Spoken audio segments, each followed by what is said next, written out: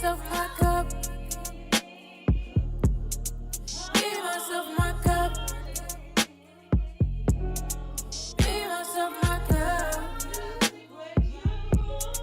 Give myself my cup. Had to turn off my cell phone. I just wanna be alone. One calling my night's blown. That's why I chose to stay at home. Don't mean I don't want to rail, but I just need one night though. To give myself some solitude. I need some isolation. Give myself my cup. Oh, give myself my cup. Oh, give myself my cup. Give myself my cup. I don't wanna talk, I don't wanna chill, I don't wanna skate with you. I don't wanna keep having Good chat. to explain How y'all all doing? of my Happy Friday. Happy feelings. Friday. I don't Let's want vibe you for a minute. asking me a million times why the fuck I've been Let me know if distant. y'all rock with it. I might call you Got another lying, one I after might this text your one. phone Vibe. whenever I feel like it's a little too far. Too hard for me. Trying to put y'all on to some greatness. How you doing? How you doing? Alexander, how you doing? How you doing? Good latte, how you doing? Hey, what's up, Josh? Don't work too hard now. What's good, nation? What's good? What's good with y'all? We vibing real quick. Don't worry. We'll get started.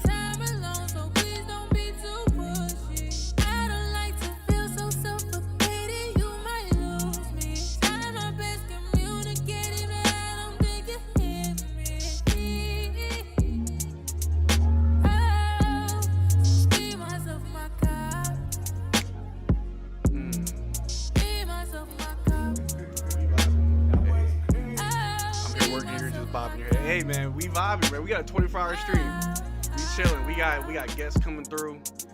We got other content creators coming through. We're gonna be playing some games. I'll be playing solo or with you guys. If there's a game that I'm playing you want to play with me, just let me know. If there's a game you want to see me play, let me know. I'll buy it. I'll download it. We're chilling for 24 full hours.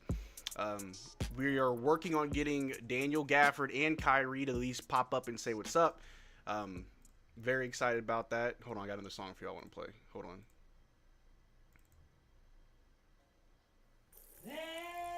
That was the same song. I'm sorry. Here we go. Yeah, so working on. So Daniel Gafford, he had a procedure the other day. Let me turn the music down a bit. He had a procedure done the other day, so not too sure if he'll swing by. Ooh.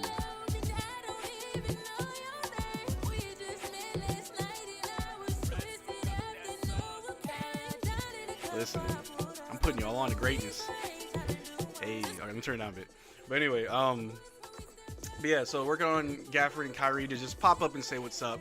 We're gonna be playing games full 24 hours. It's gonna be a lot of fun. I got my drinks here. I got my Celsius. Already popped one early.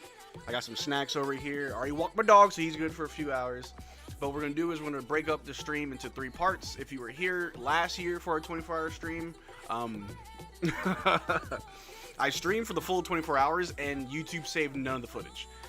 I learned afterwards, YouTube will only save a live stream footage up to 12 hours. So, to prevent me messing up again, we're going to break the stream up into 3 segments. 8 hours, 8 hours, 8 hours. So this is the first segment for the first 8 hours at, 5 p.m. if I can do math right? Yeah, 5 p.m. we'll start part 2, and then 8 hours after that we'll start part 3. But, yeah, we chilling, man. How y'all doing? Sports Game said Wolves going to make a trade move today. Hey, I just got a notification that they're picking up players, so that's good. That's good. What do you think the Mavs record will be? We're definitely going to talk about Mavs. Trust me, this isn't just some throwaway stream. We'll be talking about Mavs. Like I said, I got Slightly Biased coming through. I got Nick from Locked On Mavs coming through. TGK coming through. Lockbox Entertainment. I told him he's free to come through. Hopefully he pulls up as well. Noel Weber is going to come through. I got a couple guys from the Smoking Cuban going to come through. It's going to be a good time. We're going to talk about the Mavs, obviously. But to answer your question, I don't know what our record will be. But I do know we will be a top 6 seed. 6 seed at the absolute worst or the best. I'm fine with being a 6 seed, but we will crack the top 6. I truly do believe it. We'll get into that later. Delve into that later. Philly Eagles gang was good, baby. Say, yo, we here. Missed hella streams, my brother, but we still here. Hey, bro, this is the most. I'll be honest. This is the most important stream of the year to be a part of, right? We are raising money for the flood victims in Central Texas. For those that don't live in Texas or those that may not have seen what's happening on the news. earlier this year, maybe like a month ago, Austin, Texas, Central Texas got hit with very, very bad flooding. Someone I know lost her daughter. A lot of people that I don't know also lost loved ones. I think they're still looking for people. I'm not sure if they found everybody. Very, very tragic. So I decided to make this year's live stream dedicated to the victims of the flooding in Central Texas. Every dollar that I make from this stream will go towards Convoy of Hope. The link is in the description below if you want to donate yourself, or if you want to donate to the stream. You have my Scout's honor that every dollar will be donated to the Convoy of Hope for the victims of the Central Texas flooding. So that's what we're doing here. Even if you don't have the money to donate, watching this stream is a form of donation. The more people watching this stream, the more views I get, the more money this stream makes, which is more money I can donate. So I appreciate everybody who's stopping by. If you just come by for 30 seconds to a minute, that view counts. That's money towards the cause. So thank you guys so much for stopping by. Even if it's just for a little bit, I'll be live for 24 hours, so if you want to come back later or whatever, make sure you follow Mavericks Digest on Twitter. I will be live tweeting every hour whenever I'm doing something. So for the first hour, I got my handy dandy, shout out to Sean, he got me this like cat llama notebook so I could keep notes of things. So I got it scheduled. At 9, we were supposed to play 2K. Well, my PlayStation didn't want to work. For whatever reason, my PlayStation isn't connecting to my Wi-Fi. My Wi-Fi is working, obviously, because I'm live. But my PlayStation won't connect. I spent like an hour trying to figure it out, so I can still play 2K. It'll be offline. Probably do that later, maybe. So we're going to instead do Marvel Rivals first. I'm playing some Marvel Rivals with y'all, or by myself, whatever. Can I donate now? Of course, Latte. If you want to do a super chat, that's one way of donating. Or if you link in the description below, it takes you straight to the Convoy of Hope website. You can donate that way as well. Let me turn the music down a bit. Shout out to my coworker Bree Robinson. She's the one that made the music that y'all was listening to. She's an amazing artist. Would love to hear if she has more music, but she sent me 2 songs this morning. I told her I was going to play it in the intro. I'm probably going to play it more throughout the day as just background music. Definitely want to promote artists and just creators as well. So I'm opening up this entire stream to anybody that is a creator or a Mavericks fan that wants to just talk. If you want to promote your music, if you're a filmmaker, I do have a filmmaker that may come through later today. Shout out to Athena. If you have a clothing brand, if you have anything that you want to just get out there, I'm using my platform and my voice to elevate yours. Whatever you have that you're working on, you're passionate about, that you want to get out there, let me know. Drop a comment, hop up in my Discord, do whatever. We'll get you out there. But we got the first super chat of the day coming through from Hold My Latte. $5 saying, just want to support and show love. Thanks for doing this charity. All right, man. Hold My Latte. That's a long friend of mine. Long time friend of mine. So I appreciate you, man. Thank you so much for the $5 super chat. Kicking it off on a good foot. So, but yeah, so if you are a creator of any kind, if you make music, if you make clothes, if you knit, if you do anything, I will gladly allow you to come on the stream. I'll promote your business or your creation. You can get your name out there. You can plug in your social. Don't matter. You know, I did it last year. I'm going to do it this year. I just want to discuss some Mavs things with you one-on-one, bro. Hey, we'll have time for that, Chef. Don't worry. We will have time for that. Off bat, I'm just going to play some games for like an hour. And then as we wait, because our first guest of the day will be, if I can just go to my schedule, it will be MFFL Nation will be here at 11 a.m. We'll be chatting about Mavericks, obviously, in that at that hour at 11. I've been on his channel a few times. I'm unk to him and his viewers. So yeah, so at 11 a.m. we'll be discussing Mavs Talk with MFFL Nation. At 12, Mavs Film Room will come through. At 1 p.m., we got Locked On Mavs. We have Nick from Locked On Mavs. He's coming through. At 2 p.m., right after that, we got Slightly Biased coming through. We're going to talk Mavs, possibly play some games as well. Not too sure what he wants to play, but we'll definitely get something going. And at 4, we got Noah Weber coming through. We're going to talk Mavs as a reporter and writer for the Mavs. We can get a little bit more insight from him, as well as he wants to play some Fortnite. So you're going to watch me and Noah play some Fortnite and talk Mavs. At 5 p.m., I got Chicken Man. If you know Chicken Man, you know Chicken Man. He's a very prolific and legendary fan in the Mavericks space. He's just known to wear a chicken suit and go to every Mavs game. So he's coming through at 5. At 6 p.m., I'm playing Peak with some friends, so that'll be fun. And then at 7 p.m., I'm playing Ready or Not with some friends. After that, nothing's really scheduled. We're going to go off the rails. Anything can happen in these streams, as if you were here last year, you know, it gets kind of crazy. So, but anyway, that's what we got going on. But if I obviously will have the chat up, so while I'm doing things, if you guys want to ask questions, ask them. I will answer them. If it's Mavs related, basketball related, I don't care. y'all are keeping me awake for the next 24 hours, so I appreciate y'all engaging. It means a lot. Beyond here, Skit saying, yo, got any tips for a podcast? Yeah, man, just be yourself. Be yourself, be original.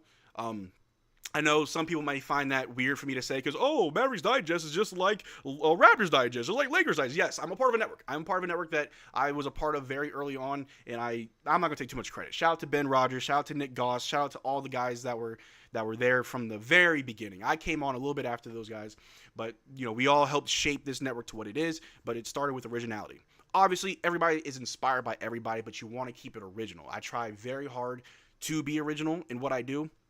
Obviously, as a Mavericks content creator, all of us talk about relatively the same topic. So whatever Nick and Locked On Mavs with Isaac and sometimes slightly biased, whatever they talk about, odds are I'm going to make the same video. But that's just because it's topical, because it's what we're talking about, right? But the best advice I can give is be original, be yourself. Obviously, if you watch my videos, they're more formal and informative, but these live streams, they go a little bit off the rails, a little bit off the rails, a little bit off the hinges. I go crazy, but I like to show you guys my personality. One thing that I've always told people is to make a good podcast, to make a successful podcast, you have to give them a reason to click. You have to give them a reason to look and say, hey, what is this? But who you are on camera is the reason why they come back. Not going to brag because I don't need to brag, but I've had this channel up for about a year and a half, and I'm almost at 22,000 subs. You can get the same information I give you anywhere else. You go to Twitter, go to Reddit, go to Smokey. Shout out to the Smoking Cuban and other publications. Mav Step Back as well. A couple other guys out there. Sorry if I forget any of you guys, but online, other YouTubers, that you can find the same information anywhere. But when you watch my videos, I am the reason why you want to come back. You like hearing it from me. You like my point of views, my spin on things. You find me entertaining. You find me informal. You may hate me. You may hate watch me. There are a couple of people that definitely hate watch me, that come in my comments just to hate. It's like, hey, I appreciate you. But just be yourself. Be original. That's the number one thing, because you will grow an organic audience that is here for you. Because like I said, you can get Mavs news anywhere. I'm not the only one dropping Mavs content. But people like me. People like how I present it, so that's why they keep coming back. But also have a set of morals and codes. Like, make sure you draw a line in the sand on what you will or will not do. There's a lot of content that I won't talk about. There's a lot of topics I won't cover. You got to make sure you draw a line in the sand. Make sure you have your morals. So just stay true to yourself. And if you already have your podcast up, hey, drop a link. I'll promote it. I'll check it out. Is Gaff coming through? He should. We don't know when. I will make sure to put the word out whenever Kyrie and or Gafford want to come through. It's on them. I'm not paying them to come through. This isn't like an obligation or anything. This is me just asking them to come by and say hi or play games. If they come by for 30 seconds and say what's up, that's fine with me. That's totally fine with me. But I'll make sure to put the word out whenever they do come through. I just wanted to give you your props as a fellow YouTuber. Extremely impressed by what you've done in such a short time. Hey, Making the Walk. Shout out to Making the Walk, man. Appreciate you, man. Kind words. Hey, as a fellow YouTuber, man, it ain't easy. It ain't easy what we do, but I really do love talking about the Mavericks and basketball. I've tried to explain this to people. Like, before a Mavericks fan, I'm a basketball fan. I love the game of basketball, and I also love the Mavericks. And so I know some videos I put out, like, why is this even a video? This is nothing. I'm like, hey, I like talking about it. Like, I like talking about every little part of the Mavericks, every little basketball thing. If you've ever met me in real life, you would know.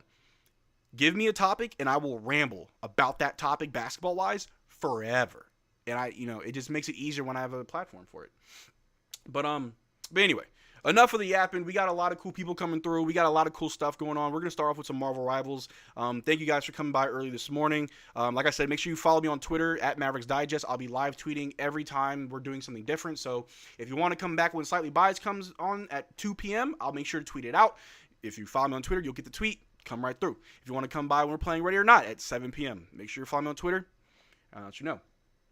Make the Walk said, would love to have you on my show if you have the time at some point. Hey, check me. Hey, Making the Walk. I am not opposed to collaborations. If you go to this YouTube page, it should have my email. Hit me up. Just email me. It's like mavericksdigest.ca, I think. I don't know. Or Digest Media. Whatever. I have my email in my profile. Check me out. Hit me up on email. We can schedule it. I'm all about collabing and working with other people, so I'm not opposed to it. Kai Jones topic right there. Hey, Kai Jones, man. Shout out to Kai Jones. He retweeted me the other day. He liked my tweet. He makes music. It's not that bad, honestly. Kai Jones, I did hear some rumors that there was mutual interest in bringing him back. The problem is in what capacity, because Kai Jones is not eligible for a two-way contract. None of our guys from last year are eligible for two-way contracts. So he's not coming back in that capacity. Would he come back on a regular contract? Well, the problem is we have a lot of bigs. We have what? We got PJ, Cooper, Flag, forwards and centers. We got PJ, Cooper, Flag. We have Najee Marshall, who plays the 1 through 3, really. We have AD, Gafford, Lively, Dwight Powell. Like, we've got bigs. We have size. You could argue that Kai Jones is better than some of those, and I would agree. The problem is you can't just say, hey, Dwight Powell, we're going to take your contract away and give it to Kai Jones.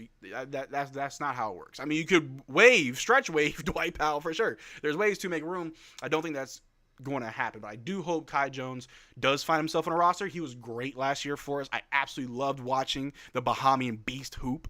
The dude's very athletic. It hasn't lost a step, honestly, and I think he could take another step in his own career and development if he went to a team with the right opportunity. And I don't think he'd have that with the Mavs, as we're kind of loaded right now. But if he went to another team that could give him more minutes and a real role, I think he'd be phenomenal. Yo, what's the word? What's good, DV? Hey, DV, we playing Marvel Rivals? Hey, let me know. I'm about to boot it up. Hey, Latte, we play. Hey, anybody. I know it's Friday. Y'all probably at work. But for those that not, hey, I'm about to boot up Marvel Rivals right now.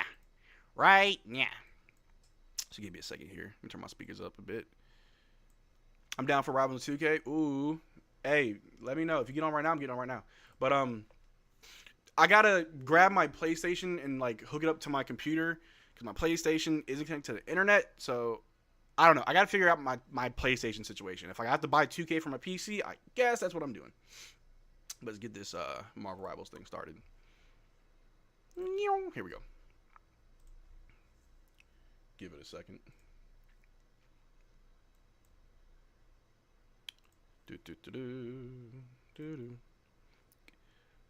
Kai Jones a dog for real. Yeah. Kai Jones is a dog. I love him. Okay, DV and Latte. Hey, all right. Let's go. Let's get it, guys. About to play some Marvel Rivals. Man, I was playing the other day. I was getting it. All right, let me get my stream together. Give me 1 second, y'all. Here we go. Yeah, there we go. All right. All right, gonna play some Marvel Rivals for a bit. Like I said, if y'all have any questions, just drop them in the chat. And to the rest of you, the non-believers, the underachievers, the tweet and deleters. Doing something, little goofball. There we go. I want to bring the chat back. And then I'll just move this. I don't want to block anything, but I also want it to be, like, visible. That's fine. No comms? Hey, no comms. I don't need them. Just follow my lead. All right? You're watching the stream. That's all the comms you need. Drink water. I know I'm drinking a Celsius, but drink water. I got me a half drink bottle right here. I'll probably have to get up and grab some more from the kitchen. All right. So I'll wait for the homies to get on. I'll flex my level 41.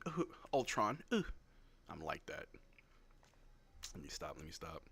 Shout out to my job. Shout out to Link. If anybody from Link is watching, shout out to you guys. I appreciate y'all support. There he goes. Shout out to DV all the way from across the pond. Let me turn my volume up a bit. If the game volume's too loud, let me know.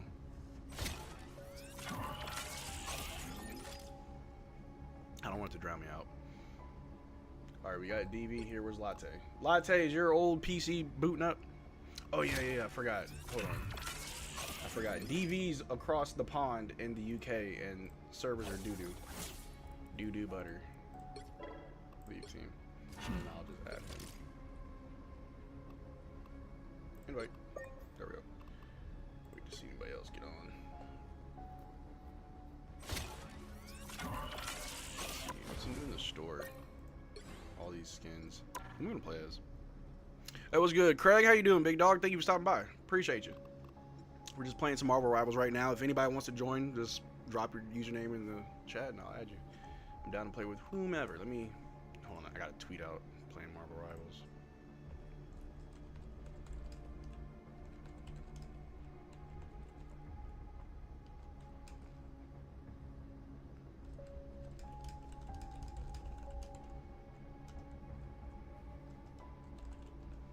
Alright. Tweet out playing Marvel Rivals. Cool. Here we go. Alright, so we got DV. Waiting for Latte. You have 2K? Alright, hey, like I said, whenever I figure out my whole PlayStation not wanting to connect to the internet thing, I'm definitely down to play some 2K with you guys. Alright, Latte's loading. Here, let me actually go to the Steam. 2K's on Steam, right? 2K's cross-platform, right? Like, if I'm on PC, I can play with somebody on PlayStation, right? Let me know before I waste my money. Should be. NBA 2K. Sounds like you ducking to me. Hey, chill out. This smoke is free for everybody. It's not cross-platform. Hey, yo, why? I mean, I kind of know why. All right, I'm not going to get it on Steam just yet. I'll wait until later in the day. I'll grab my PlayStation, hook it up, and see if I can get it to connect to the internet. If not, I will just get it on Steam, and y'all will just watch me play 2K. I know Xbox PS5 came out. I don't think PC can. That's so lame. So lame. All right, waiting for Latte's old Dell desktop to boot up. A lot easier to cheat on PC. Well, yeah, I've got a whole... Never mind. Nah, I don't know if y'all heard of this device. What's it called? The Chronos Zen? I got one. And yes, I cheat. If you're not cheating, you're not trying. As we wait for Latte to boot up from 1973. Updating? Oh, Lord. How long is the update? Is it like the shader part? So Gaff come on here. Gaff is supposed to. Gaff said that he'd be down. We're just waiting to see. He was supposed to, Gaff was supposed to stream on his platform the other day, but he put out a message saying, what do you say? The other day. Hold on 1 second. Announcements. He said, got some bad news. Everyone's streams won't be back until around next Thursday. Got to let my eye recover from an appointment I had this morning. That was yesterday. So he didn't stream on his own platform. However, that does mean he can't just come by and say what's up. So I got my moderators in touch with him as well as Kyrie, trying to just coordinate everything. Like I said, they don't owe me nothing. Just out of the kindness of their hearts, that'd be great. Oh, you should play Dunk City Dynasty. What's Dunk City Dynasty? Is it on Steam? Dunk City Dynasty? Put me on. What is it? Dunk City? I don't see it. Dynasty? What is that on? Dunk City Dynasty. Oh, is this is it out yet? Dunk City Dynasty NBA NBPA license 3v3. Oh, it's a mobile game. Man. I'll check it out though. 3v3 street ball with NBA play. Oh, sounds interesting. Is it only on mobile though? I don't know if I can. I mean, I'm pretty sure I could probably download on my computer.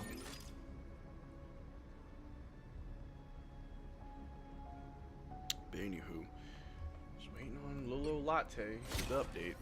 Is it on PC? All right, let me see if I can download it. Should be free, right?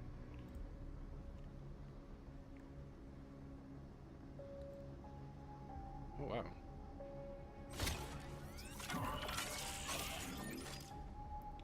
Let me see something. Hold on. How do I download it? I can be Jason Kidd? Wait a minute. Hold on. I can be Jason Kidd. You already know who I'm gonna play as. The GOAT! The GOAT! Alright, how do I download this thing? Yeah. Check up. Let's go. Hey. Alright, Dunk City Dynasty PC. Let me just type in PC.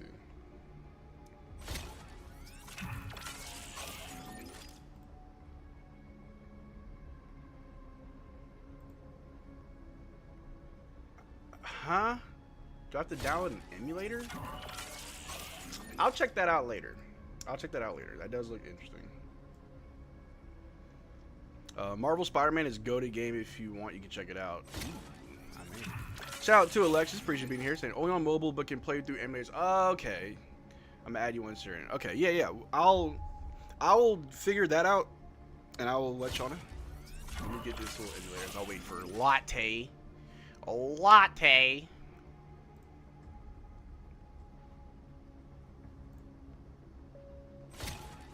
Alright, cool. I download the emulator, so whenever we play that, we'll play that.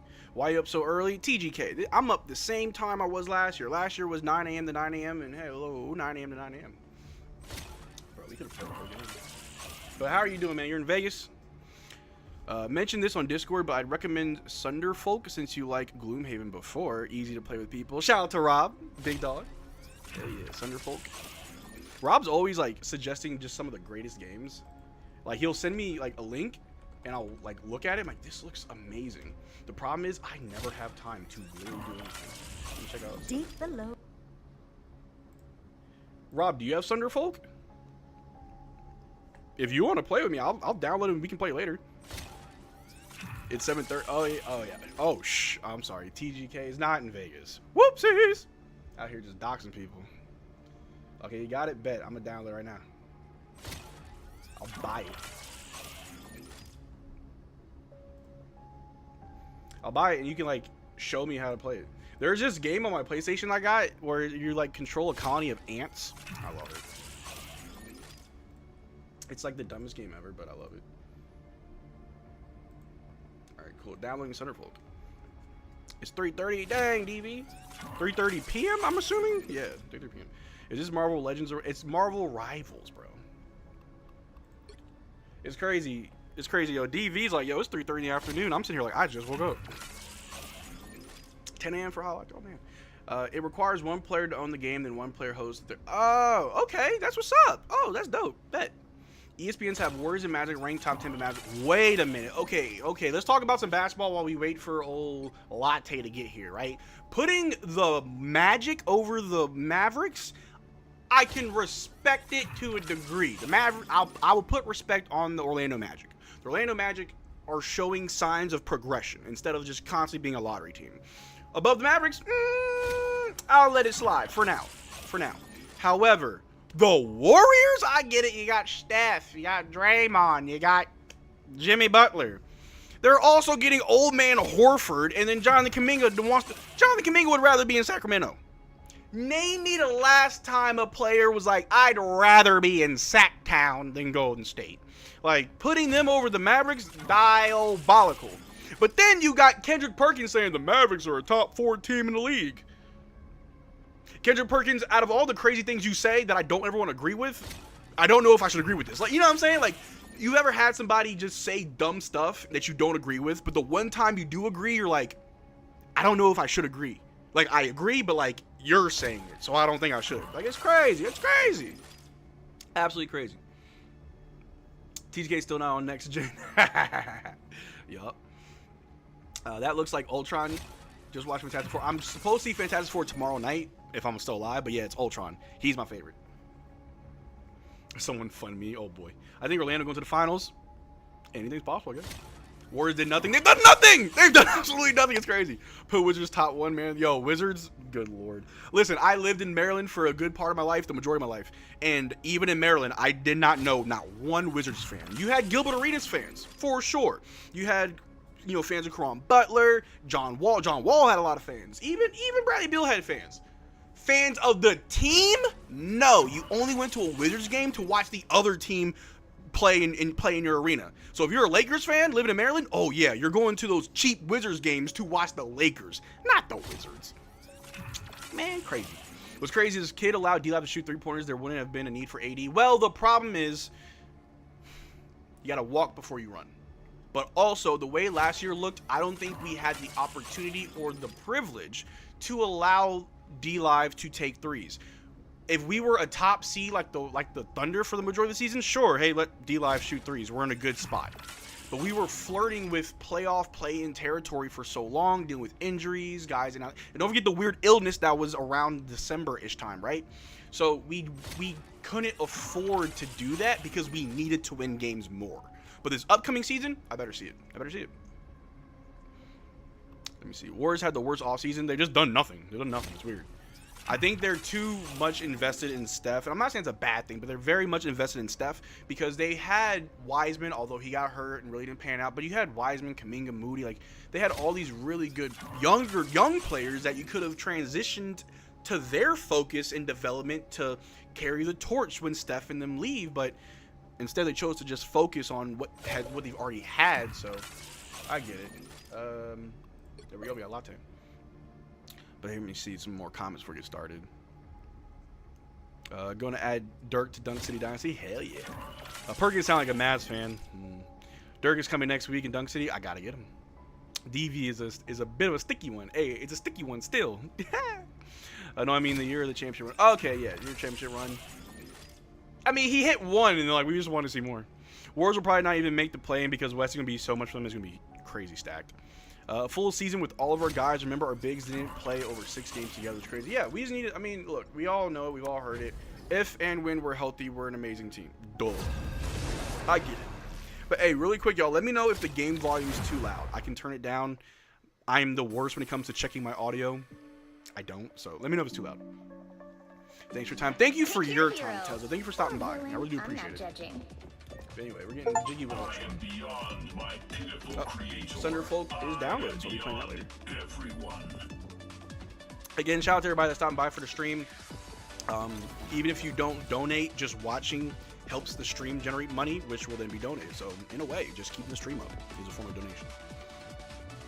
So we got DV's playing Moon Knight. We got Latte playing Star Lord. Do we have a tank? I think I saw like one here. Marcel the GOAT. Nah, Mo, you the GOAT. Mo the GOAT. We're gonna be doing this until about 11 a.m. Not just Marvel Rivals. I'll play Marvel Rivals for probably like an hour and switch to a different game. But at 11, we got our first guest. Get ready. Let me see. Got to pick the tank always. Let's see what our lineup is. Okay, me and okay. So we got 2 healers, 3 DPS, 1 tank. So I'm gonna just be on group the whole time. I know, right? Guess you could say we're branching out. I'm telling y'all, like I'm sick of this game. Yeah, The moment you see me play bad, I'm not trying. You gotta make sure you have your excuses The battle ready. starts in 5, 4, 3, 2, 1. All you need to do is capture the mission area. Got it?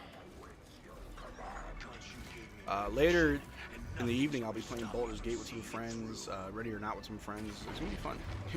A lot of my weird friends y'all gonna see is like, yeah, these are the people I hang with. Love them dearly. Spider-Man, no! Yeah. Oh, he's almost dead. Get him! Oh, yeah! He's just sticky one. Oh, shoot. Jean Grey, like... Ah! Shout out to Sean for gifting 10 memberships. I'm trying not to die! Help me! I have no aim. Anyway, my team needs me. I'm not healing because I'm getting pushed. I can't heal everybody. Latte! Anyway, Spider-Man's on me. Alright, let me get out of here. This is a sticky one still. Alright, we gotta figure this out, bro. Am I the one with a kill? Anyway.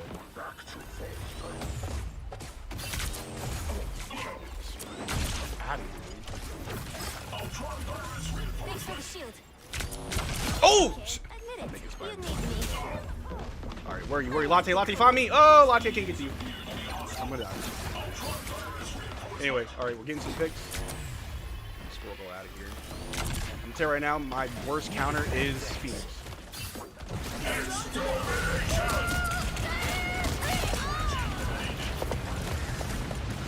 Heal, heal. Where are you guys? Where are you guys? Woo! Crap. Crap! Bro! Jean Grey whoops my every time. Shout out to Sean for gifting the 10 memberships. TGK, Alexis, Chris, Young Lightskin, Timothy 808, Punch Splash, Jordan Willis, Christopher Gray, and Gil.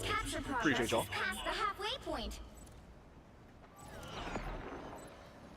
Alright, let me see. Bro, we're getting stomped. This is just like last time we played Latte and DV. We just getting stomped. Do I still have the most? Thanks for the shield. Crap, Spider.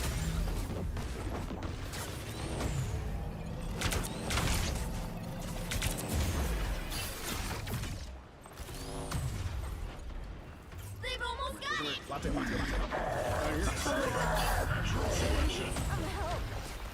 Anyway, we're getting curb stomped, but hey, great job. Don't mess with the amazing Spider-Man! Oh, I had to reload! Bit! I did not curse. I said bit like I bit my thumb. I had the most kills on my team as Ultron. We just got curb stomped, and I have the most kills. Y'all may see me get toxic. I'm not gonna do it. I want to though. I'm not going to. Your kind is flawed on every level and beyond. Come on, y'all. I'm ultra. DV, you got DV and Latte. Y'all DPS with 0 kills, bro. Come on, man. If you're gonna be playing with me, you gotta do something.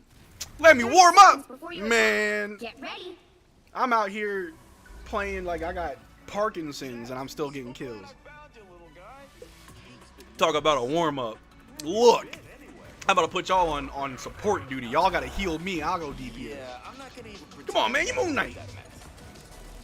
I'm out here taking out Spider-Man. Spider-Man scares me. Anyway, where's my tank at? You got a tank? Oh, here we go. 4, 3, 2, 1. All you need We'll move, to do bro. is capture I the guess mission not. area. Look, this is why playing Marvel Rivals ain't for me. But I still have fun. I have like 2 group of friends that I play with. One group is a little bit more casual, and I enjoy playing with them because I don't care if we win or lose. Then I got a group of friends that plays nothing but competitive, and yeah, it's a little bit not annoying, but it's like stressful. It's like I have to do it. Sometimes like me. I got you, Latte. I got you, babe. The mission area is yours to capture now. Get out of here. Yeah, there we go. Squirrel roll.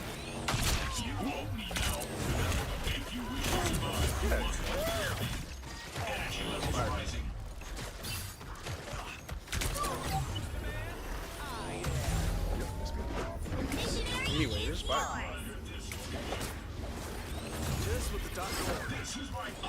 Oh God, I can't. Come here, you little bug. I got my ult. You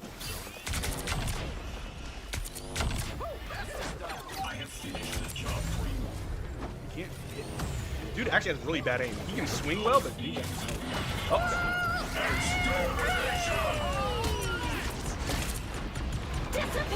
Oh crap. This is real fire. All right, everyone's just popping all scissors.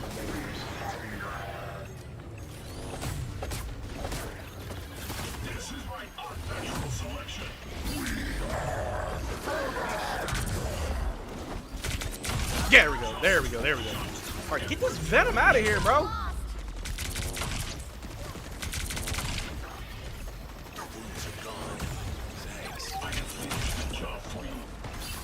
Oh crap! This is actually no. Anyway, what's my Cash App? It is $. I'll put it in the chat in a little bit. I got you. What about Jason Kidd? He's a great coach. I like him. This game kind of hectic. My eyes told now. He's a hero, man. You've captured more than half of the mission area. Keep going. Crap. Control lost. Although my game sense is kind of shot. I'm not the same when I was young. Crap.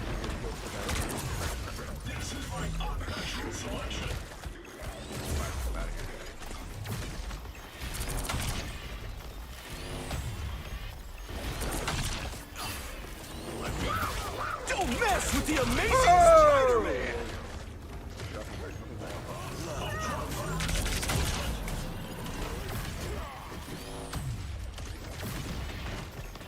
Your team's capture progress has I'm trying to help you out here, bro.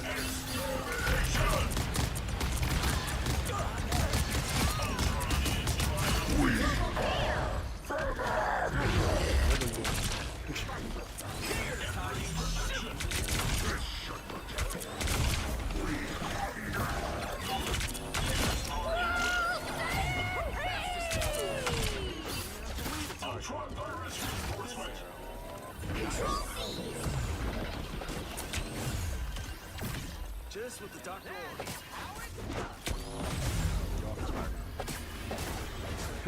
Like, Spider-Man's too focused on me. Like, oh, there he goes. He hit me. The problem. I can't get hit by a web. I get hit by a web. Here we go. There we go. Crap. Crap hit.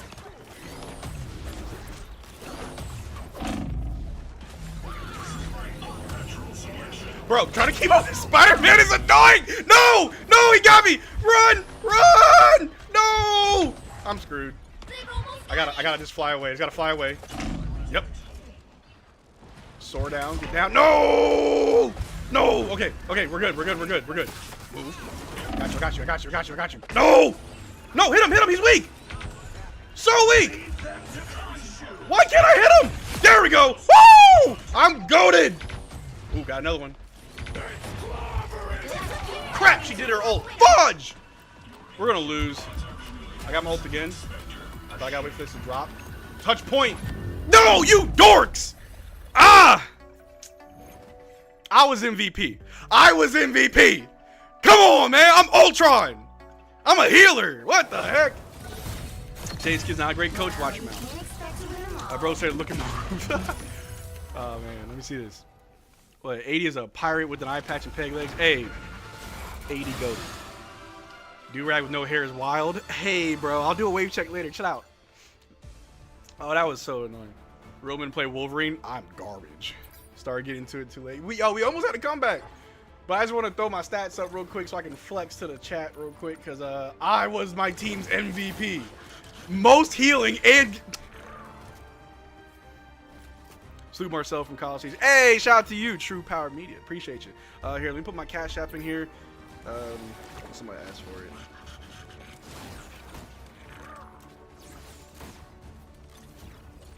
Oh, yeah, okay. I did know. I just wasn't sure. Business Crops Day 1. Hey, appreciate you, man. Appreciate you. That is my Cash App if somebody wanted it. Keep up amazing content. Hey, man, I appreciate you, man. Thank you for your support. I really do. Appreciate you. Y'all hit the likes. Oh, yeah, I forgot. Calling for a like spike. Where is it? I got the... Do I have the animation still? Hold on, y'all. And to the rest of you, right. the non-believers, the underachievers, the tweet and deleters, you guys make me sick to my stomach. Honestly, if you guys want to look in my eyes, you guys want to do something? You guys, I mean, that's what I thought. New in the game, yes. Not new in Marvel. He's a creation of Tony Stark that went crazy. Anyway, yeah, I just want to flex that I carried 11-2, 14 assists, 9K healing. Like, come on. I was fighting Spider-Man the whole time. Crazy. Yo, they got my stream on the TV at work. I love it. Shout out to Link, man. I appreciate y'all. Yeah, I love y'all. Thank you for the support. Pick your hero or villain. I'm not judging. Daddy Beyond my pitiful creator, I am beyond everyone. Probably gonna take this do-rag off. This time. Let's see. It's almost 10, which means we got like an hour until our first guest. Let me message him and make sure he's still good.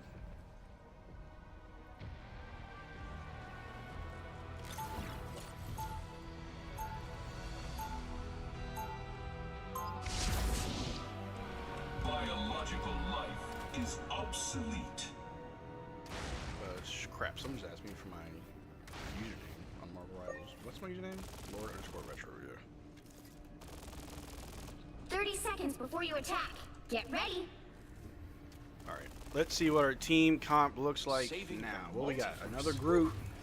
That's new territory for us, huh? One bud? tank, 3 DPS, and 2 healers. All right, Moon Knight and Star-Lord, act right. Got me out here carrying my team. I am bored. Book more freight? No, Jessica Portolano, you book more freight. 4, 3, I think Marcel would be a better GM than Nico. 1. I got a hot take. All you need to do I is don't think I capture the would be. mission area. I would probably have Got it? better ideas, but the thing is, when it comes to being a GM, is you could have all the right ideas and moves you want to make, but it's a two-way street. Like, I can't just make things happen. You know, the other party has to agree on my trades, or the players have to want to come here. And I don't think I would do better than Nico, like, realistically. He has connections. I don't. Like, he worked at Nike long enough to where he actually formed good connections. Regardless of how the fans feel about Nico on a personal level, Nico has friends. I know that's a really hard concept to understand, but Nico has friends, right? Like, D'Angelo Russell and Nico are on good terms, right? D'Angelo Russell, Nico got D'Angelo Russell to Nike when he was in college. Same with AD and a couple other players. So relationships matter in the NBA. However, I know that's not everything. You need to like know what you're doing when it comes to trading players and getting assets back. Nico, to a degree, has been trade happy while since being on the Mavs. which isn't always a bad thing because you could be a part of a team that just doesn't make trades, and that would suck. But there's this thing as being trade happy. Marcel, my appearance maybe in the overnight hours. I'll be like, hey, bro, that's fine. Whenever it works for y'all or anybody. Oh crap! I got domed. This is gonna be kind of a struggle. I may need to switch off Ultron. Matter of fact, pull out the coon, the raccoon, coon and friends. If you know, you know. Nico did the wrong formula and got the right answer. That's also true. It's like, hey, show your work. You got the right answer. Your formula was completely wrong. I see the vision though, Kyrie for Paul George incoming. God dang it, LeBron for PJ, Gaff, Clay, Najee. Hate it. And just talking about LeBron, which I don't want to make any more videos on LeBron unless something real is going to happen. LeBron to the Mavs would be great. LeBron traded to the Mavs would be horrible. Give up too much, too expensive, would not be worth it. But if he were to come here on a minimum deal or however much we can afford, yeah, you do that. You do that. LeBron would help us a lot. I know people don't care for what he does off court, but that doesn't matter. What he does on the court is what wins championships. Even at this age, which is undefeatable. Us against the world. I can't be in the air. Much better. You're ready for I gotta take point. Feel the wrath of the goddess. Now I see that. Threw that out there. This is real firepower.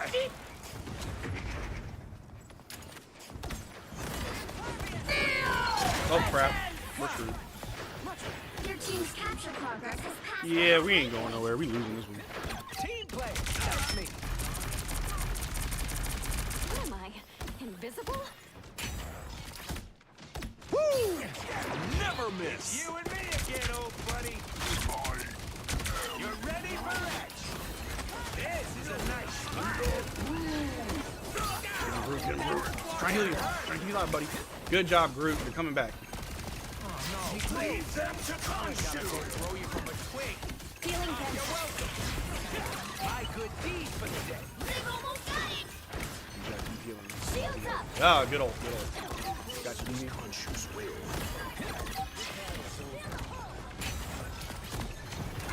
You know what? I may just play 2K offline and do my GM and have y'all help me manage the Mavericks. Y'all think that'll be a good little segment?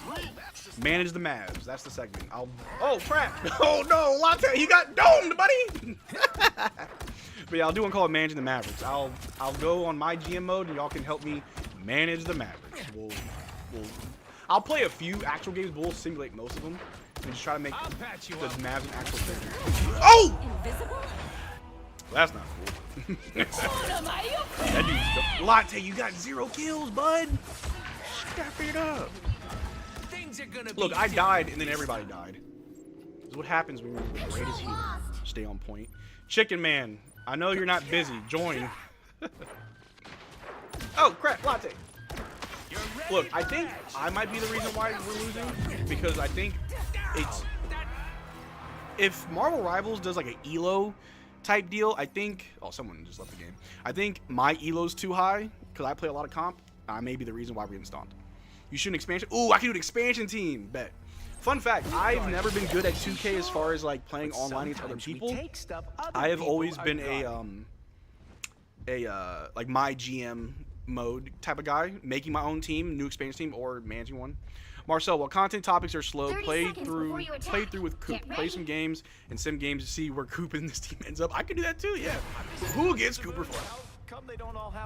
But shout out to I don't want to dox your name, but Mr. Hawks, Mrs. Hawks, last name Hawks, for donating $5, saying $5 for Tycho Treat Fund. I appreciate you. Appreciate you. Thank you. Don't give Conchu any ideas. The battle starts in 5. All right, we don't have a tank. No tank, no problem. 2, 1. All you need to do is switch, capture please. the mission area. Got it? Latte, they talking to you, bro. You owe it for. Personally, I think one doom is way more than enough. Ah, man. Bro, we just here having fun. You're old. Hey, man, you can't get better if you don't practice. I gotta keep playing. Oh, no. Oh. You're welcome. Needed that. This is real firepower. Looks like the mission area is yours to capture now. They captured the mission area.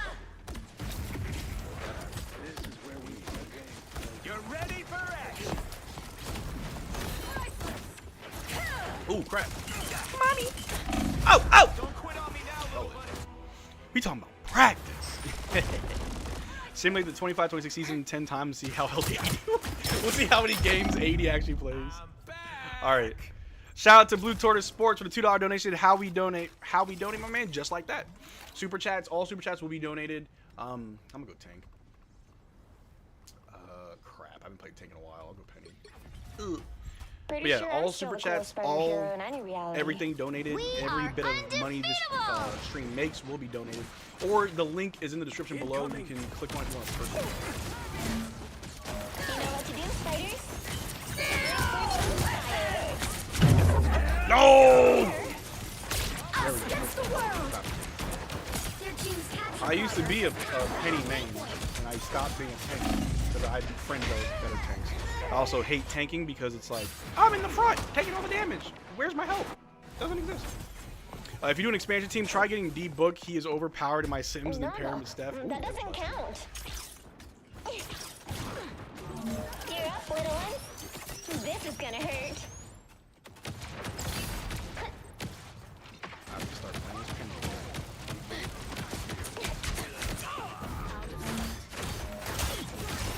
This is gonna hurt.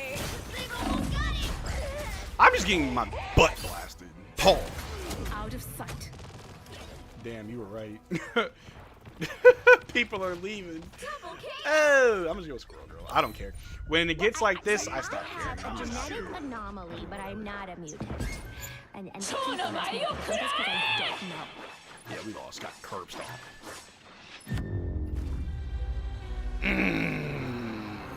Pretty bad. Worst team ever? Yeah. Should have win 0-10. Latte, you're awesome. It's 2K cheap. Too bad D-Book is the archetypical Washington Wizard role.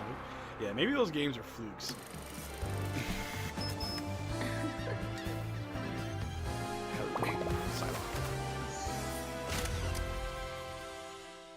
Chat, you saw that? Anyway, it's fine. We'll win one eventually. I had 6,000 healing. I was the only one healing. Maybe that's why we lost, because I stopped healing. I really need a PS5 bad. I may have to just sell you mine, bro, but I'll have to make sure like it actually works, because if it's not connected to my internet, I don't want you to get it and it doesn't connect, you know what I mean? Shylock has cakes.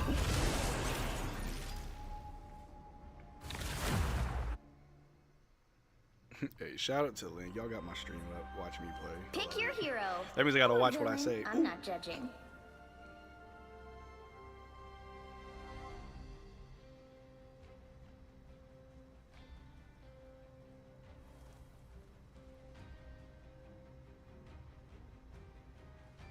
Alright. What we look like. Yeah, I'm gonna go healer. I am beyond my pitiful creator. I am beyond. I will bring peace to this universe, wild no matter moves. the cost. My ping ultra low. Is your ping usually low whenever you play with this universe, like by yourself, or is it just I will be there to balance it. I haven't played at war. 30 seconds before you attack. Get ready. I sense great worry. I need to stream more. What troubles you so? Oh, just the fact that two Dr. Dooms are battling across all space and time and we're stuck in the middle? Yeah, it's nothing big. I also sense great sarcasm. Please tell me you didn't need your powers to see that one. The battle starts in 5, You are not alone. 3, 2, 1. All you need to do is capture the mission area. Power Got of it? friendship. Ain't this a fantastic mess we've gotten ourselves into, huh? Do I hear a portal? Could be tripping. Yep. On your toes. Here they come. Quantum magic. Ha! Much better. I require some aid. Hey, don't just stand around. Alright, come on. Looks like the mission area is yours to capture now. The cosmos heals you. Come here. Gotta heal you. Why can't I heal you? Oh, it was on cooldown. Press fire. Shark. Come here, you little. Oh My cosmic might returns. My aim is bad. Come here! Anyway. The cosmos heals you. Life always triumphs. You are safe now, my friend. That's the stuff. Battlefield ready again. The cosmos heals you. You playing rivals? Oh, yeah. Hey, if anybody wants to join, just let me know in the chat. Wounds are gone. I'm playing with 2 others right now. Let's see how we're doing. We're doing pretty well. We may actually win this one. Oh, wait, hold on. He's on a cocoon. Healing power. The soul cannot truly require some aid.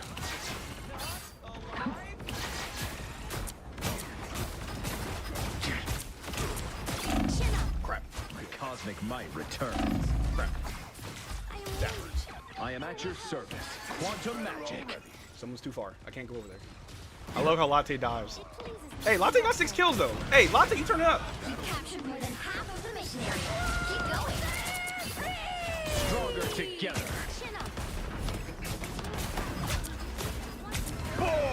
Can I do it? Oh, big res!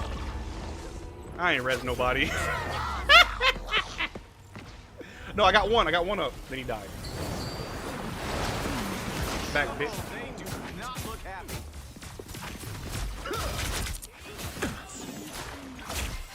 Quantum magic. I feel better My already. aim is so bad. I have not played Warlock in a while.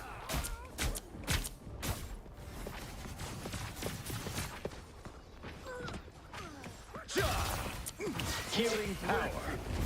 Gotta get back in point, though. Good ult. Ah, there you are. No escaping us now. I need assistance. I am at your service. Control seized. We did it! Awesome.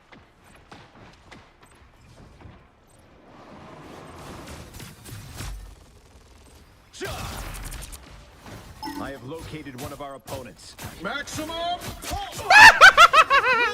undefeatable. Cosmos heals you. by the eye of Crap! Moto. He ran through with that. Also learning from his destiny of being world #1 Wolverine. I'll never do it. Who's my favorite character? Right now it's Ultron, but I am playing as Adam Warlock for the assistants. I am born anew. Yo, what's good, D-Pen? How you doing? Aiden and Luca are now banned from playing Overwatch and Rivals during the season. Hey, we won one. Hey, I love it. What's good, Cam Hadley? What's good with you? One of the 5 Adleys in my community. Good stuff, guys. My stats were low. In a world consumed by darkness, I will gladly be the light.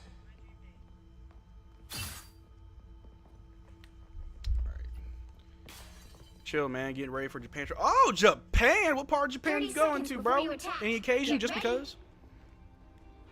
Oh, Latte, that's his go-to map. Yeah, man, he's popping off. Latte was 8-3, DV 9-2, and then Punisher 18-2. All right, here we go. Look, don't let my stats fool you. I'm doing very well. Those 21 assists from Mantis is nutty. The battle starts in 5. But I think if 4, Latte's gonna keep playing 2, Star-Lord, I gotta 1. stay as Adam Warlock. All you need gets to that do is cocoon. capture the mission area. Got it? Here we go. This place could make me believe in magic. Hey, how's the audio? Is the game too loud? Am I too loud? Let me know. Told you I'm dumb when it comes to audio. Okay, we got a Hulk. This place is curious. Keep an eye here. Healing power. Battlefield ready again. Your souls united. Heads up. Hostiles. This time I need healing. I feel better Mission area already. is yours to capture now. The cosmos heals you. That's not good. My friend has risen once more. Capture the mission area. Where's she at? Crap, crap. Sleep, sleep, sleep. I got no aim. Fly away. This is natural anger. I am at ult though. Alright, we gotta lock in. My Better hear from Gaff. You hear from Gaff about his eye. Yeah, I saw it. Not sure that's going to affect this stream. I mean, if he's not up for it, I'm not going to be upset. I understand. I'm an understanding fellow. Battlefield ready again. They're trying to kill everybody.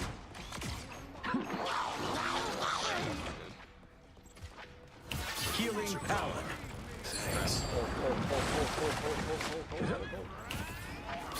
Crap.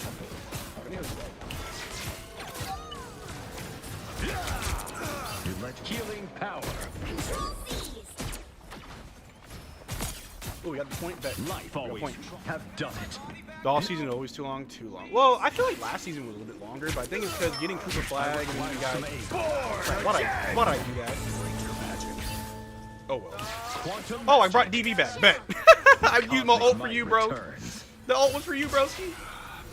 I feel like last year's off season felt longer because we didn't really have much going on. But with Cooper Flag, I don't know. We are in this together. Your souls united. Leave them to shoot. They have a widow? Please take her out. I have located one of our opponents. It's Lee's chin up.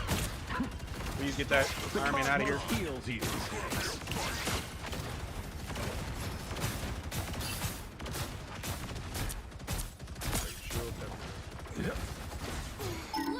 Healing power. Please get him out. He's going to just charge up his ult. Captured more than half of the Can't mission. aim. Trash. Keep going. I need to see the heal. I got something to say. Hey, man. I'm doing my job. I have risen. Did you see the 2K26 gameplay?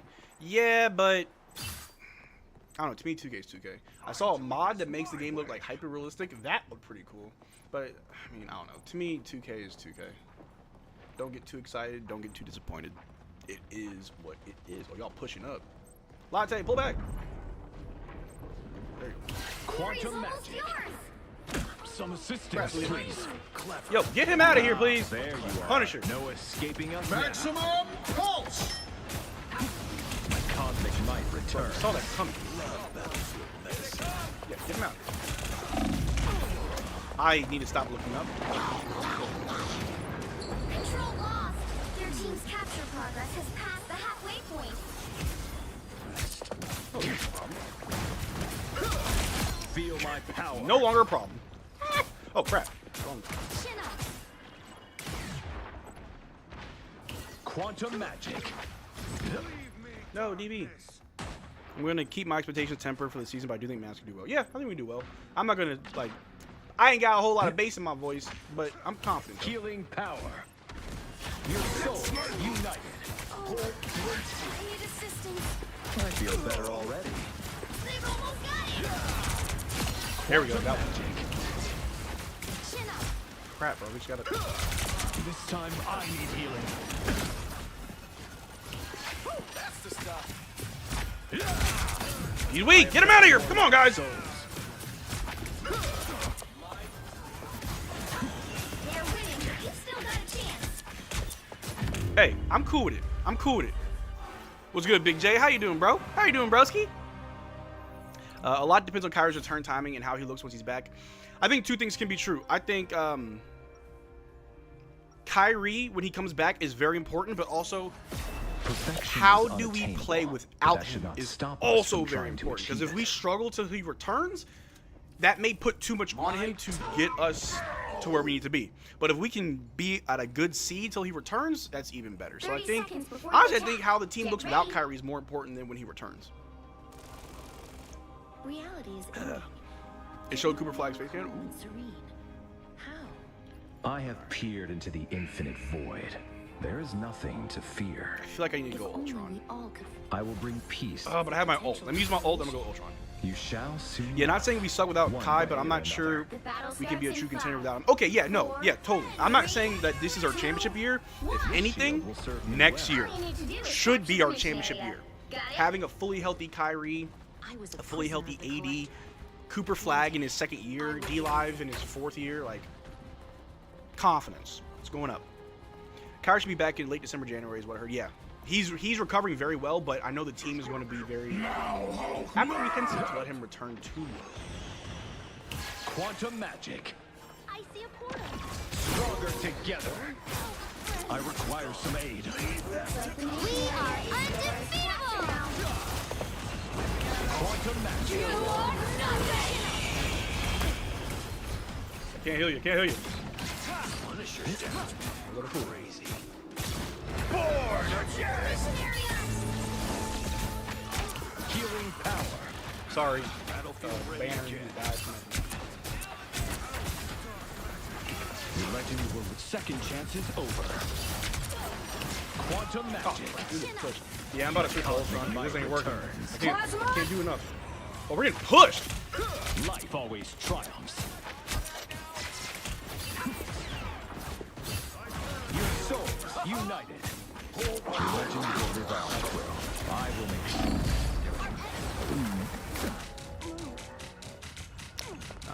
I believe every year's a championship. Yeah, that's fair. Yeah, I agree. I feel like next year would be our big window. Coop will have.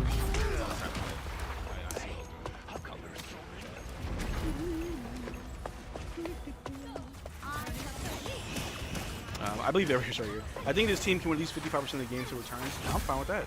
If we're a little over 500 till he gets back, that's fine. Yeah. I just don't think we're going to be just as bad as last year because we weren't a bad team last year. We were hurt. We were just injured. Like, and it's not we were missing one person. We were missing half the team. Everybody had gas. They pushed me. They were pushing me. Yeah, we're going to overtime. All right, y'all. I got to go. Break's over. I'll be back around 12. Hey, I appreciate you, man, stopping by. Thank you. Yeah, as long as we're a positive. I truly believe. Ultra-virus reinforcement. We are undefeated! Yeah, everybody got to be praying for good health for Mavs. That was our downfall. Exactly. It wasn't a skill issue. It just hurt. Control lost! They've almost got it!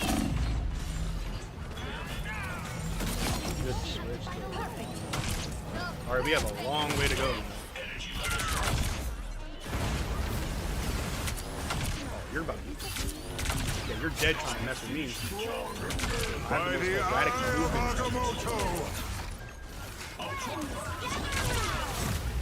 You'll have to keep fighting until we have a winner.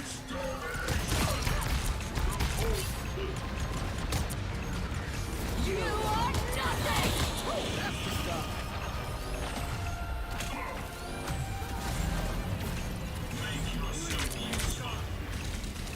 Maximum pulse!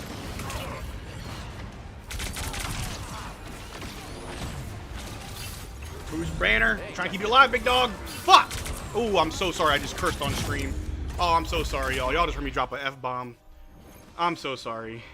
Oh man, I'm getting fired. Oh brother. Oh, I switched to Ultron and it was going well, but I switched too late. Man. That was hard to watch when they almost had a forfeit games due to having the players. That was tough. That was tough. It was hard to watch that. People don't realize we won 39 games in the most injury year ever, and we got better for agency. Exactly. Again, people that think we're only going to be a seed or two better next year, years. Just getting with it. Yeah. It's all good, Marcel. I've done that on stream. I try not to curse too much. Luka missed most of the game before. It's all about context. Josh, I'm sorry. Oh, don't fire me. So that's a misconception that a lot of people think is because we don't have Luka, we'll be worse. Luka, I think last year before he got traded, played 21 games. Fact check me, somebody. I think he played 21 games before he got hurt. People think before he got traded, I think he played like 21 games. People think Mavs are injury prone based on one curse season. Yup. A team like the Pelicans, who are historically injury prone over the last like 4 seasons, you can check it. That's a fact. So is number 2. AD played 76 games before curse season. I'm sure he'll play. I want AD to play at least 60 games. If AD can give me 60 games next year, we're good. Luka barely played last season. I don't think we'll be significantly different. It's all about context. People don't like to do that. We'll be coming in 30 seconds. Stay strong. Of course, I'm missing is crazy, but yeah. But now, I'm a big believer. Sorry. I'm a big believer in 2 things can be true. Luka played 22 for Mavs. I was close. Yeah, 22 games for the Mavs before he got traded. So, but anyway, I'm a firm believer that you can still love Luka and love the Mavs. As a basketball fan, yeah, love Luka. He's a great player. I want to see great players be great. But I also want my team to be great. Alright, enough of this.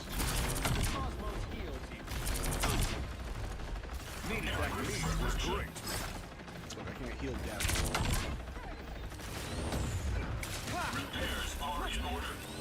I mean, switch.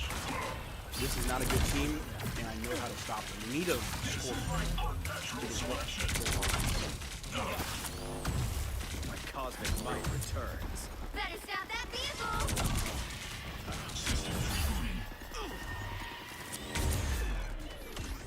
They've made it halfway! Stop them! He's so weak. Almost that ball.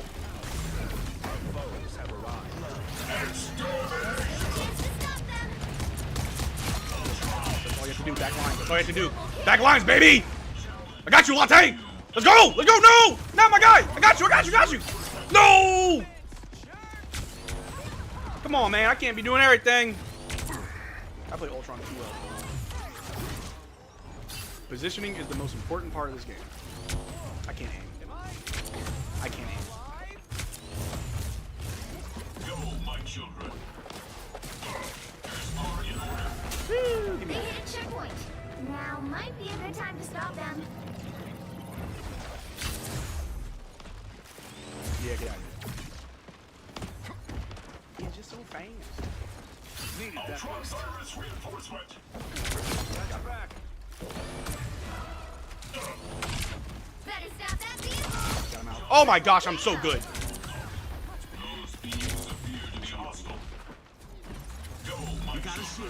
Somebody is too far away. I can't get to him. Hey, can y'all touch the point? Hey, hey, they're pushing the cart. Touch the cart. The thing is, there are pros and cons to losing Luka. Too people pretend it's just black and white. Oh no, yeah, like there's a lot that comes with losing Luka. And I know I've been kind of more on the side of get over it, but it's more so just so you're not like unhappy. Like I'm not, and I'll just be honest with everybody about my own personal views. Like I don't say get over Luka because I don't care about him, I don't like him, he's not a good player. No, be happy. Either choose to be happy, or not. Like there's we are too spread out. Like we're all doing our own thing. Like you should always choose to be happy. There's still a chance to stop them. Better stop that Like vehicle. I don't want to be sad. Like y'all saw me crash out when Luka got traded. Like I cried on stream. I went to the protest, and if there was another one, I could still go. I'm always gonna rock with my Mavs, with my MFFLs. But the thing is, like, just be happy, man. Like every video I make, I try to find a reason to be happy. Like what's there to be happy about? Hey, we still got PJ, still got Gaff, still got Kyrie. Like we still got Dwight Powell. Like choose to be happy. And I don't want y'all to think what I'm about to say. I don't want y'all to think I'm saying it to like undermine anybody's fandom or I'm not trying to call anybody out. But if Luka is if trading Luka is the reason why you don't want to watch the Mavs anymore, would you make that same stance if it was any other player done the same way? If Kyrie got traded in the dead of night without any explanation, I know Kyrie fans would be probably happy, but as a Mavericks fan, would you still not want to be here? If it was PJ, if it was Gafford, if it was Lively, I don't want people to lose their fandom over one player. Now, it was horrible. I'm not trying to act like Luke was just one player. It was a horrible trade. But I don't want people to allow Nico to rob you of your happiness. I think that's the bigger overarching thing is that I'm trying to get people to understand. Don't let Nico rob you of your happiness. I don't like him. I don't like executives, bro. Like, I care about players only. Those are the people that I support. I don't support what executives do because they're typically nameless and faceless individuals. But don't let Nico rob you of your happiness. Don't let nobody. As a matter of fact, don't let nobody rob you of your happiness. If we're being honest, like your happiness is the one thing that you can control, and if you submit that control, that power to someone else, man, look, you start to lose. Nobody can take away my happiness. Y'all see me all the time just being overly optimistic. And I always choose to do that. The god of thunder!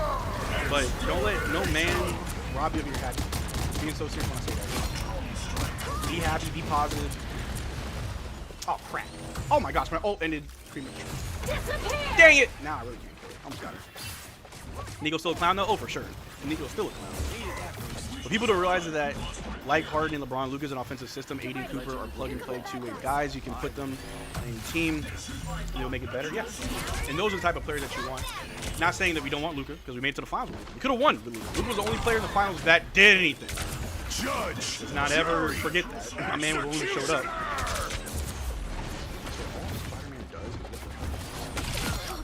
I'm going to 10 player kill streak? What in the world? Okay, that Punisher's scary. I have 10. Why do I have so many kills? Oh yeah, we lost this one. DV, Latte, I'm gonna need y'all to learn how to play support.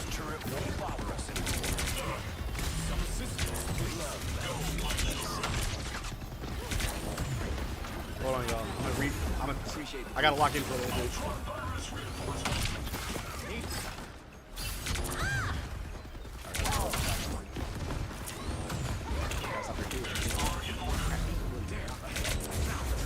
If I can stop their healers from healing, I think it's fine.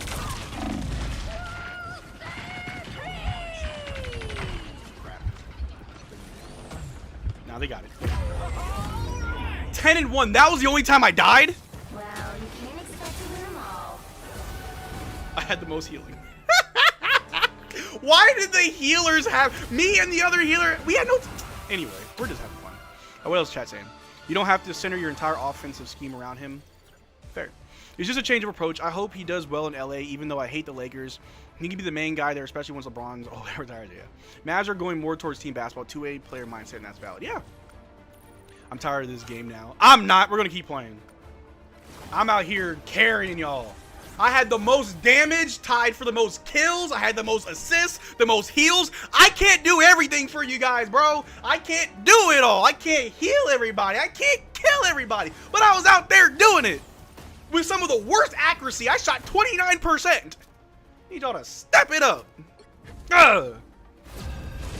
Silver Sea, I do kind of like watching dominant stars a little more than a deep roster, but I just pretty much rock with the Mavs no matter what. Yeah.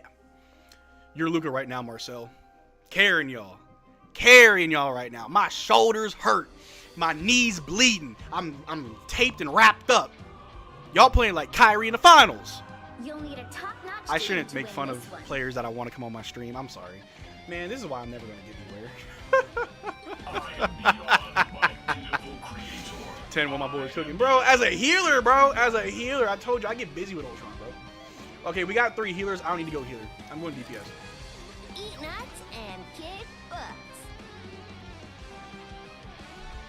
Shots from until Kyrie. No! Look. I think I just ruined my chance of Kyrie coming on stream.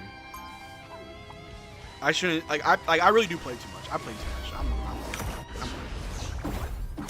I should just quit, honestly. I do still kind of have a crush on Wolverine. I play too much. All right. Sometimes you gotta be serious in life. It's not all 30 about seconds jokes. before you attack. Get ready.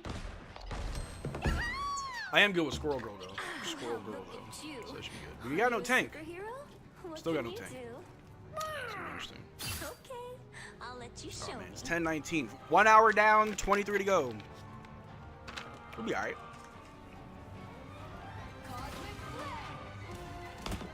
The battle starts in 5, 4, 3, 2, 1. All you need to do is capture the mission area. Got it? Oh, this team's bad. Why aren't they set up? Honestly, I didn't like snow growing up. I'm one you always tried to throw snowballs with me, though. Corner. A nice deep freeze. I'm hurt. Ultron, you better. Oh crap, he's got a beam on him. He's got Iron Man.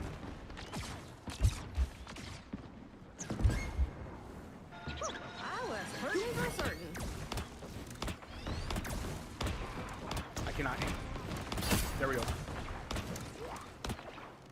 Got him! Woo! There we go. Shut down.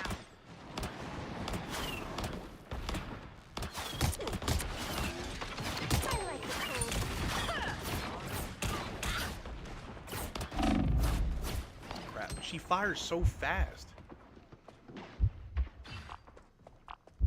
I got an ouchie.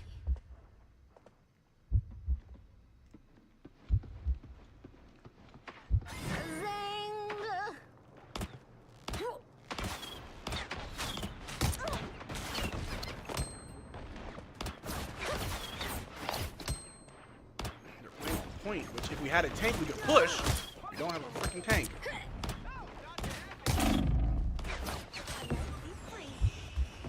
I appreciate you. Keep Oh, an eye great. on Someone-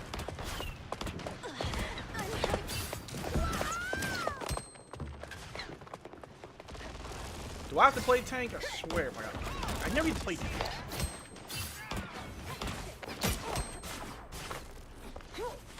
I suck.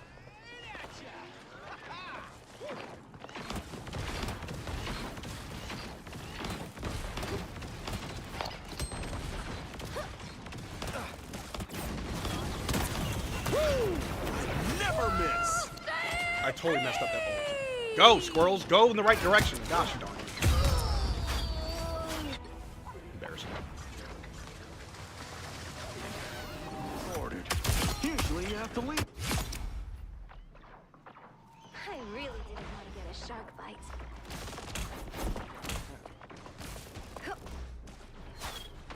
I like the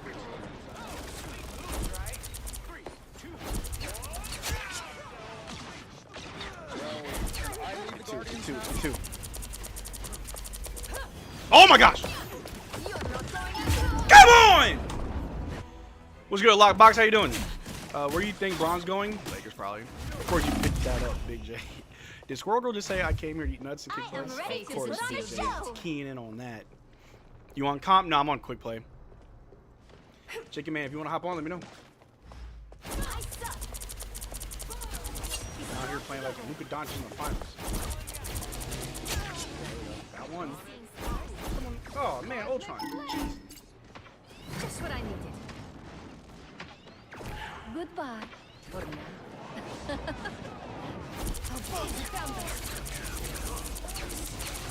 Get him out! Get him out! Come on! Bron's going to LA. The only other acceptable destination is Cleveland on a buyout. Other than that, he is ring chasing. Legacy's out the window, probably. My fate isn't Hey, I need my sealed team to yet. like help me out. I got the most kills. Goodbye. For now.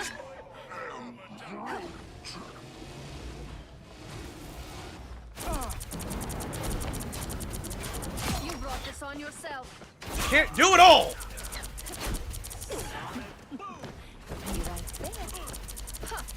I literally can't do it all, guys. Help me.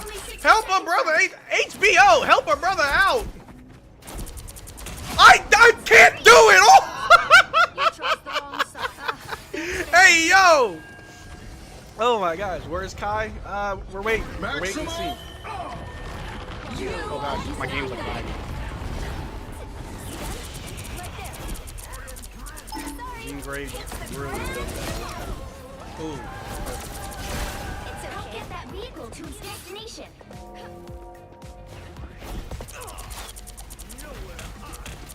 Oh, fell. They got it.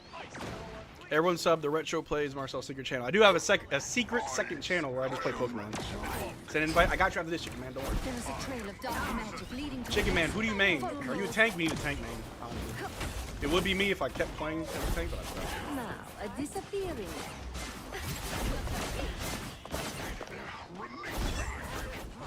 Where is the enemy? Here we go. Chaos always You're halfway there. Keep going. I have my ult, but I won't be sneaky about it. Penny main? Thank God. Thank God. I found one of our critics. Goodbye.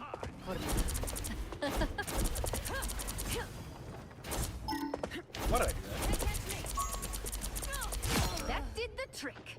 I'm just focused on the back line so my team can push. Chaos control. You like it cold. Chaos always prevails. 14-3. I'm I'm going nutty! A disappearing I got 2 HP. I'm on 2 HP going crazy! Move the cart! 15-3. I am herb stomping! And I still got my ult. Because I'm really bad at using it.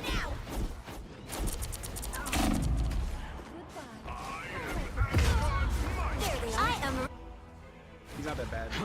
Yeah, he's got 16 and 64. I'm 64. Look at this. Look at this. I would fire up the Xbox while I'm on the clock. Hey man, just go home. Fate isn't sealed yet. No one needs to work. It's Friday. All right. Oh, DV went Captain America. Okay, we got 2 tanks. Hey, now we got a real team composition. Latte with a double. Ooh, here we go. It's never too late to get a kill. Woo! I never miss. The vehicle reached a checkpoint. Keep up the momentum. He's like trying to get me. Feeling stronger already. I'm hurt. How dare you waste my time? I need him to understand all I'm going to do is run away. The fact I am not a mod with god level power is disrespectful. Jay, you are a very responsible adult. And I just don't know what you would do. Sorry I'm late. I was on TikTok live. You're good, bro. Hard and watch the show. Jay works. I found one Bro, of our critics. Just fire the Xbox, bro. It's Friday. I don't even know if I need to pop this ult, bro. How am I not MVP? 17 and 4 don't get you MVP? That's crazy. Don't let anything stand in your way. Now, a disappearing act. Y'all pushing up too much. Y'all gotta get back to the payload. Y'all pushing it way too much. It pleases me to be helpful. But I'll join you though. I like being risky. Your moves are almost as good as I like mine, risky Luna. for a biscuit. Yeah, y'all push him. I'll push the. Deep freeze. I'll push the cart. Don't worry. So close. Don't worry. I'll be This is your objective. big Aid you on chance. your journey, creature. Y'all have fun. I got y'all. I found one of our critics. Oh. Friends, gather around. Guys, we got one. Our first win. And how was I not MVP? That's crazy. That's actually crazy how I was not MVP. 18 and 4, bro. I didn't even pop my ult. I didn't need to. Sun's out, buns out. All right.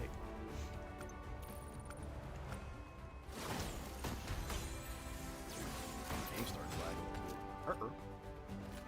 Danky Kane. Why is my game like moving so slow? Is my internet? Hold on, y'all. I think I'm lagging. I'm gonna give it a minute for my PC to act right. Encoding overloaded. Consider turning down blah blah blah. Encode better. Hold on, y'all. Turning down video settings or using a faster encoding? Okay, I'm turning down video settings because I am lagging. Settings.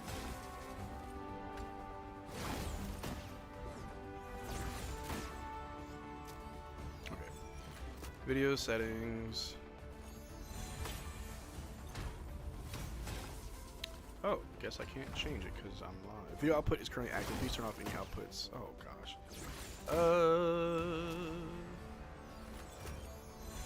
Why is he doing all this? Am I downloading something? Is that why? Give me a second, y'all. Also, I gotta get a chicken man here. Yeah, this was bound to happen. My stream is going to be a little crappy.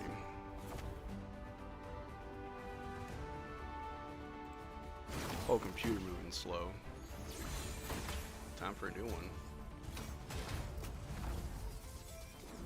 Let me close out some of these programs.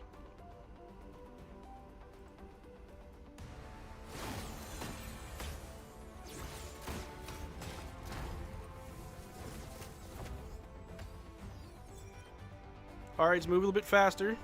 After I close, look, I just gotta close out these programs. Stream is lagging. Yeah, it should be fixed now. It should be fixed now.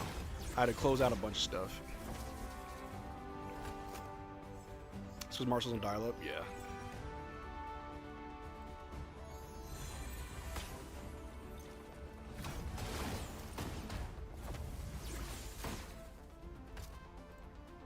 Stream should be good now, though. Let me know if it's doing well.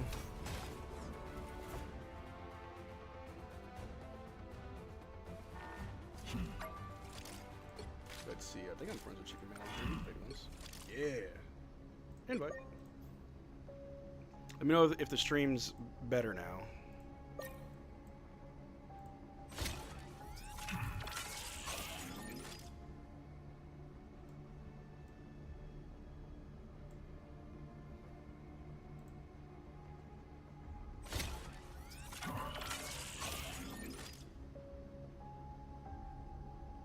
We good?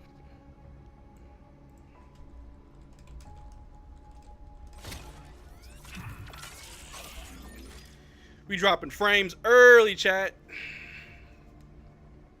We should be back up. We should be back up.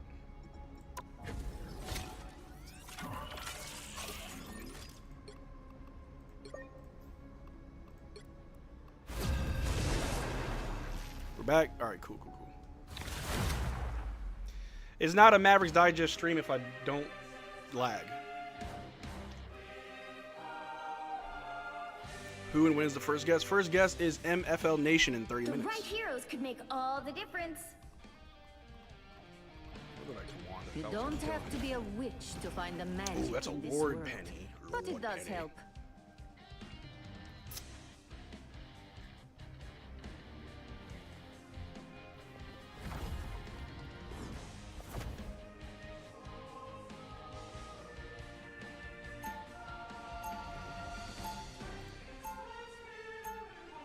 Yeah, Courtside Saga. Our first guest is MFFL Nation. He'll be coming on in 30 minutes, so I think we got enough time for a game or two.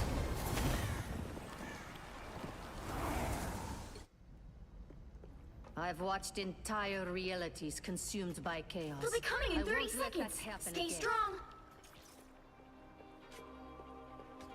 Gonna need your sharpshooting, Clint. Good. How's everybody doing on Friday? What are y'all up to? What are y'all up to?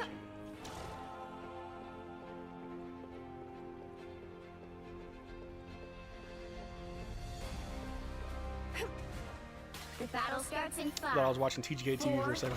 Like, hey, disrespect. 2, 1. Whoever they are, You need to stop that vehicle in its tracks. of all the possible realities, this is not the one I expected to find myself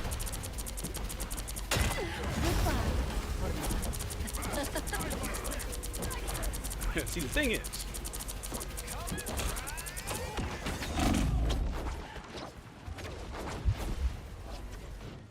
I can use some healing.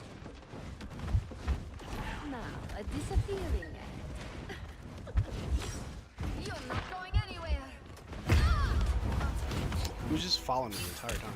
Better stop that vehicle. All right, we're not going Wanda. Moon Knight. I finished watching a Korean series. What series? Them.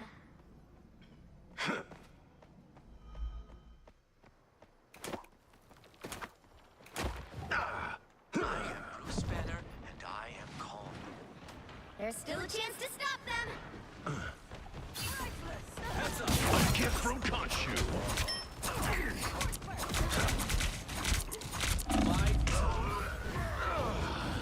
Oh, we have no healer. Let me fix that.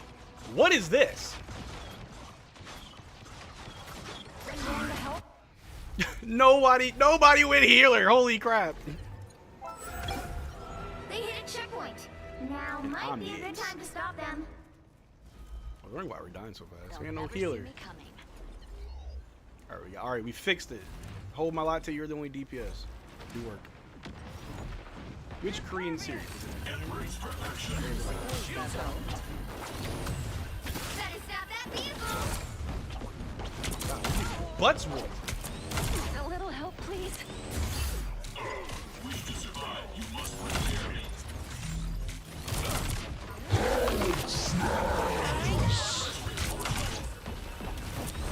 They look like they mean business.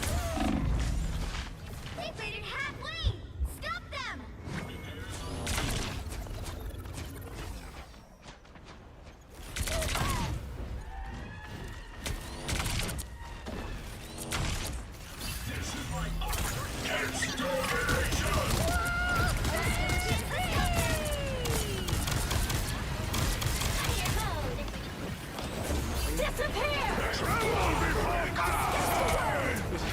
We're gonna lose this one.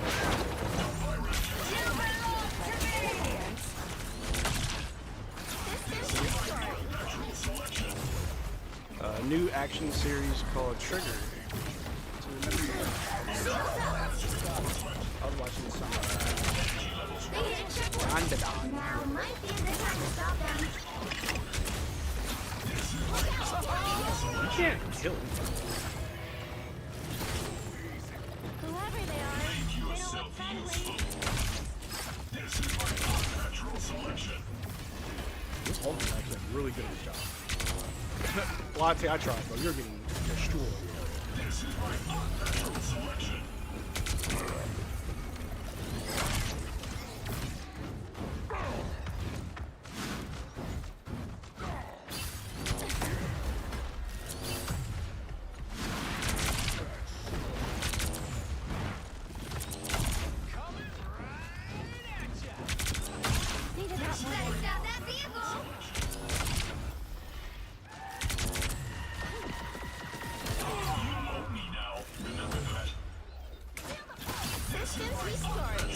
Shields? Sweet. What am I? It's now or never. Stop them. I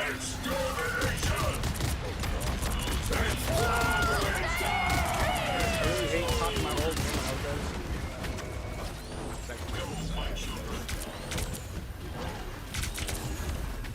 Us against the world.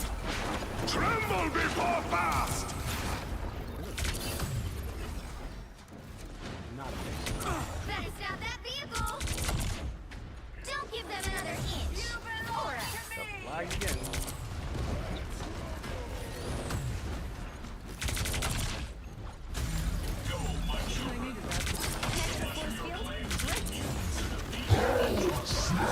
Bro, give him the point. I'm not fighting this, bro. Like, we can't do anything. They're steamrolling us, bro.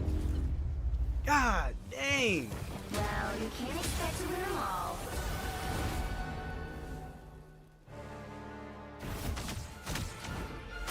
Latte, you went 0 for 7, dog. Why do I get an error sending messages sometimes? Maybe because of the stream lag, but you should be good now. It's a warm up. Let's try it again. Don't worry, I'll stay in support.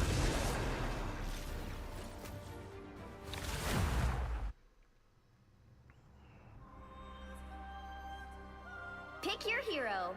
Or villain. I'm not judging.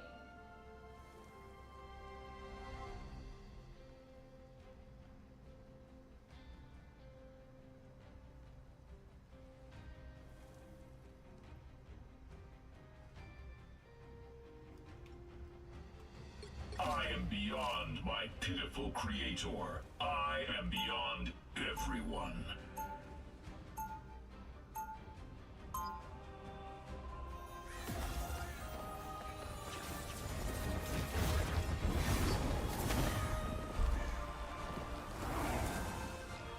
Today, the age of Ultron begins. 30 seconds before you attack.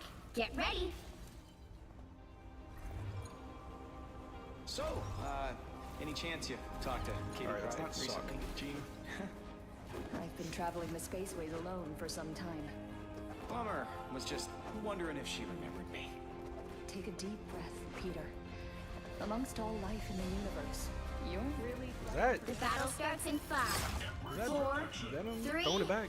2, 1. I need to play better. All Don't be you need to surprised do is capture the if mission Mavs will be area. 2026 Got it? champion. Of course. 2K07. I've touched the infinite. You know what, we're just having a good All time. of this seems so small now. Just a bunch of silly guys. You better be a good Spider-Man. Those beams repairs are in order. Ultron Burst reinforcement. Enemy in our sight. Suppose that helps. Embrace protection. Powering Looks up. like the mission area is yours to capture now. Ultron Burst reinforcement. I have finished the Get in there, Spider-Man. Phoenix can fall. What hope do we Make have? yourself useful.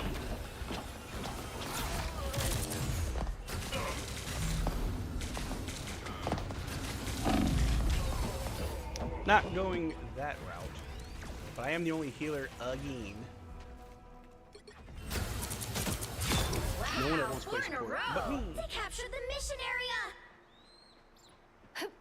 I'm cooking on 2K right now. I'm playing 2014-15 Warriors versus the Cavs. Diabolical.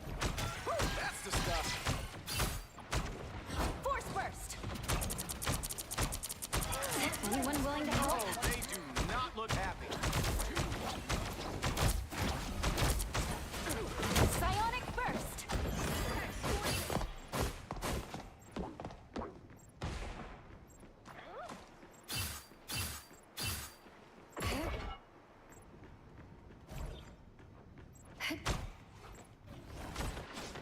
Your god is suffering. Feeling fantastic.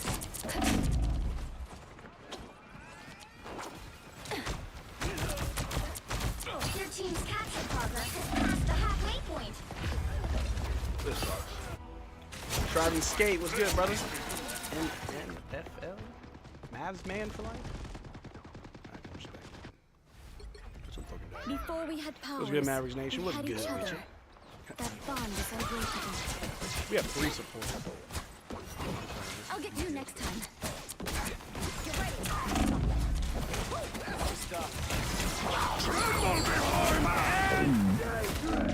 Getting our ish pushed in. They've almost got it. Dog.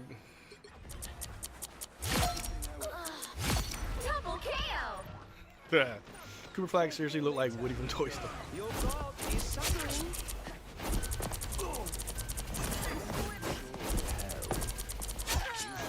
Time for me to save this Now match. behold my full powers. Time for me to save this match.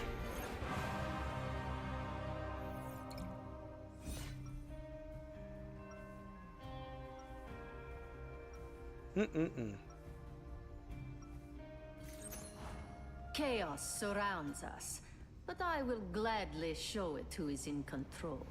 Don't worry, I'll fix this.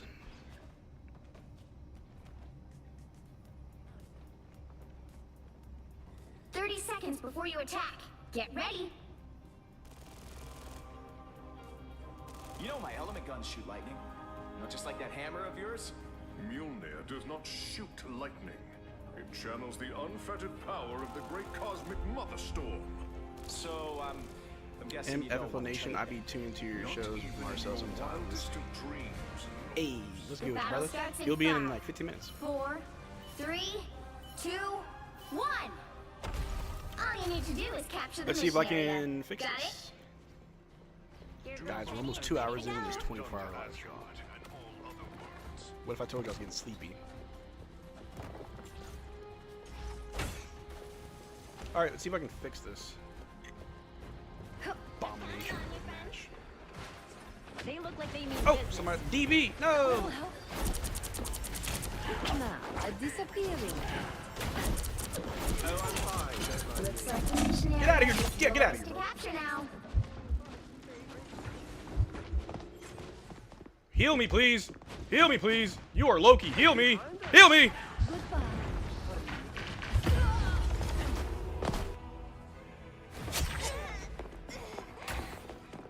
They captured the Happy mission Friday, it's area. August 1st. Yes, sir.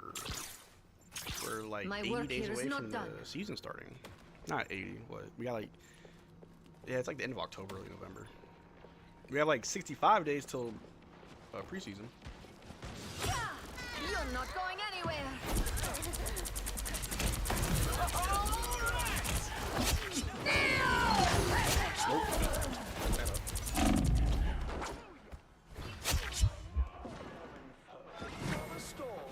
Ah, Thank that's you. Let's better. go. I gotta carry my team. 5v6. You got both cloak and dagger. August 1st. Sheesh, I turned 18. September 6th. Oh. Your turn to disappear. Oh, I'm fine. Don't mind me. Get in there. Control C. Armed and dangerous.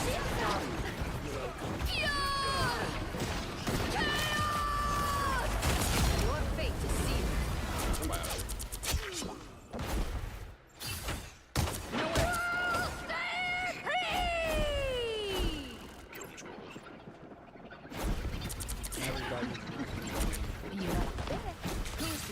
I need a winner. Just like that, I became the most important player.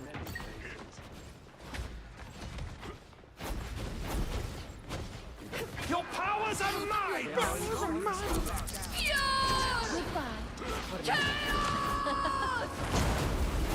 Girl, you ain't nothing like me. You nothing like me, shorty. Nothing like me, shorty.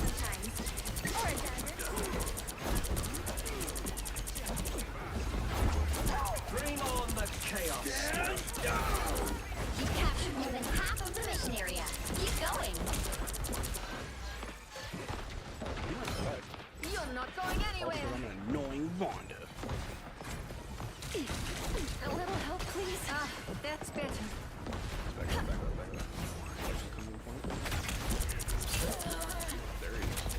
There he is. Tremble before blast! Where's your touch hard? Woo! Child. We'll die. Look, they can take it. We got good progress. They can take it. Your team's capture progress is past the halfway point.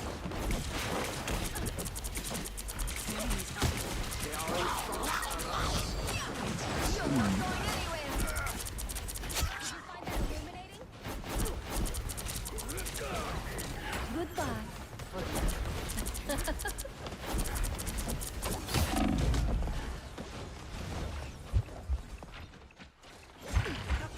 That really helped. Come on. Do you believe in life after love? A little help, please. Goodbye.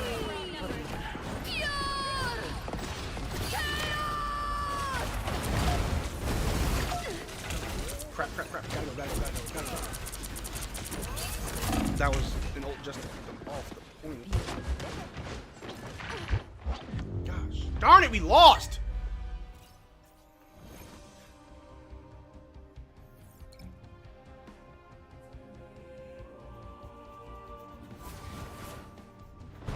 Well, you can't expect. What's good, Stravis Kid? How you doing? That was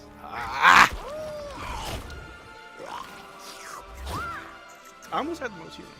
I wasn't even doing that. It's hard putting a team on my back, though. All right, we got time for one more, and then we got our first guest coming through. We'll load up one more, and we got a guest. Oh, am I lagging again? Guess I'm lagging. No, I think I'm good now. Hate it here. Pick your hero. Or This is gonna be a I'm not janky judging. live stream. But neat. I'm gonna stay on You don't have to be a DB left? witch Yeah, I think to he find the magic in this disconnected. world. But it does help. Josh, such language.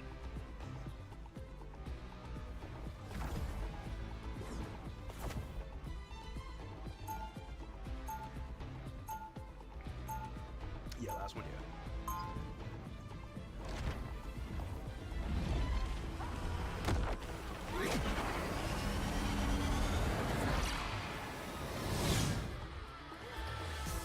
The multiverse offers endless possibilities. 30 seconds before you attack. It survives Get ready. this chaos. I don't need telepathy to know what you're thinking, Emma. Oh? Am I that obvious? You hate me because your version of me almost decimated the mutant population. And there are more to learn at the bottom of my boot. The battle starts in 5, 4, 3, 2, 1. All you need to do is capture the I'd like mission to end area. on a dub Got ski, it? preferably. Someone should have stopped Doom a long time ago.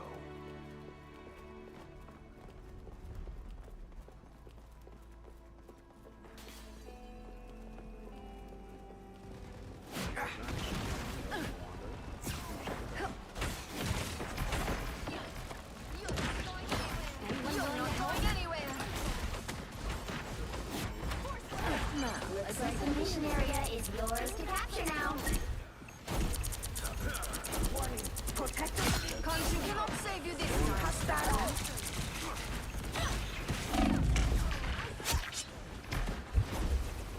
Heal me! Where's my heals? Team, please! I can't do it all!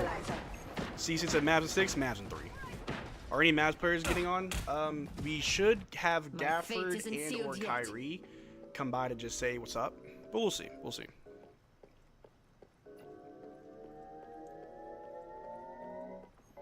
The mission area is yours. And that is how it's done. Oh, you're not going anywhere. I'll admit, I enjoyed Right that. behind you. Ah, that's better. A disappearing. Need some help. Well, anyone want to help? Let's cook some more. What was that? I need to step up. This team needs me.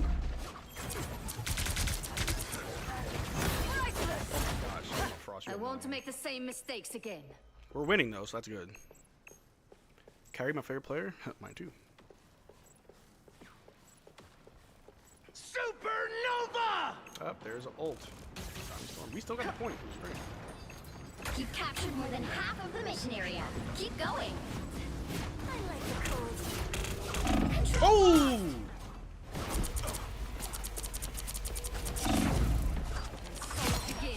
Thank you, pretty One of Moon Knight's aunts. Ready to rock, big fella? Alright. I'm going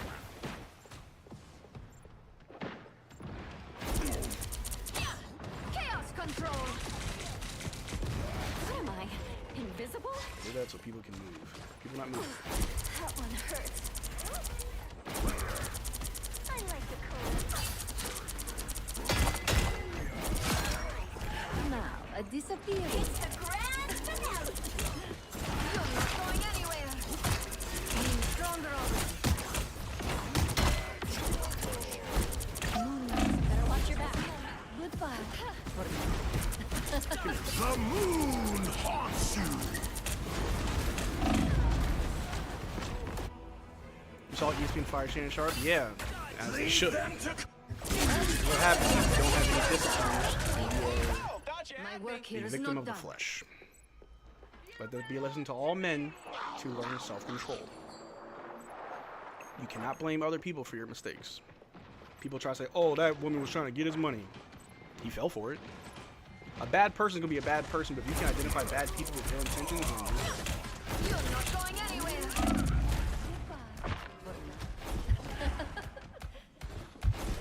Just what I need. A little help, please. I'm getting pushed, bro. Yo, they're about to win. The rest of my team do something. We've been dealing with lawsuits for over 2 years now, causing distractions and stuff like that. Yeah, and trust me, it was more than just with that one girl. There's been multiple. I think I saw the other day that like there's another lawsuit that he's got on his hands. Like let that be a lesson to all men. Learn discipline. All right, I gotta clutch up. I gotta step up for my team.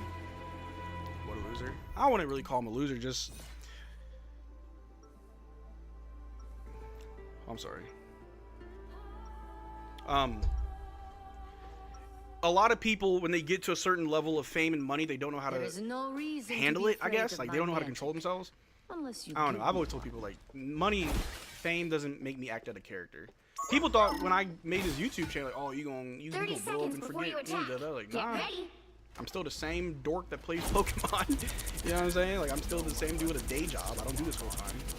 Money and fame, success, it should make your life better. It shouldn't change your life. If that makes sense. If you get it, you get it. I swear, if this outfit gets ruined, there will be. And also, the girl he was messing with was 20 years old. Fan chick, so he knew what he was something to. Yeah, bro, you're like 50, bro. Leave that alone. 4, 3. What's good, so what's good, Fadeaway, Seth? How you doing? How you doing, sir? No, you're good. Hey, I'm not upset. I'm not upset at all. If anything, I'm more mad at myself. But you're good, brother. Don't apologize. I am having fun. Trust me. I will rage quit if I'm not having fun, but I am having fun. Like I said, I play with my other friends that are really good, and so like we win a lot of games, but they're so sweaty and it's just annoying, and it's like, I just want to have fun. But with you guys, yeah, I have fun. It makes winning just kind of feel better. Supernova! Just what I needed. Looks like the mission area is yours to capture now. Capture the mission area!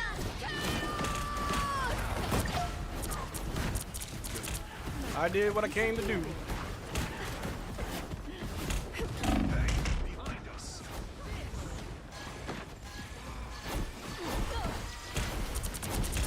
That's better.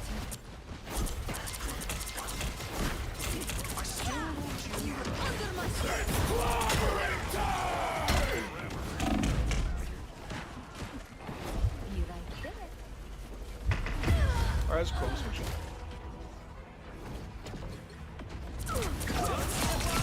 When does the NBA season start? Is it in September? It's like end of October, early November. That's 3.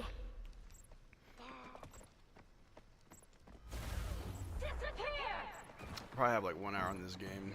I just didn't get into it. I played a lot of Overwatch, and so playing Overwatch for years, and also being a big Marvel nerd. Your team's capture progress has passed the halfway point. I gotta find it. October 24th. Okay, yeah.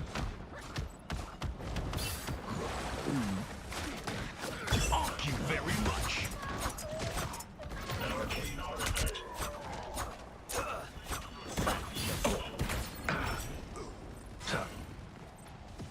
Bring on the chaos.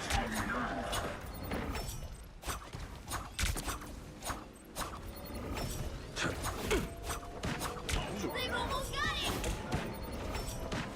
Control C's. I got it myself. Thank you very much.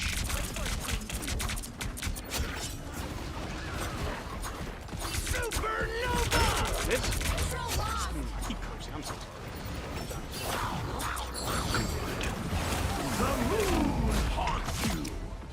Free the homies. I was getting kind of worried there.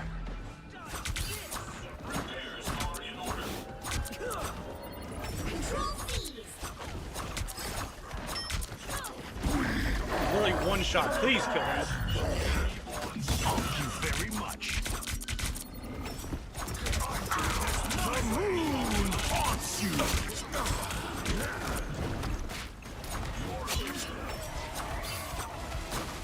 Oh, I'm fine. Don't mind me.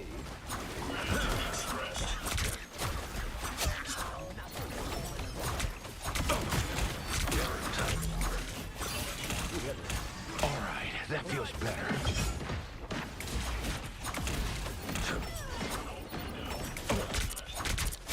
Your illusions must be impressive.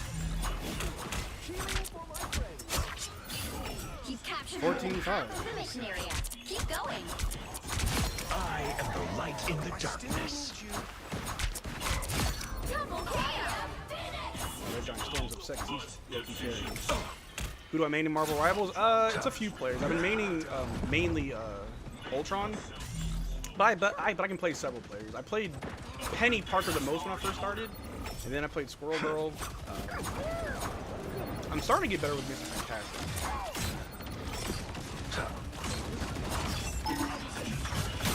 There's no escaping conscious wrath. Assistance.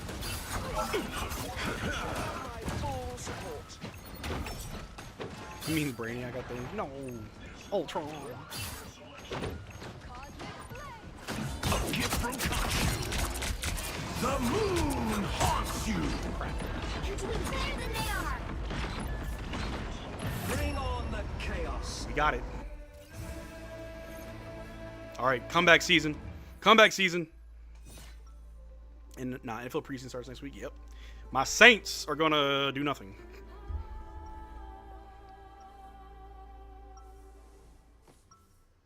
Khonshu has guided me this far. 18-5. I trust him.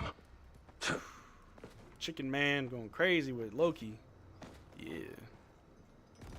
Ronnie, you clearly missed last night's game. 30 seconds before you attack. Chicken Man, we gotta get a Get dub. We ready. gotta end on a dub ski. I wasn't even sure if Moon Knight was the right switch, but I did it. Their Johnny Storm is annoying. I may need to switch off of Moon Knight. Honestly, I may have to go. I tear through the cloudless night. Punisher, all right, just Punisher, like you better focus on that Johnny Storm, bro. Oh wait, hold on. If we have a Ultron, I'll go. tear through the cloudless Yeah, night. yeah, I'll go Iron Just Man. like Team up. We better save the world again. The battle starts Positive in vibes. 5, Yup. Yeah, hey, that comeback go crazy. 3, we 2, go. 1. Who played last night? I All didn't you watch. need to do is capture the mission area. Got it?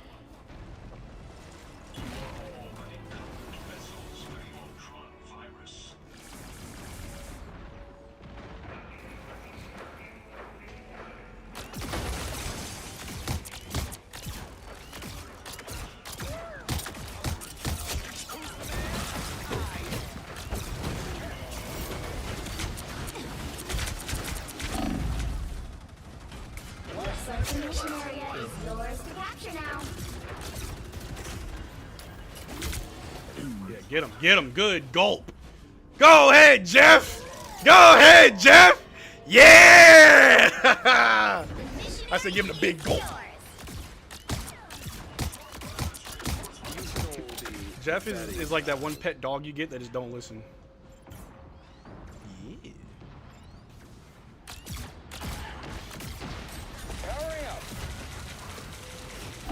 How? What is the range on that? Get her out of here! Ah! Saints are going to capture top pick next draft. Oh, Cowboys will show how mediocre he's done. All I know is that Jerry Jones makes Nico look like an elite GM. I can't stand Jerry Jones. And I ain't gonna lie, Nico is I don't know. I can't really say who's better. The only thing about Jerry Jones that I don't like is like the whole like media draw out when it comes to like contracts. Like if I was an NFL player, I would hate being on the Cowboys simply for like the whole contract thing, right? Like I just want to play football. And y'all messing with my money. Like, I don't have to worry about money. I don't want to worry about it. Oh crap. Go away, lady. You captured more than half of the mission area. Keep going. Oh, you guys got rid of me. Think again. I'm doing this my way. Hurry up.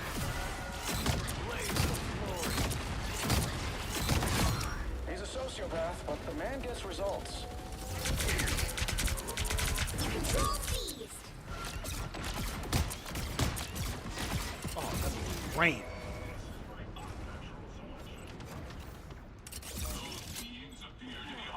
Hey, this comeback kind of nutty. I ain't gonna lie.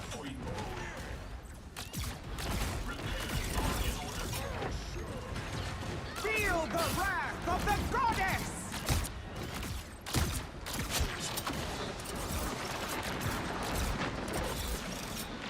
Fury's almost yours. Get her out! I am ready to put on a show. Who's the man? I am. All right, lady.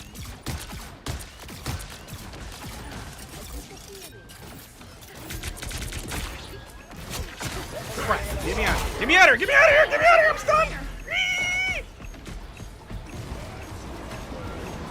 Maximum pulse. I'm doing this my way. That's what happens when you pick up. Hurry up. Double KO.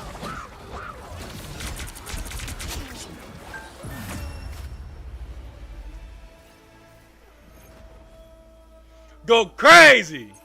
I go crazy. I go crazy. Yeah. Yeah.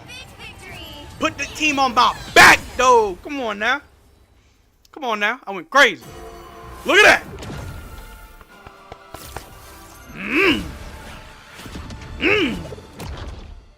Go crazy. 32-6.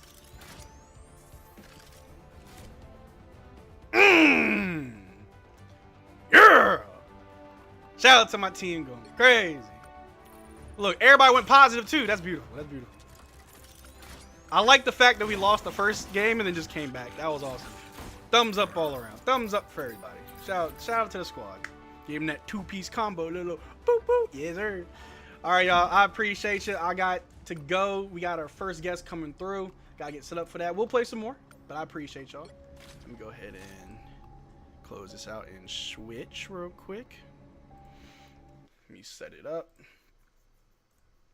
Hold on. All right, our first guest of the day will be someone who has become a new friend of mine. I do consider him a friend. Does really good work on his channel on Twitter. He's also a writer for the Smoking Cuban. Give me a second here. Let me go ahead and send this invite because I am slacking.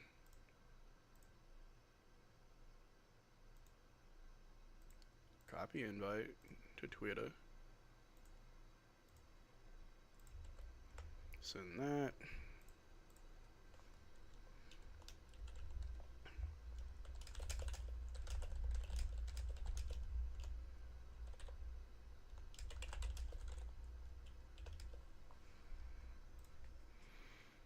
All right. sent him the invite. Now, y'all gonna have to bear with me as he will be my first guest. It's gonna look a little wonky. GG's, of course, man. It was beautiful. It was beautiful.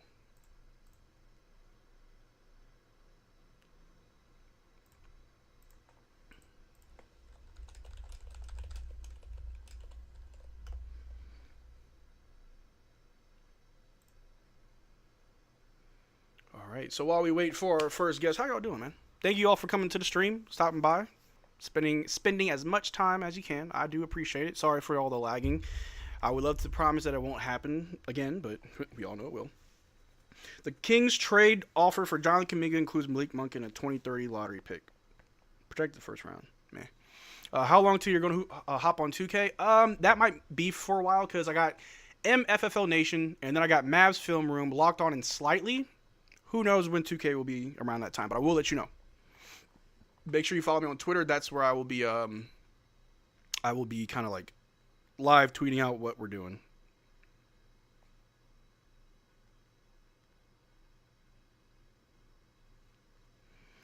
Hold on, I just gotta check my social medias, make sure everything's all good.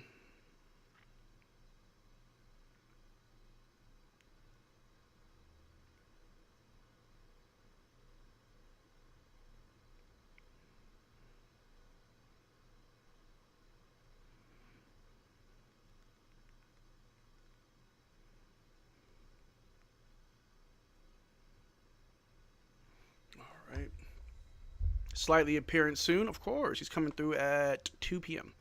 Marcel, would you do that deal if you're the Warriors, Monk, and the picks for Kuminga or no? If I'm the Warriors, I get Malik Monk, who can handle the ball and score.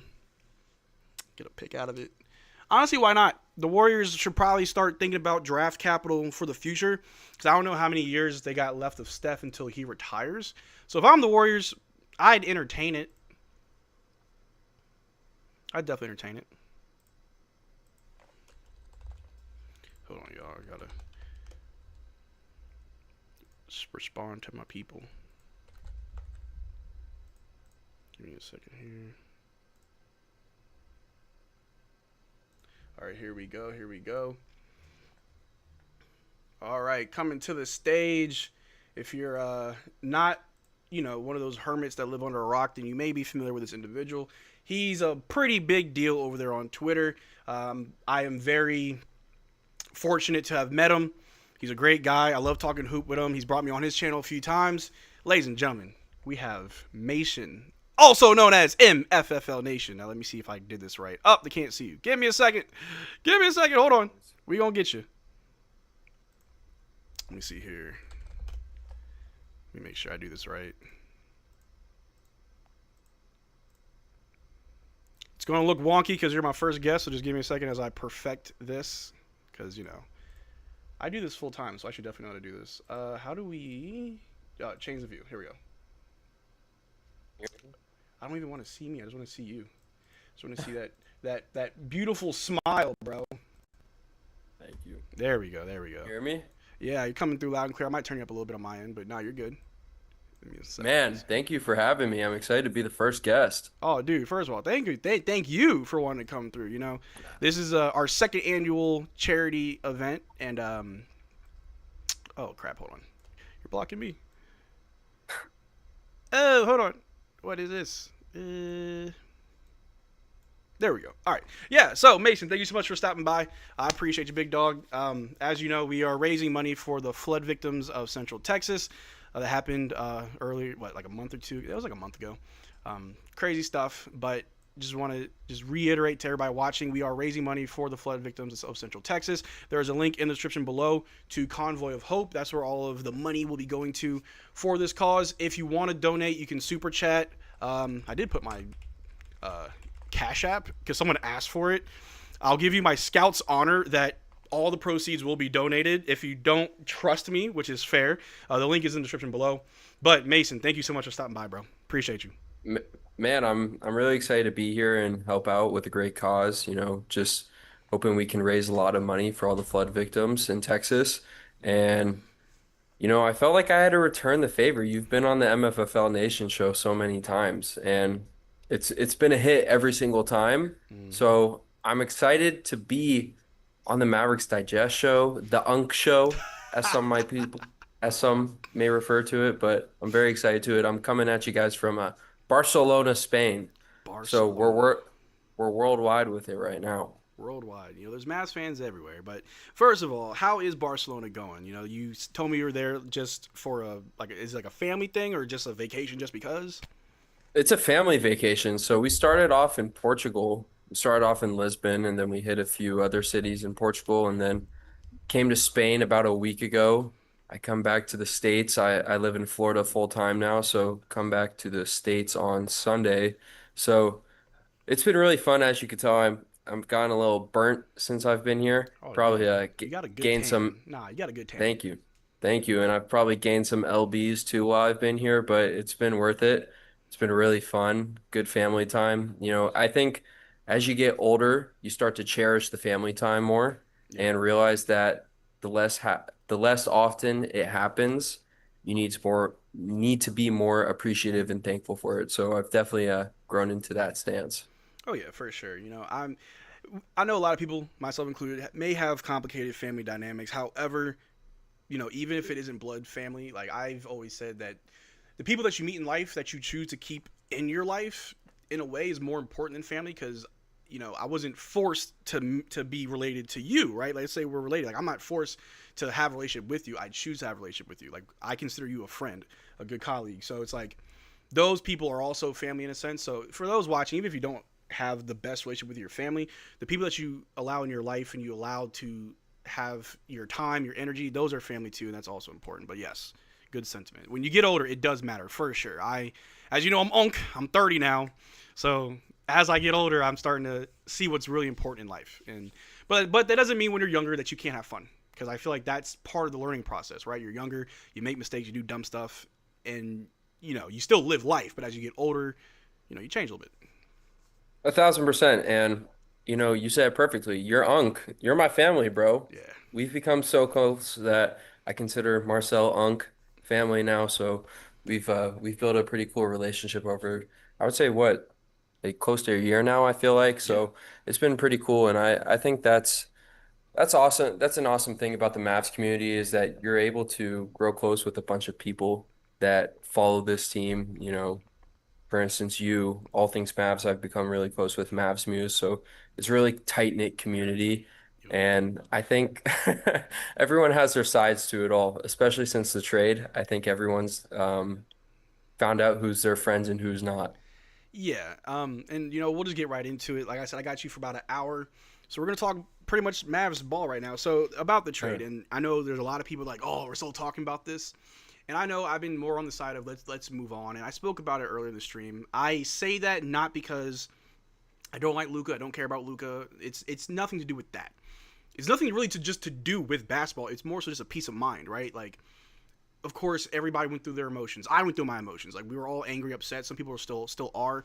I just ask that people choose to be happy. I'm not telling you to root for the Mavs. I'm not telling you to not root for Luka. Just be happy in whatever capacity. If you don't want to support the Mavs, you want to follow Luka to LA, go and do that and be happy doing it. If you want to stay here and root for the Mavs, do that and be happy about it. But choosing to be upset, choosing to just not find a reason to be happy is just not good for you. So that's kind of where I'm at. But I would love to hear your reaction to the trade. Where were you? What were you doing? What were your first thoughts? I was at a bar and I was with for the people that don't know, I played college basketball and I was with some former teammates and my phone was in my pocket. I'm on the East Coast, so it was 12:12 a.m. when the news hit. My phone was in my pocket and I was having a good time and I wasn't really paying attention to any Mavs content, which is very rare for people who know me. I'm pretty quick to the news, but I had my phone in my pocket and all of a sudden a few of my former teammates started filming me, just videoing me and laughing. I was like, what's so funny? They told me to check my phone and it was a Shams report saying that Luka got traded.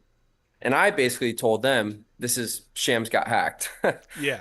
This I, is like, I thought so too. Like, my guys on the Digest network were like, oh, Marcel, where are you? Like, I'm doing something different. Like, I'm home, but I'm doing something different. And like, when I get it, I don't believe him. I'm like, let me see what people are saying. And people are like, oh, Shams hacked. Like, I saw a lot of people say that. So I'm like, guys, I don't think this is real. I didn't think it was real either. And for about 3 minutes, I didn't think it was. If you're able to go back and look at my tweets around that time, I was saying it was a tweet. It was a prank. He got hacked. And then about like 5 minutes into it, Brad Townsend tweeted, "This is real. This happened." And my heart sort of just dropped. I had some alcohol in me, and I will say I sobered up pretty quickly. Oh, I bet. And yeah, and it just ruined my whole night. I don't think I fell asleep till like 6:30 that night in the morning. And it sucked, man. But ever since the trade, if you follow the page, I'm a pretty optimistic person. I love Luca. I thought that Luca was going to be our next Dirk, and he still is one of my favorite players in the NBA, probably one of my favorite players of all time. But I'm someone who likes to focus on the present and the future and not look back at the past. And so I'm very optimistic about what the future holds for this team. I've been very optimistic about what Anthony Davis can do for this team.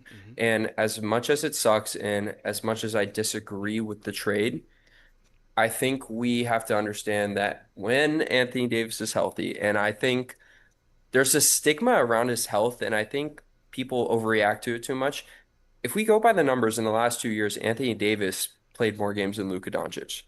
And that's not a knock on Luka whatsoever, but I think we should not be creating these ADs always hurt stigmas. Yeah. I think people really need to look forward to what Anthony Davis can do. This is someone when the 2024 season started was an MVP candidate. He was at the top of the MVP ladder. This is someone who's a constant 20 and 10 player. So I think instead of, being upset about the Luka trade 24/7, I think people should look forward to the fact that we still have another top 10 player in the NBA, Yeah. that we just got the number one pick in Cooper Flag, that's going to be an all-time talent. And we got a Max Christie who, could be a phenomenal role player for the Mavs or could somehow shock everyone in a few years once he gets some age on him and be this all-star caliber player. I know we like to make the jokes about SGA turning into this elite superstar. You never know. And for the Mavs to be able to get a player like Max Christie with that young core of Cooper, Lively, I consider PJ still a young player. Gaff's still that young player as well. So I think there's a lot of positives that we can look at rather than just being emotional about the negatives when we're months beyond this trade. Yeah. Yeah. And like I said, I don't mean to just bring it up. I'm going to be asking everybody kind of like their thoughts just because it is still, it's a piece of our history, right? Like the Luka trade is a piece of our history, no matter how you look at it. Just like how when we let Steve Nash go, like piece of history, right? So it's like it's a piece of our history. But yeah, for me, I was home. So for those that may not know, I have a second channel. It's completely different. It's not sports related. I play Pokemon on there. It's just a little passion project. And so like I had just made the channel, but I had no content for it, so I was like recording stuff for it, and my phone kept buzzing, so I was like, all right, let me just see what this is. And I see the text, the tweets. I'm like, this is probably fake, whatever. My phone starts blowing up. People start calling me. I'm like, what? He's like, come on, you gotta hop on it. Like, look at the trade, got trade. I'm like, I don't think this is real because that doesn't make sense. I see the news, it goes crazy. I make a quick video, but I was like, I gotta go live. I gotta go live and talk to people because my emotions were just all over the place because it just did not feel real and I didn't know how to react appropriately. I was very angry. I was very confused and I wanted to be live with other people so I could just be with the community, with other Mavs fans. We could all kind of go through it together. And it was wild. For the first, I'd say 2 months, I was just angry and upset. Like I definitely said a lot of wild things too, but rightfully so. I've been to the protests, every protest out there in front of the AAC. I was there showing support because I don't agree with the trade. I'm not saying it made us worse. I'm not saying that it ruined our future. Obviously, we got very lucky with how things turned out. Things would have been 10 times worse, and I get that.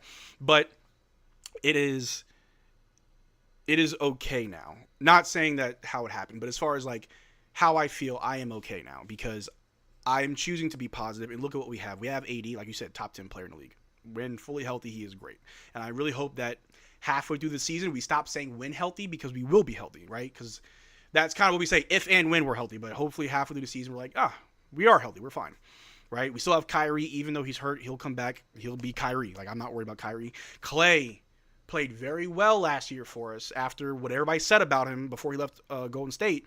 And if you've been watching him this summer, he's putting in work. He knows he's like our oldest player, but he's still going to get minutes. Like you said, Max Christie, the next Kobe Bryant's going to be awesome for us. But let's not act like we ain't got – I mean, I truly do think – I made a video on it. I do think that Max Christie is a difference maker only because we need three-point shooting. We need three-point shooting. And so if Max Christie can really get that improved, like that will be the difference maker. But the X factor, the one player overall who I think really can – like that if we're 0.5% away from being – a good team and 0.5% away from being a bad team, the X factor to put us above that is Najee Marshall. I said it like earlier in the summer, and I don't think people really understood what I said, but I was like, I think Najee Marshall might be the most untouchable player, and what I meant by that is, who do you replace him with if you trade him? Like, who can do what he does? He's very flexible. You play him in the 1 through 3. He can bring the ball down. We've seen that, and he's good at it. That floater, I trust with my life. That Najee Marshall floater, chef's kiss, bread and butter. I love it. So I truly do think that Najee is the X factor as far as like many games where we're down by a little bit or we're up by a little bit. If we need to stop, if we need a bucket, some way, shape, or form, Najee will be a part of that winning formula. And whether he gets a really good pass off, he gets a rebound, he gets a tough shot, like Najee Marshall is very integral because of what you need. Play the point guard, he can do it. Small 4, he can do it. Shooting guard, he can do it. If you want to go really small and put him at the 4, go right ahead. I don't advise it, but go right ahead. You know what I mean? So, Najee Marshall's great. PJ, one thing about PJ people aren't looking at is like his three-point shooting improved. He shot like 38% on 6 attempts. Like that's really good. We kind of want to see that in more in a bigger sample size because he was hurt. He only played like 56 games, I think. Got to get those ankles under control, PJ. But other than that, there's so much positive things to look at with this team from top to bottom. We got Brandon Williams, which a lot of people are high on. They're very excited for him. I'm really excited for D'Angelo Russell. I feel like a lot of people, there are Mavs fans and just other fans as well that don't really believe in D'Lo. I do. But it's not like I'm so high on him that we're going to win because of him. But when you think about the dynamic of this team and how we are playing team ball, we need everybody kind of working together. D'Lo is a player that you can plug in. And plus, he's played with Anthony Davis, right? He's played, I don't think they share the court together, but he was on the same team as Klay Thompson for a little bit, right? So cohesion and chemistry is important, which I think we already have. Team ball, playing for each other, and then the coaching staff. Underrated. All the moves we made to our coaching staff, super underrated. I could go on. About all the positive things. However, two things can be true. You can be a fan of the Mavs, and you can still be a fan of Luka. I'm a basketball fan first. I love basketball. I want to see great players be great. So I'm still rooting for Luka. I want him to have an MVP season. I want him to win the MVP.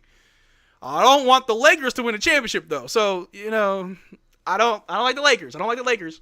But I want Luka to continue to find success, continue to be that dominant force in the league that puts the fear of God in players. And I want him to continue on that trajectory that we know he was at.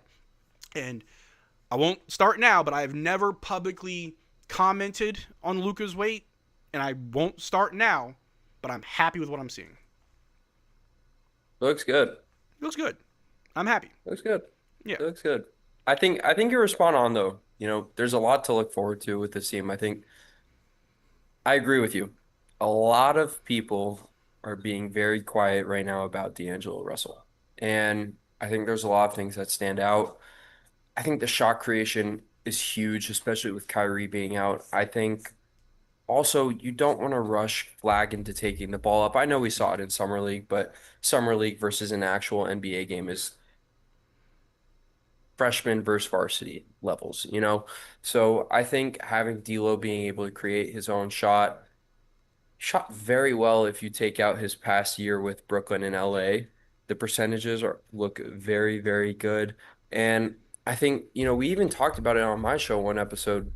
The guy's not a bad defender whatsoever. Nope. So I think that's another thing to look forward to. And obviously, Nico Harrison, as we know, is a big believer in defense wins championships. Yep. And I think D'Angelo Russell adds on to that versatility. Again, where we look at the old Mavericks teams, you knew what the closing lineups would be. Yeah. And you look at this team, I think the closing lineup will literally change almost every single game just because of how deep this team is. There's going to be nights where Klay Thompson closes the game at the two. Yeah. There's going to be nights where Max Christie closes the game at the two. There's going to be times where Coop finishes the game at the three and PJ's at the four. There's going to be times where Coop finishes the game at the three and we do AD and Lively at the 4 or 5. And I think then you can also add in guys like Najee who might close games sometimes. There's going to be times where you need I know I, I don't want to cause too much stuff. There's going to be times where Caleb Martin may close the games.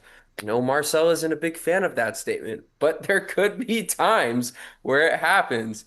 And there's going to be times when D'Angelo Russell and Kyrie Irving could close the game together on the floor. Yeah. If the Mavs are just dominating offensively and D'Lo is able to create stops, defensively, I just think that's what's so great about this Mavs team. And it's being overlooked very, very heavily throughout all of the social media talks is that the depth on this team is absurd. Not just the front court, but the back court as well.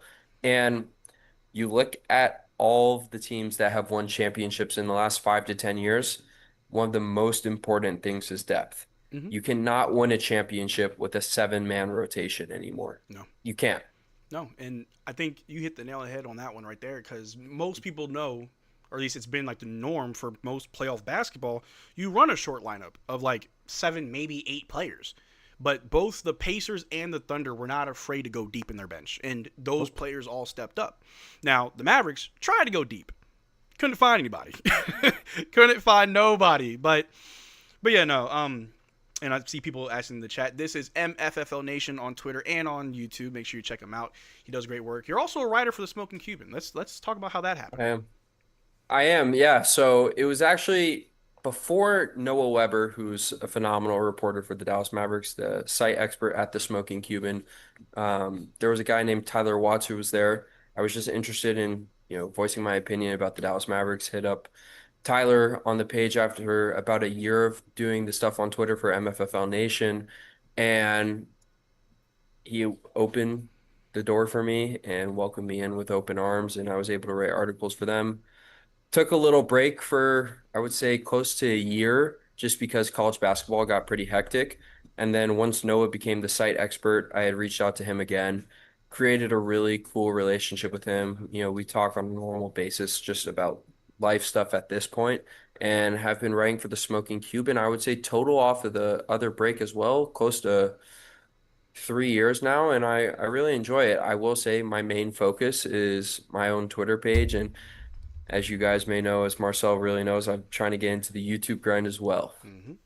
Yeah, man. Nah, that's awesome, bro. That's awesome. I don't think I could be a writer. So, like, I have a lot of respect for you guys. Like, I think Smoking Cuban's the one publication that I like. I react to a lot of your articles.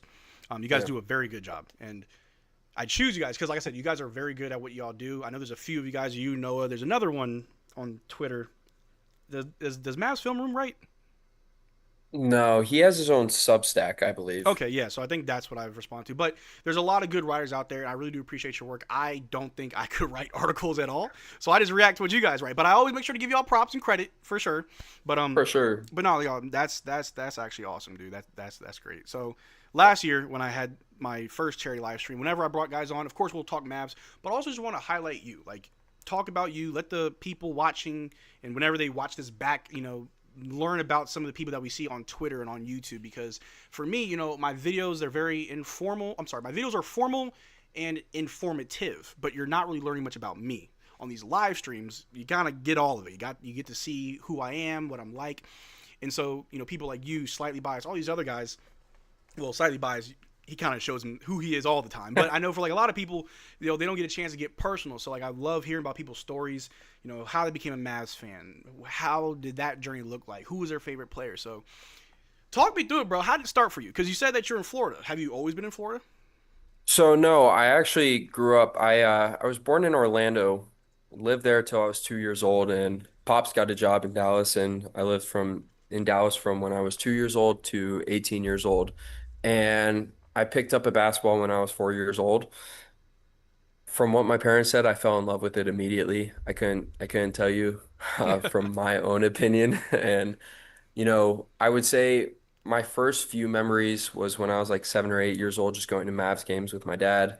And man, I've loved Mavs basketball ever since. I would say the youngest I could remember was probably the Jerry Stackhouse days. I lived a street down from Stackhouse, and one day we had this like broken part in our fence, and it was near the grass, and our dog got under it and went to the neighbor's house. And obviously, dogs have name tags on it. And we got this call from our neighbor saying, "Hey, your dog just ran into my house. Can you come grab him?" We walk over. I was with my mom, just a Sunday, and we walk over and it was Jerry Stackhouse. That's crazy. That's I crazy. was shook. I was shook because like I literally to this day in my room still have a Jerry Stackhouse jersey hung up back home, and I was just in awe because you're this like 8-year-old kid, you're a fan of Jerry Stackhouse, and all of a sudden you're in his house and you had no idea he lived there before that. Yeah. So that was really one of my first few Mavs memories. Obviously, I think the generic answer for any person, I'm 23, so the generic answer for anyone my age would probably be the 2011 finals run. Um, but that will always be a memory of mine. I was with my two buddies at home, and I'll never forget that game 6 against the Heat. I was begging my parents to take me downtown to go celebrate at the arena. They were like, "No, you're 10 years old. Like, get out of here." Um, but man, no, I've always loved Mavs basketball. Always been a big fan, and I would say it really grew a lot when I mean, obviously, been a big fan throughout the time, but it really grew a lot when I started this Twitter page. Started about 3 years ago, April 2022, Okay. and it sort of grew out of nowhere, sort of similar to your page, where I guess we just did it the right way, man. We're people's people. We Yeah. just people like hearing our own opinions and stuff like that, and I enjoyed talking Mavs basketball. I enjoyed getting the stats out. I enjoyed giving my opinions on everything. I, enjoyed giving my hot takes and stuff like that. And ever since then, it's just continued to grow at a really fast rate. And I keep grinding for you guys. Love it, love it. But yeah, no, I can definitely relate how, being very personable makes this very easy, especially when you're passionate, right? Like, we can sit here and just spit out facts and news and just that's it. But I think what really worked into the community, and you are in a way a voice for the community, because of course we give our own opinions, but I will also echo sentiments of the fan base. Like, this is what I feel, but this is how y'all are feeling. This is what y'all are telling me, and I'll talk about that too, because my one thing is when it comes to basketball, Mavericks, just talking about sports, is I'm not going to just give you my point of view and my opinion and that's it. Like, I want to talk about everything. Like, this is what I think. This is what you think. Well, let's look at different angles, right? And my passion for the Mavericks overall, it just runs deep. Like, I love talking about it with other people in any aspect. It could be something serious, something stupid. Yesterday, bro, I was texting my roommate Sean, and it came to my head stupidly because I was talking about to my coworker, who is your favorite version of Dirk? Do you like young Dirk when he had frosted tips, right, straight out of Europe? Or, because my favorite version of Dirk is caveman Dirk. Man looked homeless, ready to kill somebody, locked in Dirk. He ain't care about shaving, he care about hooping, right? And so just talking about that, right? Like, that's stupid. It doesn't matter, but like, which version of Dirk do you like the most? And then that led me to say, you know what? Luka should get frosted tips next season. And we're having a whole conversation of whether or not Luka should have frosted tips. Now, dumb conversation. It does not matter. Why do I want to talk about it? Well, why not? Like, Luka does these crazy step back threes over Rudy Gobert. He embarrasses the other teams. Like, imagine he's got frosted tips and he's giving you 30, 40. That's embarrassing. And I love it. Right? A conversation that doesn't matter, but that's when it comes to my fandom of the Mavericks, it's on that level where I'll have super serious conversations and I'll have dumb conversations just because I just love the team so much. And funny enough, my 2011 championship story, I was 17. I was still in high school, and I remember just that whole run. It was phenomenal. School had already let out. I was a junior, so about to be a senior, but it was like just after summer break, and my friends who were older than me were going to a hookah bar to watch the game.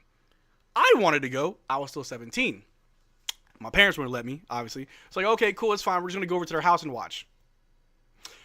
Got a fake ID, went to a hookah bar. Dad, Mom, if you're watching, your boy had a fake ID going to hookah bars in the summer of 2011. Sorry. But, so I go into the hookah bar with my friends. I'm pretty sure they knew it was a fake ID, but they didn't care. I don't think I partook in the hookah. I was really just there to watch basketball. And I just remember watching that game. I don't think it was the game that no, it wasn't game 6. It was Dirk's flu game. That's the one I remember watching.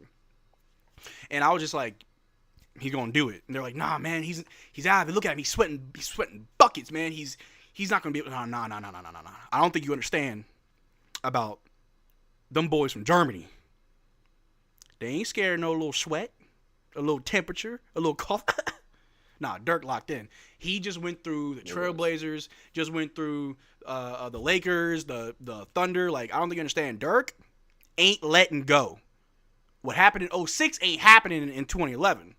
I remember watching that game in the hookah bar, just locked in, like glued to the screen. The whole club was just hazy with smoke, and I'm just like, there it is. And after that game, I was like, nah, like, we're winning the whole thing. Like, you couldn't stop him with 101 temp. You ain't stopping this man when he rolls out of bed Sunday morning. Like, come on now.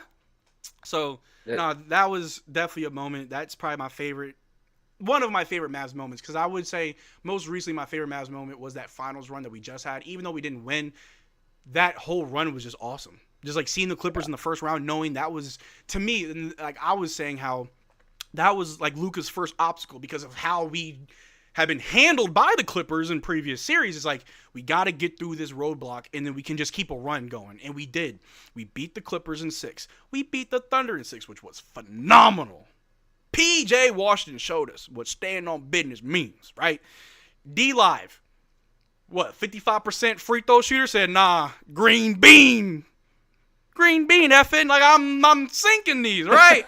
I'm sinking these, right? So it's like that whole run was just so awesome, and like even though like the 2 games we lost, like fans just down, like we're over it, but I'm holding it down, like nah, we still in it, like we good, like don't worry about it. It was awesome. Then the Timberwolves, which gave a spanking to them boys. Even when D-Live went down, I was like, no, we straight. We already won this one. And in the finals, of course, they were with, even though we lost, that one game we won, phenomenal. That one game was just awesome. What was it, game 4? Yep. Awesome. But, yeah, man, no, the Mavs, I've told the story so many times. I became a fan, it's not that I don't like Dirk. Dirk is one of my favorite players, but it wasn't because of Dirk, funny enough. I've told the story so many times, but growing up in Louisiana, I did not care for basketball. Grew up a Saints fan. Saints suck. I know that, but I was a Saints fan. We actually won the year before the Mavericks won, so it was like, hey, I can't lose, right? But anyway, so getting into basketball took a while for me. It wasn't until like I moved to Maryland, and not going to be a fan of the Wizards at all. But watching old Vince Carter highlights on like ESPN with my dad, like, oh, who's that? Oh, that's Vince Carter. He used to play for the Raptors. I think at the time he played for the Nets. I'm like, wow.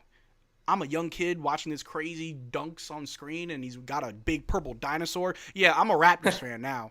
Just because, right? Oh, they got Chris Bosh. Oh, my gosh. I remember in 06, I wanted to be like Bosh, but I wasn't that tall. But there was another player on the Raptors who was only there for a little bit, Sean Marion, the Matrix. And I modeled my game after him. My jump shots probably broke because of him, right? But just something that my dad taught me, or, you know, the words of wisdom that he imparted to me as a kid playing basketball was, you can, you know, be a good scorer. It's basketball. Everybody has to score. Not everybody's going to play defense, though. If you are your team's best defender, you will always get minutes. You will always have a roster spot, no matter where you go, if you're the best defender. So I cared about defense, and I loved watching Sean Marion play defense. And so that's in that vein, I, you know, modeled my game after him. And then when he went to the Mavericks, I was like, Dirk's pretty good. You know, Dirk's a good player. Oh, you know what? I'll rock with the Mavs. You know, so that's kind of how it all started, you know. And I mean, even before then, I knew who Dirk was. You know, who didn't? You know, Dirk was a great player. So I knew that being a Mavs fan was going to be a cool little ride, especially when they won that championship. And also the down years, in my opinion, hot take, but in my opinion, the down years matter almost as much, or if not more, than your high years. And what I mean by that is, for fans, when you go through something like that, those years after the championship, when you're waiting for things to get better, you're gonna get tested. Your fandom will get tested. You're watching your favorite team get dog walked by some of the most down bad teams in the league.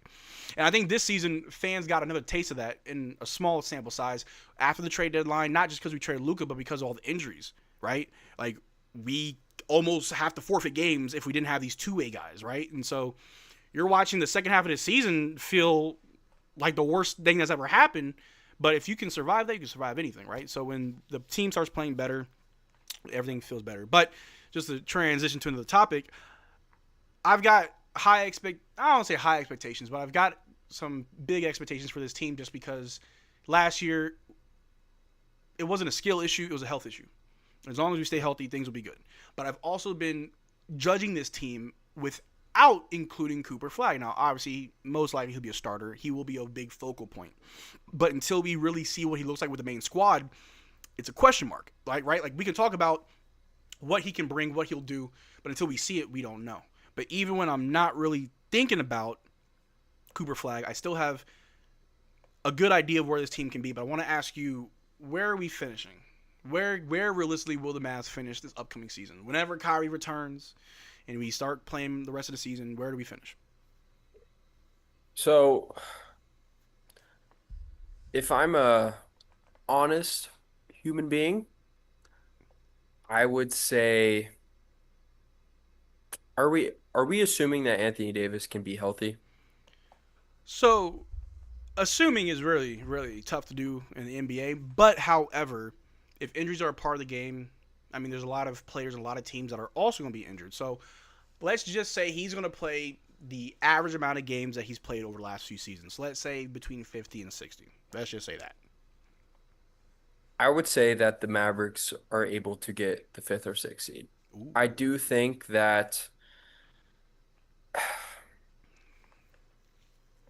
it's tricky because Cooper Flag is a rookie. Mm-hmm. I think Cooper Flag is 1,000% going to contribute at a very good level for this team. I just don't know at how high of a level. Mm-hmm. Like, if we're talking like an elite level where this guy is a top 50 player when he comes into the league, that 3-4 seed can happen.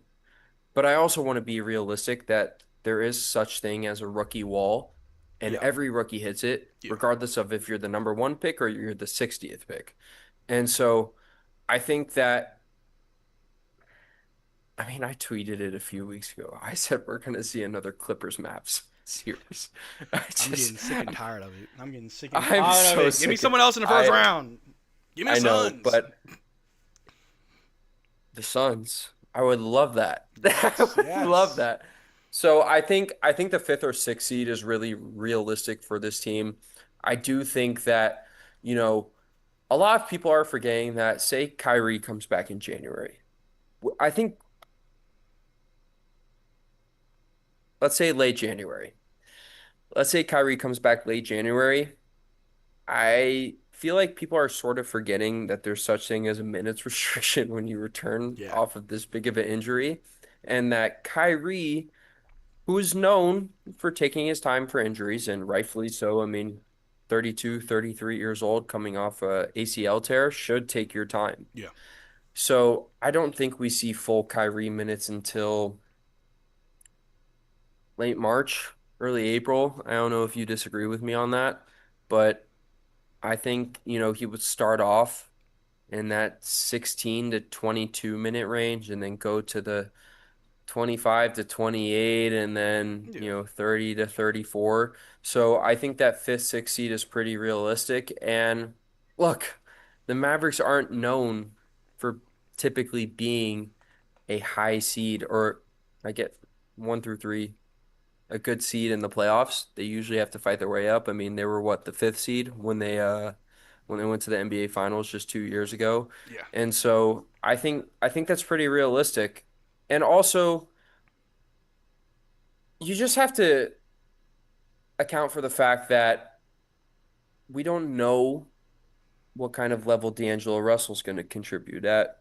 as well. So when you have these new pieces that are playing in really big roles for the Mavs,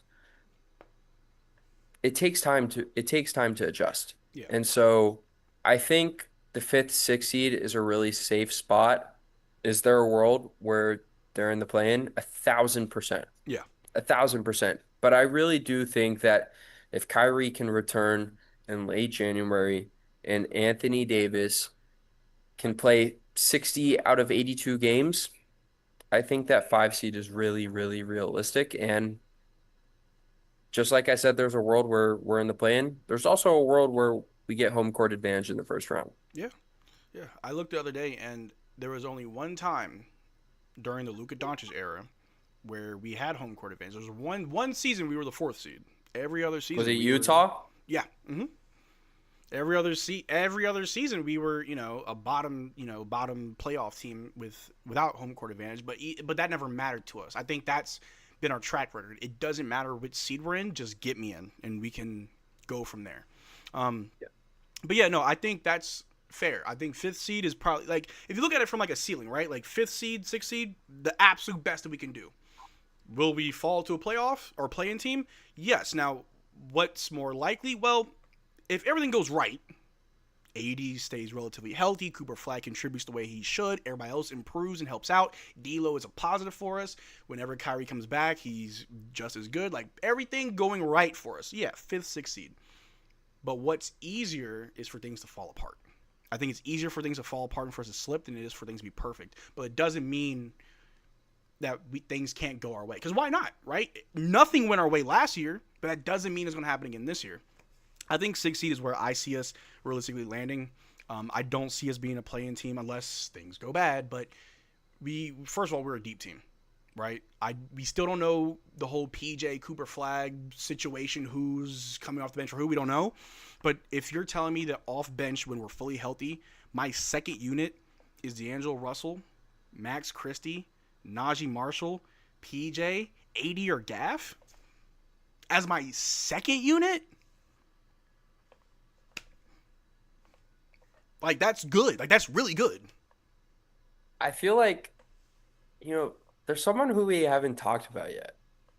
And I think he deserves some recognition because it is the man who has gotten the most off-season buckets on this roster I've seen so far.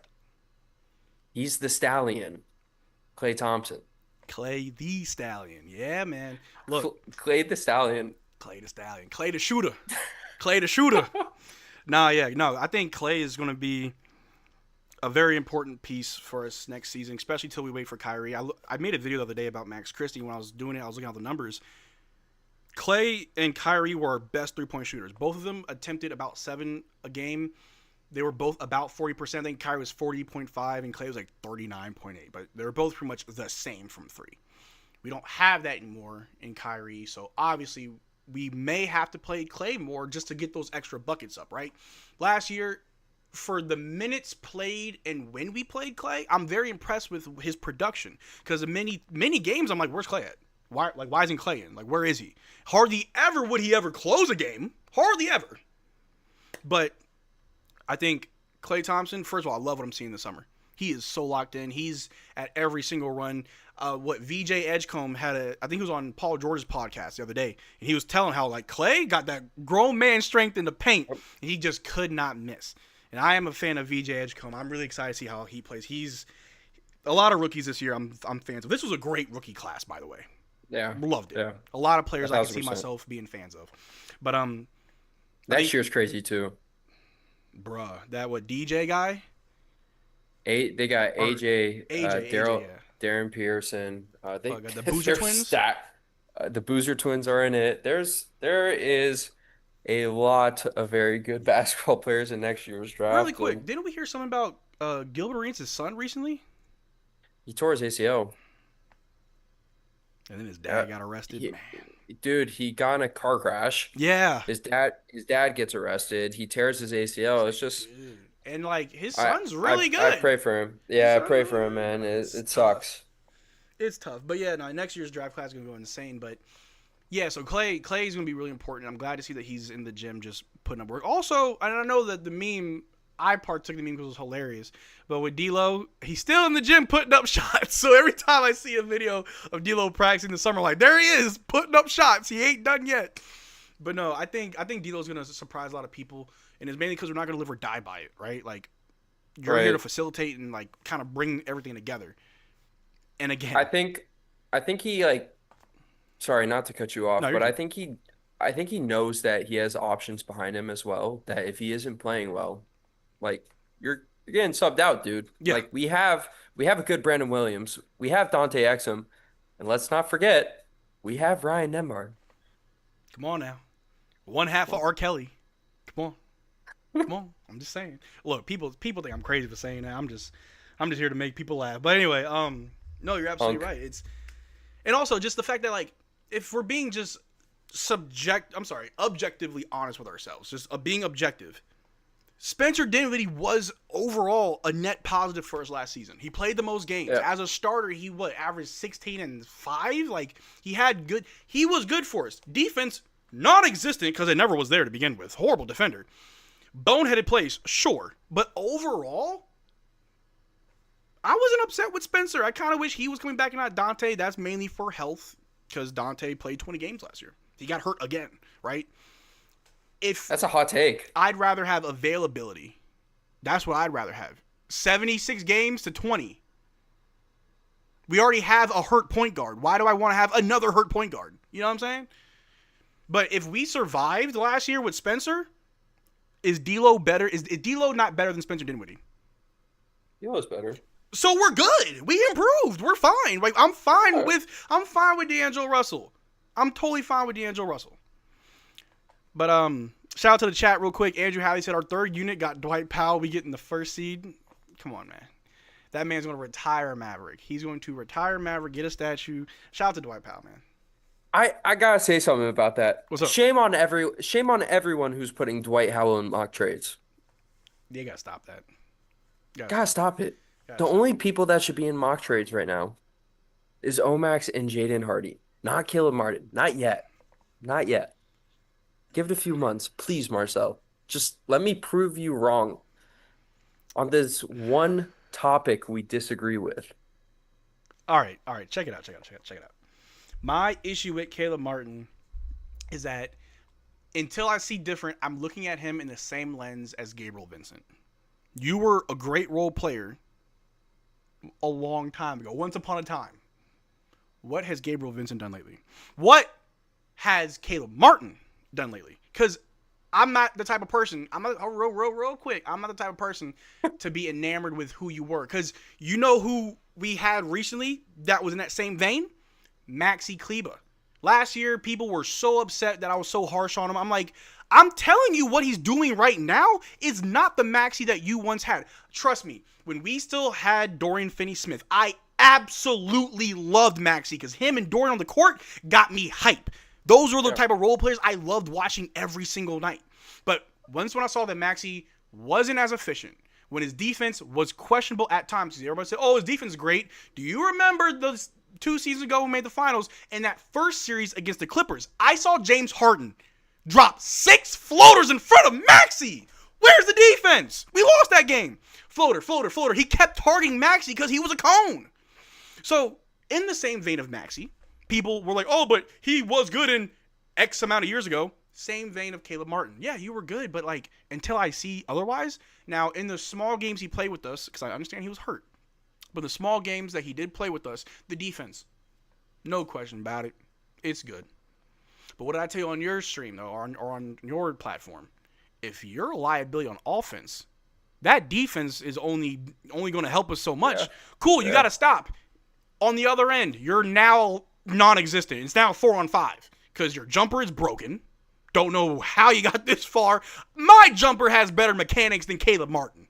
And I'm not a shooter at all. Sean Marion. Yeah, bro, Sean Marion's ain't that broke. Caleb Martin's shot is so flat, it's weird. It's got a late release and it's still flat. Like, it don't make no sense. But until I see otherwise, I am open to, like, you know, I am a type of person where you can't really tell people, you got to show people. So if you can show me what he's got, hey, I'll shut up. I'll admit I was wrong.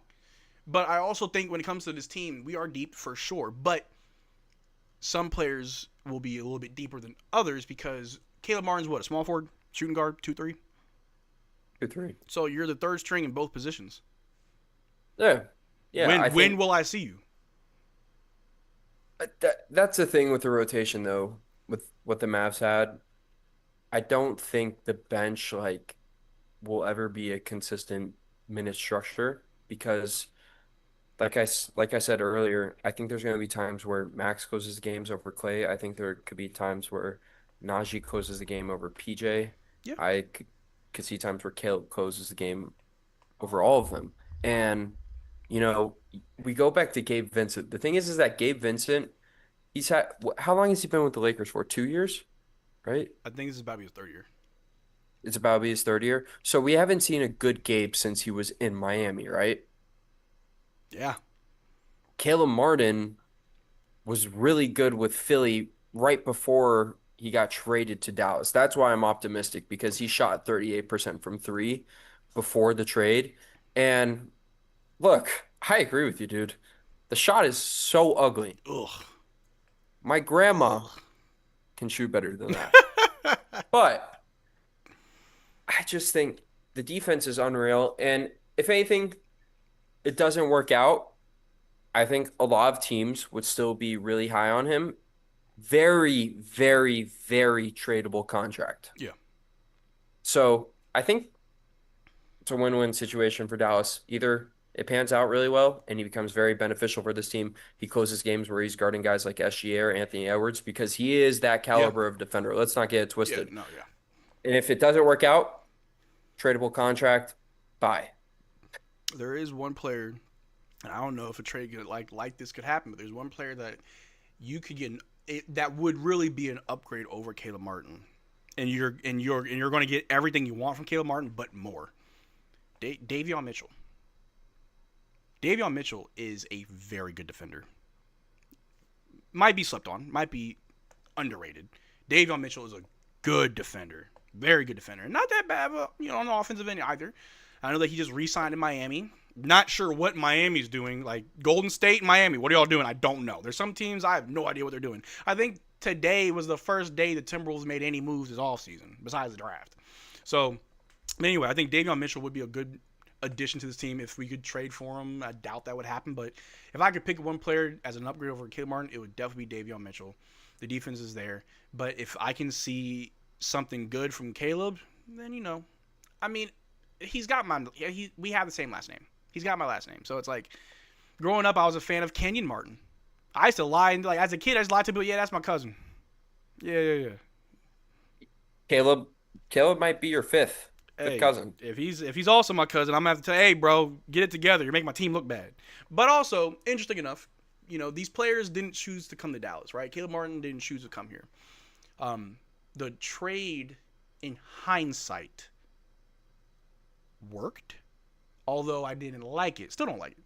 I love Quentin Grimes. I absolutely loved what he brought to the Mavericks because he was a scoring option, a ball handler, had the right energy and hustle, but I understand he wanted to get paid. That was never going to happen here. Those 20, 30, 40 games he had in Philly, he might have had those once we had all these injuries, sure, but that's not even a for sure thing because Quentin Grimes was arguably the best player on the Sixers with everyone hurt. Yeah. If you put him on the Mavs, we still had PJ. There were other players as well. So I'm not trying to take nothing from Quentin Grimes, but wanting $25 million a year that he still doesn't have that. He still didn't get that. He still ain't got a contract, right? That's one less thing that we have to worry about because every contract has been taken care of besides PJ's extension, but aside from extensions, we don't have a money issue. We're not Jerry Jones and the Cowboys having to deal with money with everybody, right? Like, we got the money set. We're good. But in that same vein, getting Caleb Martin for Quentin Grimes, you kind of undersold Grimes. We ended up doing a second-round pick swap. We gave him a second-round pick because Caleb Martin was injured. We got a pick back, so whatever. However, that pick was like number 35. Who did they take with that pick? I forgot who they got, but we could have got Proctor to pair alongside Cooper. Man, look, I would have gladly let Quentin Grimes walk because he wants too much money if I also got Proctor. You know what I mean? Like, but then we wouldn't have had AD. I mean, well, no, we still would have had Christie. Yeah, so I don't know. Regardless, I'm okay with waiting to see what Caleb Martin can do for us. One thing that I haven't seen, though, is any off-season videos, pictures, news about Caleb. Like, I don't know what he's doing right now. I'm not saying that's a bad thing. I'm just pointing it out because we see Clay in these runs. I've seen Max Christie the other day, at a little camp with kids. Najee Marshall gave that kid a high five, and that kid's like, Well, Yeah. So I see what everyone's doing, but like, hey, Caleb, you in the gym working your jump shot? But real quick, we got a few messages in the chat from Ronnie saying, it was his shot that was bad. Even in Philly, before the injury, he was shooting it pretty well, close to 38% from three. So, a fully healthy Caleb, I'll wait and see that. But also, Rob, shout out to Rob in the chat saying, I watched and the defensive metrics say he's bad. Minus 0.3 defensive box per minute, defensive box plus minus over 116 defensive rating. Now, whether that's influenced by injury is up for discussion. His actual performance wasn't his Miami defensive numbers. So, I'll give that to the injury as far as Caleb Martin. I get it. Another person says, now, how is he a negative contract? Bro only makes $8 million a year. He's a very, very tradable contract. Yeah, no, super tradable. I get it. Are we? Now, that's the thing. The contract looks good. You want the player? Who wants Caleb? To quote the legendary Markeith Morris, who the hell want me? True. And I think we're seeing something pretty similar right now with Max and Hardy. It seems as if, and you could potentially confirm this, that, if the Mavs were able to get rid of them, they would have to attach draft capital to do so because of the negative value that they're bringing to a team potentially. Yes, and that is probably the downside of, first of all, nothing's perfect, right? We have a really good situation in the fact that we don't have bad contracts. Like, I think, off the top of my head, the last bad contract we had was Davis Bertans, right? Like, we don't have bad contracts, but we do have players with bad, negative value.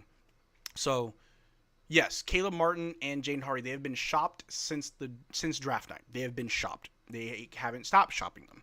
The thing is, we don't want to Caleb or Omax? Hardy and Omax. Okay. I don't think Caleb is. I haven't heard nothing about Caleb. But Hardy and Omax, I know for sure, have been shopped. The thing that's stopping it is teams want draft capital because of the negative value that they have. Now, I was fully under the impression that Brooklyn was going to give up at least 1 or 2 first-round picks. They drafted all 5 and kept them.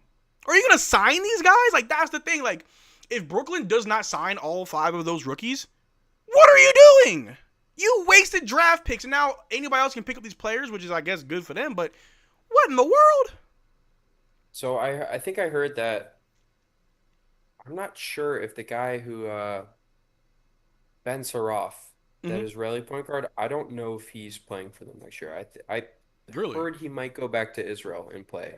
Like, sort of similar to I'm not sure if that's official, but I heard it might be like sort of what Melvin Ajinxa did with the Mavs.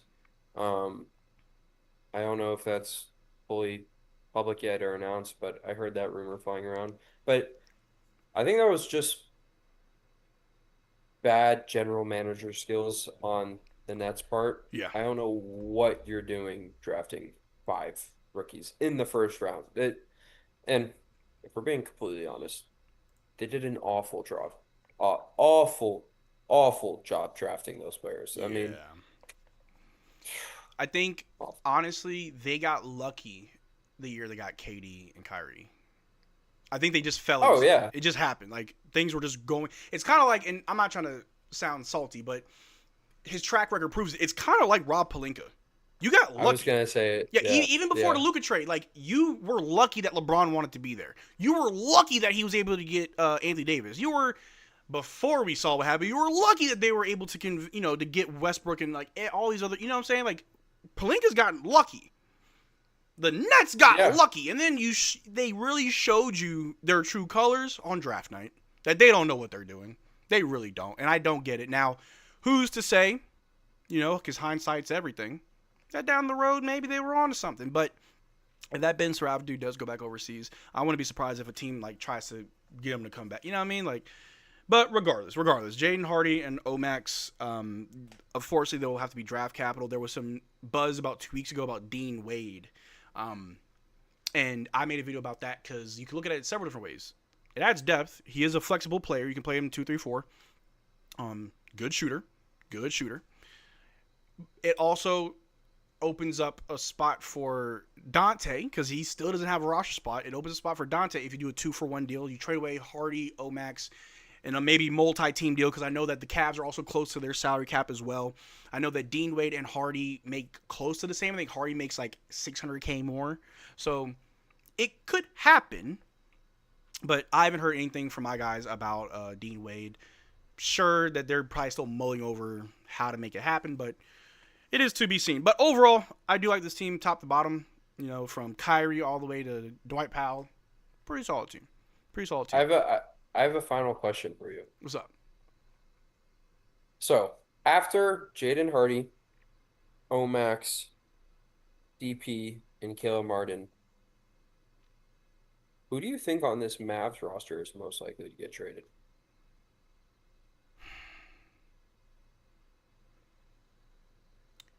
I got 2 answers for you because I feel like there's different reasons why a player might be most likely traded. I would say Omax positionally. No. I'm saying take those guys out.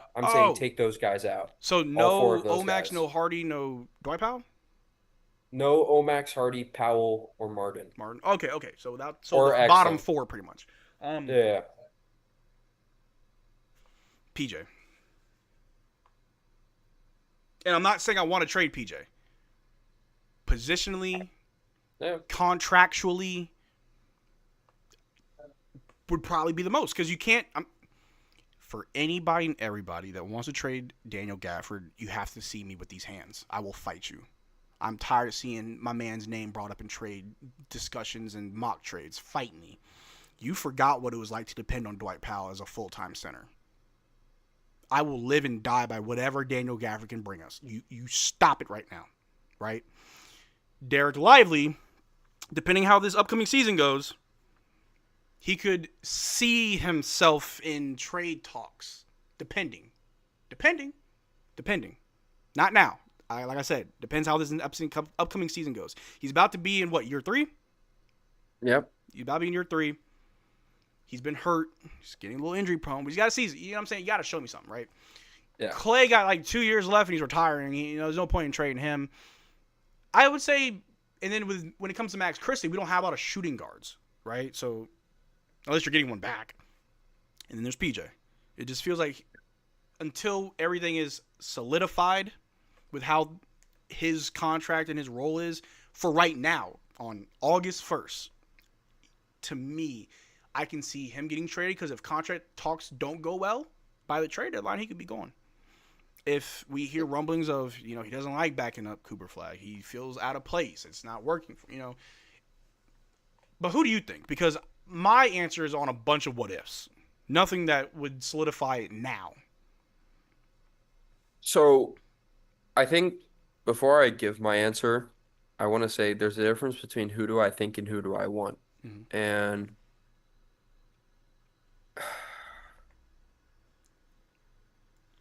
you and I have gone back and forth on this a lot. Here we go. And I'm very set on wanting Gaff to be on this roster 1,000%. And I've always been a very big fan of how Daniel Gafford plays basketball.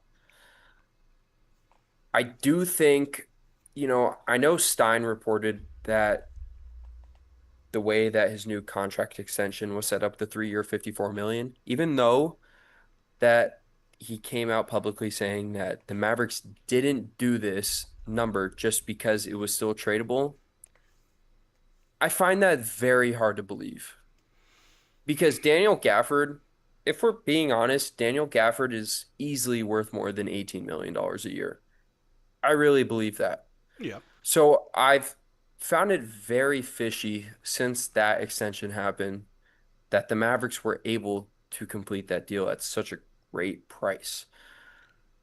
So who do I think would be the most tradable?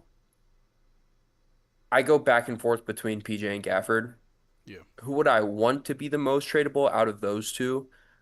I think if Nico Harrison and the Mavericks are firm believers in running this double big lineup, I think you have to prioritize Gafford over PJ. Yeah. I think you have to. And PJ Washington it is officially August. So this is the month that he is able at the end of the month to get a contract extension. I think the max he could get is 4-year, 89 million, which would be a great number in my opinion. Deserves it. So he does deserve it. I mean, he's been so much fun to watch since we got him to Dallas. He's been a huge plus for this team, bro. Like, I remember when we first got him, his offense really wasn't there, but I was like, but his defense though, like it's cool. His offense. You could just tell he was a click. Yeah, you could just tell he was a great fit. I mean, honestly, one of my favorite regular season games as a Mavericks fan was that OKC game right after the deadline when PJ and Gaff debuted together. That was just awesome. Like that was when we had that crazy comeback in the fourth, right? No. This was the blowout where we 30-pieced OKC. The comeback was Houston when we went to overtime and Dante's Inferno. God, that was such a good season, bro. Oh, that year was so good. So many memories, bro. Just pick one. Pick one. Like, that was such a good year. It was so fun. And then everything changed. This changes everything. Gosh. It changed everything. But we have so much to look forward to. We do. And I don't think either of those players get traded this year. I do think that if it isn't working out where PJ's coming off the bench and it's just obvious that he's not a fan of coming off the bench, he's not a fan of that 6-man role, there's a chance he gets traded at the deadline, but I don't see that happening. I think PJ's going to stay in Dallas for a really long time, and hopefully Daniel Gafford and Derrick Lively are very comfortable and understanding of, swapping minutes and not having to play 30 minutes per game, because if they're cool with that, that could be the best center duo in the NBA for years to come. So and I think we have a lot to look forward to with that. No, for sure. Yeah, I don't want to see PJ. I don't want to see anybody gone. But I think just going back to what you said about Gafford's contract, I think that leaves the door open so they're not handcuffed if something were to happen. And I wouldn't be surprised if PJ's extension, if it goes through and we see it, if that looks like it has the door open. And I think it's a precaution. And I haven't heard anything. I don't know anything. I'm just spitballing here. I think it's a precaution because of what happened last year with all the injuries, with all the uncertainties. Like, leave that door open in case you have to make a move, in case you have to make an adjustment, right? But also, nothing could happen. We don't know that. But no, yeah, it's the double big lineup of Gafford and Gafford and AD is a great lineup, and I think to make it work with Lively and AD, you got to space the floor with Lively. I truly do believe. But that rotation of just Lively Gafford is just amazing.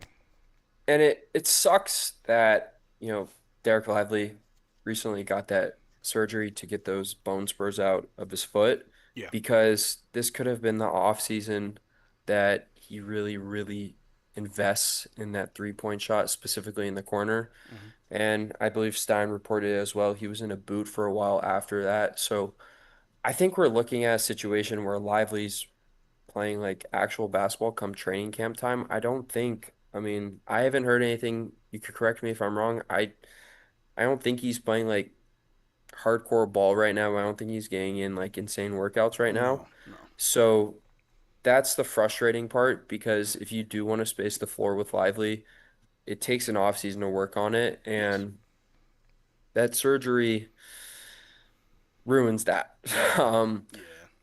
But we do know the potential's there for sure. Oh, yeah. And I think it's just something that the Mavericks are going to have to develop. I think I've been saying this since he got drafted, specifically even after the finals.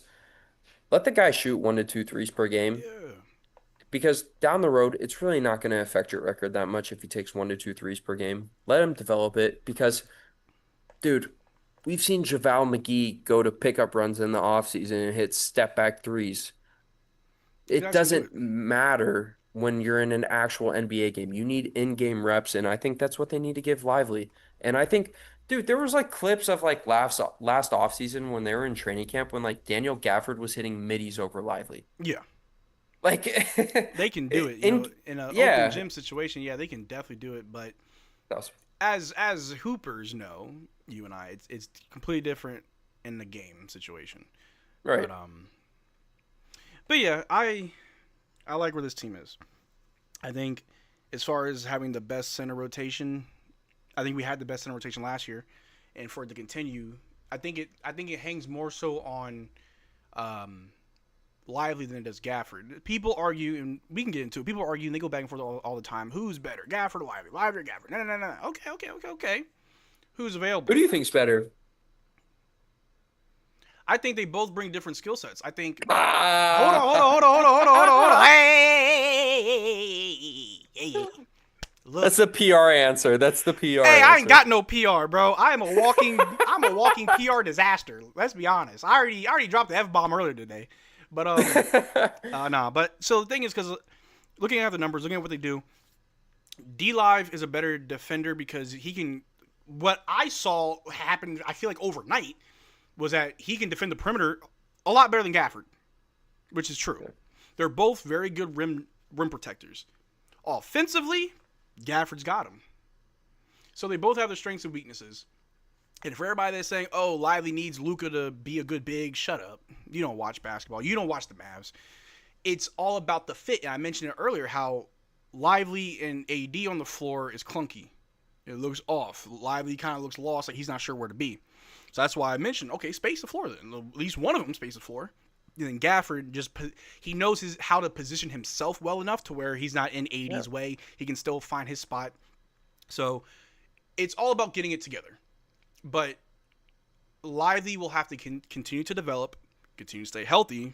You know, we can't control injuries. Now he chooses to be injured, but just being healthy and developing, making sure he can catch up and stay with Gafford, because there will come a time where it's the Lively show and not the Gafford show.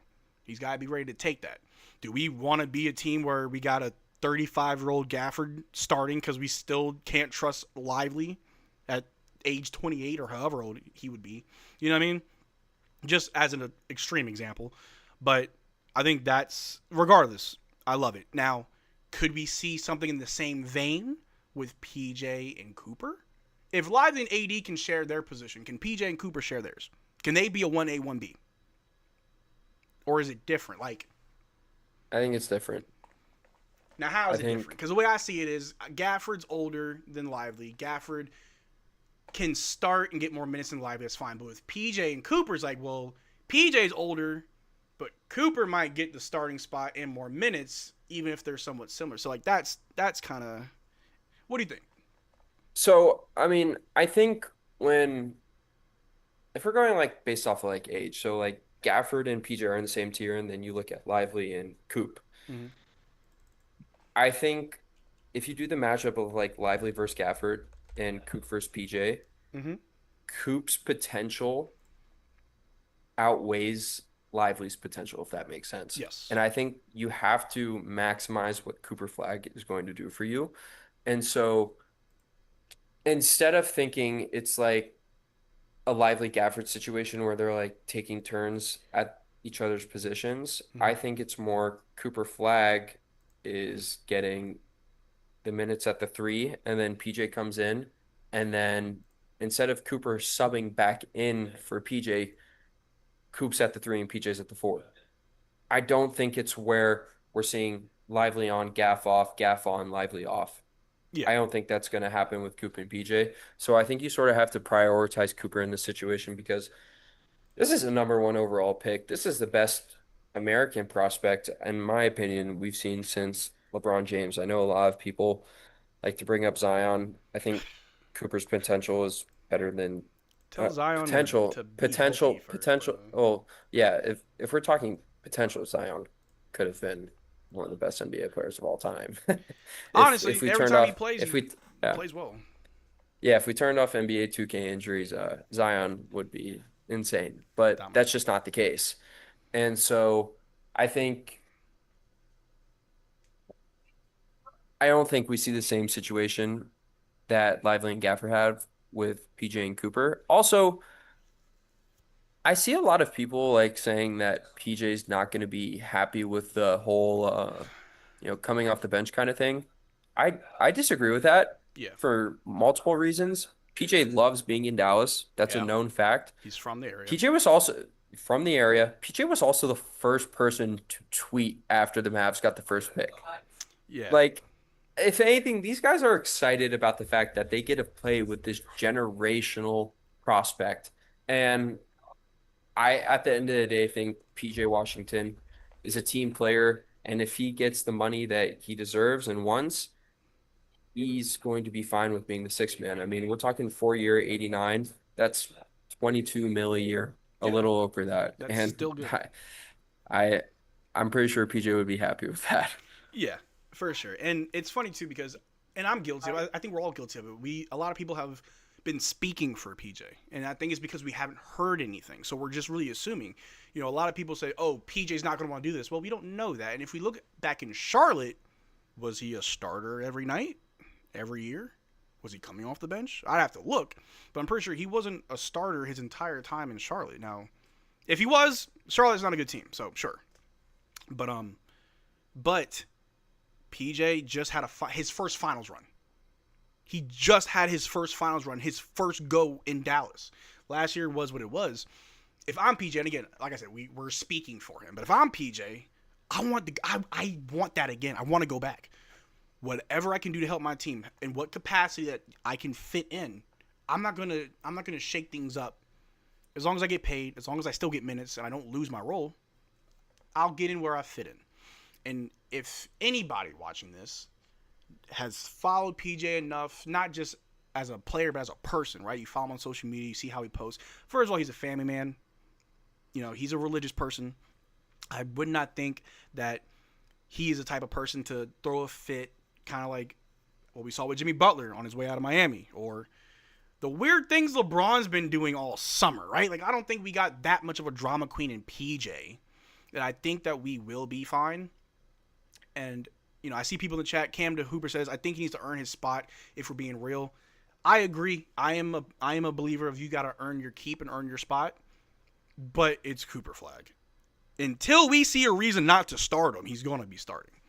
You know, but like what you said earlier, a rookie wall does exist. They're halfway through the season. We're probably going to have to put him to the bench. Depending, of course. We did see, and again, different situation. We did see in Derrick Lively's rookie year, Dwight Powell start the season over Derrick Lively. Yeah. I don't think that's the case just because of, I mean, I'm honestly shocked at how highly Jason Kidd has spoken about Cooper Flag, because Jason Kidd, I mean, for people who follow the Mavs, like, he's a very, very low-key, calm kind of guy that really doesn't get excited about too many things. No. He has been ecstatic about Cooper Flag, saying that he wants to pressure him, get him out of his comfort zone, and really push him. And I think in Summer League, he really exceeded his expectations. I mean, Coop even said after one game he was really tired because he was never used to taking the ball up like he was before. And I think, dude, like in 2 games, he had like 2 turnovers, 3 turnovers, which is just, 3 total. I mean, the guy's gonna earn his spot. Mm-hmm. For people who watched the episode, I had his hometown trainer, come on to the MFFL Nation show, and you know, he talked about Coop is just the kind of guy that can fit into any roster.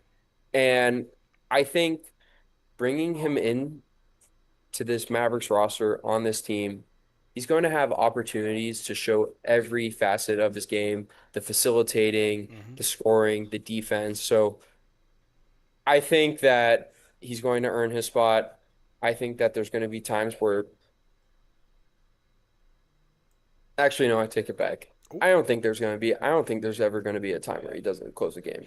I think he'll close the game consistently for the Mavs. Do you think there's going to be times where he is on the bench at the end of games? It depends on how the first 3 quarters looked. If it's a game where we're close to winning and Cooper's been shit in the bed, no. To the bench. Throw in PJ or Najee or whoever. But if it's like a close game and he's on one, of course. But I think also, and I'm segueing to another conversation I want to have, is this 2 timeline thing we got going on. And how I think it is a reality. Like, this can actually happen. And you're going to see us try to win games because in one timeline we're trying to compete or at least stay competitive. Another timeline where we need to develop these young players for the future. You can do both. And it truly does start with putting Cooper in uncomfortable situations. We want to win. We need to win. Here's a position or, a situation where you can help us win, and it's not your normal situation. You're developing new skill sets while helping us win. Two things can be true. We can do two things at once. It is possible. But will there be nights where Cooper doesn't close? Sure. And I think it's more so depending on what we need and who's hot and who's not. But in the general sense, I feel like he's going to be closing a lot of games. We've seen, people talk about these big lineups of Kyrie Irving, you got Klay Thompson. Oh, I'm sorry. No, Kyrie, Cooper, PJ, AD, Gafford. Like, that's a big five. That's a big starting five. Or, a big lineup where you can close a game with. Or, because we know, AD closing at the 5 and not the 4. We know that. So, yes, if there's any situation where he doesn't close games, it won't be because he's not playing well. Or it will be because he's not playing well. Kid's not going to bench Cooper while he's hot. That just wouldn't be smart. But one thing we do know for sure, Kid is a little bit old school when it comes to seniority. Because we saw him do that with Maxey, where we're like, why is he in? Why do you have this lineup right now? So it's funny that you bring that up. I have, and I unfortunately I can't say names, but I have a friend who has a sibling in the NBA. Oh. And yes, and they brought up the fact to me that a lot of these teams are very big, and you bring up seniority. A lot of these teams are really big on contracts, and they like to play the guys who are making the most money, despite of the fact if the vet minimum player deserves to be on the court even more. And that's an interesting thing with this whole Cooper thing, because Cooper's making the big bucks already. So I don't know if we can bring up the seniority factor too much in this situation. No, Cooper's too good. He's too good. Yeah. And the reason why I asked about him finishing games is, like you said, the first 3 quarters. Okay, if AD or Kyrie had a crap first 3 quarters, they're still closing the game because they're your star. That's where I'm asking. Proven. They're proven, right? They're proven. But I'm okay. Let's say Wemby was having a crap game his rookie year. He's still closing the game. I know it's a different roster, but I'm saying if Coops... I mean, I would just argue that with Wemby it's different because Wemby was the best player on his team. Cooper's not coming in being the best player on the team. He might be. We don't know. But right now, at least, Cooper's not coming in as the best player on the team. And I think that's what makes everything different, because when we look at the past, I'll just say the past 5 first-round picks, they went to bottom feeder teams. When was last time when was last time a number 1 pick went to a good team already? What was it? James Wiseman to the Warriors that one year, where they only got that pick because Steph broke his wrist and Draymond was faking being injured and Clay was rehabbing, you know what I mean? So it's like, not many times. 2 timeline approach. Huh? 2 timeline approach. Oh, the Warriors chose their timeline, and that was Steph. We're not doing 2. It's Steph. Help Steph now or leave. Like, that's what the Warriors do. But Cooper coming into the Mavericks right now, he's got the best start to his career out of everybody in the draft, because he's going to a team that is good. We're not leaning on Cooper to save us. We're not living or dying by the decisions made by Cooper Flag. And not to keep bringing him up, but with Luka, that's what it was. We were living or dying by Luka. Once when I'm not going to say his rookie year, although I do remember that corner 3 against the Trailblazers. I know we lost that game, but god dang, that was I'm going down memory lane. Let me stop. But it's not the same situation, right? Like, he's not a Trae Young. You're going to a crap team, and we need you to be our best player. And even though you are our best player, you suck. It's different. So, it's weird. But it's like, these are, like I've said on your channel, they're problems, but they're good problems to have. They're good problems to have. But I do want to address the chat real quick. TGK, shout out to TGK in the chat.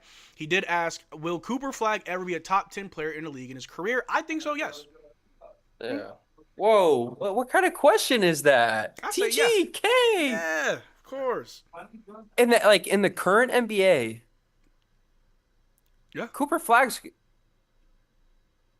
Come on, TGK. We got to run the ones after that question, man. We're talking about a guy who can be an MVP one day. Who was also giving him work as a high schooler against Team USA. We're talking about a guy who was the National Player of the Year as a freshman. Who should have been a senior in high school. And we're talking about ever being a top 10 player in the NBA? Come on, man. Yeah. Come on, TGK. Yeah, TGK do better. You're better than that. You're better than that, bro. No. I be tuning into the channel still. TGK got his new setup in the new crib and everything, man. It looks good. It looks great. It looks great. But that question right there sort of hurt me. He followed up by saying, let's say 5 years from now, the top 10 players would be Luka, SGA, Edwards, Halliburton, Tatum, Paolo, Maxey, Wemby, Cade, LaMelo. Is Flag going to be top 10? Now, I got a hot take. LaMelo Ball top 10? That's weird. He's got to leave Charlotte. He's got to leave Charlotte. That's a volcano take, brother. He's got to go somewhere else. Because I like LaMelo and I know he's good. He's got to go somewhere else. You're not being top 10 being in Charlotte. You may as well be on the Bobcats. Different team and the work ethic, I think.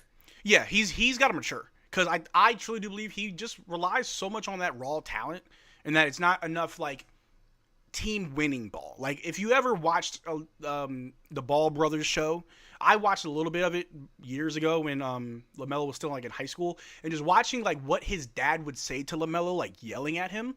Even though he was yelling at him, like, what he was saying was true. Like, you only care about yourself. You're not trying to win. You're trying to look good. You're like, you want all the shots. Like, yeah, you still have the same tendencies you had when you were in high school. You're just older now, and you are a good player. But I think he needs to leave Charlotte. As far as Halliburton, I love him. I think I'm low-key a Pacers fan, and part of it's because Rick Carlisle. I still got love for Rick. And I was really rooting for that team. I think it's interesting, though, because is Halliburton the best player on this team? Was it Pascal? Yeah. Or was Pascal the most consistent? You know what I'm saying? Like, it's just good team ball on that team. That's the thing. It's just good team ball. Paolo, I think, will definitely get it. Tyrese Maxey is a great player, and Philly is messing up. I said it years ago when I think this was the year after the bubble. The Raptors, it might have been a year or two after the bubble. The Raptors played Philly in the first round, and even though Philly won, I'm like, they don't need James Harden. They just need Maxey. Get James Harden out of there. Okay, cool. Even now, I'm like, Maxey needs to be your focal point. But I think it's the team may hold him back. 1,000%. You know, that could be a future Maverick if he wants to come back to Dallas. Hey, bro, I like Tyrese. I like Tyrese a lot. But TGK said, assuming LaMelo is mature by then sure, I think he could be. But I think also being a top 10 player in the next 5 to 6 years, think about the top 10 now and how old they will be and like how well will their game translate over time. Like who's already hitting their peak, who's on the decline, you know? It's a lot of factors.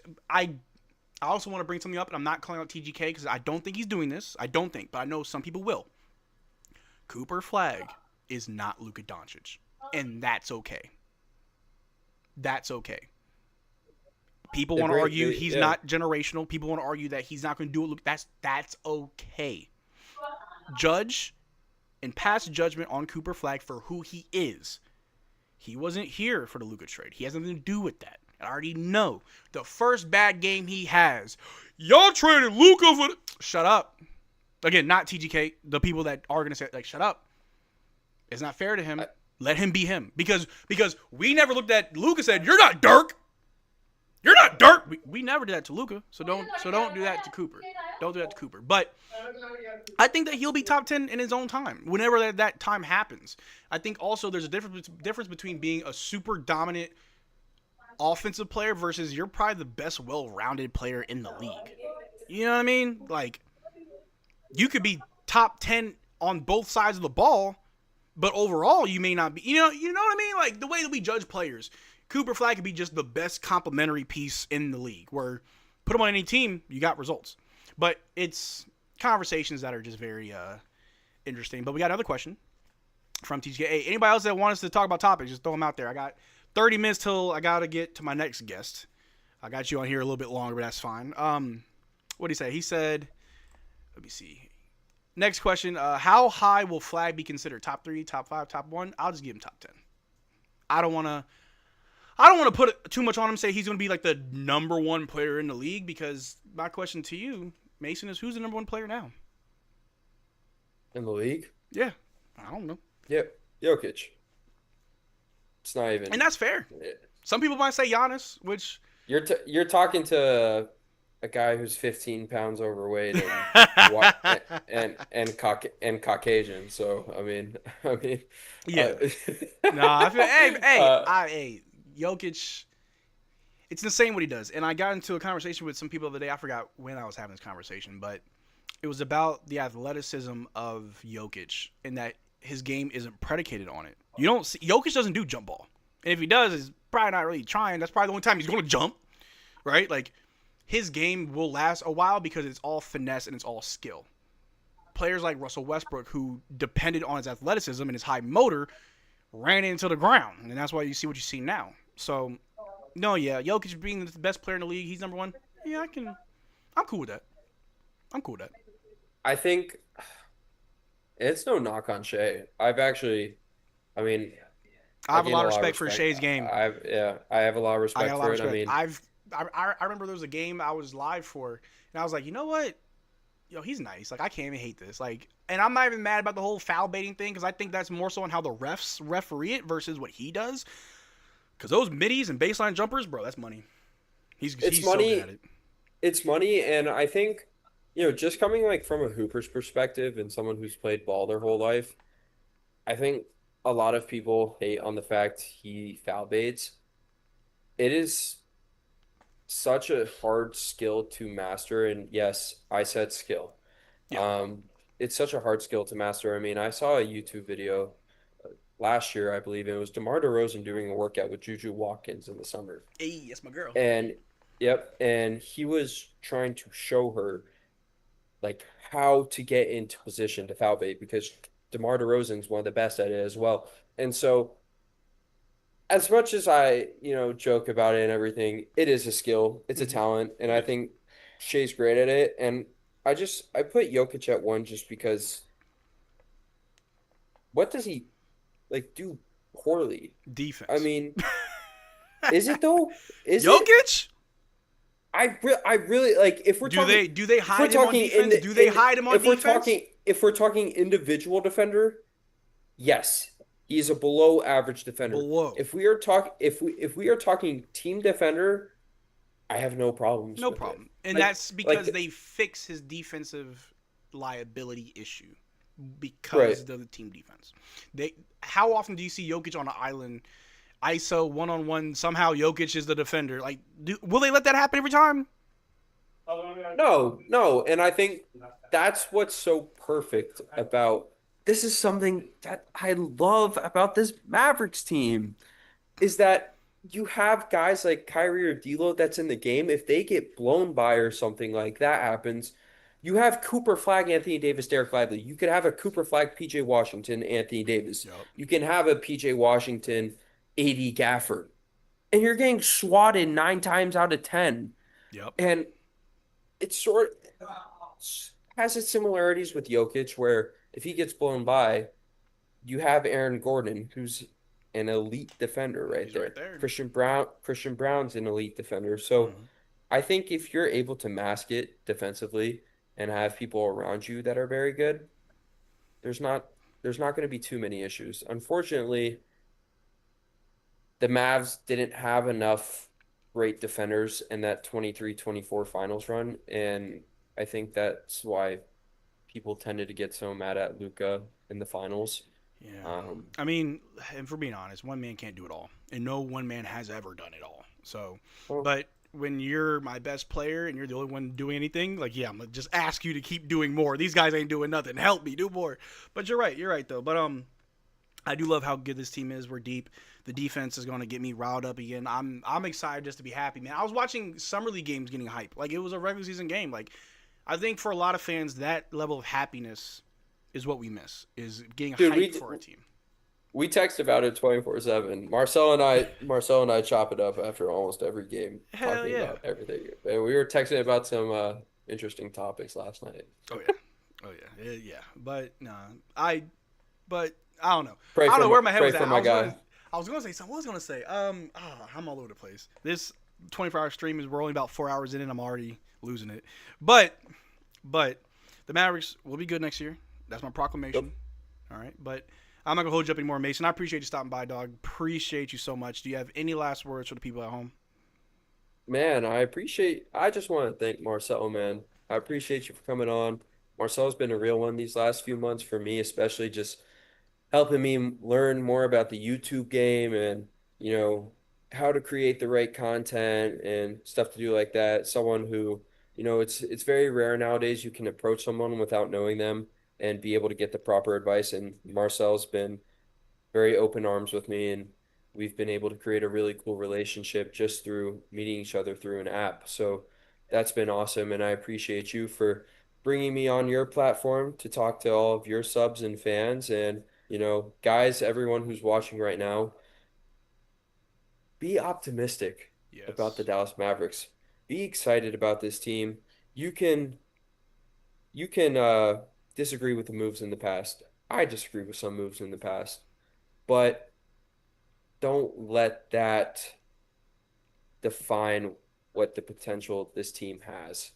Be excited for a healthy AD coming into next season. Be excited for Cooper Flag, a generational prospect.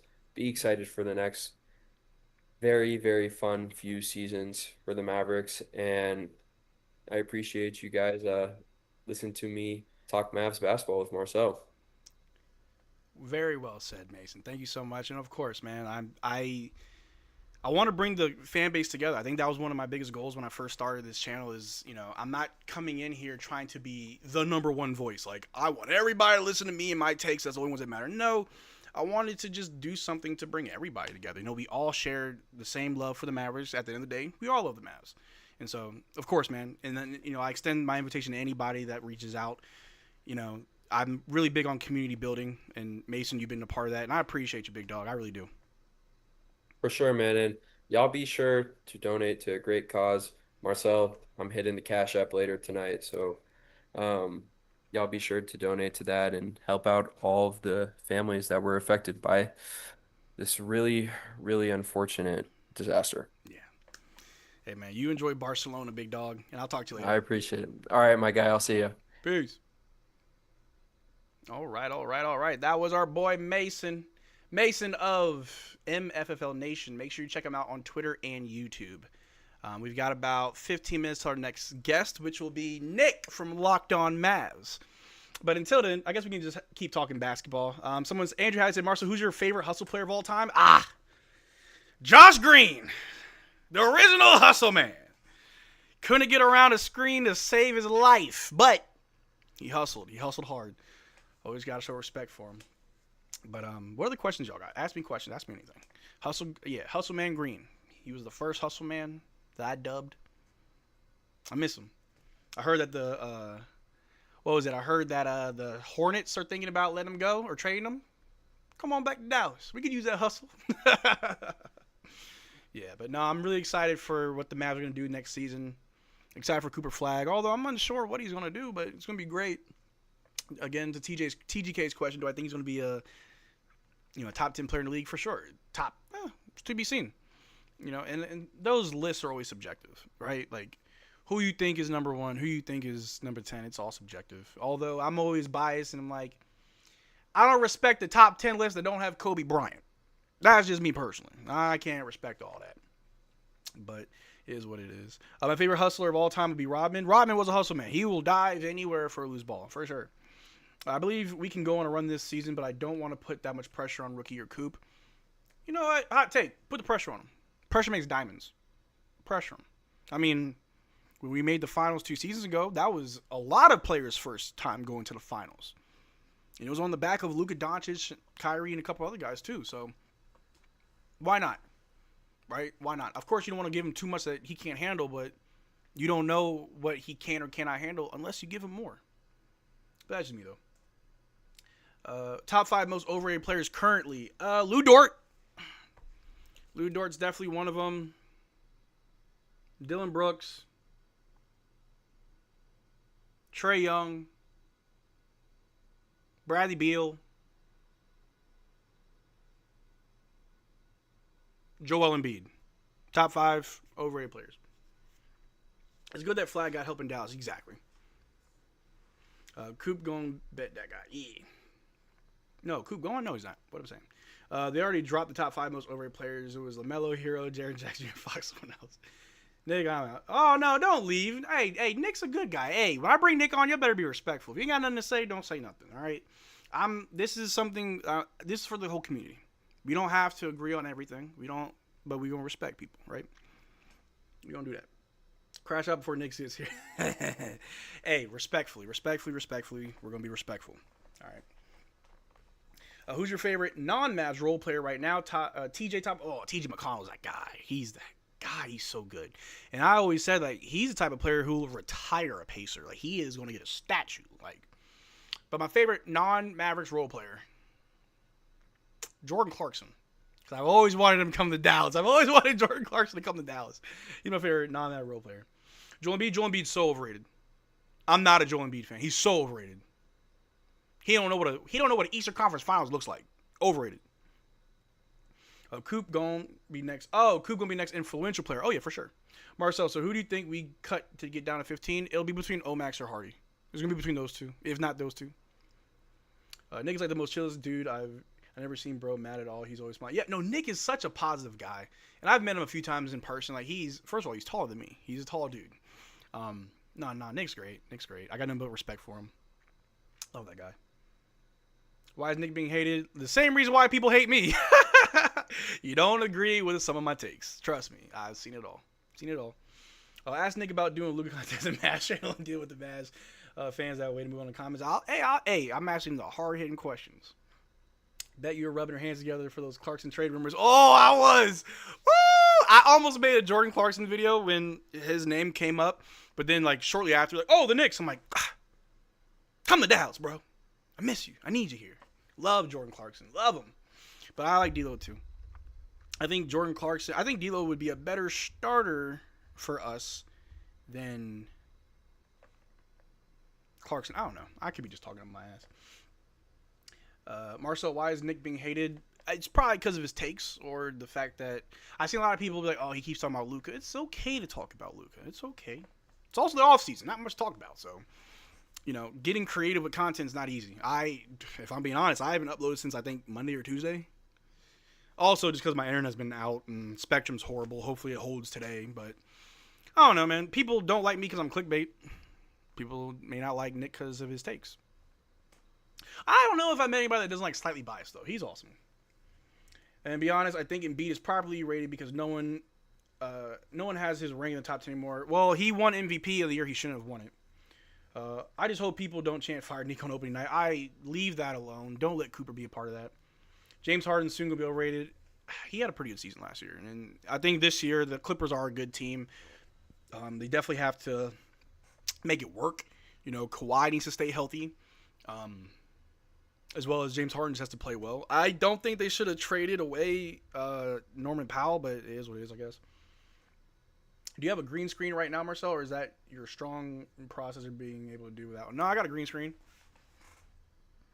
Let me just pull the veil back and show you. Yeah, I got a green screen.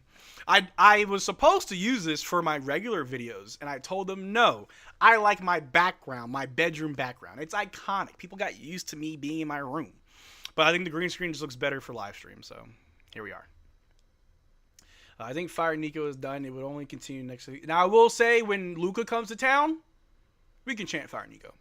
When Luka comes to Dallas, we got to show him love. Show him nothing but love every single time. When we played the Lakers in Dallas after the trade, I was like, I allow all of this. This is okay.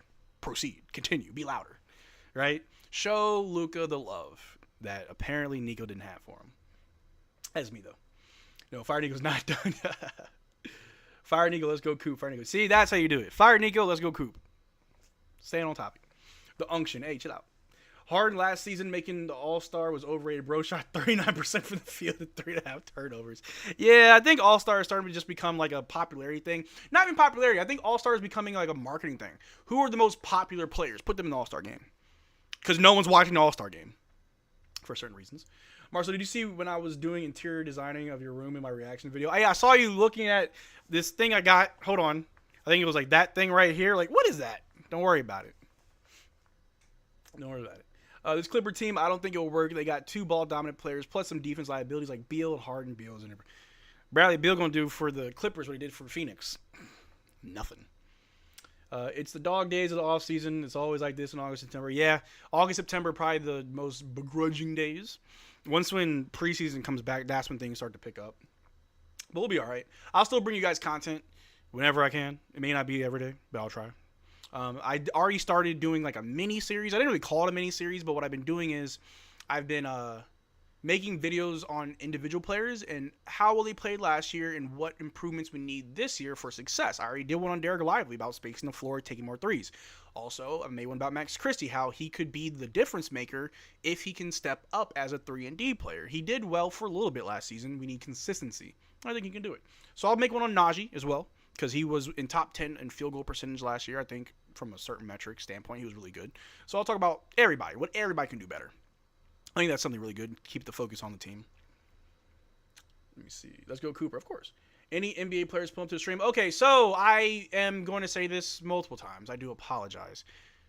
Daniel Gafford will not be coming through. I got a message while I had Mason on MFL Nation.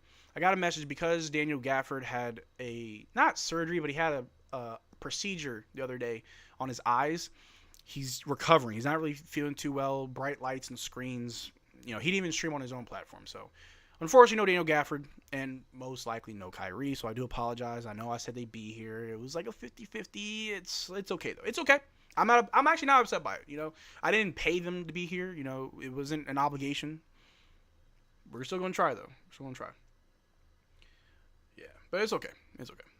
I do apologize. I wasn't trying to, debate you guys. I've got messages that show it was in the works. You saw how they have Spurs having a better record than the Mavs? Yeah, it's so disrespectful. So disrespectful. I'm hoping we can get Kyrie at least. I hope so. I don't know. I'm sorry, y'all. If y'all are disappointed, I was really excited for him to be here. Even if it was for 30 seconds to say, hey, what's up? I'm out. It is what it is. I saw a video Hardy was working on this summer. That's a good sign. Yeah, hey, Jaden Hardy. Do better.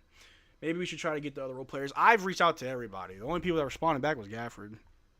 But it's okay. We're still going to have a good stream regardless. It is what it is. But let me get this set up for my next guest because I forgot to send the link. Dun, dun, dun, dun.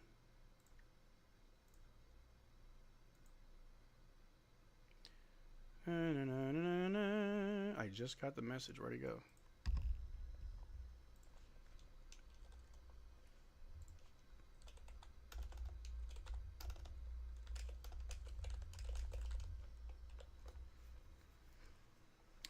We're going to get our next guest set up quite proper-like. Let me move this over.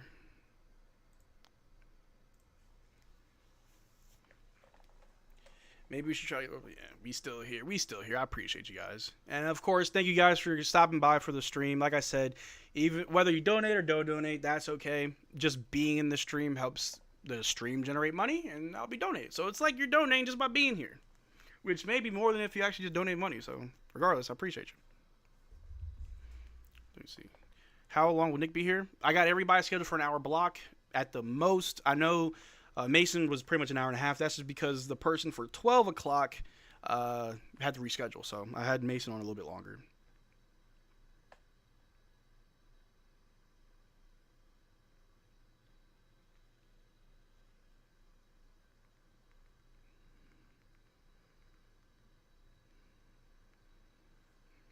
Let me get everything set up for Nick real quick.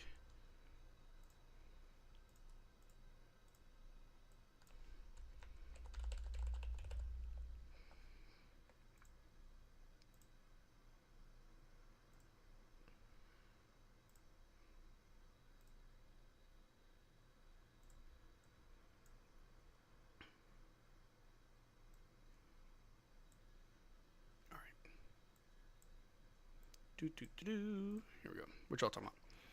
However long you want. However long you want. Up to an hour, yeah. Well, I'll be back in an hour. Hey, y'all be nice. Y'all be respectful. Get Dwight Powell on the stream. Bro, I feel like Dwight Powell's probably the hardest person to get in touch with, bro. I swear. Because I've tried many times to get in touch with Dwight Powell. Impossible. I don't know what Dwight Powell does in his free time. Although I feel like whenever the Mavericks have to like send a player to an event, I feel like it's always Dwight Powell. Like he's always there, which is awesome. Dwight Powell's a great guy.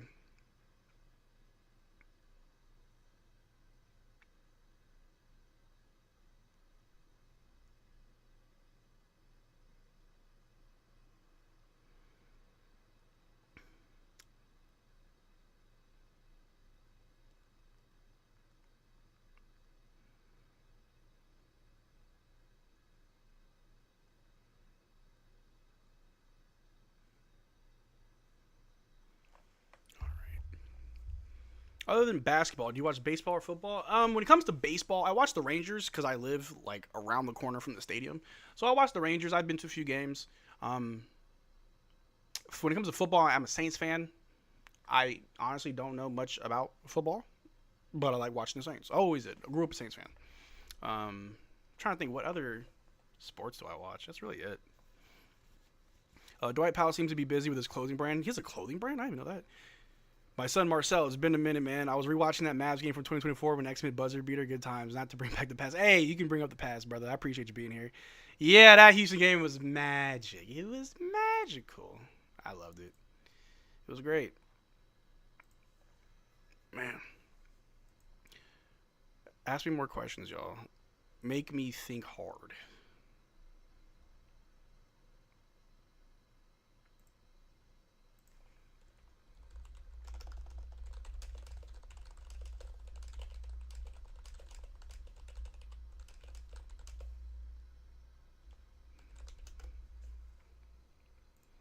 Trying to schedule all of this. I appreciate everybody that's been patient with me. It's only my second time doing this. W. Dwight Powell, build a statue for him. I've been saying that for I don't know how long. But how's everybody doing, man? What y'all doing this Friday? Y'all got plans for the weekend? Zombie sleep.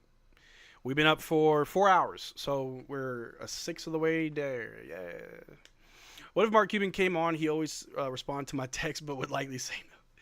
Hey, if you can reach Mark Cuban, tell him about it. I would love Mark Cuban to come by and talk. I know his birthday was yesterday. That'd be a cool birthday present to him for me, you know? I don't know. I was going to DM on Twitter, but I don't think his DMs are, like, open. If you can talk to Mark Cuban, I'd say, hey, we're doing this. It'd be dope.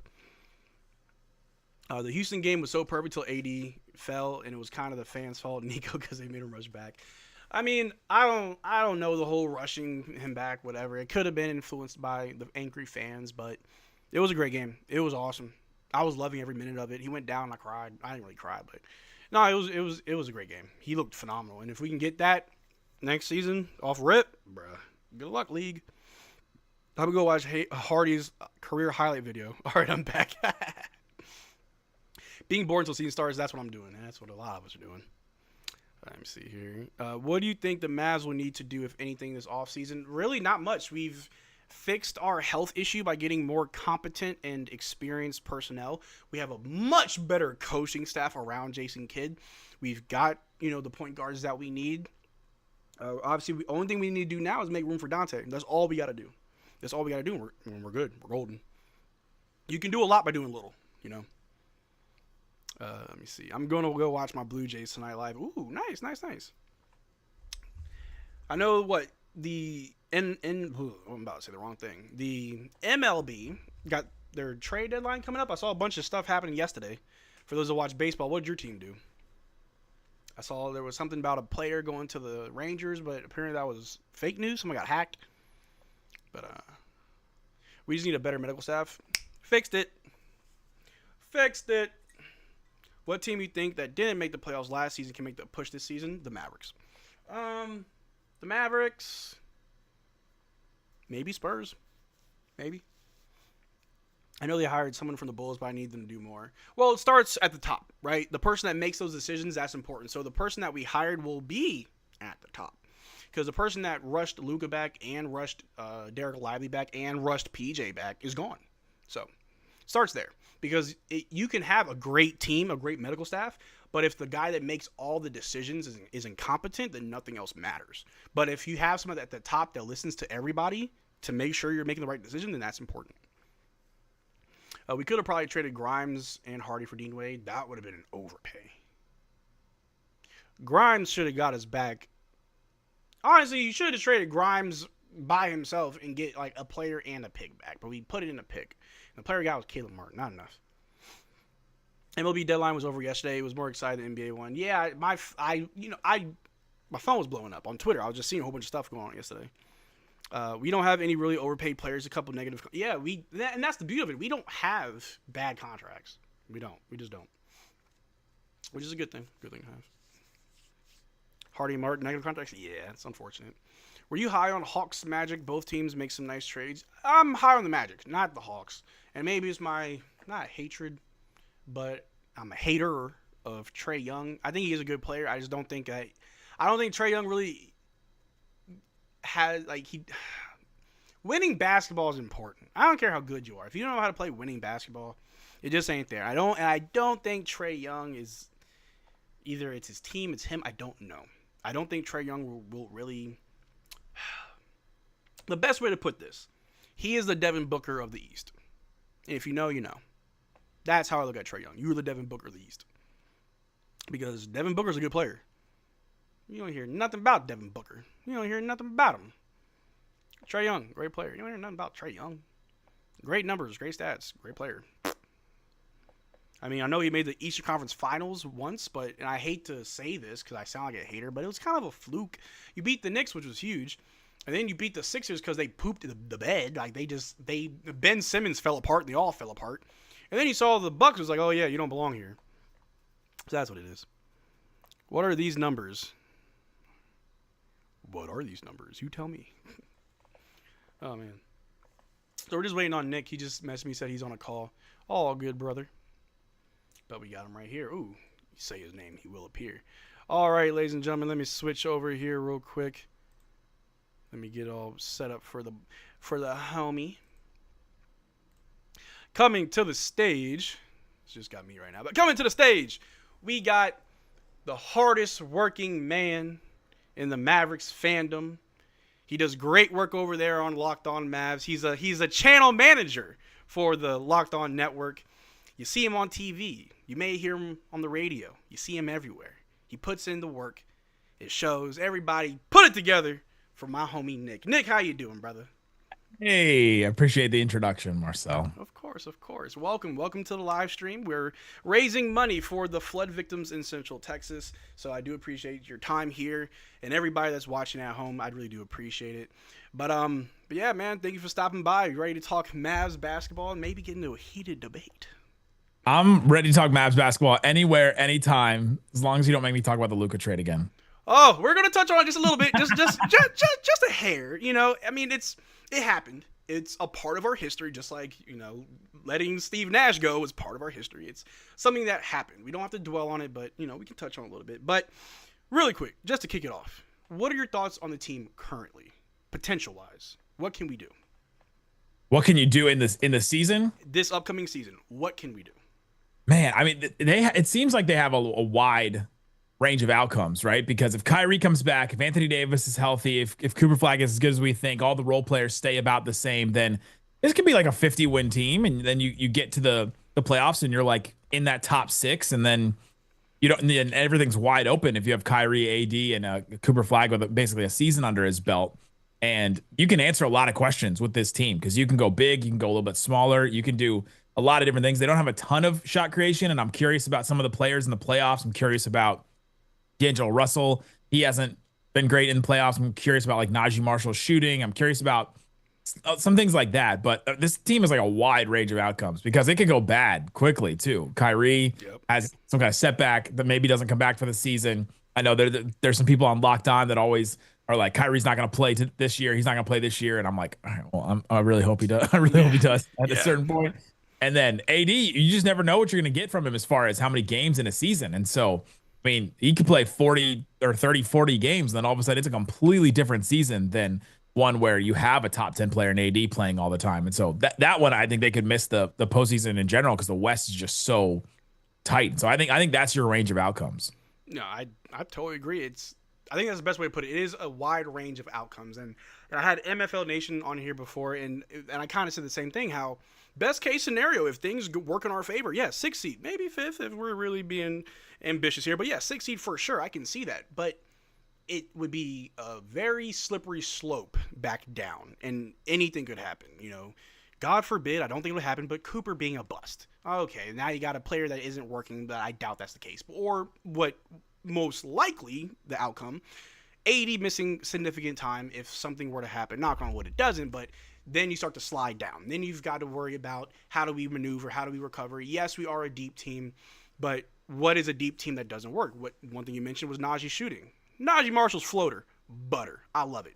The three-point shooting, though, it regressed a bit. It wasn't really there, or we saw it in like just spurts, really, right?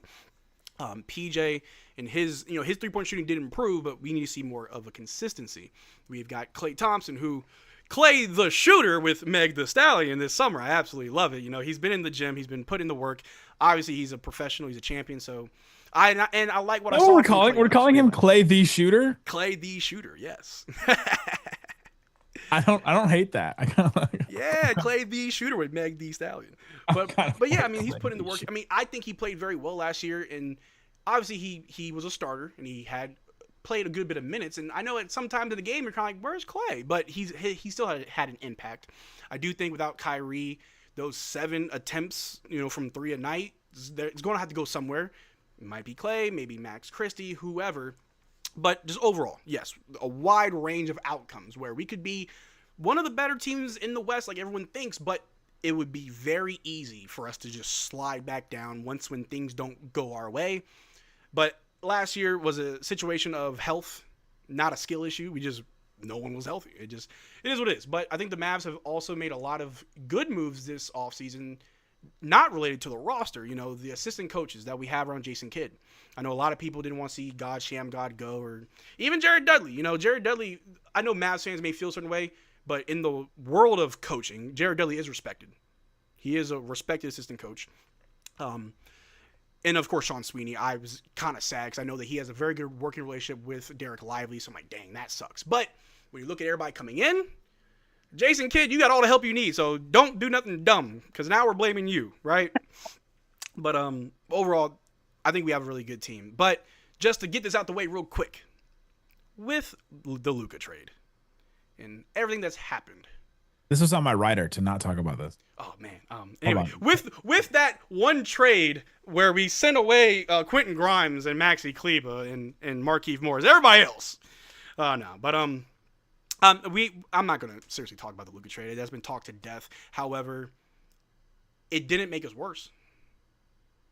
The Luka trade didn't make the Mavs worse? I mean, overall, we're not abysmally god-awful, living the lottery awful. It did make things more volatile. There are question marks on what we can do now because you did move from a heliocentric style of play to a more team ball. You have the personnel for it, for sure, but we haven't seen it really work in practice because of all of our injuries, obviously. The factors in it didn't make them worse. There's so many, because what we saw on the court was without Kyrie, basically. A lot of it without Anthony Davis. He played like 9 games for the Mavs. We don't really know what a Mavs with Anthony Davis team looks like right now. And so you have that factor. And then if you're looking at the team right now, that team right now has Cooper Flag on it. That has nothing to do with the Luka trade, except for the fact that they lost enough games in order to get to that one spot. And so that's another factor that you can't really add into this equation. I think the team is on paper as good as the team before, but the problem with the on paper thing is that sometimes it just works together better. Yeah. You look at Anthony Davis compared to Luka, and you're looking at, all right, well, here's a top 3 player compared to a top 10, top 15 player. Mm-hmm. Well, that gap may not seem that big until you get on the court and realize that maybe Luka Doncic's all-time offense and making a top 10 offense out of anything is better than Anthony Davis is making a top 10 defense out of anything, right? Like, you compare it that way. So I don't know. Without Luka, I do think that the team is not as good. But then there's too many factors. There's a lot. Because Anthony Davis has played less games than Luka. Luka's missed time for injury recently too. And so if Luka's injury thing continues, that calf continues to be a problem. Even though he's he's svelte and he's like feeling good about himself, and he's out there in Men's Health, and he's doing the PR tour right now. Like, yeah. If if dropping the weight doesn't fix the injury issue that he dealt with, then maybe I can be with you, because not having Luka and not having AD, you're like, all right, well, who's going to play more? Basically, that may be the deciding factor on who's better. For sure. I mean, the team has changed, and I'm not even speaking about the Luka trade. I'd say prior to Luka trade, that finals team that we had, it was amazing. That year was awesome. It was magical. Although we didn't win the finals, like that whole year was just awesome. And even the years prior, when we dog walked the Jazz, when we dog walked the Suns, like this team has transformed so many times over the last few seasons, and I don't think enough fans really picked up on it. And even this year, we've still transformed, trying to get that formula right. And I want to hear your thoughts on how does Cooper fit our current formula? Because obviously, and I think everybody should keep this in mind, Cooper is not Luka. Not the same person, not the same player, not the same play style. But he still brings something, and I want to hear your thoughts on how does that fit with what we're doing. They're comparable in the same way that it's what I bring to this show. I'm just white and large. That's all. That's what they bring. That's what I bring to this show. Oh, man. They're very different. But what Cooper brings to this team right now is that he can fit in anywhere. You can plug him into anything. Like I go back to one of the comments Cooper's dad made at the draft. He's like, all right, we got this team, and our guy can fit in anywhere and make anybody better. Yep. Which is really funny for me to hear his dad say our guy. Our guy. His son. Like his son. But he can fit in anywhere. Like, he can handle the ball. They asked him they needed somebody at Duke to handle the ball and to run pick and rolls, and he ran 300 possessions in the pick and roll where he had the ball in his hands. And so that's what they decided for that team that he needed to be. Same thing happened when he played for this main AAU team where he had to run with the ball in his hands. But I think he's best as a secondary guy where D'Angelo Russell has the ball. Cooper Flag's doing stuff off the ball. He's setting screens. He's picking and popping. He's doing all kinds of different things like that. Like on offense, I think that's where he can be awesome as a connector, as a passer. He's, I don't know if you heard Zach Lowe recently talk about him. He's way ahead of everybody you're thinking of at 18 as a passer. And that to me shows a lot about knowledge and shows a lot about game IQ and all that kind of stuff. And so that side of the ball, he's gonna bring people together. He can do pretty much anything on the offensive end. It's just I'm interested to see which traits of his pop immediately in the NBA on offense. But then on defense, he's better than on offense. He can defend the rim really well. He's long. He's quick. He can do all kinds of things. And so I think he's only additive to what this team does. It just depends on where Jason Kidd's going to plug him in. And because of the way the roster's set up, we're now debating whether Jason Kidd was serious about starting Cooper Flag, PJ Washington, AD, Lively, along with a D'Angelo Russell, going with the super big lineup, because that maybe pushes Cooper out of his natural position or his comfort zone a little bit there, and maybe that's what's best for him. But I mean, him as a 3, Cooper as a 3, Cooper as a 4, defending wings, defending forwards, he's gonna be awesome. He's gonna be awesome right away, I think.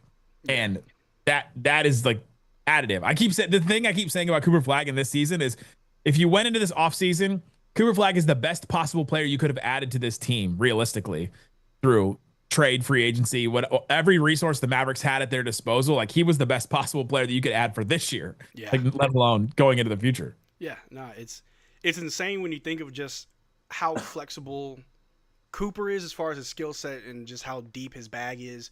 Like you said, 2, 3, 4. I mean, bringing the ball down, it's going to be interesting to see all that he can do, because I feel like we're not, even after his rookie year, I don't think we've seen it all. I feel like there's always going to be more to see with him, because he's just so intriguing. But I think it fits the Mavs well because of how flexible everyone else is. I mean, Najee Marshall can play the 1 through 3. He's a very flexible plug-and-play player. We've got others as well. I mean, obviously AD prefers the 4. We'll see him probably close at the 5, obviously. And things like that are what's going to make this team stand out this upcoming season. But do you think having Cooper bring the ball down, we've heard Jason Kidd say, I want to put him in uncomfortable, situations. Obviously it's to develop him, but also he does have some strengths in those areas, just want to polish it. Do you think it's asking too much of him, or is that exactly what we need to do for Cooper Flag? He's the youngest player in his draft, arguably the best player in his draft. And to really get the most out of him, should we be doing that from day one? Yeah, I don't think you can ask too much of Cooper Flag. Like I think you could put the pressure on him in a way to create and to have the ball in his hands and do all that. But I think he wants it, right? Like go back to that story that came out recently from Spotrac where somebody told him that Cooper Flag after game 2 was like, I want to play game 3 of Summer League to show that game 2 wasn't a fluke, right? Like he wants it. Like he wants to prove it. He wants to show it. He took the 20 shots because he went out there and they told him, you should go out there and be aggressive, take those shots and go and do all that. And he went and did it. Like he'll take it on. He will be the one that wants to show and prove that he can do it and wants to be able to show that he can have the ball in his hands. And so I think go for it, man. Like ask for it. The question is going to be, is how effective is it going to be for the Mavericks? And I don't necessarily care. I think his development is more important than this next year's results or like expectation or meeting expectations for this team, because you may not get Kyrie until March, maybe right till the playoffs. And so I'd rather put everything into Cooper Flag getting better this year so that next year when Kyrie is back, all right, that's the push. That's the year where you're like, all right, now there are expectations. Now we've got Cooper with a full year under his belt. I do want them to make the playoffs this year and be in a playoff series because I want Cooper to have that experience. Yeah. But I don't think that's a life and death scenario for them. That's like, it's not a good all or nothing. Like, all right, we bust if it doesn't happen. Yeah.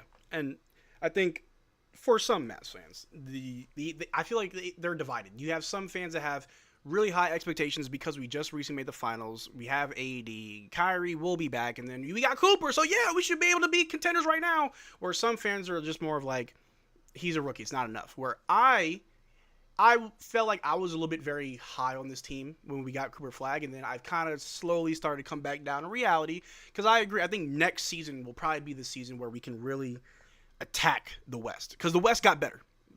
The East sucks. The East is like, raise your hand if you want to make the playoffs, really. Like, that's what the East looks like. Like, who wants to be there? But the West, like, everybody's getting bigger. They're getting better. I don't think we fell behind that much, because obviously last year was a health issue, not a skill issue. But I do believe that next season will be our season to strike, when Cooper Flag has a year under his belt, when Kyrie will be fully healthy for the start of the season, when the whole team is ready to go. That's when I think we'll really see some real good play from the Mavericks. And just good luck. Overall, good luck. Enough of this weird Jimmy Butler illness that ran through the locker room and everyone's ankles just falling apart, you know.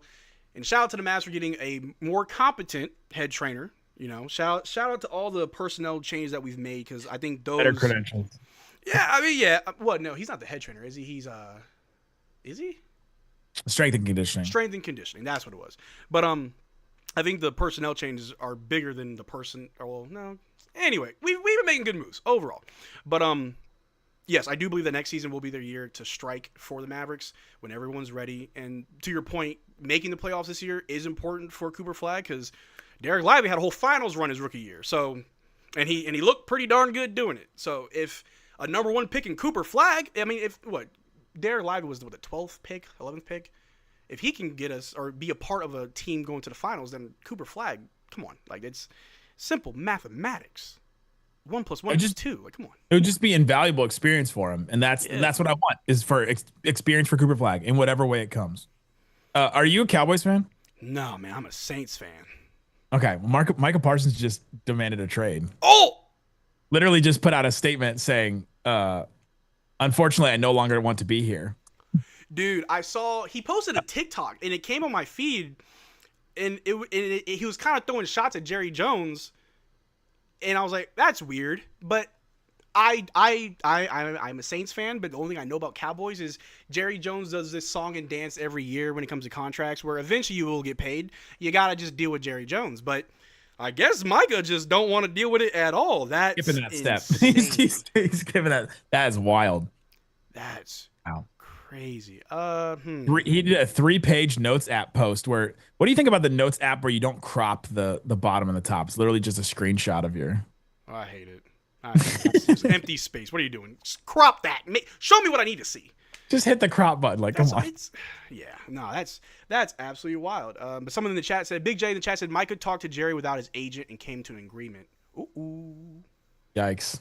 Well, yikes. I mean, Micah can get you somebody good, right? It depends on who has the leverage. And in the NFL, the trades are the trades never make any sense to me. It's like, the best defensive player in the league is traded for a 3rd round pick, and you're like, wait, what? Like, what? Yeah, who wins? What?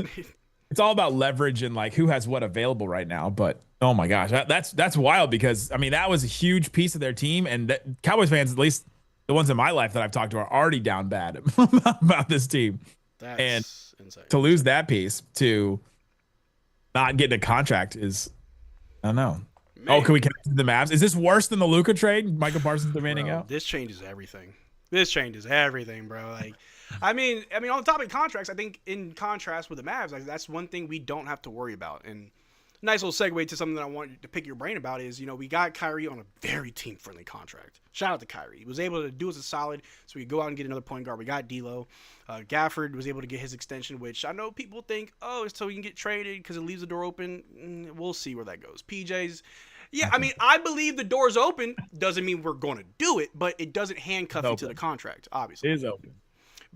And I wouldn't be surprised if the same thing is for PJ if and when his extension, because it'll happen sometime this month, so that could also happen. But Quentin Grimes, when we traded away Quentin Grimes, I was upset, especially for the return, because it didn't make sense to me. Hindsight's 2020. I ain't giving nobody credit for nothing, but the one thing we don't have to worry about are contract issues. Now, Quentin Grimes winning $25 million a year, is it warranted? Does he deserve it? Yeah, he balled out for the Sixers. He wasn't getting $25 million a year here. But I wanted to ask you, if we don't trade for Quentin Grimes, what does that look like for us? Does he do us a solid? Does he walk for nothing? Oh, I just listened to Locked On Sixers today, part of my job, but I was listening to them talk about Quentin Grimes. He's not getting $25 million a year from them. So, like, I don't know where he's going to get it from if he thinks he's going to get $25 million. But, yeah, I mean, the Mavs probably saw that this is where the negotiation was going to go. I also don't think that he would have played as well as he did for the Sixers to try and ask for that level of a price. Yeah. But the way that it's all working out, and then getting Cooper Flag changed everything. Like that literally took you from the 11th pick makes like $5 million. Cooper Flag makes $13.8 million the first year. So that took away a lot of the extra spending that you could have used on like a Quentin Grimes type contract. Yeah. That, all right. Well, I'd rather have Cooper Flag than pay. Oh yeah, I'm totally fine with where we are now. Get the deals done that they did, then have Quentin Grimes. I didn't like the trade at the time. I still don't like it because you got rid of a talent. Yeah, could have really used him right now, and could have used him at the end of last season, and maybe things would have gone better. But again, it all ended up working out because you got Cooper Flag, or whatever levers Adam Silver had to pull for the Mavs. But I don't think Quentin Grimes is getting his $20 million a year deal. I think he'll land with something. I think all these restricted guys are just stuck.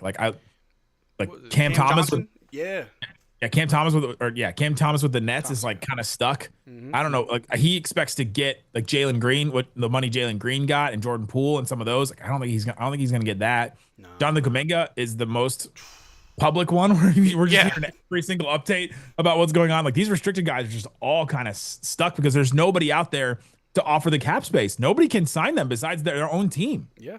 And it's very interesting because a lot of people hate CJ McCollum for the current, salary cap rules, the CBA, all that stuff. But if we're being honest, we've gotten a different NBA champion over the last 7 years, and maybe it's because of that. And I'm in favor of parity. I love seeing dynasties. It's fun for a while, but parity, you're really seeing just how dynamic the NBA can be when a different team is winning, when your roster construction matters so much more because of money and salary. What can you do? And it really does suck because, correct me if I'm wrong, I think Kevin Durant had gotten a new contract in Houston. James Harden took a pay cut. And I think Bradley Beal or someone else took another pay cut as well. So some players get it. I want to win. I want to be competitive. I got to take less money, sure. Now they've also been in the NBA for a few years, so they've made their money. Whereas Jonathan Kuminga, Cam Thomas, and these other restricted guys who want to get paid, they want their payday. Quentin Grimes as well, but it's like they're not getting it. They're not getting it, and it's like you are good. Like you're all great players. Jonathan Kuminga, Quentin Grimes, Cam Thomas. Like you guys are good. You need to understand if you want to get paid like that, you're probably not going to be where you want to be. Like whoever can afford you, the Wizards, they got a lot of expiring contracts. Next year, the Wizards should be able to afford anybody. Go to Washington if you really want to. But I'm very grateful that the Mavs don't have to worry about contracts right now. Like, that's the least of our problems. The only thing we really got is, how do we make room for Dante? And Nick, I'd like you to kind of tell me how that's going to go, because we got to find room for him. I mean, we offered him a contract, so it's going to happen. He's going to have a spot, but how does that go? Yeah, there's going to have to be some kind of move, right? Either a 2-for-1 trade or a dump of somebody, right? So I think it's probably going to be Omax. Yep. He's only got the 1 year left and then a team option the year after. Hardy would make more sense to me. He's got $6 million this year, $6 million the year after that, and then a $6 million team option after that. Because I think I would still trust that Omax can grow into something more than I would trust Hardy at this point. I think we've seen enough from Hardy at this point, even though he's putting out those runs, those summer runs, and I don't know, he's tempting people again. He's like, oh man, is that time of the year? Is that time of summer? Excited about Jaden Hardy again. Yep.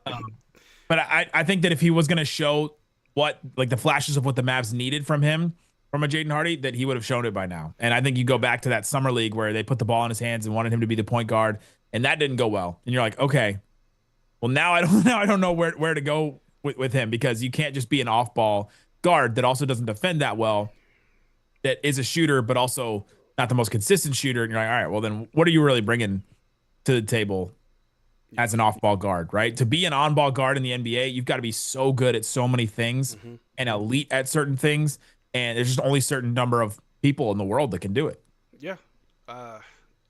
I think I want to say it was before the season started last year. I said the two players that got to show me something or I'm kind of out on them, and the two players were Jaden Hardy and Omax. And I wasn't trying to just be harder on the young guys, but like, let me see some development. And, you know, after this season, Jaden Hardy still looks like rookie Jaden Hardy, maybe even worse. You know, I understand, you know, we want to give you more responsibilities. We want to give you more of an opportunity, but you have to meet us somewhere. And Jaden Hardy is good for at least 1 or 2 and 1 fouls a game. He will commit an and 1 foul, and it drives me insane. The defense isn't there.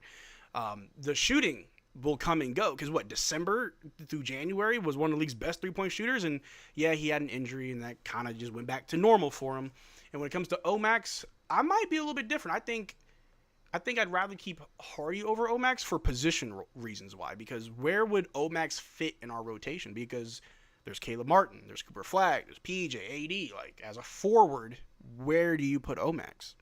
Nowhere. I mean, he doesn't fit in this rotation. I'm thinking about long term, and if I'm looking at these two players, I'm thinking about 2-3 years from now when the AD Kyrie era is maybe over, and you're like, all right, well, now we need somebody to fill in the gaps after those guys are done. Yeah. All right, I'd rather bet on Omax than I would bet on Jaden Hardy at this point. And that's fair. And that's fair too. More about talent than it is. Yeah, and I don't know how many Texas Legends games you've gone to. I've gone to a few over the last few years.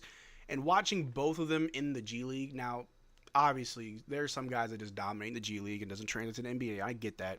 But whenever Jaden Hardy was on the Legends, like, he's the best player on the floor. Like, he looks like the greatest scorer you've ever seen.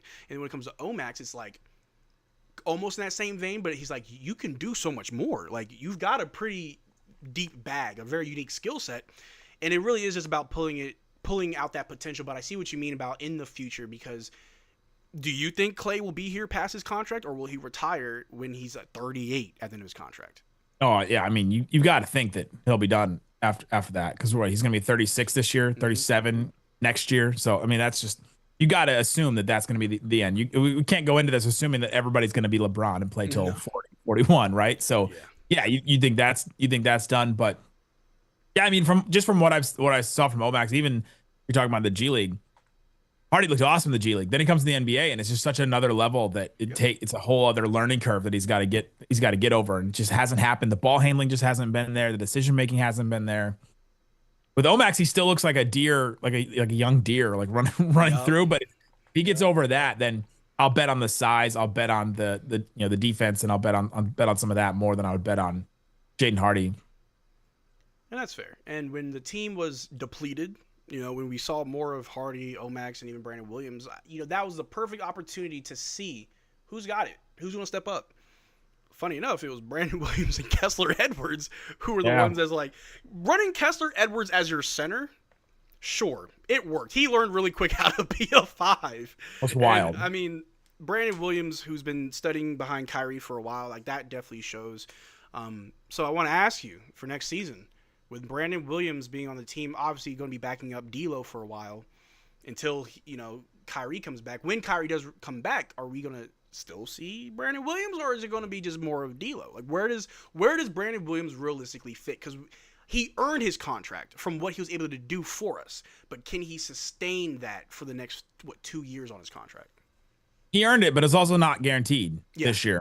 And so that's another thing. That's another thing we actually haven't even really mentioned. None of us have really mentioned is that they could just waive Brandon Williams to make room for Exum. Yeah. Doesn't really make a lot, like that wouldn't really make any sense to me to do that because of what Brandon Williams showed last year. But that, I guess that would technically be on the table. But to me, I think sadly, Exum slides in ahead of Brandon Williams. And so I think it's D'Angelo Russell, then Exum. And then when Kyrie comes back, I think Brandon Williams is pushed back down to basically like essentially a two-way guy, right? Yeah. Where he's just break glass in case of emergency type player, which is unfair to him a little bit. But the Mavs have expectations, and they do have a pretty deep team. And so to try and make your way through it is going to be difficult. But I think he'll get some opportunity early in the year for sure, because somebody will get hurt, something will happen. Maybe Exum's 3-point shooting isn't coming along the way it has in the last couple of years or something. And then all of a sudden Brandon Williams will get some time, so he'll get an opportunity for sure. For sure. And man, the beauty of having such a deep team, we just saw in the finals the Thunder and the Pacers go at it, and I mentioned this with MFL Nation how both, like, typically in playoff basketball you go 7-8 deep. You don't go that deep. You trust what you have.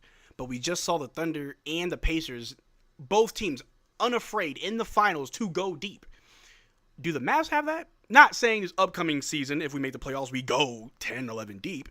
But next year, when the team is more along, do we have the personnel to go deep? Because in our most recent finals run, we could barely go deep. We could barely trust the sixth man off the bench. So are we there yet to where, regardless of the regular season, the playoffs, are we deep enough for the playoffs as a team?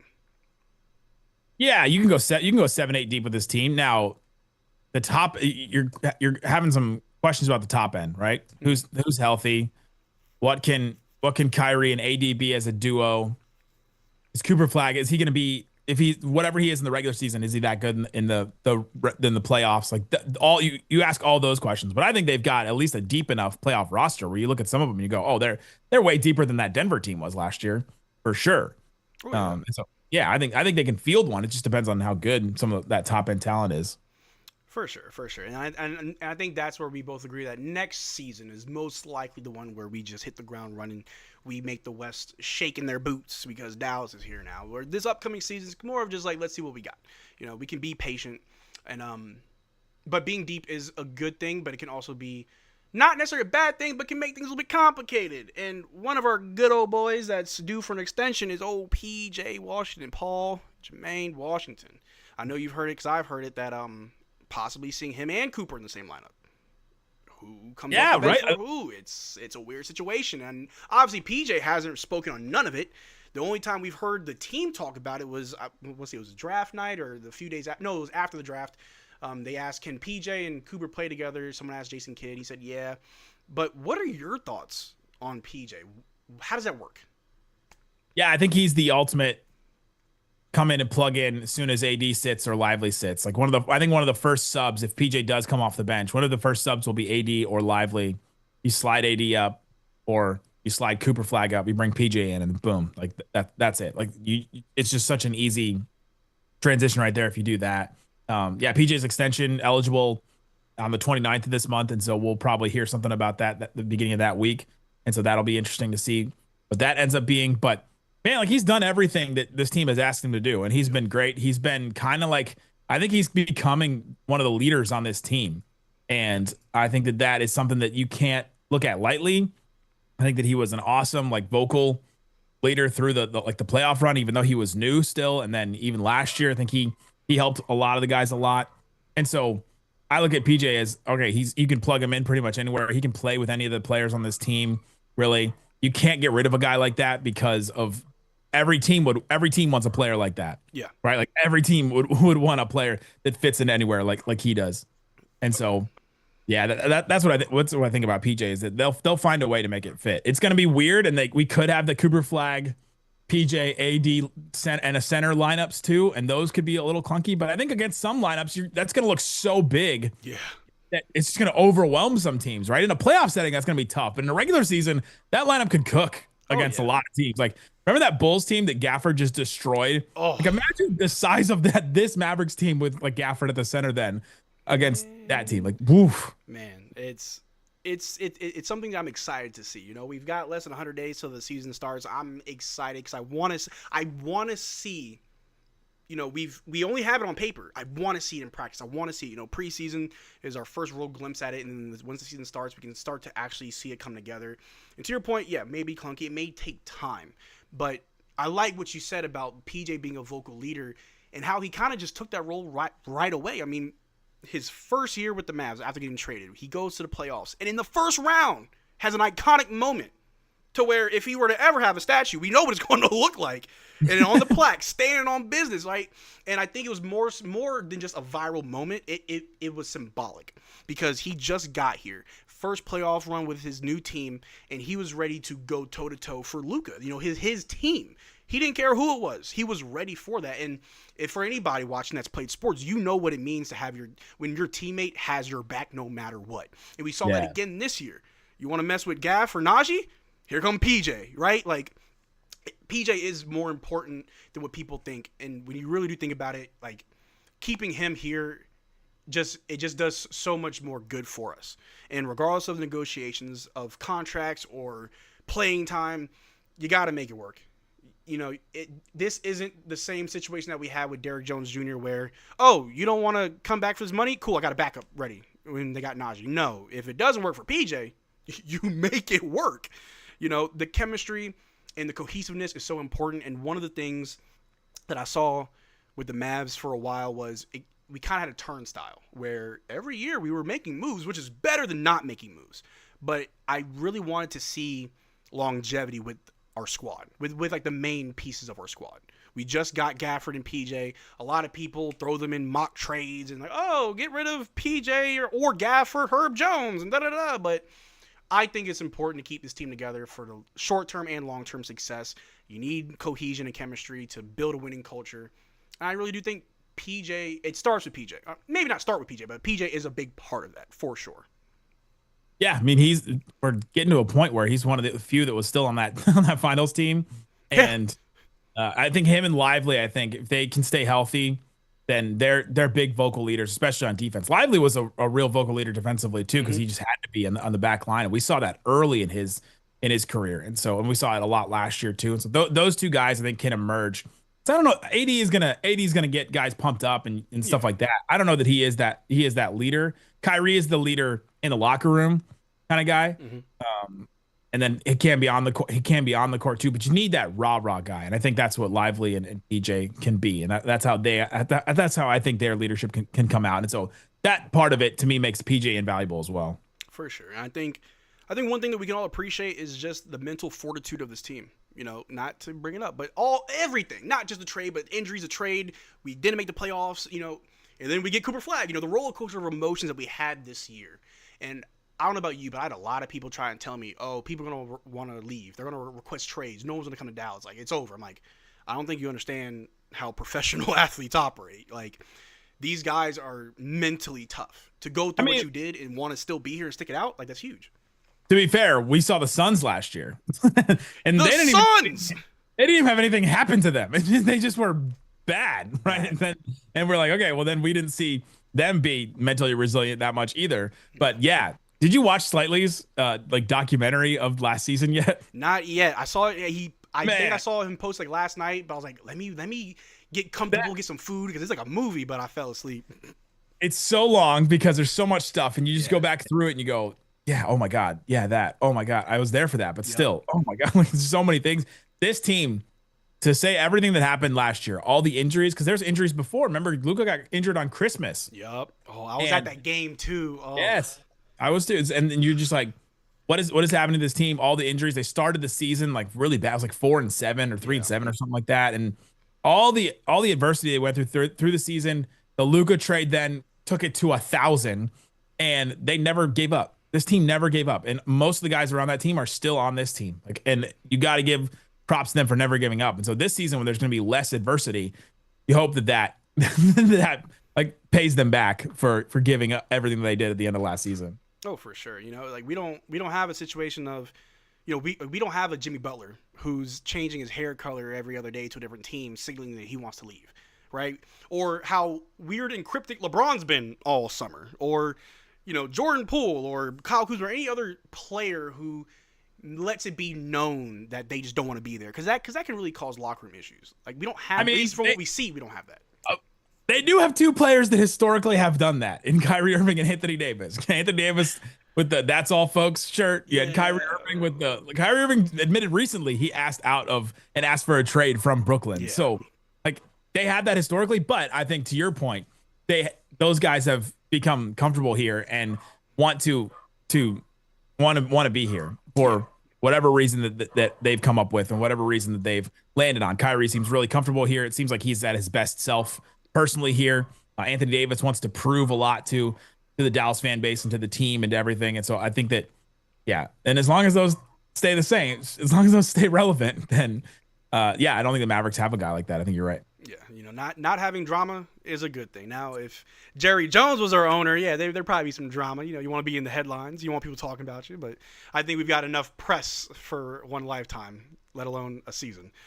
But yeah, the mental fortitude, the talent, like, I mean, health is the only real question mark, but if you look at every team, you know, maybe not to the same degree, but it's something that is synonymous with sports is injuries. And with Kyrie Irving missing time and the timeline of when he's going to come back, I hear so many different things. I hear late December, January, February. He's going to miss 70% of games, 50% of games, you know, whatever it is. I truly do believe that our rotation of point guards we'll be able to handle it. You know, whoever we have with ball handling duties will be enough to keep us afloat. But I would be remiss if I What's a float for you? Is a float for you 500? Is it 5 games above 500, 10 games above 500? What's a float? 5 games over 500 is keeping us afloat. Because I understand that you could have a winning record in the West and still be the 7th seed. Yeah. You know, like, I get that. But if we could be at least 5 games over 500 before the time Kyrie Irving returns, that'll be great. But I also... Health is important. That's like sticking around the 8-9, like 7, 8, 9 seed in the West. Yeah, and so if they're there by the time Kyrie comes back, you're satisfied with that. Yeah, I mean, man, it's tough because I understand how tough the West is, and like you could have a good record and still not be in the playoffs. And I want to say that we can make the playoffs, but I do think that obviously health is important, but showing how deep we are and that next man up mentality is important, because if we're the 7th or 6th to 8th seed when Kyrie Irving returns, how much better will we improve? Knowing when he returns, there's a minutes restriction. Knowing when he returns, he won't be 100%. So how many more games will we win when he returns versus Kyrie Irving returning to a team with a very nice winning record with a very nice seeding? Like, those are the things that matter. It's such a big question mark. It's so many factors.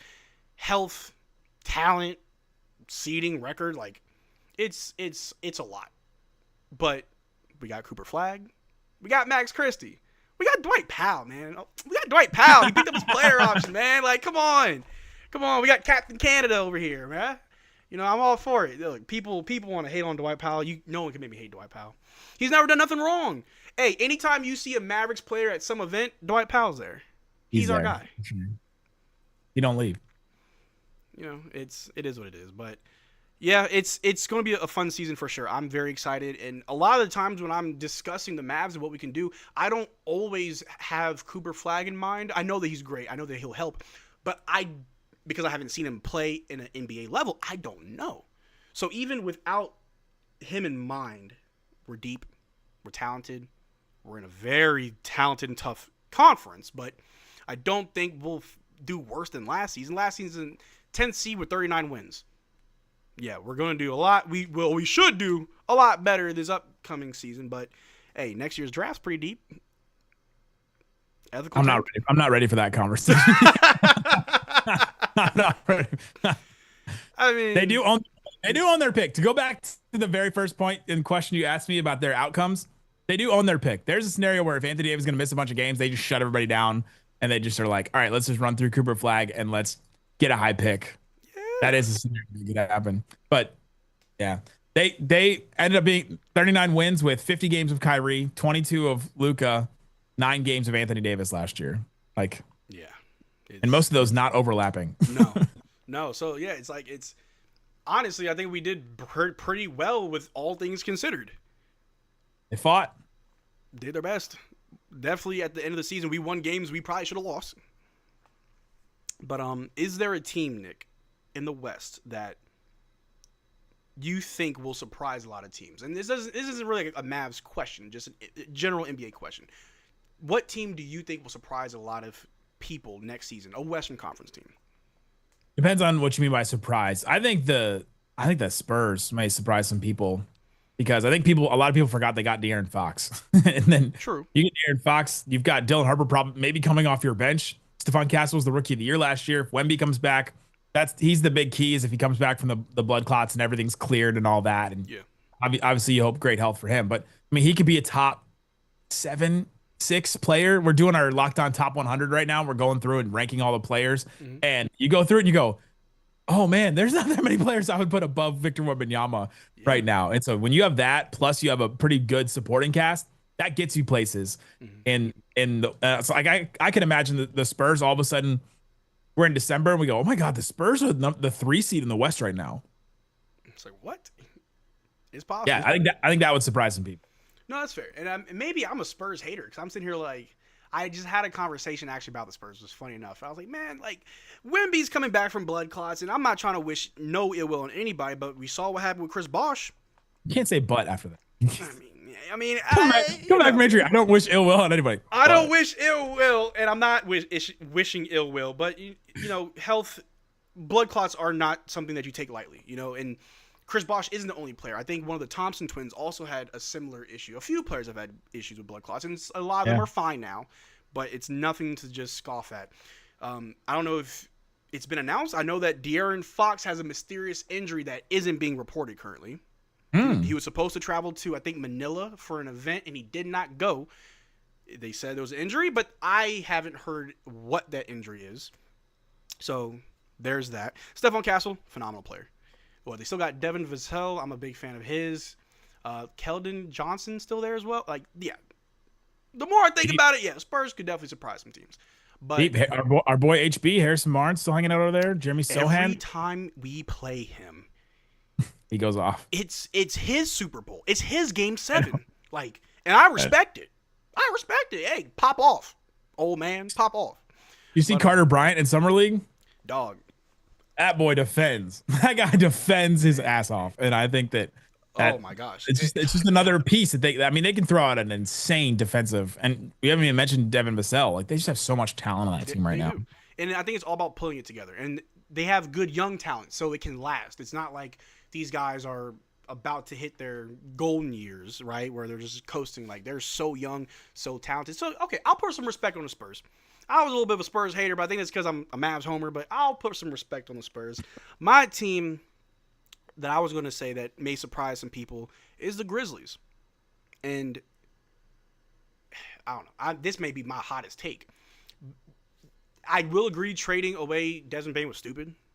Like, why? You really didn't get back anything. But I know when you look at all of their picks, it's not bad. But their coach, a lot of people don't know that the coach they fired is not a good coach, relatively speaking.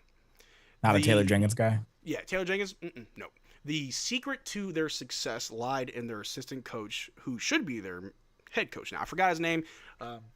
Sounded Eastern European. I don't want to butcher it. But he implemented a new offense that really helped John Morant not have to exert so much energy and put a lot of pressure on him.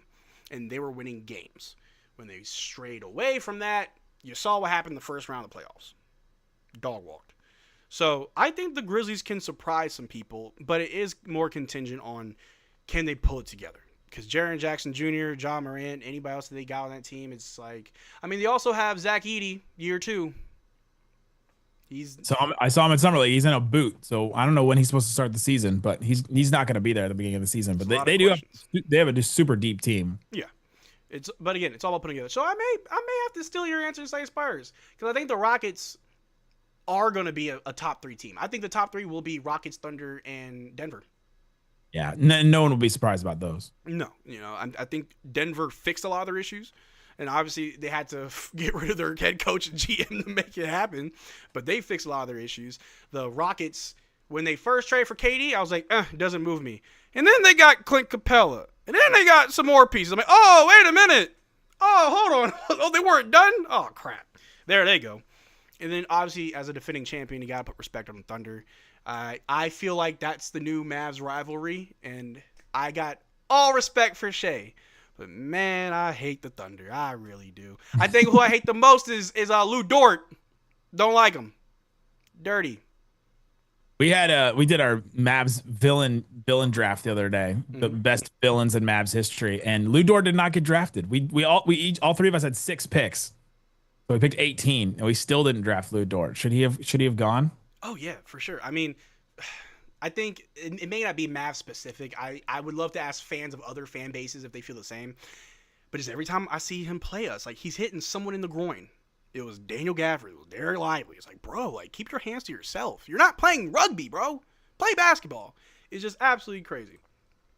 Can I share my screen and go over the villains? Of course. Let's see it.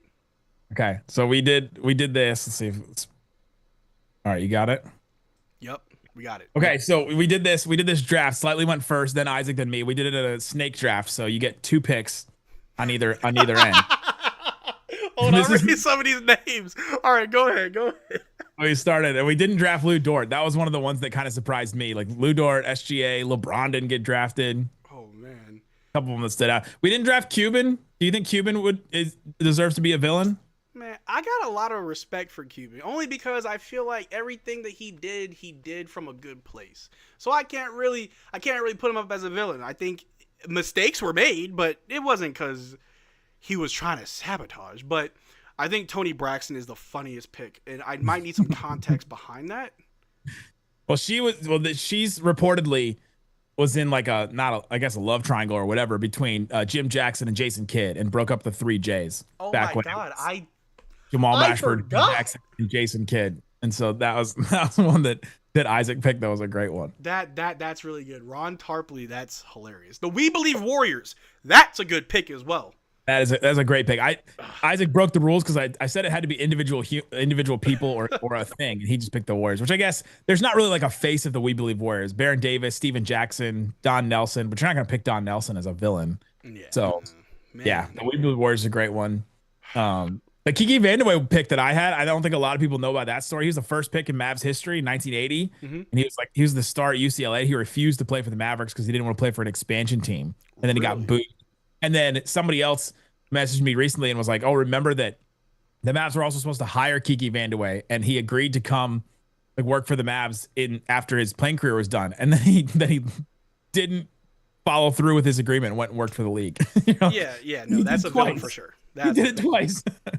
Oh my God! No, this is hilarious. Dwayne Wade, Patrick Dumont, DeAndre Jordan, David West. Yeah, this is awesome. I think in the inverse, like, who would view the Mavs as a villain? Just to be funny about it, I would say Seth Curry. How many times are you gonna bring back Seth? And then 3 times. Eventually, he's like, bro, like, just don't come back. Don't do it. Oh, I mean, he kept coming back. That's on him. Yeah, and we repaid him by trading you. I was telling somebody, I was like, if for whatever reason Seth Curry does come back to the Mavs roster, don't trust it. He's doing something sketchy. He's getting his revenge. He's weakening ankles. He's running into players. He's pulling a Joel Embiid and falling on top of people. Don't trust it. That man. But I did hear something about him and the Warriors, so I think that'd be kind of cool seeing him and his brother play together. So the number 1 pick for us was Dwayne Wade over Nico Harrison. It was clear for all 3 of us. Would you still have picked Dwayne Wade as the biggest Mavs villain of all time ahead of Nico? Man. I would probably pick because it's like a historical villain or a recent villain. It's like, dang, I'd probably pick Nico because emotionally you ruined everybody. Like, not just Mavericks fans, not just Americans. You've like all of Slovenia was upset. Yeah, you were probably public enemy number one. Wouldn't be surprised if walking down Slovenia, you would see Nico's wanted poster hanging on a telephone pole. And when it came to Dwayne Wade, yeah, an 06 supervillain, but we got our lick back. Oh yeah, we got it back. We came back in 2011. The comment we got on YouTube that was like, Nico and Damon are the worst villains in history. Nothing Dwayne Wade did ever made me want to throw all my Mavericks gear away and quit watching the team. It's like, that's a fair point for Nico's case. Dwayne Wade just made me want to just beat him every time we saw him. Like it was almost beyond a rivalry. It was like, I want bad things to happen when you come to Dallas, right? But when it came to Nico and Patrick, yeah, it's like just being completely honest. Like you cause people to turn their backs on the team. And to get on my own little soapbox of emotions real quick is the way I viewed the Mavs prior to February was one of those teams where the fans are just super passionate. Like, you are a Dallas Mavericks fan. Like, I was at one of the protests where there was a man there whose son flew him in from Serbia, I believe, for his birthday to watch Luka. It was against the Rockets. It was against the Rockets. It was for that game. Yeah, I talked to some people like that too. They came in for there in a 77 Dallas Mavericks Luka jersey. And, I spoke to him a little bit. Me and Noah spoke to him. And, his story was just really huge. He's like, Luka's worldwide. We're from a country with only several million people. We all love Luka.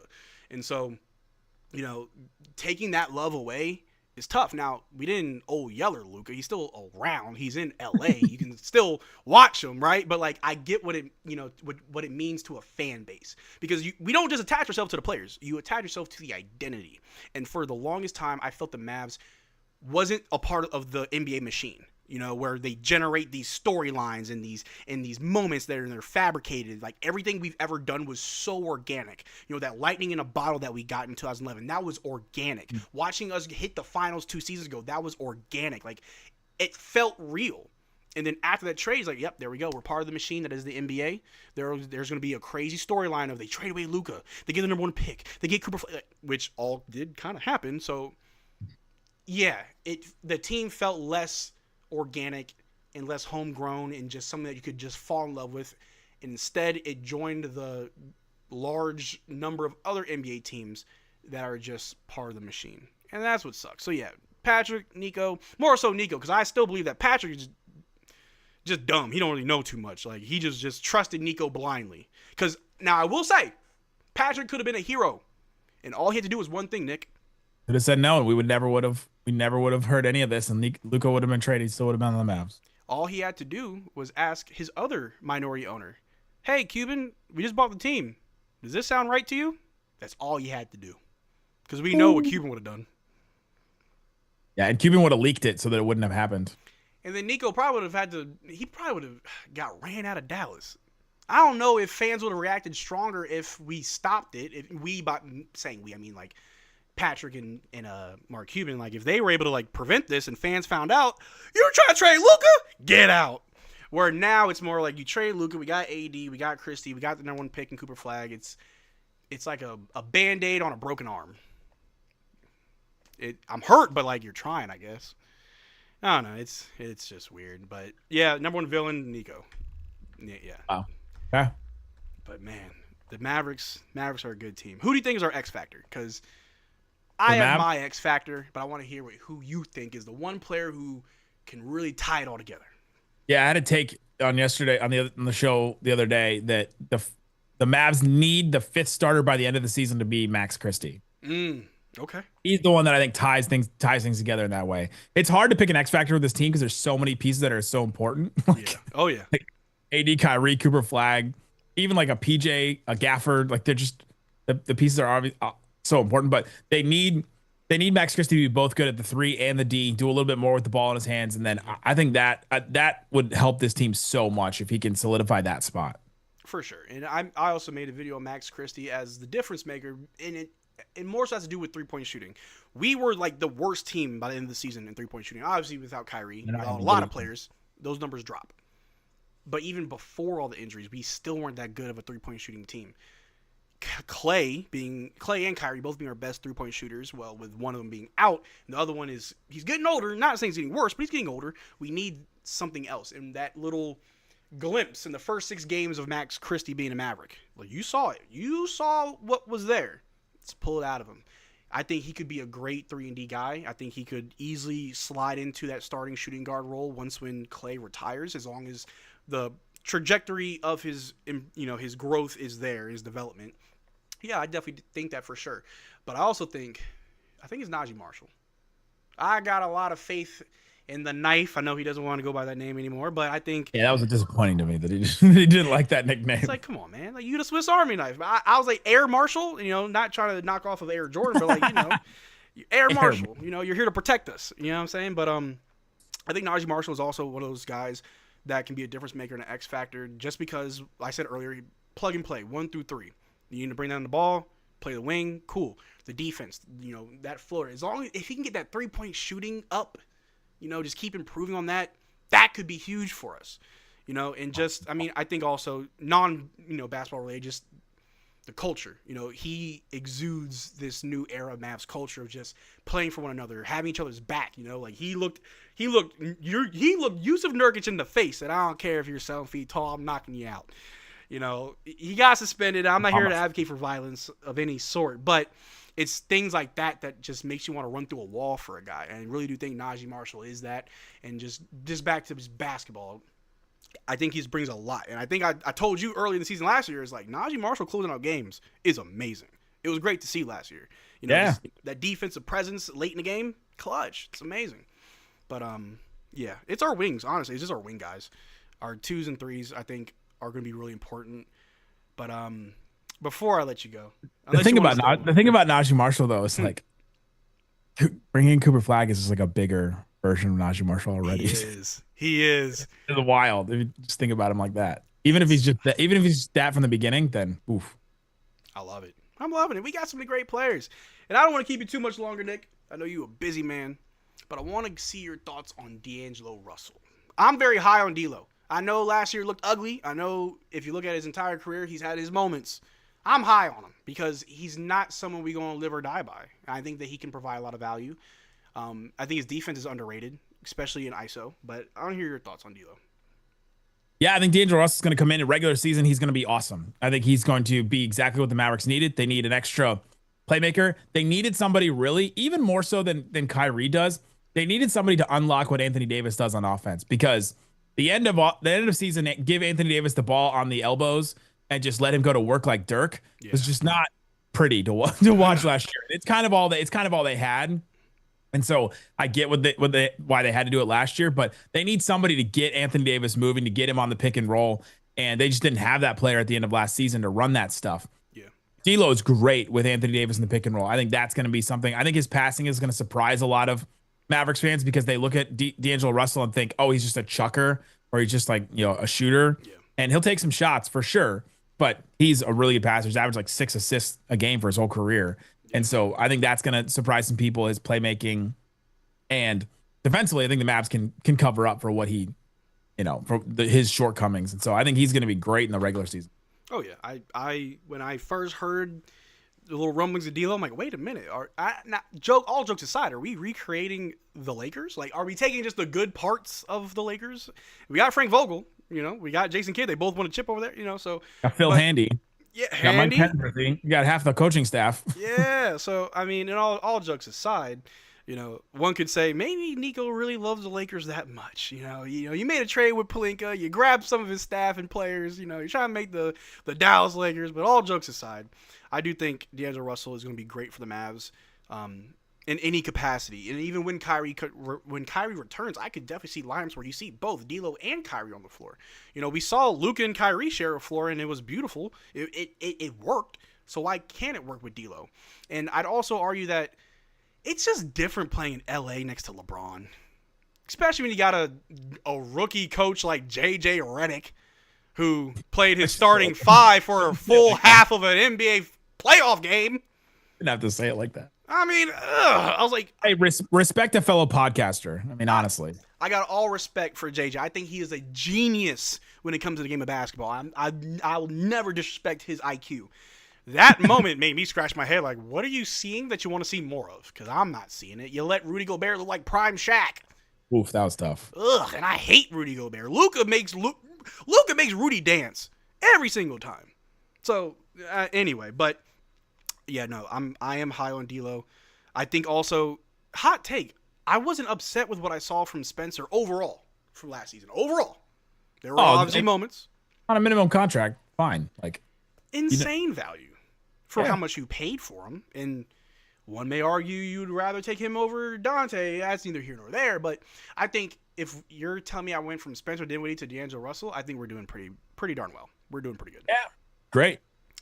We're doing great. But I appreciate you, Nick, man. Thank you so much for giving me an hour of your time to come over here and talk some wonderful Mavericks basketball, helping us raise money for a very good cause. I would love to hear, before you go, your hottest take that'll leave everybody just baffled and just dip out. My hottest take? Yeah, your hottest take. I think that Paige Beckers is already a top 3 guard in the WNBA. Woo! I like that. I second that. That's also my hot take.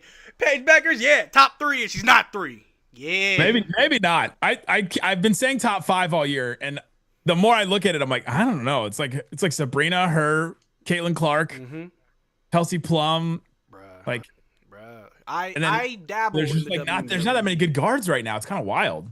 And that's the weird part too. So I dabble in the WNBA. I watch because my sister, I grew up playing basketball. My sister watched me, so she wanted to play. So me and my sister have a good relationship, and I watch the WNBA for her, so I can be more knowledgeable in her world of basketball. And so when I watch the WNBA, it's like Caitlin Clark, phenomenal, crazy. That's like what you just said is how like I justify listening to Taylor Swift because like my sister's a big Swiftie. I mean, I love basketball, I do, but if I'm gonna be honest, my sister is the reason why I got into the WNBA. I love basketball of all kind, but I'll be lying if I said young Marcel used to think the WNBA sucked, right? Like I had those dumb views, and I got older, and so but now watching, it's like, yeah, Paige Beckers is the truth, and it's something about her game that is just so pure. It's just so good. It's great basketball. I love watching her play. I really do. Ultimate team player, can do any basketball court. The ultimate guard. She's a big guard too because she's 6 foot. And like Arike Ogunwale, the other all-star guard for the Wings, is 5'8" for reference. Yep. And so yeah, like you got a big guard that can do anything. You can slide her up to the 3. You can play her at the 1, the 2. She's just awesome. She's awesome. Great decision maker already. It's like insane. What more needs to be said other than the fact that the Dallas Mavericks and the Dallas Wings both got #1 picks, and if Paige Beckers is hooping for the Wings, that means Cooper Flagg's hooping for the Mavs. #1 pick city. As long as the wins also come with that, the Wings need the wins. That's what they need. Yeah, that has been tough. Yeah, just a little bit, but it'll come in time. Roster is oof. It'll happen, but. Nick, I appreciate you, big dog. Keep doing good work over there at Locked On Mavs. Tell Isaac I said what's up. I gotta get to know him as well, but I will talk to you later, and you take care. For sure, man. Thanks for having me on. See you. Shout out to Nick. Great guy. Awesome guy. I love talking hoop. Y'all already know. I love talking hoop in general. Love talking with Nick. I was kind of going all over the place. I want to pick his brain. He's very knowledgeable on a lot of different things, and I just wanted to pick his brain on so much different stuff because I think we can all grow and learn as fans of basketball. I have always said I don't claim to know everything. I don't know everything. I can still learn. My views may be wrong. So shout out to Nick. He's awesome. We do have another guest that I need to prep for. I got a lot of DMs I got to look at. Where are you?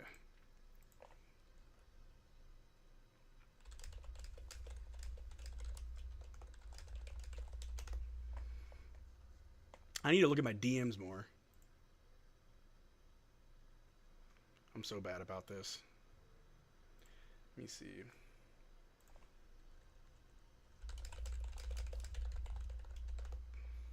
All right, give me a second. I'm so bad about this. There's actually a pretty good little live stream we got. I feel like this is low-key doing better than last year. But let me see something real quick. We're going to go right into the next one.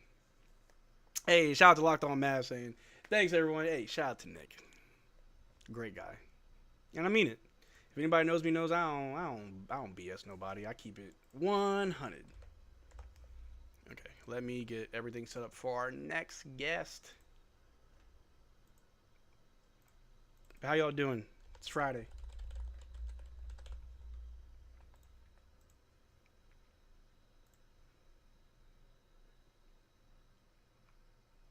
All right. Let me pull that up there. Pull that over here.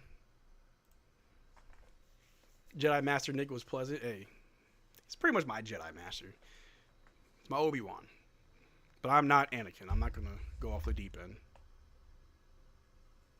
All right. Who's the next guest? Oh, don't worry. I'll give him his introduction. I keep seeing this sweat mark. Bro, it's hot in this room. I may need to take this hoodie off. Nothing screams contender like an offense and defense led by D-Lo. You darn right. Just disappointed he didn't pull out a lightsaber. Get Kyrie in here. Okay, so I know a lot of people probably didn't see it the first time. Unfortunately, Kyrie and Gafford will not be able to make it. Well, we know for a fact Gafford won't be able to make it. We're still trying for Kyrie. Gafford recently had a procedure done on his eyes. It wasn't nothing major, but his eyes are kind of sensitive right now to like lights and everything. So I'm sorry. I am sorry. I know. I want to be honest. I wasn't like debating. I wasn't like trying to clickbait you guys to join.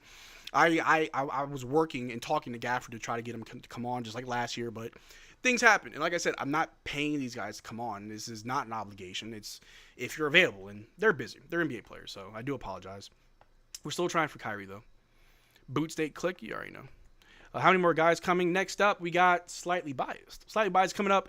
I want to say I've got one more. Then after that, we got a couple more people. Will D-Lo snitch on Clay to Meg the Stallion? If I'm Clay, D-Lo, I'm on my best behavior. Oh my God, both Gafford and AD are blind right now. They'll be all right. He's not Obi-Wan. He's Cal Kestis. You guys are funny. Funny. I feel baited. I'm sorry.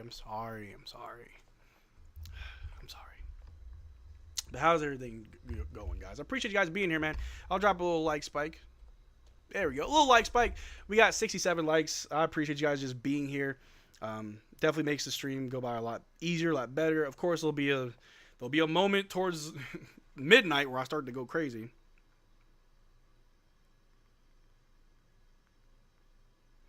But yeah, we good out here.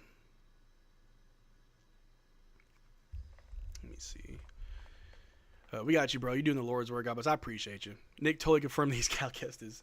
Yo, shout out to Nick. He is awesome. I got to get Isaac on here, too. All right. Let me just make sure I'm checking my DMs.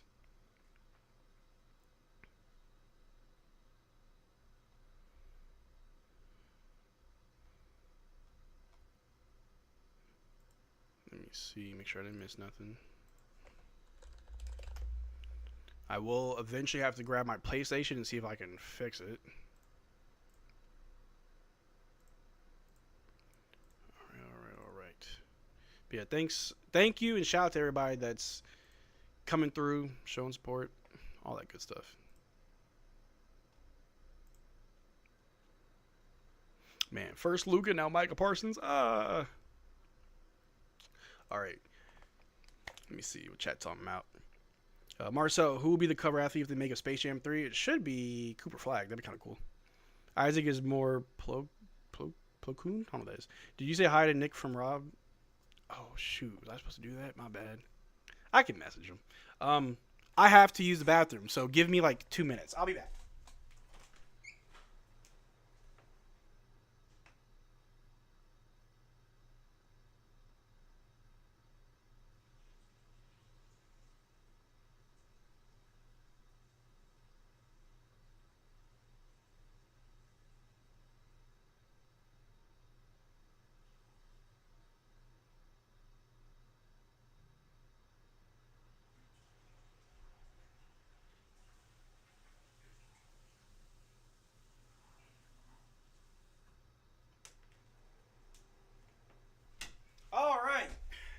We're about to get ready for our next guest. Give me a second here.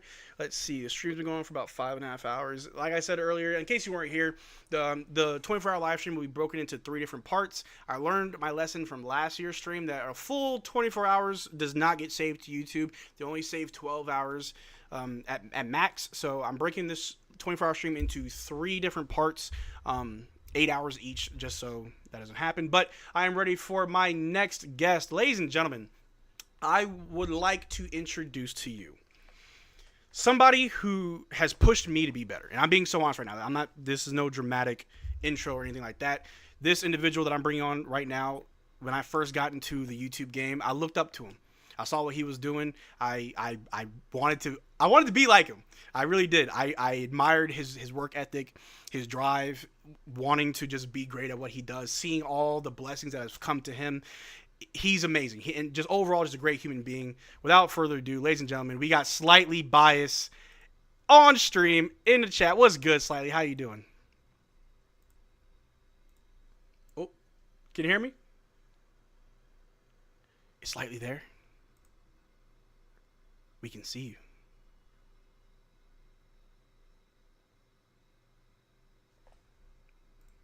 I see Slightly, but I don't hear Slightly. Can you hear me? Hey, those were some very nice words, man. Thank you. Oh, dude, of course. Hey, I meant every bit of it. Can you hear me? I really did. People close to me know that I. Can you hear me? Hold on. Do we have a lag? Can you hear me? I can hear you. Can you hear me? I'm here. You here? I'm here. Hello? Hello? Hello? Hello? Hello? Hello? Yeah. I'm talking. Wave your hand if you can hear me. Hello, hello, hello, hello, hello, hello, hello. Slightly. Can you hear me? Oh, can you hear me now? I can hear you now. Let's try this again. Ooh.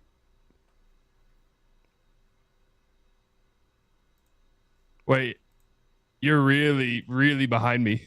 Oh! Hold on a second.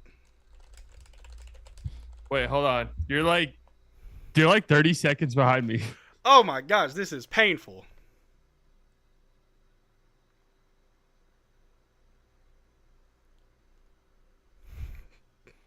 Slightly delayed. I'm slightly delayed. Hold up. Sorry. No, you're good, dog. It's probably me. My PC and internet suck. I can't hear you on Zoom. If you're hearing me, I cannot hear you on Zoom. Okay, let me see if I can fix that. What's going on? Audio. Boom mic. Yeah, boom mic. Can only hear on YouTube. What? Okay, 1 second. I'm going to... Is it supposed to be like this where I can only... No. Okay. I'm not a Zoom user. It's okay. We'll bring you back. All right, that was weird. Let me start up a whole new Zoom, new meeting. I had such a great intro. It's kind of disappointing.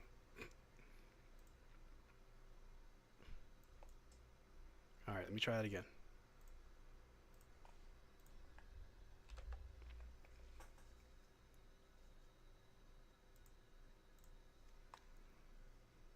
Let's see if this works.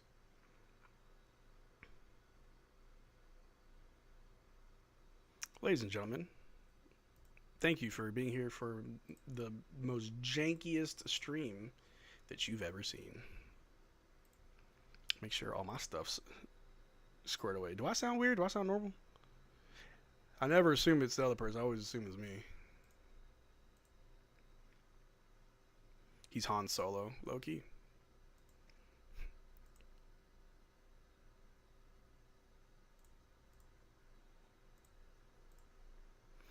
We got a super chat coming in from Blue Tortoise Sports saying Jerry Jones reminding everyone who the worst GM in Dallas is.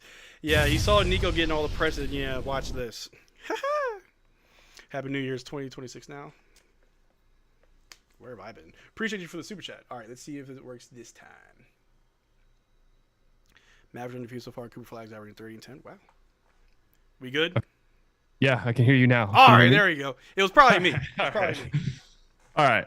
But anyway, let me just do that again. Ladies and gentlemen, coming to the live stream, the man who made me want to be a better content creator. I used to watch this man's skits, his live streams, his watch-alongs. Like, man, like, I really thought this man had put like 20 plus years in the game, and I'm like, it's gonna take me a while to get there. Little did I know, this man could probably have 8 million subs by tomorrow if he tried. He's only showing you 10% of his true potential. Because he's that That's probably humble. true. He's that humble. He doesn't want other people to feel bad, and I appreciate that. But Slightly Biased, thank you so much for coming onto the stream, man. Like I said, we are raising money for flood victims in Central Texas. All the proceeds of this stream, whether they're donations or just the money that the streams make, are going to Convoy of Hope, trying to do something good for our fellow Texans. So thank you so much for taking time out of your busy schedule to come on down to Mavs Digest. That's very nice of you. Those kind words. Great cause. I'm not busy at all. I'm doing nothing today, so it's all good. Hey man, you're rehabbing with the ankle? Yeah, I am. I'm walking today. I'm walking. There you go. Hey, look, you and Kyrie both rehabbing very, very well. I love to see it. Yeah, I've been. Anyone who cares, I'm walking now. So we are progressing. Well, that's good. I know you've been probably cooped up in the house. I saw you've been watching a lot of movies. Been watching a lot of movies. Yeah, I've been trying to watch. Well, I watched a movie today that you really have to see to believe how fucking terrible. Oh, wait, can we cuss on here? Go right ahead. You're good. I already dropped one earlier. how terrible this movie is. The new War of the Worlds movie. Ooh. I watched that today. With Ice Cube. Ooh. It's genuinely terrible. I mean, I don't know if you want to pull up maybe like a trailer for it, but it's so bad. I want to give you guys an insight of how bad it is. They didn't start advertising this movie until a week before it came out. Oh, that's the sign of a great movie. I know. Ugh. And it was so bad that I actually would say it's been a while since we've had a so bad it's good movie, because movies are so formulaic now. Mm-hmm. This one is like the first truly so bad you have to stop everything you're doing and watch a movie. Oh man, you give that stank face the whole time, like, what is this? Ugh. No, you just laugh at how ridiculous it is. Hey. I'm like genuinely convinced an AI. I'm like almost certain it's an AI movie. I think it's 100% a possibility. Bro, I truly do believe that we're headed there. Like when you see this, how far AI has come, like, yeah, we are probably going to start getting like commercials or TV shows or movies that are just completely AI generated, and eventually it'll be so good you can't tell. I think there already is, honestly. I hate it. I hate it for many reasons, and one of them also is like, as a creator, I'm sure you can agree that what you put into what you create, you take a lot of pride in, right? Yeah. It's a craft. It's an art. It's a form of art. And so, and we'll speak on it later with you here, but like that video that you put out, I didn't get a chance to watch it yet. I saw it was like an hour and a half. I'm like, oh, I'm going to hook this up to my projector in my living room. I'm going to make some dinner. I'm going to get cozy. And I fell asleep, so that's my fault. But I am going to watch it. But like for that, you made another one earlier this year as well. And that takes time and you put a lot of pride and effort into it, and it's very organic. It's real. It's not thrown together by a prompt.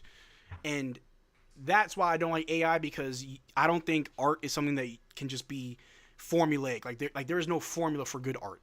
It comes from the soul, bro. Like you got to put love, sweat, tears, all that into art. But yeah, I wouldn't be surprised. And I'm not sure if you've seen it. I've seen like ads on like Twitter that look AI. Like I saw a Verizon ad. Oh yeah. Look totally AI. I'm like, why? Because I'm not worried about AI art that much, to be honest with you, just because you just can't replicate someone creating something. That's what makes movies good, music good, and it's just, even though AI has gotten so much better, and it has, like anyone who doesn't think so is digging their head in the sands completely. Yep. But like, even though the visuals have looked better, there's always something about it that's so lifeless, Mm-hmm. And it's just, you can't replicate that. I just don't know if an AI will ever be able to replicate it. But yeah, you should be worried about AI if you're like a data entry person or something. Like your job's probably going to be gone soon. Like that's just the truth. Oh yeah, for sure. Like, so my job, I'm in logistics, and we have AI. But it's for emails and phone calls, because we get so many. We have like an AI program that filters it. So if it's spam or unwanted phone calls, we won't get them. We only get phone calls that we need to get. We only get emails that we need to get.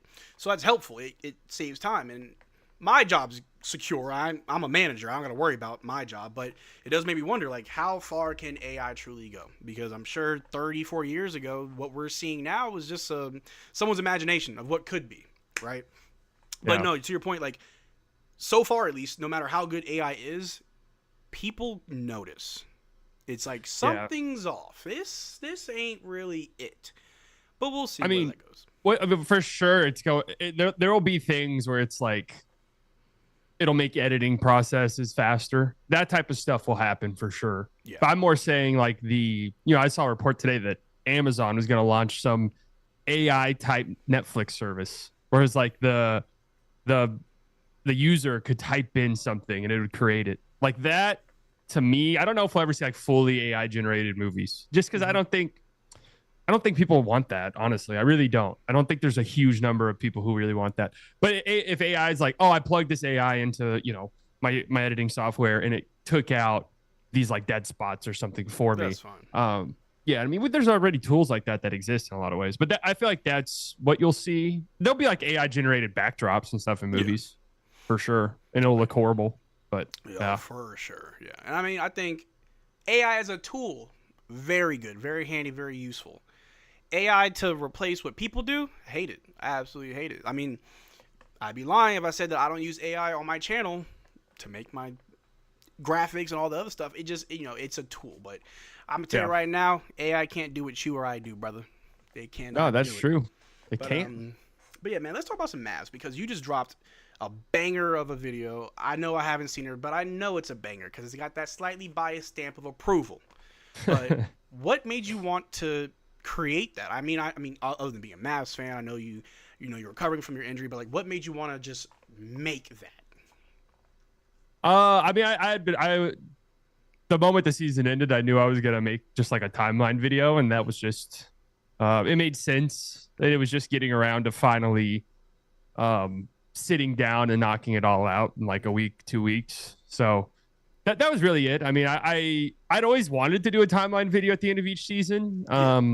Last year, when you make it to the finals, like the season ends and then the draft is like 3 days later, and then free agency is like a week later. It just happened so fast. But this year was different, and I mean, it's like I just wanted to document it, honestly, because I feel like we'll look back on this season for years to come.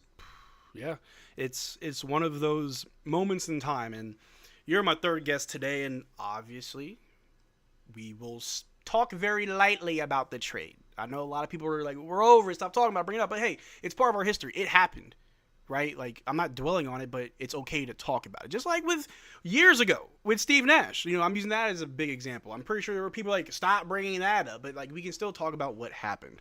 But like, to your point, yeah, like, last season was something else. A lot happened. It was a moment in time in our team's history that will never go away, that no one will ever forget. People will tell the story for years to come.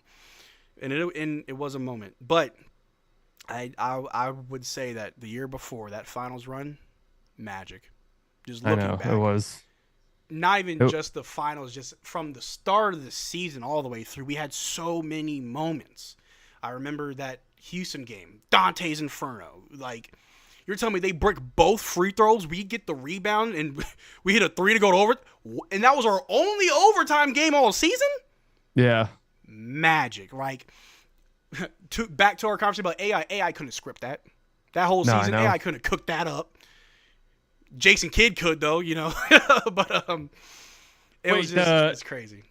That overtime game was the same year as the finals year? Yeah. That Dante's Inferno. Yeah. That's right. Absolutely crazy.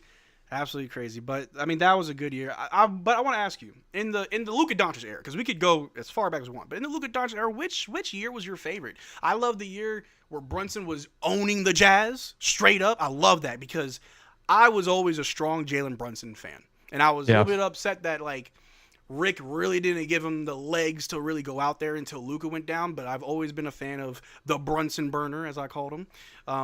Or the year where we sunned the Suns. Love that. But what year was your favorite, bro? I mean, it was the finals year for sure. Yeah. I mean, that's there's nothing like going to the NBA finals. So that was my favorite Luka year. Yeah. By far.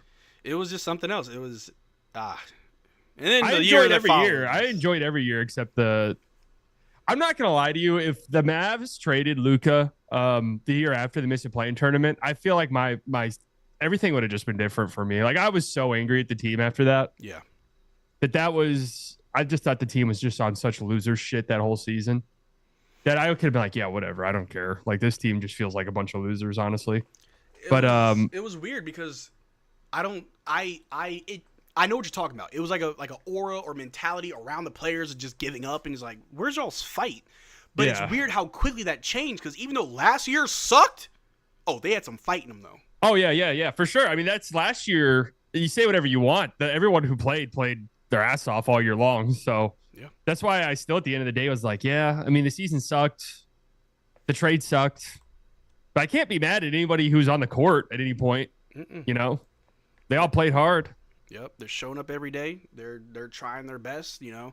And I don't know about you, but I had I had a few people, you know, try to tell me, they're gonna all want to, request a trade to leave. They don't want to be here. No one's gonna come to Dallas, and it's interesting because, you know, how a fan feels and how a professional athlete feels is not the same.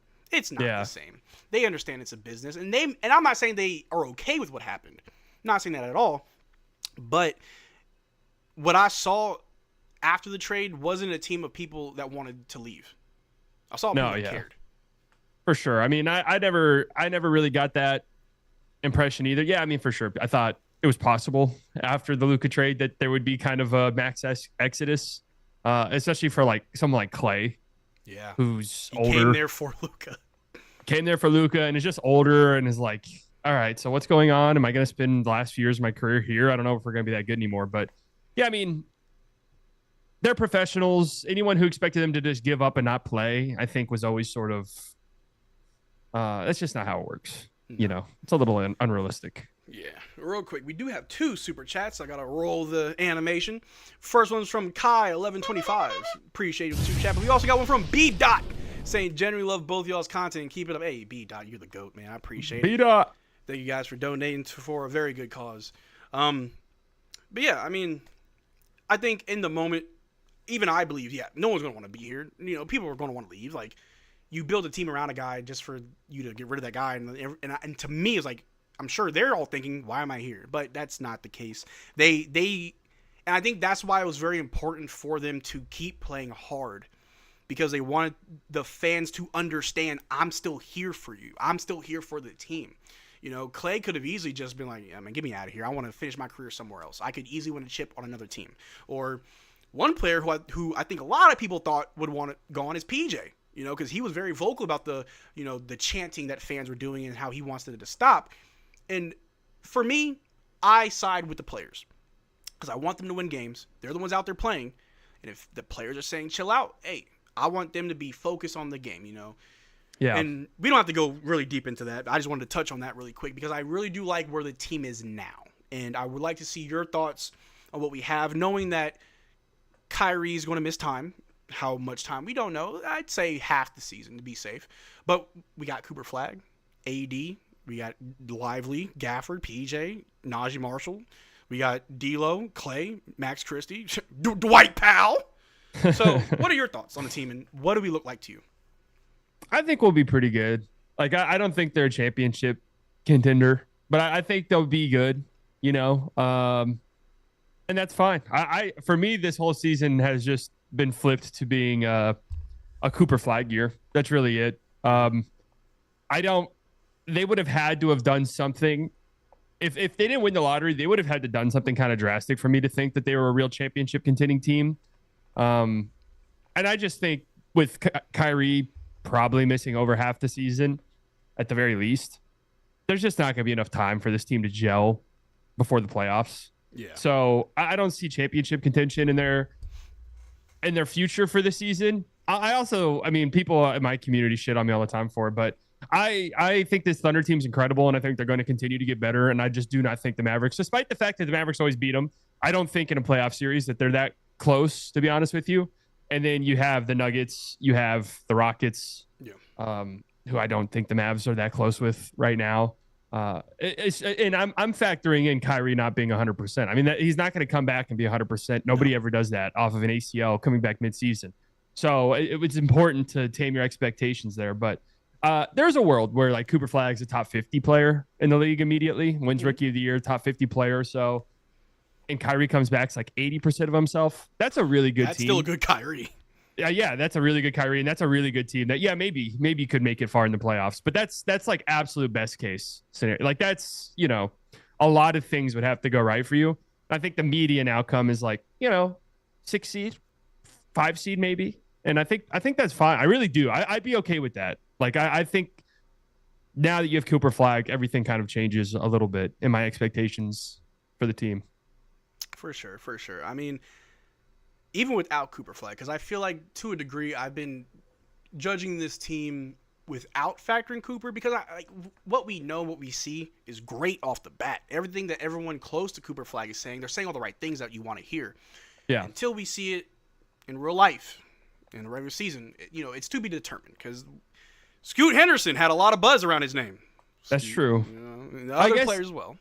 I guess let me kind of rephrase what I mean there, because what I'm basically saying is, if they didn't land Cooper Flag, I would have been saying I'll be pissed off if this team doesn't win, because that's what you did the Luka trade, and that was, the expectation was to win immediately. So anytime you don't win, I'm gonna be pissed off, because it's just like, but you got lucky and you got Cooper Flag, and that's the next decade plus of your team. So that's why my expectations are different now. Yeah, I think a lot of down to earth Mavericks fans can agree that this season is more of a let's see where we're at. Next season, let's terrorize the league. I mean, I truly do still believe, and not trying to be a homer, because I always tell people before I'm a Mavericks fan, I'm a fan of basketball. So I try to not be slightly biased, but I try to keep it real. But I truly do think that we have like the best center rotation without having to have the best centers in the league.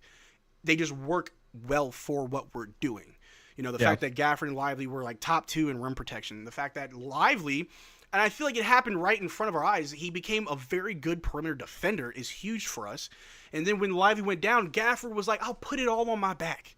I'll do it all. And I can do it. Having that coupled with AD at the 4, might spend some time part-time at the 5.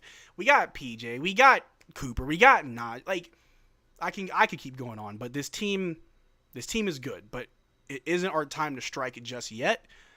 I will put respect on the Western Conference. The teams, and I'm not trying to sit here and say we a trendsetter, but the teams, they know what to do with this double big lineup. Everybody's trying to throw it together. It works, and I like that it works. I like watching basketball evolve. We went from traditional bigs to stretch bigs to small ball to positionless basketball. To now has it evolved, though? I mean, the double big thing's funny to me, because, like, okay, the Rockets maybe, but I think in 20 years ago, Şengün would have been a 4 anyways. Like, they would have put him at the 4. He would have just been a power forward. Like, I think we're just going back to running traditional power forwards. Right, yeah. Versus, like, this is a brand new, we're running 2 centers. I don't think if the Mavs are running out Gafford and Lively at the same time, then I'd be like, all right, this is some crazy next level stuff. Yeah. But I still don't know if we've seen, like, even with a Thunder rollout double bigs, it's like, well, Chet's a 4. Like, Chet 20 years ago would be a 4, right? Yes. So that's just kind of where it's at. Yeah. I mean, shoot, Tim Duncan was a 4. Some people argue Tim Duncan was a power forward. They played him at the 4 a lot, but yeah, he was. It's like this generation's AD is like that. Exactly. Where it's like, exactly. He'll play the 4, but he's better at the 5. Exactly. And I mean, the West is doing their thing. I'll put respect. Top 3, I think we can both agree, is Thunder, Nuggets, and Rockets. That's top 3. Yeah. After that is who wants 4th place. I want to put respect on what the Timberwolves are doing, although they really haven't been doing much this offseason. I know they had some moves today, and I think one yesterday. It's like end of the bench stuff, but also doing nothing can be something, because you're keeping your team together, build that cohesion, that team chemistry. You improved. Last season they got Julius Randle, did pretty good with your first year of Julius Randle. So they may want to see how they look the next season. And then just as a basketball fan, I like what the Clippers are doing. Yeah, the Clippers would be my 4th team if I had to pick one right now. I really do like what the Clippers are doing, and it's funny because I've hated the Clippers for what they've done to us over the last several years. I absolutely hate the Clippers. Kawhi Leonard left my Raptors to go to L.A. I was like, you nappy, I hate you. But nah, I respect it. But I like what they're doing. And I want to talk about the Lakers. I honestly don't hate the Clippers. I mean, I can't. Just from a basketball standpoint, like, we got y'all 2 years ago. We got our lick back. Yeah. But overall, I like what y'all doing. I can respect it. Kawhi's just one of my favorite players ever. Bro, like, I remember when he won in Toronto. They were trying to say he's the best player in the world. I'm like, he's good. He is very good. Let's when he gets into those modes, man, he's hard to stop. When he becomes the Android Kawhi, I think that's like the best player in the league. I don't know if he can get to that though anymore. When he locks in, truthfully, I don't know if we've seen a player take him off his game. Like when he's really locked in, like, who do you put on him to stop that? Nobody. That 2021 was just insane. Absolutely. But obviously, as fans of basketball, fans of Mavericks, we have to talk about it though. The Lakers. What's up with this? Like, we did a Locked On episode a couple nights ago where we talked about Luka briefly, and people were losing their shit in the comments. It's like, one, if you even follow my content, I don't even like harping on the Luka trade, and I don't do it. But it's like, to not talk about it at all is a little crazy. Like, first and foremost, it's August, right? There's nothing happening. I mean, this was already a boring ass offseason, but there's like now we have reached the end time, like the dog days for real. The deep end. And Luka's little press tour thing was the biggest story of the last week. I mean, it just was. So what do you mean we're not supposed to talk about it at all in any way? Yeah, and I know exactly what you mean. I'm trying to find the right way to put this together because I don't want to sound like a hypocrite. Because I was more so on the side of, hey, get over it, but not like, hey, man, shut up and get over it. More so just like, stop being upset. That's what I want for people. I want people to choose to be happy. My stance was always this. I never say get over it. Do whatever you want. But I said if it has affected your like mental well-being enough to the point where you're just pissed off about it 24/7, that's what I'd say. Maybe shift your attention to don't get over the trade. Don't be like, oh, whatever, the trade's up. Like, just shift your attention somewhere else because it's just not good harping on anything that long. Yeah, I'm a big proponent on just being happy. Like, if this is making you upset, do something that makes you happy. Because if you wake up every day and choose to be upset, you're not doing yourself a service. Like, you're really hurting yourself. But no, I know what you mean. And I think I'm not perfect. I'll admit all my shortcomings. I think I've purposely avoided talking about Luka because for me personally, that's how I get past that hurt. Not like I'm trying to get over Luka or forget him. Just that pain that I felt and just the whole craziness of it all is like, if I stop talking about him, maybe I'll be okay. And then that may not even be a healthy way to go about it, but like, that's just what I've done. But to your point, it's the hottest thing going on right now. He is a part of Mavericks history. Why not talk about it? Why not? I mean, it's just, it's like, when it comes to talking about it from like a content perspective, you're just not going to win. Like, there's going to be people who say you should talk about it more. People say it is what it is. I only talk about it when I feel it's relevant, really. Yes. Yes. That's it. Like, I don't, there are people out there who just spend all of their content talking about it, and that's their choice, and there's people who want to listen to that. So there's content for like anything that you want revolving the trade. There's stuff out there for it.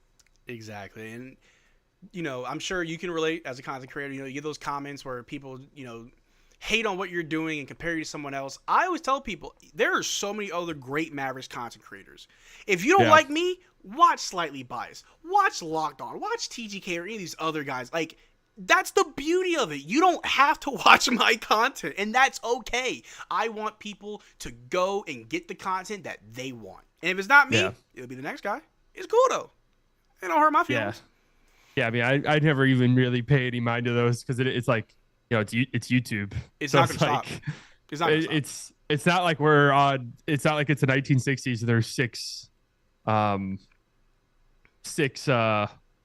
programs on the TV at any given time, and you can only watch those six. Like, it's YouTube. You can go watch whatever you want. Watch whatever you want. But no, I know what you mean. And with the Mavs, what we're doing, I've been asking everybody this, and I want to ask you this: who do you think is our X factor or difference maker? Who do you think that's? If we were only 0.5% away from being a good team, who do you think is the reason why we would be a good team? I mean, it's X factor. I mean, it's AD. Like, I usually when people say X factors, they want to hear like an in the bench guy, but like it's definitely Anthony Davis. That's the whole. His health is going to make or break the Mavs season. So for me, it's him pretty clearly. But I think I could see the arguments for like Flag. If Flag is that guy immediately, that changes things, right? For sure. like D'Lo, I could see. Well, D'Lo, I wouldn't say returns to all-star form because I don't think that's happening. But if D'Lo could be like just a really rock solid middle of the pack starter, all right, well that's good. But for me, it's AD. I mean, it's just if he's really good and healthy, they'll be a good team. If he's plays 40 games, 50 games, they'll be in some trouble. Like that's just it. Yeah, I think that. No, you're right. You're right. AD, depending on health and how he plays, will be the difference between we are back in the lottery to we could hit the first round, and make some noise. I mean, would it be the worst in the world to go back in the lottery? I mean, next year looking pretty deep. It's looking pretty good. So, I get what you're saying. My stance on that though is like it's not something I'll root for anyway right now because the process of getting there means AD's hurt. Maybe Flag's not as good as we thought. Like all of the things that would have to go wrong along the way. Now, if it's one of those like, hey, AD just missed some time and Flag was awesome, but wasn't good, and then Kyrie never came. We just decided it wasn't right for Kyrie to come back at all this season. And it's similar to this year. It's like we had the 12th best odds and we moved up. All right, that's a little bit different, but would that be the worst thing long term? No, probably not. But no. I mean, with this whole 2 timeline thing that we got going on of we can compete. We're not trash. Last season was a health issue, not a skill issue. So we can compete, but we got some young talent that could definitely help us long term. I think in that situation, you can definitely, I'm sorry, I'm trying to open this bottle. I'm thirsty. Anyway, we can still compete. We can still develop young talent. We will be okay. I think AD is one of the X factors. My original answer with my other guests, I said Najee Marshall because of just how flexible that you can plug him in the 1 through 3, put him at the 4 at your own risk if you really want to, but he can bring the ball down. He can defend the wings very well. That floater is chef's kiss money. I trust it with my life. You know what I mean? And also non-basketball related, just that dog energy. He looked Yusuf Nurkic in the face and said, "You touch my homie, I'll put you in the dirt. I don't care how big you are." You know what I mean? Like that right there proved to me, hey, bro, you belong. Just like PJ with that stand on business in the first playoffs with his team, with his new team. Like, that's so important. But just overall, just the fact that Najee is a great defender. He can bring the ball down. He can handle the rock. You can plug him in anywhere. He, at least from what we see, what we've heard, no real ego. So there were times where he started last year. And there was times where he came off the bench majorly, but that's okay. We still rely on him. I think he can definitely be the difference between us squeaking by and being pretty well. But with a team as deep as ours, like it could be anybody, right? Yeah, it could. Yeah, I think Najee's a good one, but I'm just interested to see what his role is going to be this year, just because of the construction of the team. You're going to have so many, like you have to have anybody who can shoot. So I'm just going to be really interested to see what Najee's role is, because if he plays as much as he did last year, I think he could win 6th man of the year, honestly. For sure. If that 3 ball gets better, oh yeah. Yeah, I mean it's gonna have to be like at least decent for him. For sure. Real quick, we got a question in the chat from one of my managers at work. He said, "Where can we get that hat?" The office wants to know. My job's got the entire stream up on the TVs, and I forgot to place an order. So if you want to drop the link in the chat, let us know. Fullydelusional.shop. Boom. Fullydelusional.shop. I gotta place my order. Because yes, I think like all 20 Mavs left. fans qualified to be veterans after last season. That was our own version of Vietnam. Yeah. God. I mean, talk about Vietnam. Dwight Powell. He's seen it all. What does Dwight Powell have to do with Vietnam? He's just seen it all. I mean, he was there for Dirk. I was Luka, like, Cooper's like, Dwight Powell Vietnamese? I mean, he may have fought in the war. Dwight Powell's past is a mystery. I can't tell you what he did prior to 1979, so I don't know. Anyway, No, Dwight has lived through it all. He'll never get traded. He's like the 4th longest tenured player in the league. It is hilarious. Like he's not going anywhere. He's not. It's just it's funny. The list is it's like Embiid, Steph, Draymond, Dwight Powell. And it makes you think, man, Dwight Powell must be very important to the Mavs. He is. He brings the vibes. When there's an event where we need to send a Mavericks to show face, we send Dwight Powell. We send our best and our brightest. That's true. He is at every Mavs event. Yup. Love it. I mean, by all accounts, he's like genuinely one of the nicest people on the planet. Every person I know that knows him says that he's insanely nice. I'll be real serious for a second. The jokes aside, because I know I've made jokes and whatever, but like on a serious note, the disrespect he gets is very weird because he doesn't do anything wrong.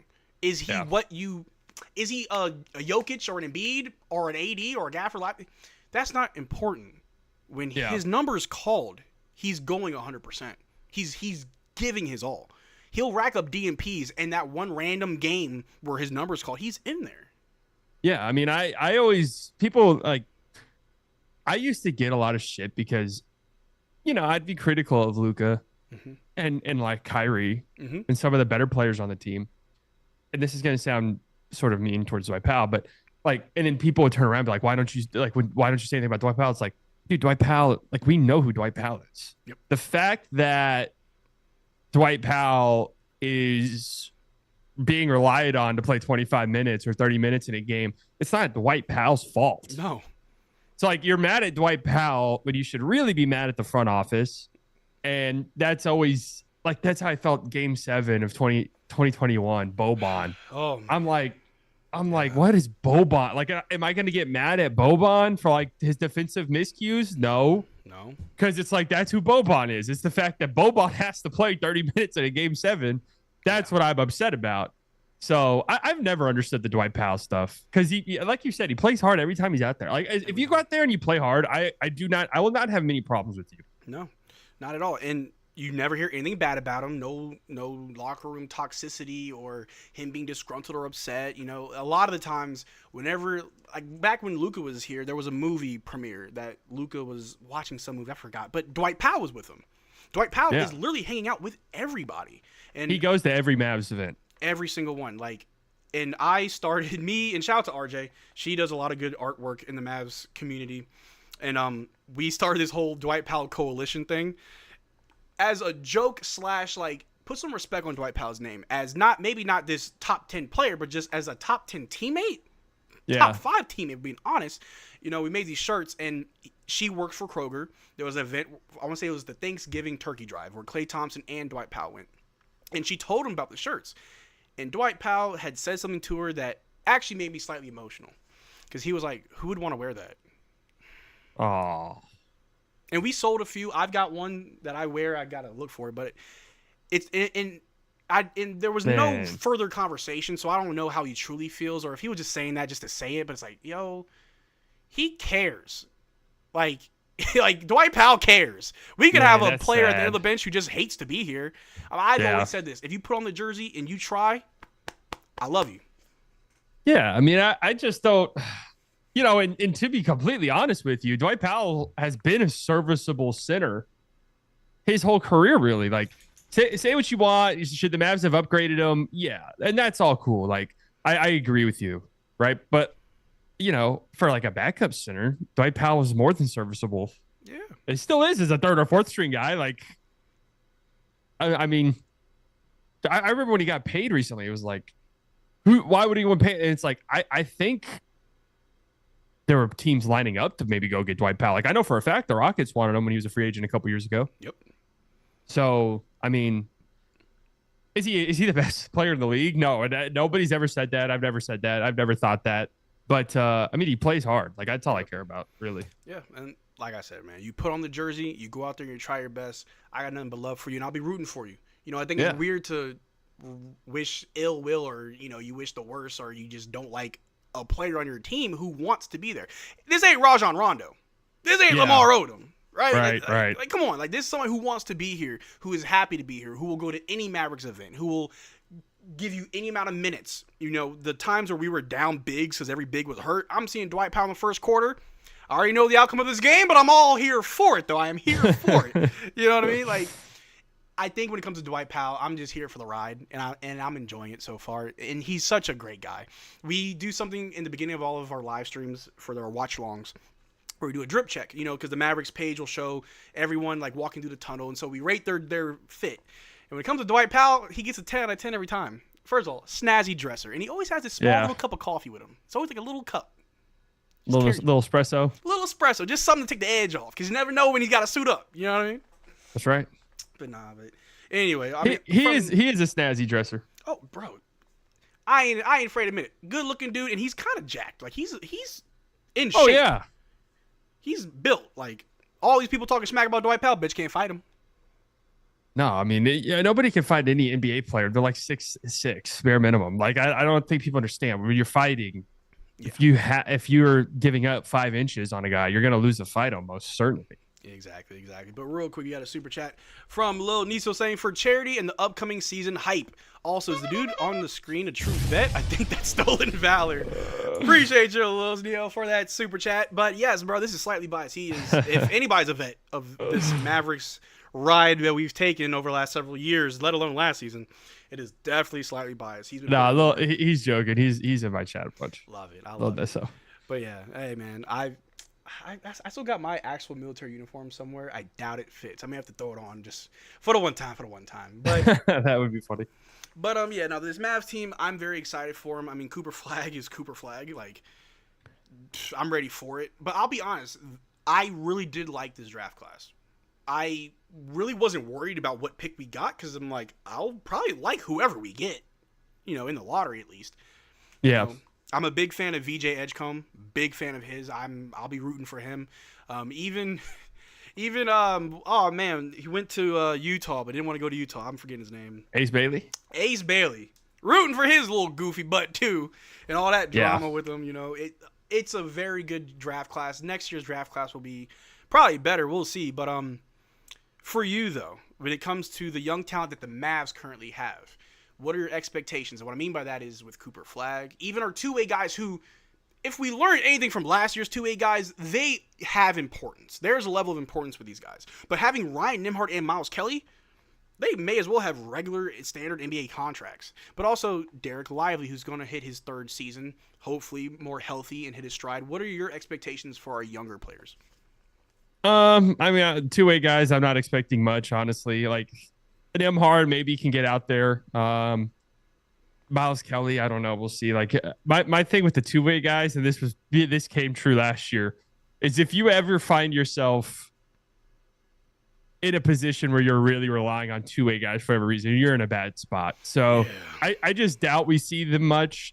Honestly, even Nembhard, like it would be surprising to me if Nembhard had a real significant role on the team next year. Yeah. But and I know people love him, but give him time to play in the G League and stuff, and that's all good. But Flag, man, I don't know. I really don't know what I'm expecting with Flag because I think it's going to be a little rough at times, but I think that's fine. I think it'll be rough by design a little bit because he's going to be, it's like kind of what we saw in Summer League. Well, there'll be times where he's bringing the ball up a bunch. Mm-hmm. There'll be times where it doesn't look good. Like, that's just the truth. There will be times where his self-creation stuff looks a little rough. Like, he's not going to be as polished offensively as Luka was immediately. That much is certain, right? Yeah. But could we get, Rookie of the Year? Absolutely. I think Cooper Flag could win Rookie of the Year. I mean, he's the number 1 pick, so I think he should win Rookie of the Year. And Lively, I just want to see Lively stay on the court, man. That's really it for me. Like, if Lively doesn't get better at all from where he was last year, but plays 70 games, that's a huge win for me. Yeah. Huge win. Yeah, I think when it comes to Lively, we talk about players who are sponges of the game, who learn and adapt and grow.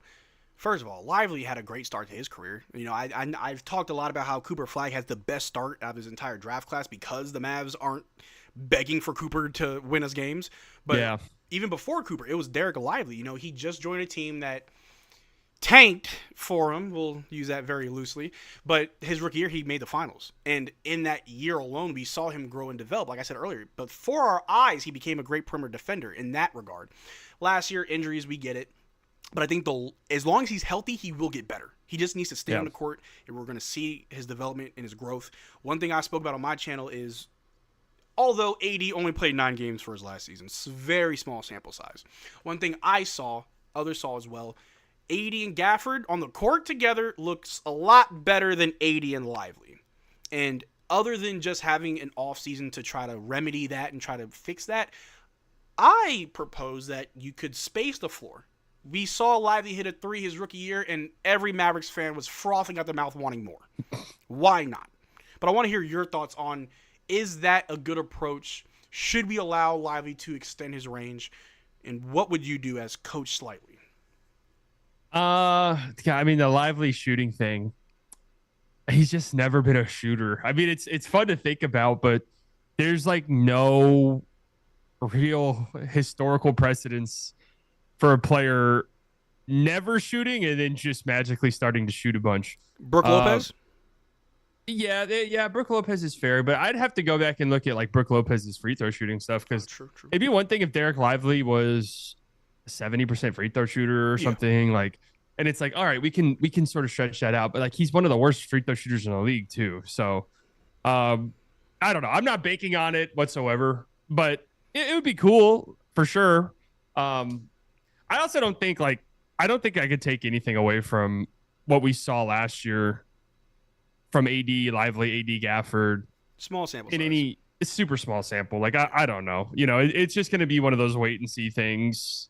So I don't know. I like Lively and AD better as a pairing. I know what the numbers might have said last year, but I think defensively that's so good. Yeah. Yeah. And I mean, think I Lively gets you that sort of perimeter defending, which is better than Gafford, right? But the perimeter defense, which is important next to AD too. For sure. And I think also I think having AD, knowing what he brings to the Mavericks, positive and negative, it almost makes Lively and Gafford's presence on the team more important, right? Yeah. They allow AD to play the 4 more because we can just rotate Gafford Lively. You know, obviously closing out games, AD at the 5, I get it. But having Gafford and Lively able to rotate the 5, allowing AD to play the 4, and guess what? Teams got to deal with that size. You know, let's say you blow past D'Lo. Well, there's Cooper Flag trying to stop the driving lane. Oh, you got past Cooper? Here's AD and Gafford or AD and Lively. Good luck. You know what I mean? The team is just so complimentary. You know, I know we have our pitfalls. We're not a perfect team by any means. We have pitfalls, we have deficiencies, but it's almost as if we can make up for almost any deficiency aside from three-point shooting. That's, I think, our number one issue because we sucked last year. Obviously, we were injured. Things happened. I get it. But that, I think, will be something that needs to improve is our three-point shooting. We just can't be dead last. I don't think we need to be top 10. We could be the 15th. Just don't be at the bottom for three-point shooting. Although I understand we have enough players that can just bang it down low where, cool, we don't shoot a lot of threes, but we get to the paint and whenever we want. Yeah. But it's interesting. I mean, yeah, they just historically speaking, you have to be at least a decent 3-point shooting team to win. Like, so that's the biggest pitfall against this team by far. I think it's pretty up front. It's pretty in your face. Like, this is far and away the biggest problem with this team, and it's a problem they're going to have. Like, I just, even if I talk myself into some of the absolute best case scenarios, their 3-point shooting just continuously pops up as this an issue I just don't see a workaround from, to be honest with you. It's something that'll have to be solved through committee, you know? I Yeah. mean, Kyrie I honestly don't even think a committee, like, it's just, they're not going to be a great 3-point shooting team. They'll have to be the best top 3 defense in the NBA would be what I would say. just to make up for it, for sure. Because, I mean, Kyrie was attempting 7 a game, shooting 40%. That's pretty much exactly what Klay was doing. Do we ask Klay to take more? I made a video saying that I want to see Max Christie take 7 threes a game. Let's just see it. Yeah. You know, like, there's only so much we can do as a team to make up for that, for sure. But I think a top 3 defense can make up for that. Is if we can stop the opposing team's threes, then it doesn't matter how many we take. So yeah, Lively's perimeter defense. Slightly, you're making me change my whole way of thinking. I'm starting to see this whole thing from a different angle now. Well, I think they could both, like, Gafford could play with them too. It's just, you know, I just like I'm super in on Lively. I think he's gonna be incredible. So he just has to stay on the court. That's really all I care about with him. I don't, as a player, I'm already set that he's one of the best centers in the league. So he just needs to stay on the floor. But the shooting thing, I mean, like, OKC didn't shoot a lot of threes. They made them at a pretty good rate. Like, they were an efficient 3-point shooting team. But they didn't shoot a lot. I think that'd have to be kind of the blueprint for the Mavs, is that maybe we don't shoot a ton of threes, but we'll make them when we shoot them. but we're going to win through our defense. And, they're not going to force turnovers at the rate that the Thunder do. But we'll just make it impossible to score on us, really. And we'll slow these games down. I don't think the Mavs are going to be that fun to watch, honestly. It may be a little awkward at first. I think at first, you're like, what are we looking at? Not even like that. I just think the games are going to be sort of drag them out rock fights, which there's enjoyment to be had in that. But I think that's just how they're going to have to win. Yeah. So that's what I'm expecting. I'm actually totally fine with that because let me know if you agree with me on this, man. It feels like over the last few seasons, there will be games where we constantly have to fight back. Yeah. We're always down, having to fight back, and we somehow got good at doing that, but I hated watching that. Very rarely do we get a game where, like, we're winning the whole game. I guess we won. It was always a slugfest. However, this season, I kind of want to see the slugfest because I've got players that I believe can hang in a slugfest. We got AD, we got Naj, we got PJ, Gafford, Lively, Cooper Flag, Max Christie, Klay Thompson. We got D-Lo. So it's like we got guys that are like, I don't know. There's something about this team that makes me want to run through a brick wall. And I'm totally down to see, game 37 of the season against the Orlando Magic. It's the fourth quarter, 4 minutes left. We're down by 8. Let me see it. Show me what you got. Show me that we ain't got no bitch in us, that we ain't going to roll over, that we can still fight for a dub in the regular season. Let me feel it. I think that's the excitement that can help bring some fans back. Because if not to bring it back to the trade, but honestly, a very disappointing season this year, it's going to be real hard for people to be engaged. It's going to be really hard for people to watch those games. But if this team can fight and show that it's all good, fans are going to have a real fun time watching this team. And I think that that's nothing that we got to worry about. I don't think that we're in the territory of watching another abysmal season, unless Jimmy Butler sneezes on Najee again.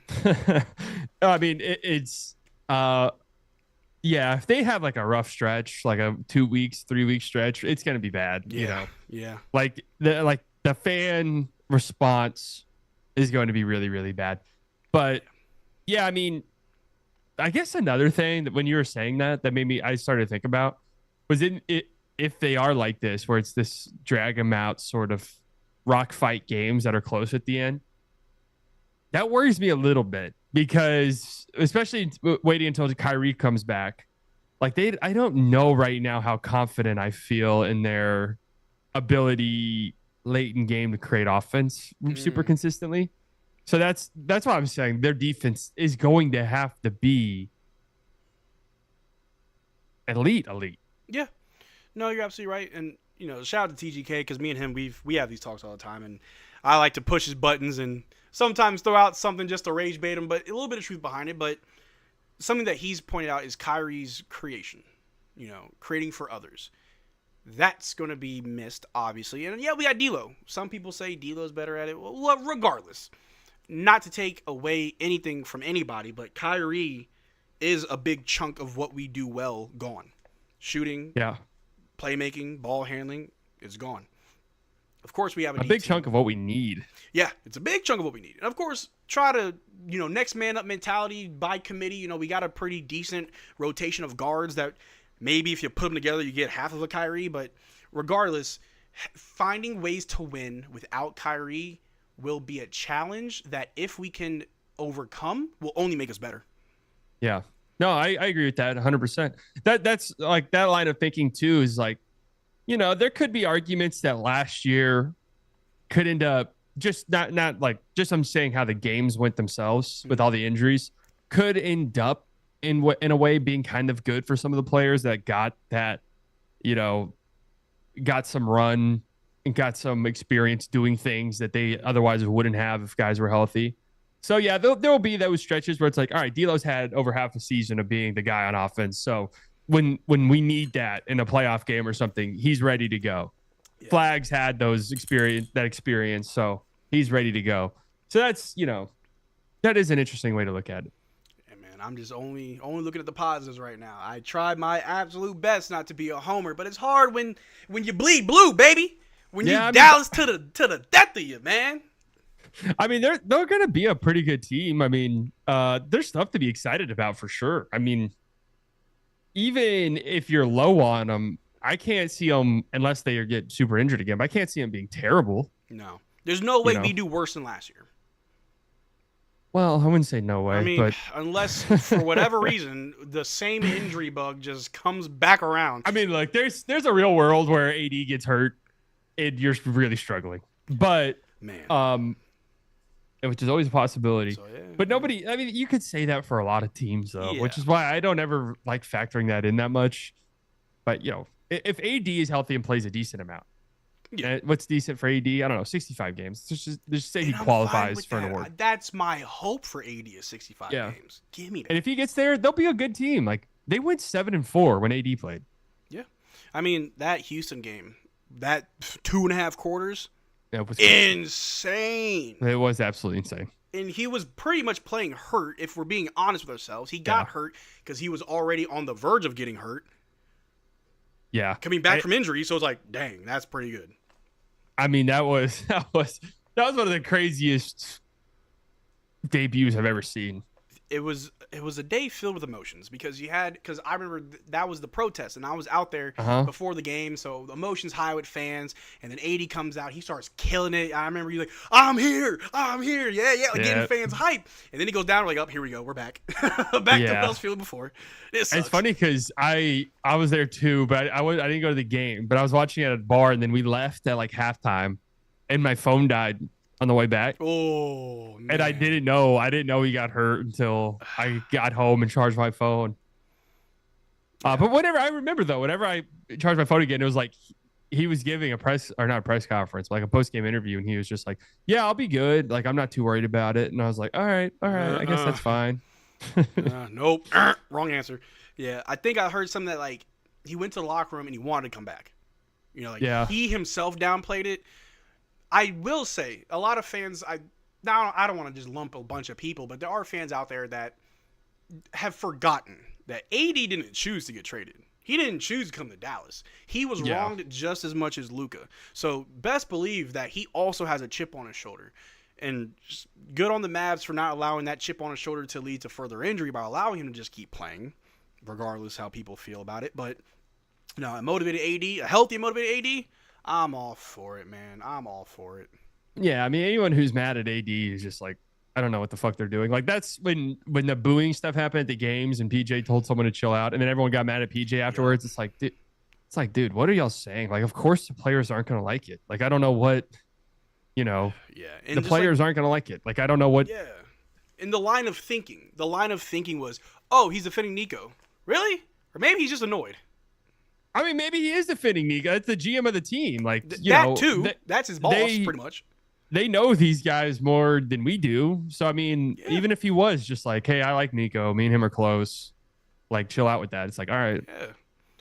God, I just now remembered. I forgot about that. People were saying some crazy stuff about crazy things about Nico. One thing that somebody said, I do want to ask you about this because I'm certain you and a lot of other people that I brought on today have been Mavericks fans longer than I have. I'm not going to sit here and say I've been a lifelong Mavs fan, but one thing that someone said to me about the whole PJ thing, because they were upset with PJ, they told me, I was a fan of the Mavericks longer than he's been in the NBA. So who is he to tell me how to feel? And I thought for a second, just to try to play devil's advocate, try to be in someone else's shoes. I'm like, I see why you think you're right.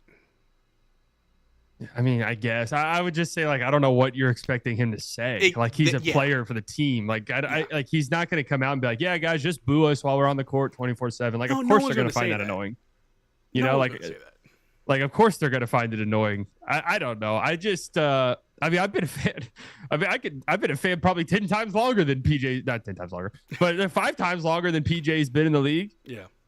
So, I mean, I felt PJ was right there to just be like, yo, can you guys chill out while I'm shooting free throws? You know? Yeah. You know, like, why don't you root? I'd rather y'all root for the players than hate on Nico. And that's just because where's your energy being focused to? And like, I'm not even saying PJ's right, really. I'm just saying, like, the responses I saw to that were just crazy. Yeah, I'm sitting here like, y'all love PJ last year when he stood on business. He's staying on business right now. You don't like it. Like, true, come on. True. He was standing on business. When you stand on business, sometimes your feelings get hurt. You just got to deal with it. But This Mavs team is awesome, and I'm so hyped for it. You know, obviously Cooper Flag adds to the excitement and the hype, but you know, there's so many other things to be happy for. And I think the fact that we're not really a bottom-feeding team, you know, Cooper Flag's not coming in to save the day. It makes it exciting because there's so much more to, you know, be excited for. We talked about already AD, Najee, PJ, Gafford, Lively. But one thing I haven't really talked about yet is the coaching staff. There was a big kerfuffle and whatever you want to call it with Jason Kidd, the Knicks, and where he want to go and all that bull crap. But I know a lot of fans were probably okay if Jason Kidd were to leave. You know, I had to come around my Jason Kidd love-hate relationship. I used to call him Jason Mid. But I don't have a problem with Jason Kidd as a coach. I know what to expect. I know what I'm getting, and I trust it. Is he perfect? Yeah. No. Name a coach that is. You know what I mean? Yeah. No, I agree that it's like, you know, it's very similar to the Cuban stuff back in the day where people wanted the Cuban to sell the team. You know, it's kind of just like, yeah, all right, fine, but it could be way worse. Like Cuban's not. It ended up being way worse. It's like Cuban's not that bad that it's like you're going to upgrade no matter what. That's how I feel about Kidd too. Like, you know, I think Kidd's a good coach. Where would I rank him? I don't know. Right? Like, I don't know. I don't like ranking coaches. I have no clue. Nope. But they play hard for him. Yeah. Like, I know that much. They And seem to like him. Like, hey, I mentioned this earlier today. Like, at least he's not going to play his starting five for an entire second half of a playoff game. JJ Redick. Yeah, I mean, like,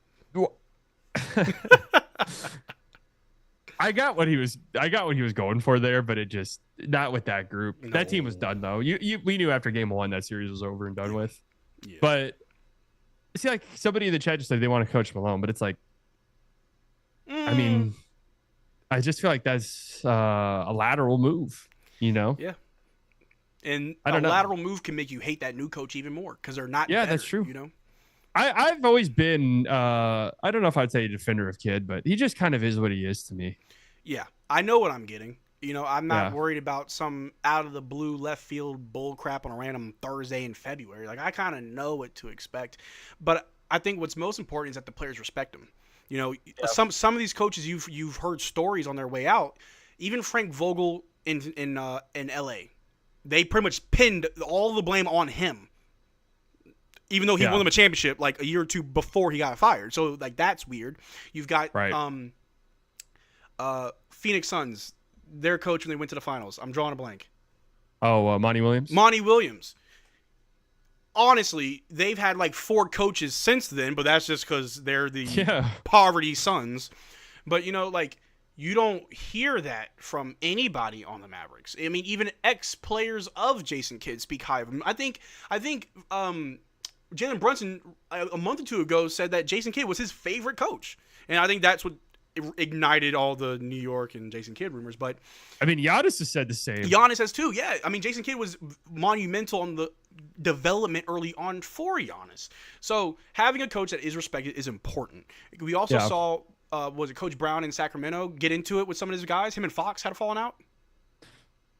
Yeah, but I don't know about De'Aaron Fox. He doesn't pass the sniff test for me. Oh, do tell slightly. No, there's nothing like secret or anything. I look at him and something just doesn't pass the vibe test with him. I don't know what it is. I mean, he did like an NFT rug pull. Like he straight up did an NFT rug pull on his fans. So I mean, psych, I'm going.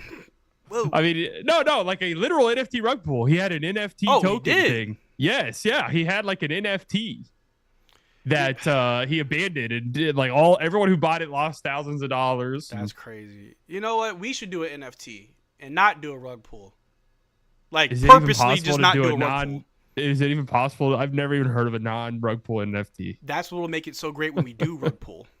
Maybe it's because I don't follow crypto or anything like that. So anytime I hear about NFTs, it's a rug pull. Yeah, I'm not gonna say I'm ill-informed, but I choose not to be too informed in crypto in that kind of sector. Just I don't hear good things about it, so I'll just leave it alone. It feels like it's definitely gambling because I will say this: I had a friend, and I remember not like in 2011 or whatever, but like 2018 or something, who was telling our whole group every day in group text was like, if you guys aren't buying Bitcoin, you're a dumbass. If you guys aren't buying Bitcoin, you're a dumbass.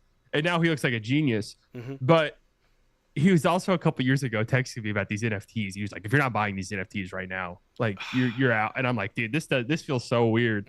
So I think it's gambling. Like he won on Bitcoin. Yeah. Oh, dude, I got a quick little story about Bitcoin. This is for everybody watching, and if I've got any family watching, I'm sorry for what you're about to hear. I want to say it was like 2010, 2011. I was about 16 years old. I had a good friend. His name was Vincent. Used to go over to his house after school, play video games, partake in illicit activities. But it was all cool. And we would play a lot of. I don't play it now because I'm trash at it. CS:GO, Counter-Strike. Played a lot of Counter-Strike. I was never good at it, but I just like hanging out. And he had like a computer room with like 2 setups that we would play, but he also had like an office. And I thought the office was like for his parents. They work from home, possibly, whatever. I come over to his house one day and he's in the office. I'm like, hey, we gonna play? He's like, yeah, I'm just doing something real quick. I'm just chilling. I'm like, so what are you doing? He's like, oh, I'm mining for Bitcoin. I'm like, this don't look like Minecraft. Like, what are you talking about? Mining for Bitcoin? He's like, no, it does computations and it like he's explained to me, and I'm like, so it's like a cryptocurrency? Money's like, yeah, like how much is it worth? Like a couple dollars. I'm like, how long does it take you to get one? A few weeks, maybe a month, but I have to keep my computer on running the entire time. I'm like, all right, dude, let's play CS:GO, bro. All right, whatever. Bro, so fast forward, we graduated high school. He had probably like 300 Bitcoin, and he sold not all of it, but enough to pay for law school.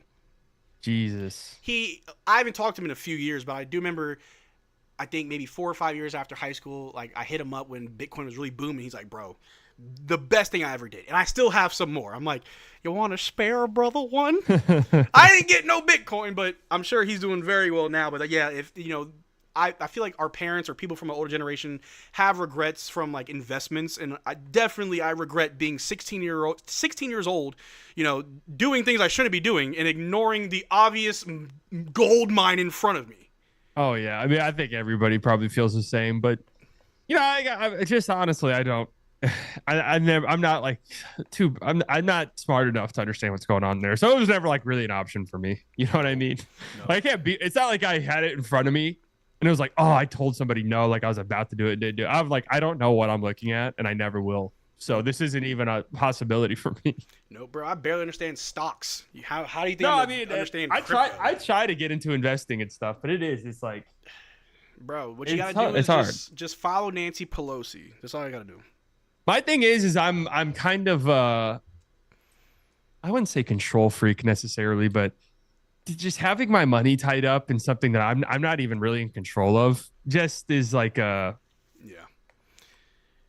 scary to me. Yeah, no, I am very money conscious. I'm not gonna say I'm like obsessed with money, but like I am money conscious and I'm aware of how I spend and where my money goes, and so that's part of the reason why I don't really invest anymore. I used to, but I don't anymore, just because I want to know what my money's doing. And if there's any risk of me losing it, I don't want it. Like, I don't even gamble. Like, I don't go to casinos. I don't do, like, sports, like prize picks, sports betting and all that. Like, I'm weird about my money. I don't either. It ain't for me. I don't gamble. I'm not even really a gambling person. I refuse to do gambling sponsorships. Nope. Me neither. Don't do them. And no shade to anybody that does. Get your money. No shade at all. And I've been open and honest. Like, I'm not even closing the possibility of, if someone came to me and was like, yeah, we'll throw you like a number you can't say no to, I'd probably do it. Like, I'm just being honest with you. No, but for like the time being, yeah, I don't. If it's just like, yeah, man, $50 for each sign-up code, it's like, whatever. Yeah, that's all good. But hey, Slightly, man, first of all, thank you for stopping by. Thanks for having me. Of course, but we're not done yet, because we got to get to some gaming. Now, I asked you to choose the game. I'll gladly download by whatever. What are we playing? So I downloaded Marvel Rivals for this, but I got to be honest, I don't know if my computer's up for the task. That's fine. If it's not, then So do you have 2K25? Yeah, but I'm not like near my PlayStation. Actually, no, I don't have it. I actually deleted it recently. Hey, I delete a whole. I have like a 2 terabyte external hard drive on my PlayStation. I'm constantly deleting games. I don't even have one of those. So, I have to do the thing where I only have like 3 games on my console at any given moment. It's totally fine. But if and what do I have on there right now? I have Rivals on my PlayStation. You trying to squad up? Yeah, I can play a game or two. Let me try to open it on my computer one more time. Yeah, you see that, ladies and gentlemen, slightly biased, and Marcel with the Marvel Rivals. If anyone out there wants to join, make a little 6-stack. Go right ahead. Let's see. Can you like link your accounts? I don't know if you can because I have a separate account on PlayStation versus PC. Because I thought you could, but I don't think you can. Don't you have to be a certain level to play online in Rivals? No, that's only for competitive. Okay, that's right. All right, let's see. All right, it's opening. I was trying to install it early in the stream, but then like it got so loud that I had to turn it off. It's all good. Random user says, Mavs Digest, I'm missing the important. Bro, you missed so much important stuff. Me and Slightly talking hoop. I had Nick from Locked On Mavs before. I had Mason from MFFL Nation come on earlier. Bro, you missed so much. But it's all good because these streams will be saved. You'll be able to view them in its entirety, unlike last year where I did not know how things worked. But it's all good. About to get this I can't hear a single thing. This is so unbelievably loud. Let me see here. Get that Rivals up. How do I mute this? The game? It's just getting through this initial like cutscene. Oh yeah, when you start up the game, it is loud. It just makes noise. All right. Here we go. Hey. All right, I think I am here. Hell yeah. Hey, B. Dot in the chat said, "How's the recovery coming, Slightly?" My first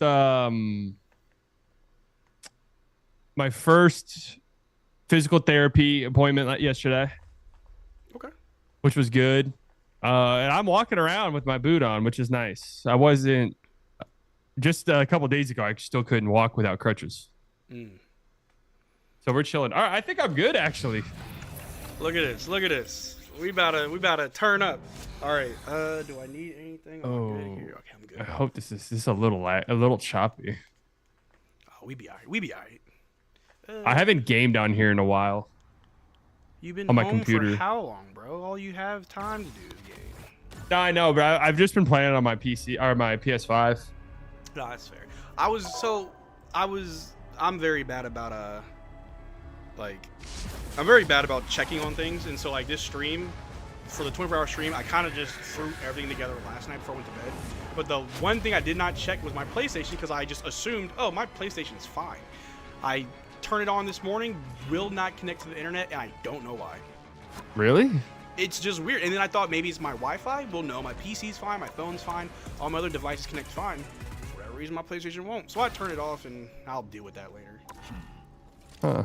But eventually. Are you wait? Were you wired? Are you wired in? So I have an Ethernet connected to my PC, but not to my PlayStation. So I'm sure that would have fixed it. I didn't try that. That's really weird. Probably not a good sign that the performance test is stuck at 99% loading.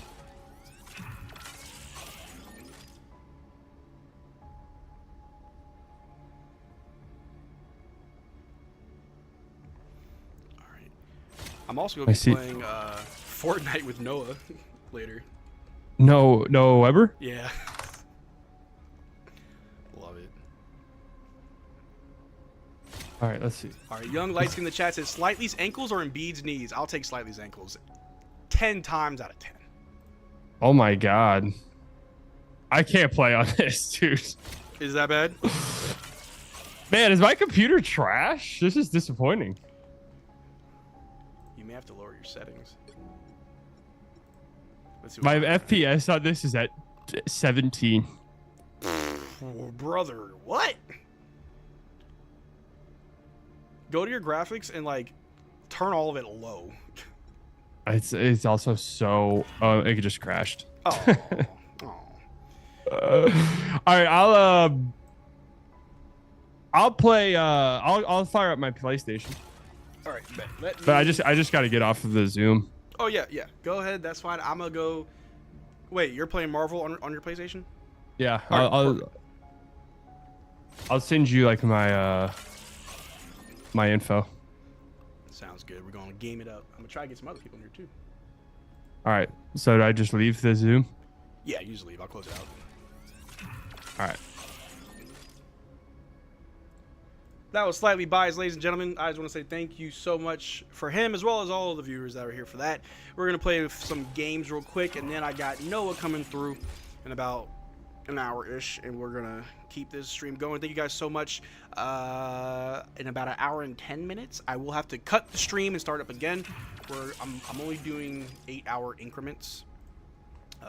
So, yeah.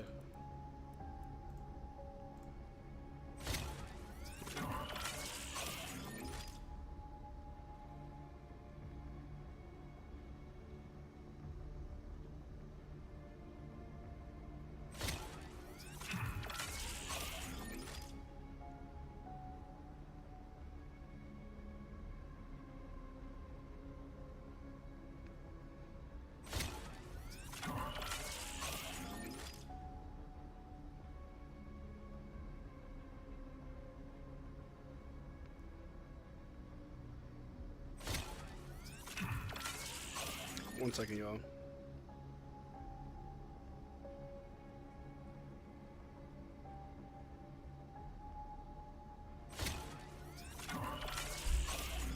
me see.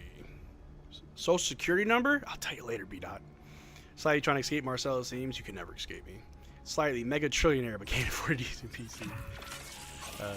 That's how you say it, right? W no, yeah, no, it's dope. Name of the game, this is Marvel Rivals. Marvel Rivals. Waiting for Slightly to text me his gamer tag. If anybody out there plays, here's mine, Lord_Retro.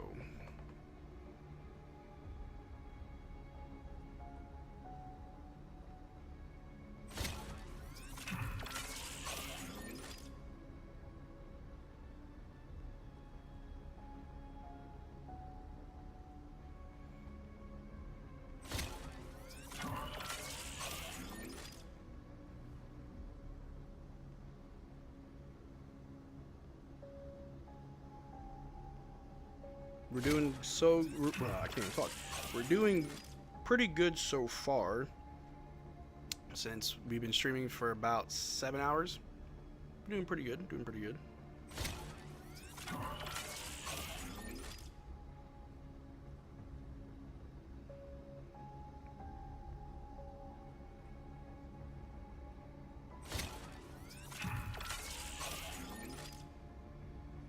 I don't know what you heard about me.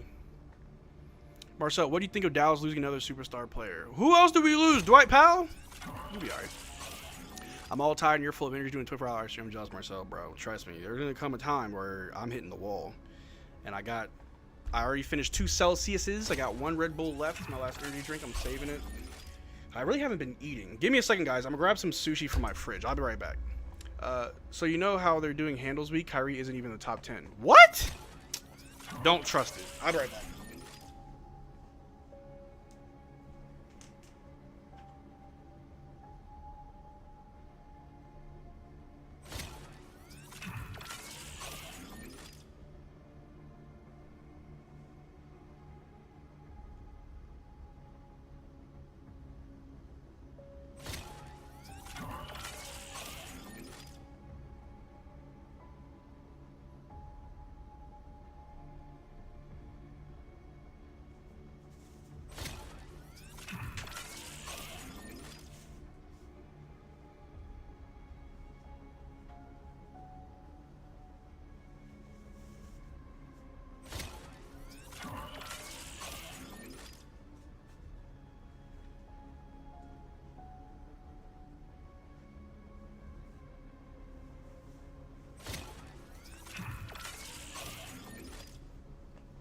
I'm back with a outfit change because it was getting hot.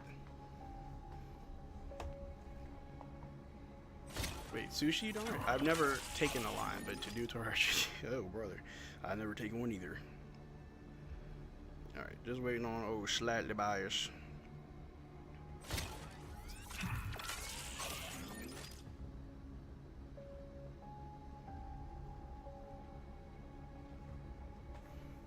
My dog's been under my bed chilling literally all day.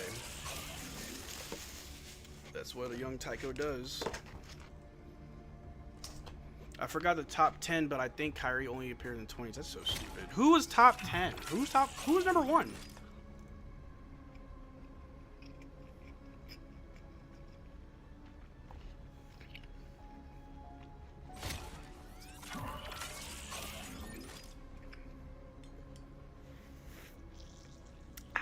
Shout out to Josh in the chat saying them waves. Oh yeah, them waves.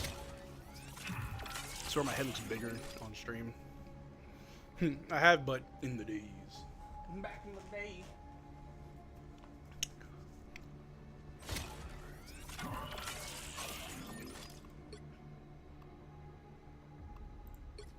Wait, hold on. I guess you can link your account. Oh, it's Discord. Never mind. It ain't our ball.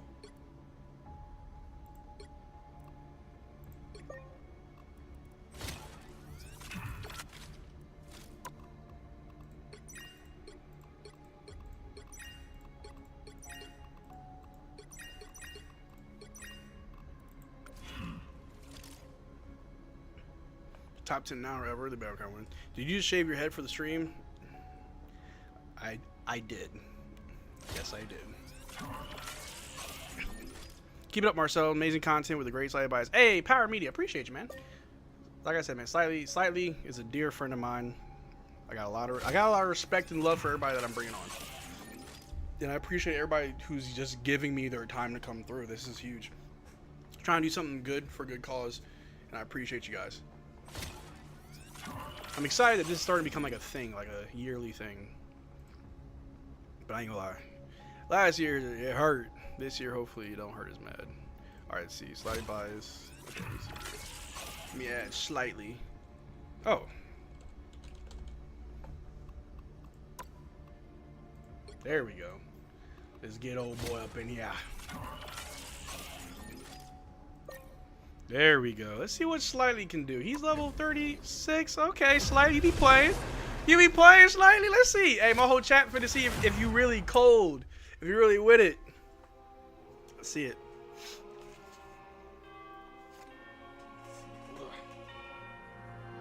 The right heroes could make all the difference. Slightly Marcel, the top 2 Mavs creators. Hey, bro. Appreciate it. But we're all great. If you're a Mavericks creator, you're great by default. I am beyond my pitiful creation. Slightly is a Lord Mantis? Yo, he be playing. I may get embarrassed by Slightly. Hold on, let me sit up straight real quick. He about to embarrass me.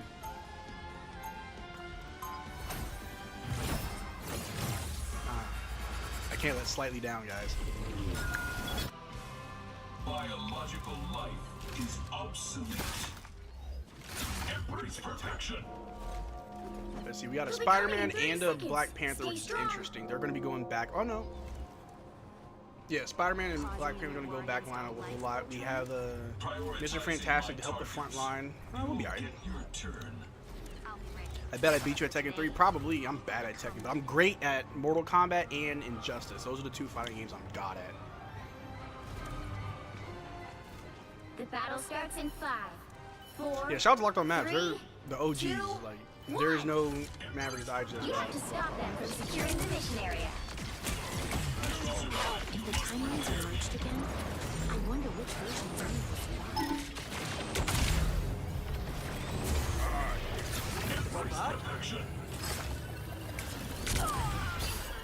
I am healed. I have finished the job. Embrace protection.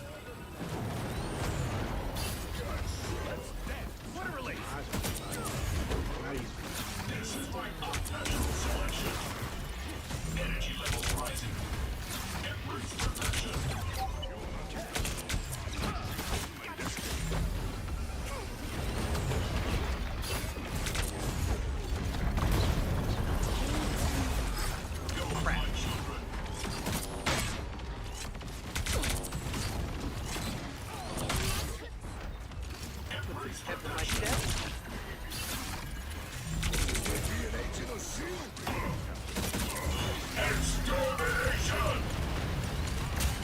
Hit him.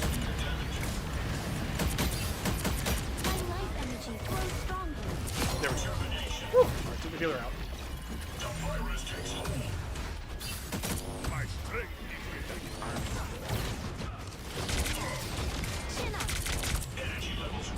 Find a way to bring you back, then. I need assistance. For one another. Extermination! Everybody dying? I don't think I did a good job.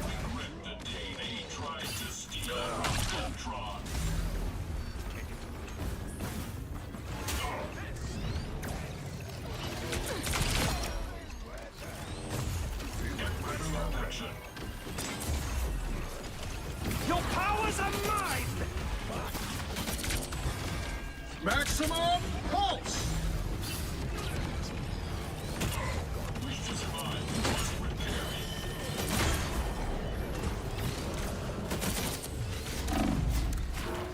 Couldn't get out. Mavs Digest 10, Clarkson 9, Porter Jr. 8, Harden 7. Okay. I don't know who made that list, but they don't know basketball. You need to stop that vehicle in its tracks. LeBron or Page on the Mavericks taking a rush by Page. What game is this? Just join the live and don't do a lot of game. This is Mavericks. This is Marvel Rivals. Pulse! Marvel Rivals. It's, if you know what Overwatch is, it's pretty much Overwatch just this. Marvel.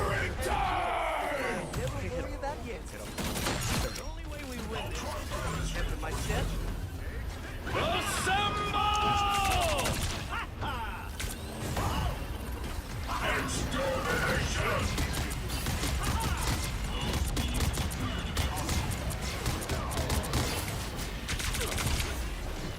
Feeling fantastic.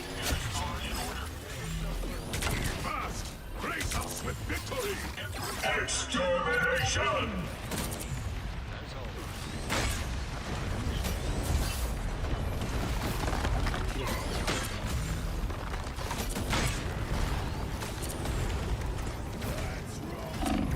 Crap, get him out, get him out. Ah! I couldn't aim him.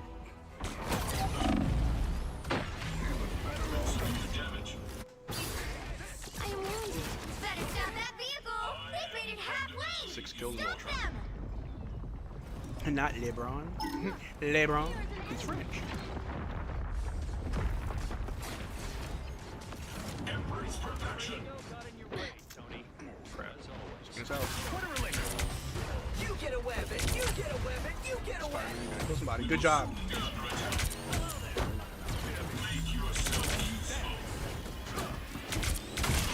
Suffered severe damage. Energy levels rising. Woo! Ultra furnace reinforcement. I'm confident.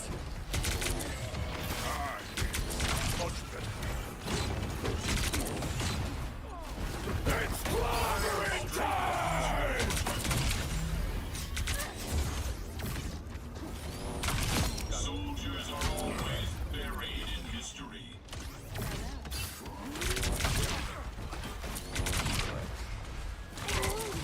Pepper my step.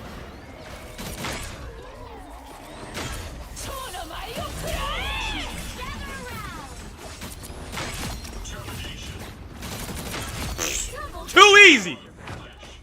It's too easy! That ain't our ball? I have not seen that.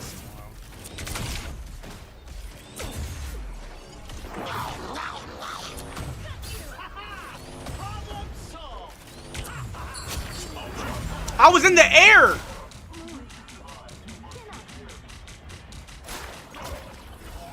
You can't get me.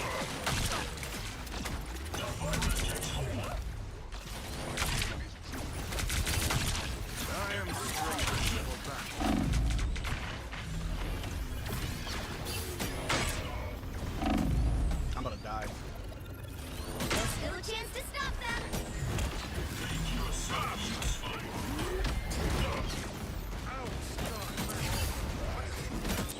I unleash the Vishanti's my step.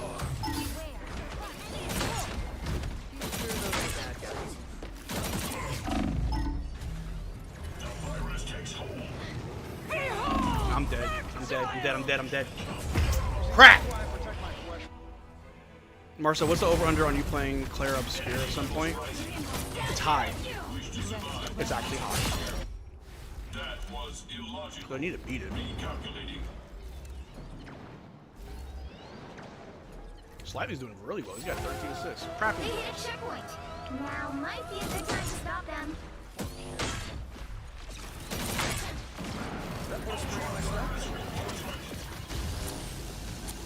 Extermination!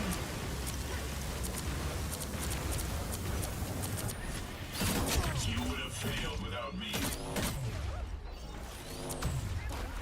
Go, my crew. Enemy detected.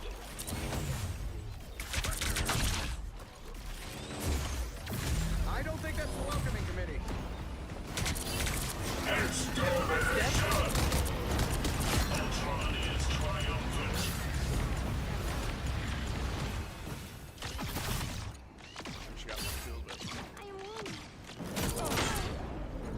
Embrace perfection. You would have failed without me. I think Jokic's going to retire after the next contract. He almost retired before. Yeah.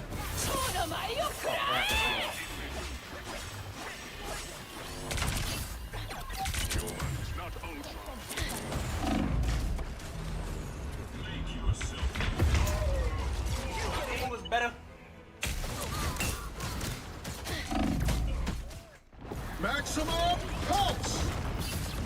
Marcel, you don't want LeBron James or Mavs, right? Or you controlled opposition. I am okay with LeBron on the team as long as I give up nothing. I'm not trading for LeBron. A small little contract to sign with the team, for sure. I'm not trading for LeBron.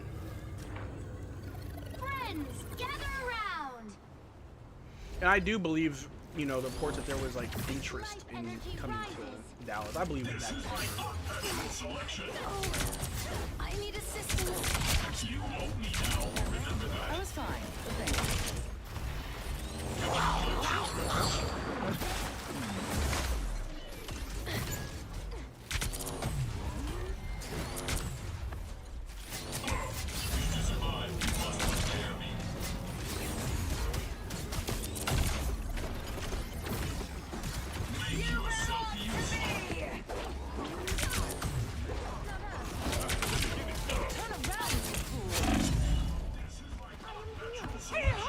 Only 60 seconds left. Fudge!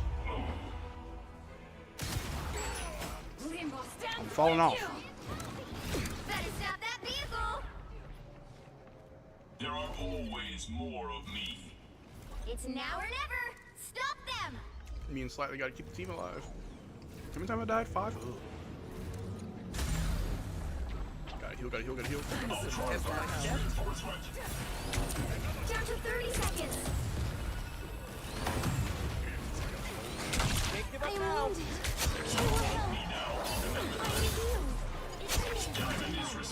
Us against the world. To survive, you must prepare me.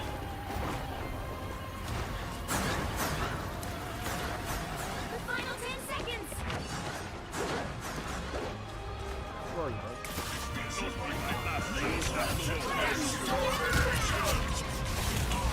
You'll have to keep fighting until we have a winner.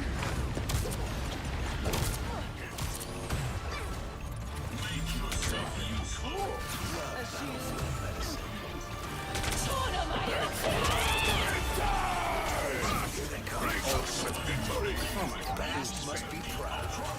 There we go. Woo! Another epic victory. And Slightly out-healed me. Ah! He did good.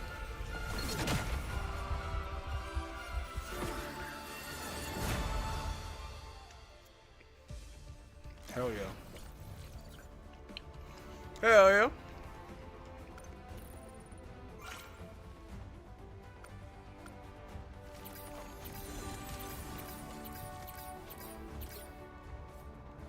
We out-healed their team easily.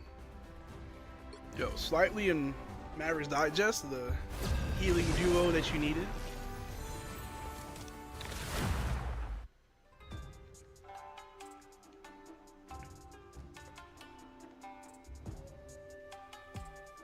You'll need a top-notch team to win this one.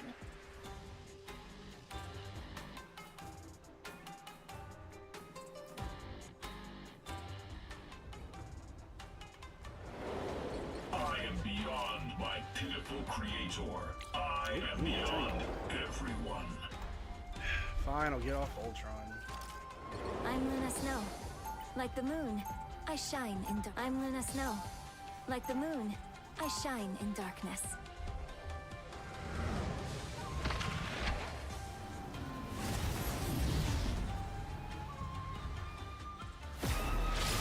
I didn't always love my powers, but now I think they're great.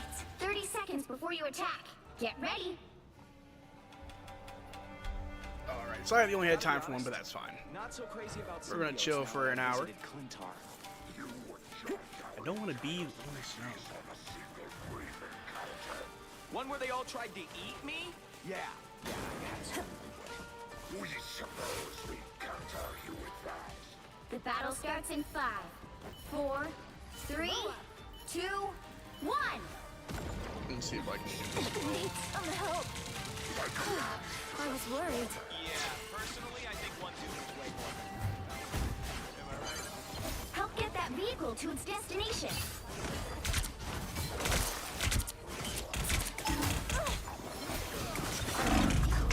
Well, not doing that. Don't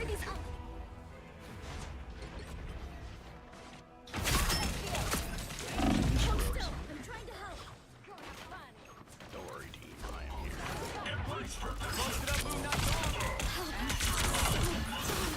Sure.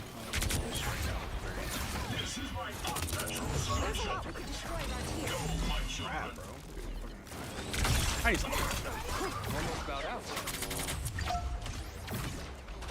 Ultron virus reinforcement.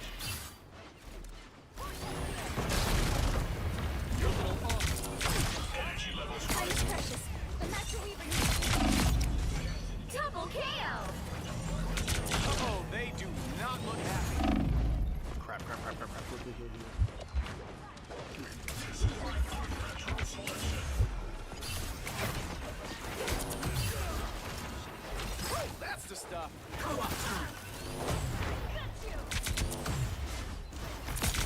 You would have failed without me.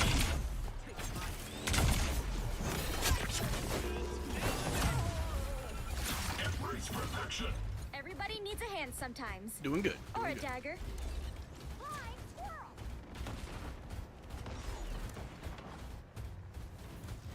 Do you think you're halfway there. Keep going. Do you think your rodent friends can safely navigate Time for you to be a little sneaky boy. For sure. How do you think my girl earned the name Tippy Toe? Make yourself useful. I am ready to put on a show. There. Don't turn back now. Okay, I can't do what I want to do right now, guys.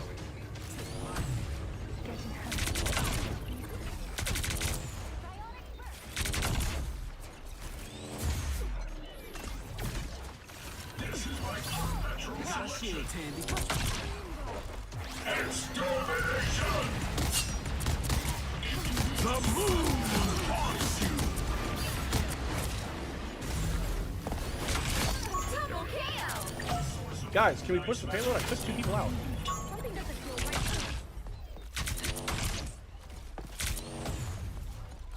One step closer to saving the world. Reality isn't gonna save itself. Let's roll.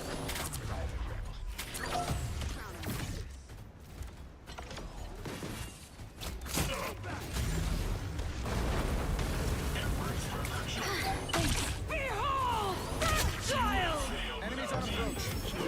The vehicle reached a checkpoint. Keep up the momentum. Extra shielding. Yes, please. This is my unnatural selection. Disappear. Pulse charge. Fire. Drop it. Hey! Toot sweet. I could have done that far more than this. I got Iron Man. Natural selection. Shall we proceed to the master and embrace perfection?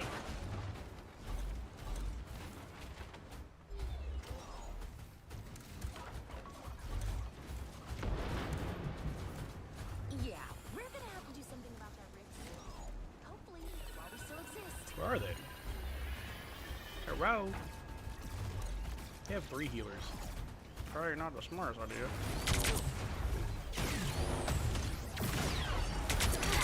Wish to survive, must repair. Enemies on approach. You owe me now. Remember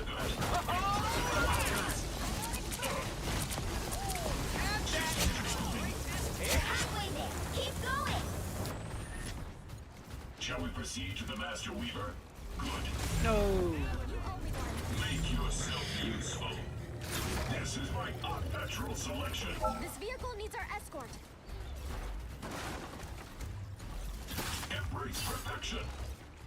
Almost there. Don't turn back now.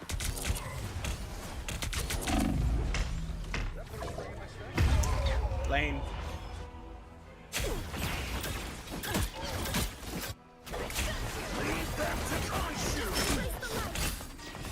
There are always more. I didn't know there was going to be a concert.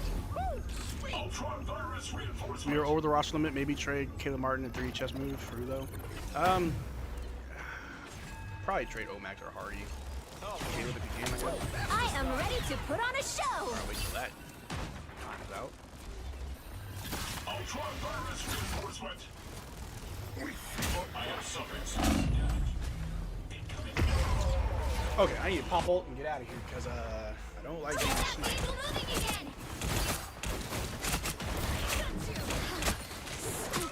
That was We're winning illogical. and our Wanda sucks. Recalculating.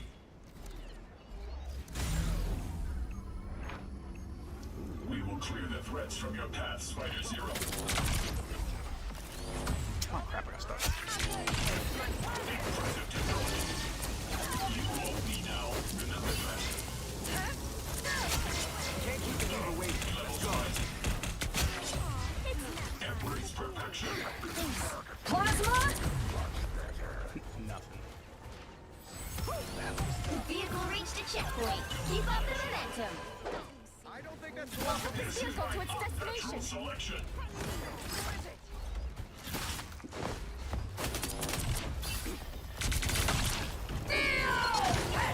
Pulse charge. Fire. Ultron virus reinforcement. I have finished it. Go, my children. Extra shielding. Yes, please. Sorry, I'm ready. Watch out. Punisher's in his turret. Turret's gone and Punisher's on the move.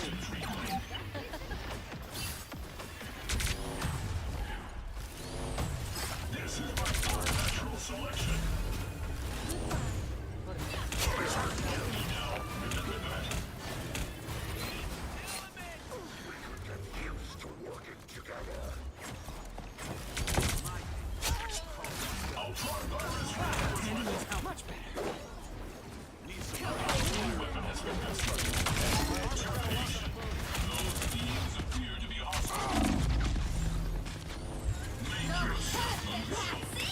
Don't let anything stand in your way. Unnatural selection. This place and the Master Weaver must be protected. Hardy is probably more likely, but who do we want? I want Quentin Grimes back. I do too, but we can't afford him. He wants too much money. He wants money that even the 6 year old can pay. So close. This is your big chance.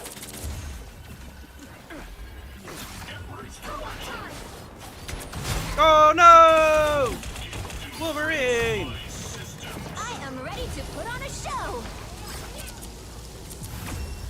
We won. That was so easy. I was holding to my ult the whole time. I went crazy. Hearing Kyrie trying to rationalize his reason for the Brooklyn stuff going wrong is a bad look. Now I'm worried if it'll infect Cooper with weirdo energy. Or maybe he's just telling his side of the story. I don't think we have anything to worry about with Kyrie. Kyrie is just exercising his First Amendment right.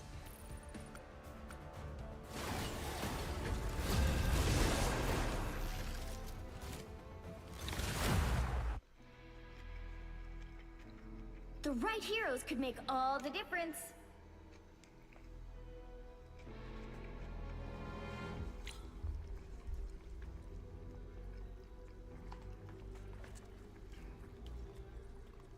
I am beyond my pitiful creator. I am beyond everyone.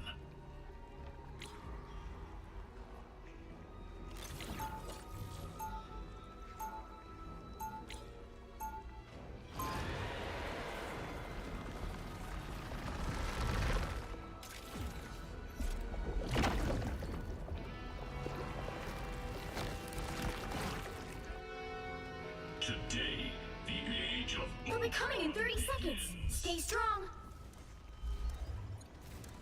this is my If we use our ice powers together, we can stop our enemies. This will be my last game, and I'll switch it up. Ice powers?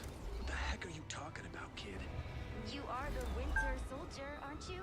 I think something may have gotten lost in translation. The battle starts in 5, 4, 3, 2, 1. You have to stop them from securing the mission area. The fact that this jump fits the cross match is insane. Feeling fantastic. Not myself. good. This is my unnatural selection. Skills are more Steve's thing. I'm hurt. Embrace perfection. Down. You won't be now. The virus takes hold. I suck.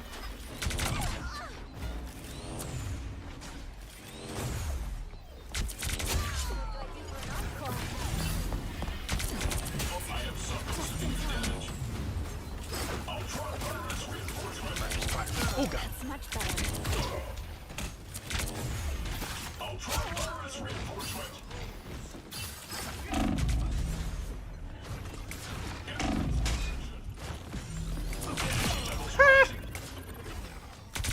Clearly, you needed some help. Twas but a scratch. We're finding our Monitor groove. this location. Healer's magic. This is my unnatural selection. That's better. Always glad to help, partner. Observe this zone closely. You would have failed without me. We are undefeatable! Thanks so much. Perfection.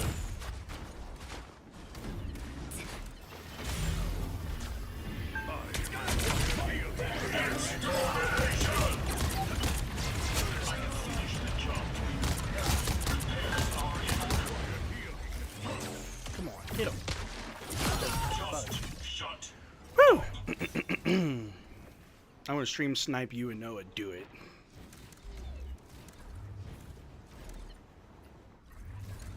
We have 3 support. Incoming. Much better.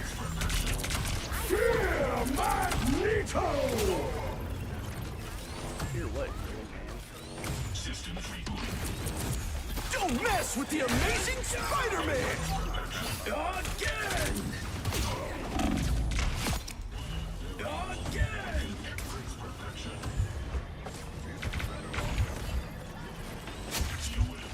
Ah! So close.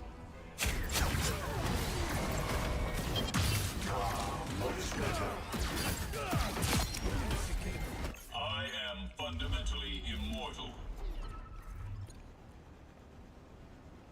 Honestly, it's a crappy off-season for Grimes because most of the crappy teams don't have a lot of cap space. I think there will be more teams with space. Probably. Hopefully he knows what he's doing. I don't want him to fall victim to just bad representation. It's not like he's not working. It's just you have to know the pure market this way. Come on, why can't I shoot? Why can't I shoot? Get her. She's me. I expected more from my Embrace perfection. We are undefeatable! Pop that too far back, man, bro. Much better.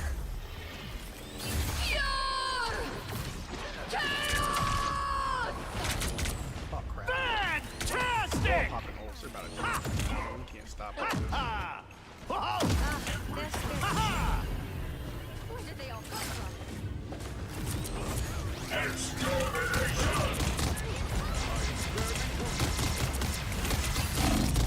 Keep going, keep going, keep going, come on, you're so weak! If y'all can't kill these people! You need to stop that vehicle in its tracks. Can't do it all. I am fundamentally Wanda sucks, she's 2 and 3. Considering what Grimes is looking for, glad we got off him. Honestly, yeah, I don't know if he would have wanted less. Who you cutting, Tim Duncan or Kevin Garnett? Kevin Garnett. I still don't even fully understand the aprons. It's just when your team spends a certain amount, there's like fines and fees they have to pay, pretty much.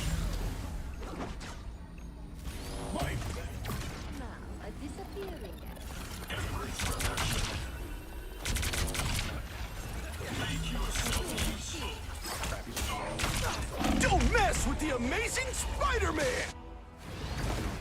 Marcel, you look balder than usual. I like it. Thank you. Don't mess with the amazing Spider-Man! That was illogical. I'm terrible at these type of games. I am halfway decent. I typically just find a player I'm good at, or a character I'm good at, and just kind of rock with them. We are undefeatable! Oh, this is bad. Get me out, get me out, get me out, get me out! Oh, crap. I hate how Spider-Man's movement is. There's still a chance to stop them. Yeah, 3 support. Ultron virus reinforcement. Systems rebooting. They hit a checkpoint. Now might be a good time to stop them. Oh my gosh, he stopped me as I popped my ult. I hate it here. It's the grand finale.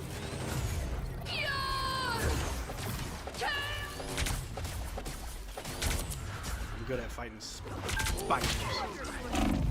No, I'm not. No, I'm not. I lied. My resume was wrong.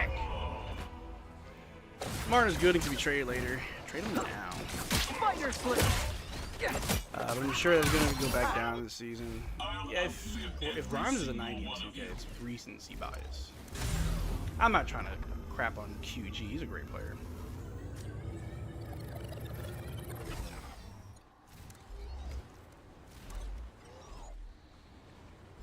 Better stop that vehicle. Everyone's dead. Don't go back. Need some help.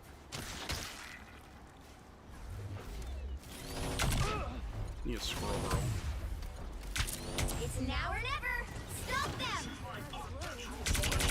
My turn now. I have finished the job.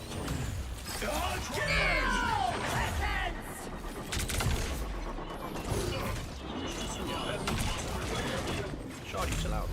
Now, Hulk Smash! This is my next direction.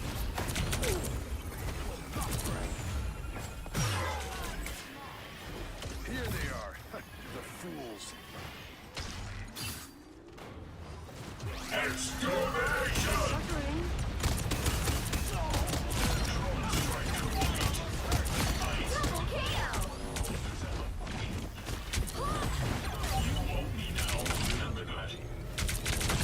That's 3. Oh my gosh! 4 in a row. Hey, Jarvis, clip that. Going bananas, ha. Don't mess with the amazing Spider-Man! You have my gratitude. You stop them in their tracks. My favorite time! You died at all. Still Oh need my gosh, we're all pushing up something.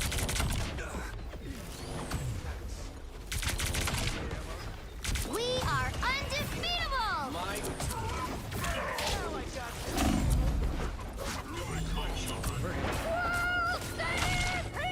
My game lagging?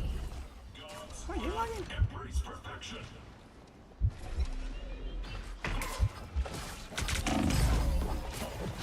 Don't give them another inch, or else.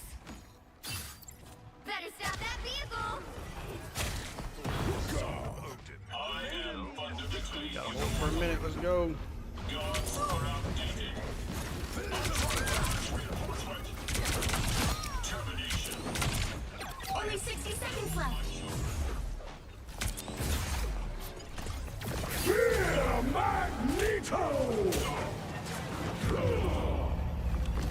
I did my job. Well, I'm gonna go play NBA 2K. you Beat Miami. Do it. Marcel sucks at Fortnite. I really do. You're gonna see me sucking in like an hour. Go Mavs. Big up Mavs Digest. Appreciate you. Big up you. I could have done better healing. They only had one healer. That's insane, actually. I should have been targeting that. That's on me. That's on me, baby. We are 7.5 hours in. 20.5 to... I can't do math. What? 14 and a half, 15 and a half, 13 and a half to go.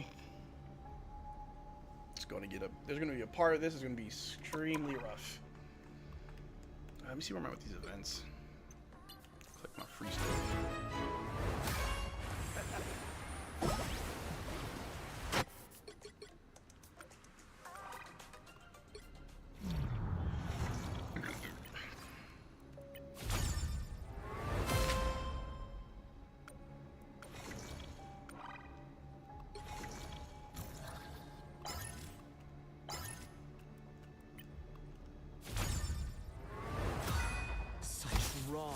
Oh, I got the costume. Nice.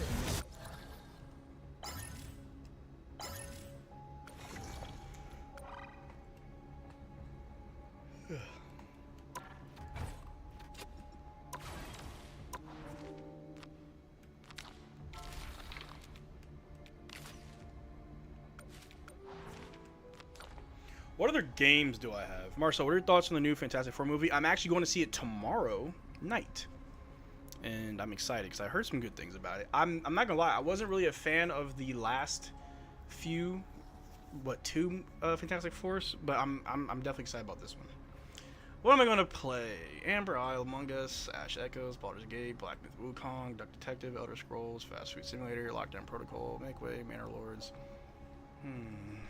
Northgard, Pal World, Peak, Puzzle Agent 2, Repo, RPG Maker, Sid Meier's Civilization. I might play Civilization later. That's a long game. Alright, y'all are going to watch me work on my Pokemon game for a bit, so strap in. I'm going to watch a lot of coding.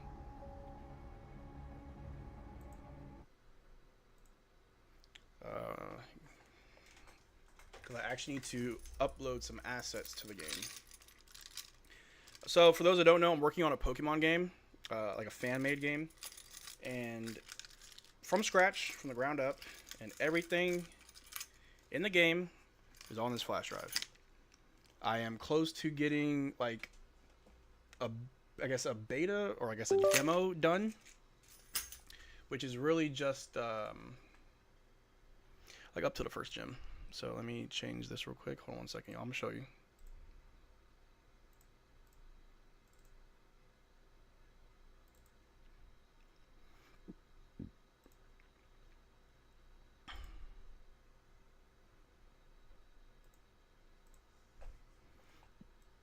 Watch out, watch out, watch out. I gotta like resize this whole thing.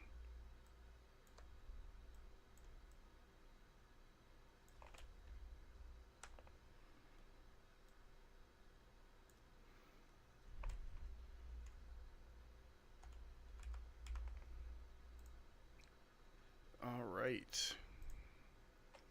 Retro Placer says, how many cups of coffee or drinks you drinking for the stream? I've drunk 2 Celsius so far. I guess you can say they're energy drinks. But I've got a Red Bull that I'm probably going to take soon because I'm fighting back this yawn that's like in the back of my throat. Pause. So probably going to hit this now.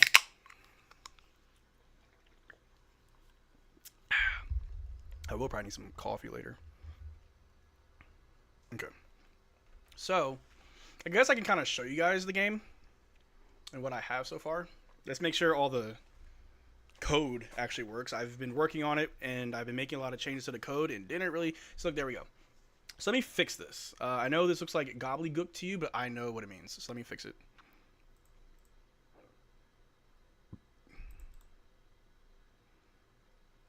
I need to pull up this. Now, what does this say? Avalanche. So I misspelled avalanche. Here we go. Oh crap, who are you? I misspelled it a few times.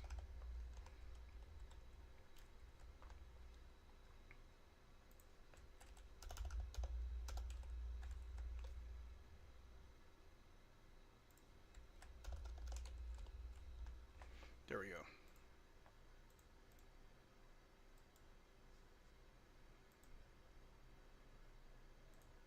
All right, let's try it again. Man, where's other supporters at? Oh, they be at least 200 in here for the main streams, but not for this. Ah, it's fine. I ain't mad at nobody. Let me see. I messed up something else. Real ones are here supporting even just to come and say hi. I mean, I appreciate you. I'm not upset for anybody that doesn't slide through. It's okay. Because we're just ordinary people. Let's see. Hauntascene? Let's see. I do a lot in this game and that I don't actually test. So whenever there's an error, I'm not super surprised. Hauntascene. Here's Hauntascene. And you evolve into... Oh, crap. I didn't change the name. R-A-I-T-H-Y-L-E. Wraithile? I have to change his name. Alright, save that. Alright, is there any other mistakes that I have made?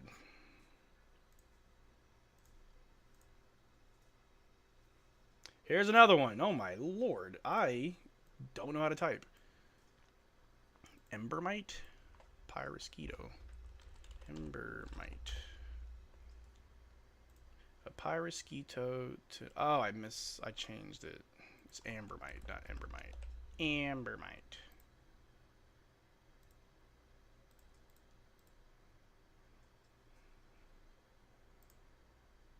Now let's try it again.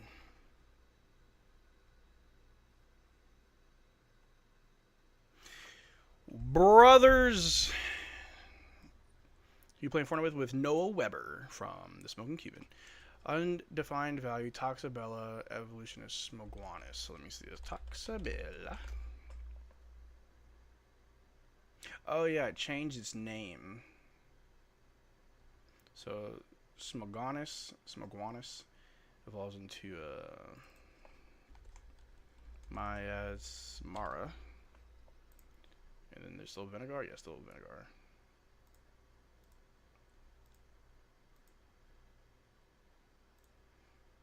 Alright, are we good now? I want to show you guys what I've been working on. I just gotta fix my code.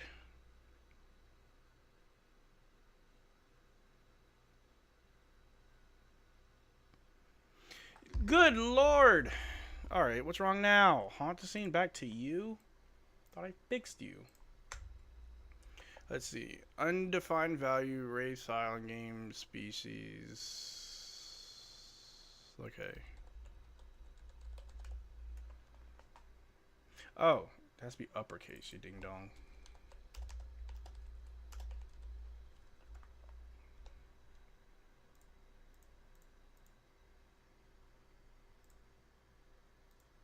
Don't worry, guys. It'll get corrected eventually.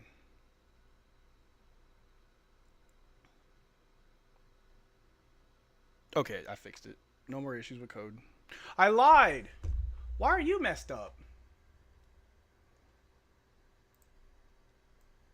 Bro, I suck at coding. How do you get so good at it? YouTube tutorials and a lot of practice, a lot of trial and error. I also don't do much in my free time, so this is all I work on.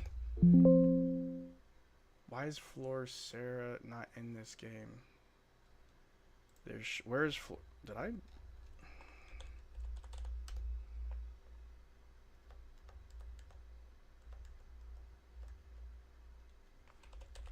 Whoa, did a Pokemon just disappear from my game?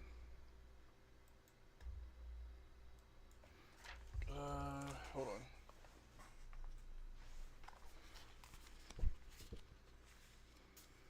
Number 21. Who's it after, though?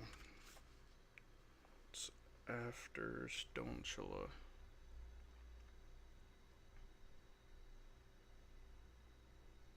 Spider because of Stonechilla.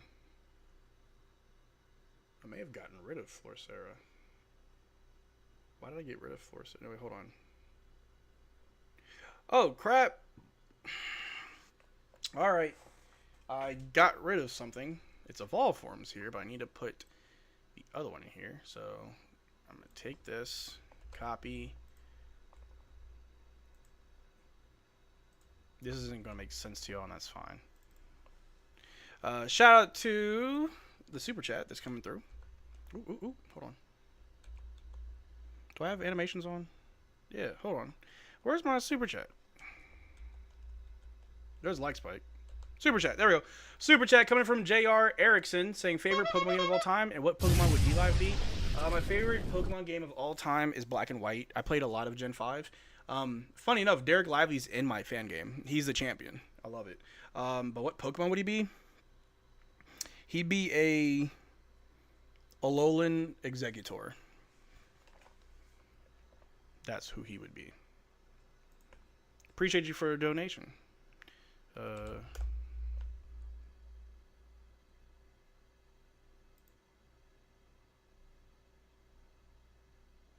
1 second.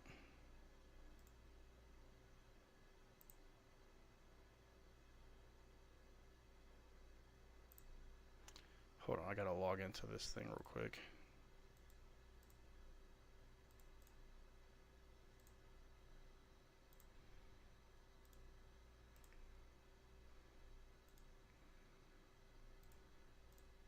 I'm dangerously in love with you.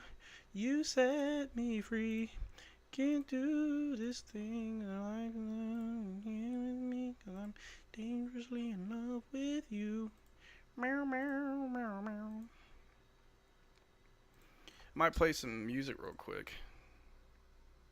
Just because I really like this song.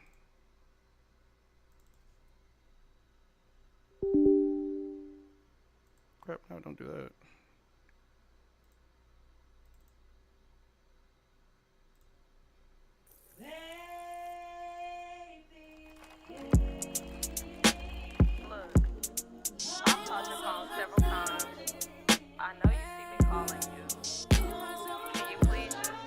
Marcel, so what's going to happen at the 12-hour mark? Probably death. That's all. Turns down a bit. It'll probably be death.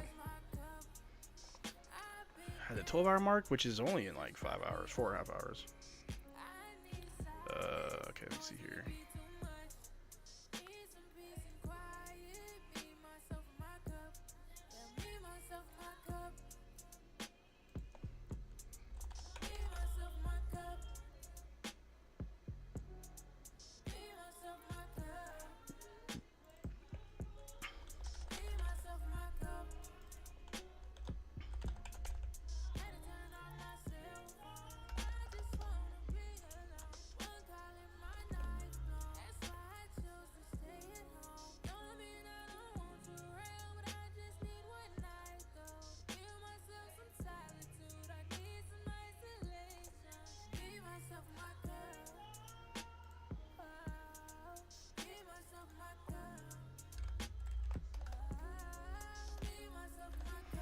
Some singers listen to. I mess with Ed Sheeran, Adele, Bruno Mars, Lady Gaga. Oh, that's what's up.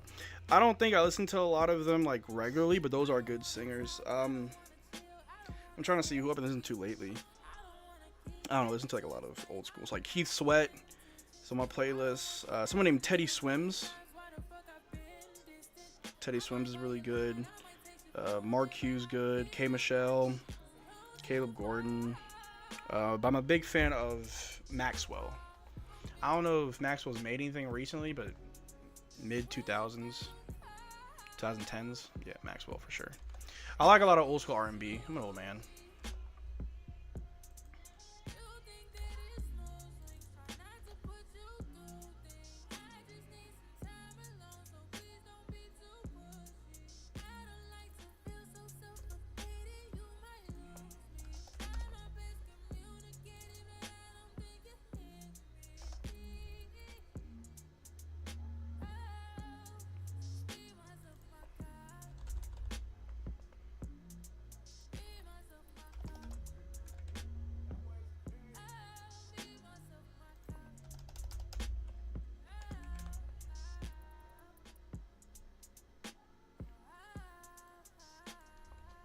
Oh crap, don't do that.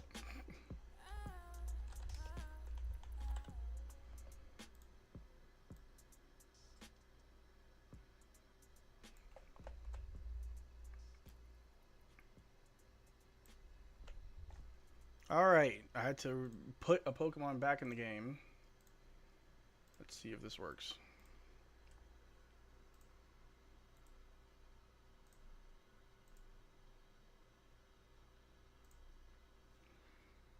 I want to show you what I've been working on, because I also have to add another Pokemon in the game. Not from a, I guess, a coding standpoint, but more so just from a image standpoint, I guess.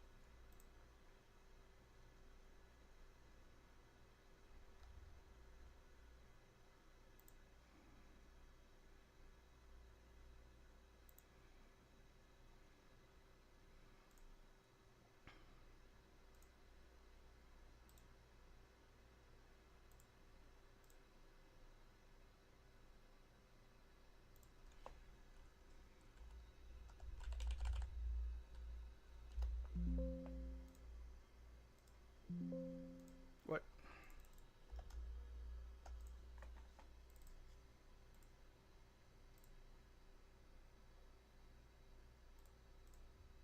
All right, cool. It works. Code's good. So check it out. What's up, Marcel? What's up, Rohan? How you doing? How many total viewers had the stream had? We've had 1,408. Which is fine. I mean, I understand the views will be low, but it's cool, though. But check out my Pokemon game, guys. It's a fan-made game with fan-made Pokemon. I already got a couple that I've made. Now, I'm not going to sit here and say I came up with the concept and ideas of these guys, names, stats, and everything, but, like, any graphical thing, I've been commissioning artists to help me out with these. So, check it out. Really quick. This is the grass starter. First form, second form, third form. The fire starter. Now, really quick. The game is... All the Pokemon are based off of prehistoric creatures like dinosaurs or extinct, like, actual animals that have existed. But that doesn't mean that they're all fossil Pokemon. They're just in design. No Weber fan club will show up to make it more, I'm sure. Oh, yeah, of course. This stream will hit at least 5 to 10k views. I hope so. But yeah, this is the fire starter. Scorchimus, Ignimus, Galinferno. It's based on the Gallimimus. Then we have Placidra is the water starter. Hydrolith and Hydrain. It's based on the Plesiosaur. Noah Weber, I believe, is live right now just talking about NBA related. Hey, shout out to Noah. Where is he live? On Twitter? Then we got Parafet. It was based on a Parasaur. Paravoyant. Ramblet. I forgot the name of what it's based on, but it's also based on like a prehistoric creature. And Ramburst, which I really like Ramburst a lot. Then we got Furlox. Pretty dope. What is it? It's based on a what are those dudes that spit? I forgot the names. We got Toxifrill. Toxifrill looks dope. Wait, Marcel, can I play Fortnite with y'all? Of course. Yeah, of course. And then Glintworm. Blitzworm, which is... Where is he live? Yeah, I have no idea where Noah's live right now. Blitzworm, which looks badass. Looks so cool. And we got Simplash and Hydrake. These are like elemental monkeys, and I'm about to add in the second elemental monkey to the game. But yeah, that's what I got so far. And like all Pokemon, well, they don't all have all the information. I need to add more. Is this the coding game talk about? Yeah, this is it. But like they follow you, right? Like so I made the map, I coded them following, I coded everything. The trainers are turned off right now. I haven't added anything to it. The grass is empty, but I've mapped out some stuff. So this is a route. The game's also gonna be like huge. Like this is not gonna be some small game. Because I'm on YouTube. Oh snap! I didn't know he had a YouTube channel. What? Meet a Marcel version of Missing Noe. That'd be funny. Did I? No, it's fine. I might need to fill that in. But anyway, yeah, nothing in the grass right now. But there is audio. Like there's music. I just didn't put it on this route. But I'll show you guys something in a little bit. This is a very long route. This game's gonna be massive. And I can't wait to share it with y'all. I've been working really hard on it. Do I have a bike? I can't use a bike because I did not code the use of a bike here. I'll do it eventually. But anyway, as we run all the way back to the first town. Okay, I haven't been doing as much coding as I thought. I think I've just been doing data entry and not actually like mapping. But here, watch this.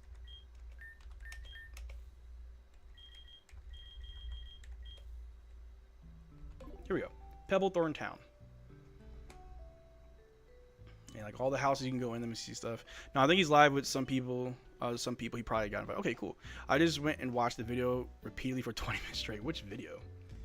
But yeah, this is the town I made, and this is like a little cafe that I made where you can battle these little blonde-haired women, or like the waitresses in this cafe. And when you battle all of them, this guy, the head chef, you can battle him and access his secret menu of like other items and stuff. But yeah, that's what I got too. They're blocking. Yeah, that's right, they're blocking it. I got a code around that. It also has a day-night system, so when it gets dark out, it gets dark in the game. Anyway, yeah, SNL skit. Oh, okay. This is my Route 1 that I made. This route's actually fully complete. It's got Pokemon in the grass. It's got trainers that you can battle. Let's see if I run into one. See what we run into. Spydor, which I don't have the images for him. The artist isn't done yet. He actually messaged me earlier today with some rough sketches. So, but anyway, yep, that's my game. Now time to add a new Pokemon to it. So you guys get to watch that process, which I think that's pretty cool.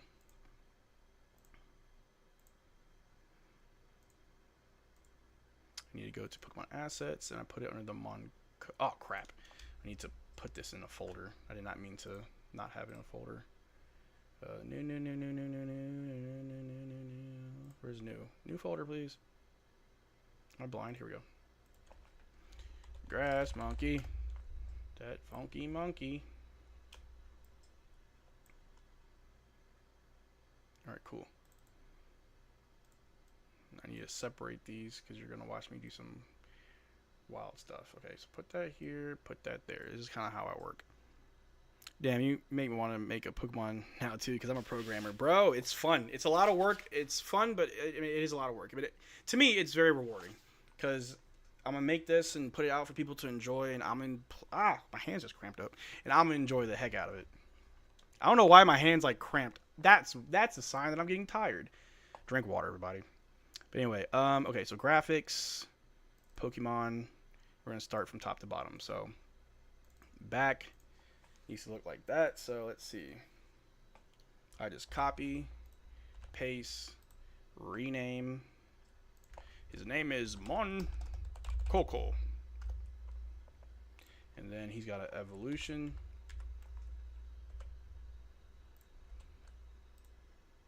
I want to say your name is Coco Braki. Check the files. Mon Coco. Yeah, there's Mon Coco and Coco Bracci. Okay, Coco Braki. Cool. Put this down. So Coco Braki. Yep, that's his name. So we got the back.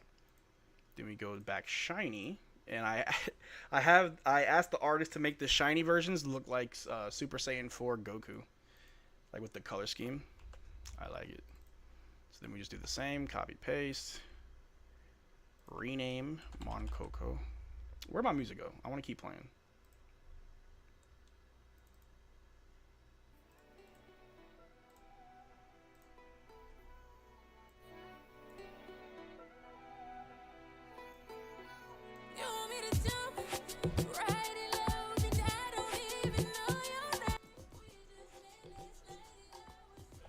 Alright, where's Coco Braki?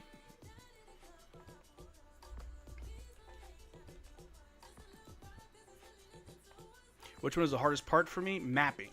I can sit down and like type out lines of code for like dialogue, Pokemon battles, like very specific and hard to code things. I can do that. Like I can sit down and do that because if I get any part of it wrong, the program kind of points me in the right direction on what I need to fix, and I just keep at it until I get the desired result. Mapping is hard. Mapping is hard because you can mess it up.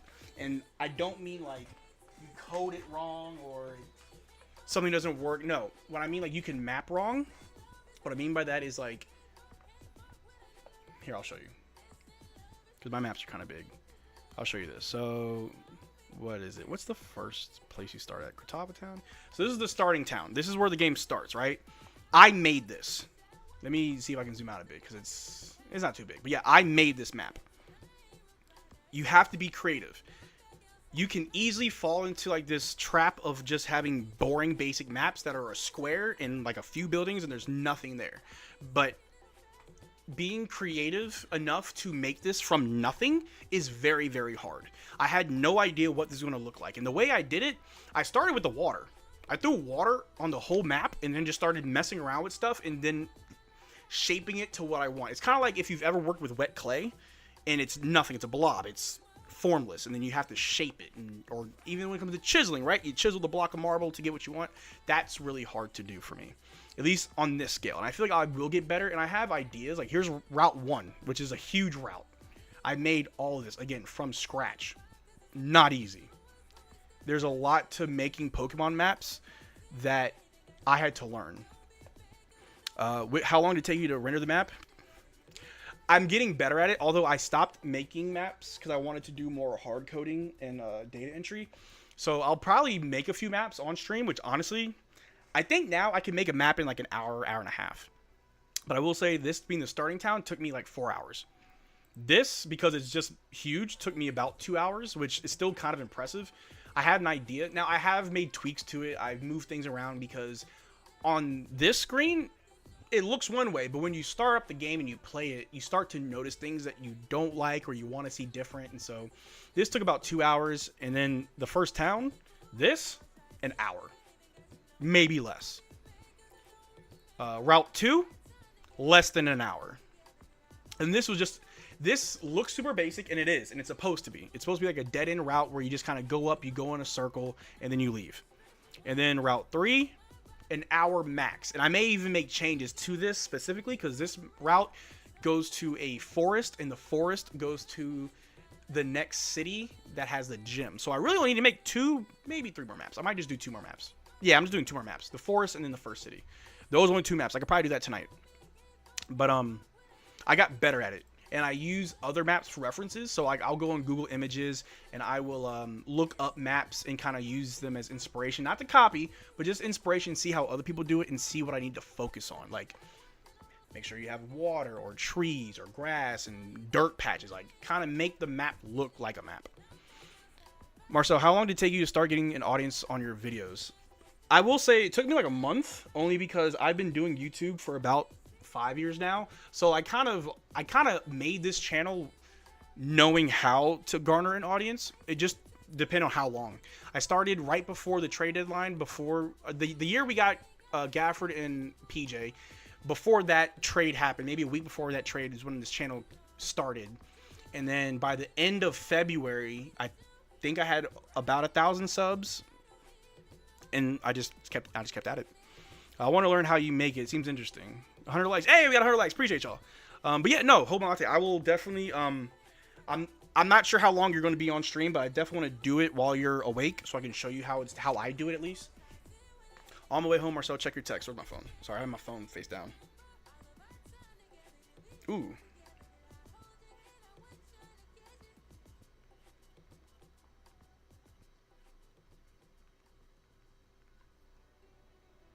I hear my dog under my bed. I don't know what he's chewing on. I think he's got a bone under there. But thank you, Sean. Marcel blew quicker than expected. I mean, honestly, yes. I'm not going to sit here and say, like, oh, I knew what I was doing. This was all planned. Had no idea this channel would grow as fast as it did. No one on my team thought that it would. I mean, we knew it had potential to do well and to grow. We just didn't expect this big of an explosion. But that's why I try to give back to you guys so much, because you guys supported. Let me stop music. Stop music. Music stop. I want to talk for a second.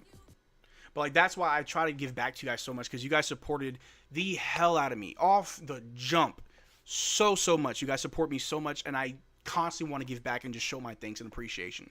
The fact that I'm at this stage in my YouTube career in only a year and a half of this channel, you know, having this level of success, I couldn't do without you guys. I really couldn't.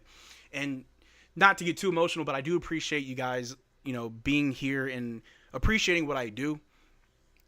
There's only like 22 of you guys watching, so it's not like I gotta worry about anything. But growing up, I used to have like self-image issues. Like I used to get bullied. I wasn't like popular, cool, or anything. Not like I'm popular, cool now, but like I used to get bullied a lot. I didn't have a lot of friends. I had a small circle, you know, but I had a lot of self-doubt.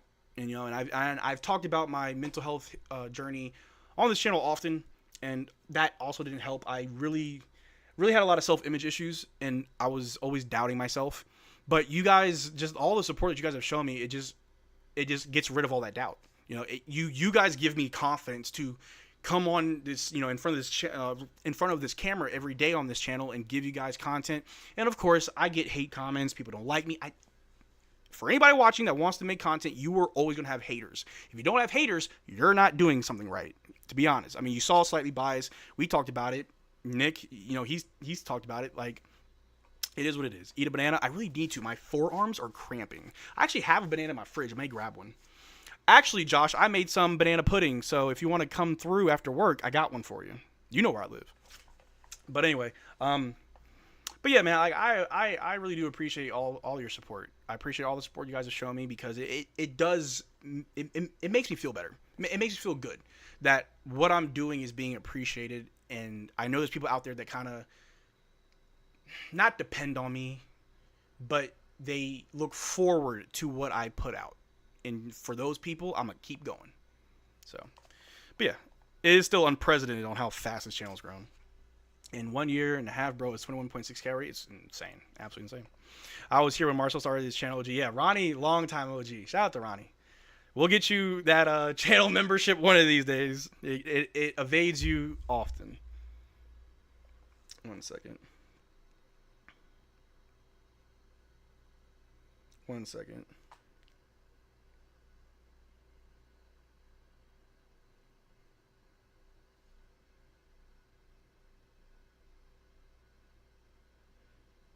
Sorry, I got a text message. But yeah, we got about 20 minutes till we got Noah to come on. I'm going to end the stream. Actually, I kind of need to end the stream now. I'll let it run for a little bit. I'll end it right before I get Noah. Like I said, I'm doing about 8-hour parts, so we're pretty much done part 1. 2 more parts to go. That changes everything. You're darn right. I gotta keep checking my messages on every app, because so many people are reaching out to me about stuff.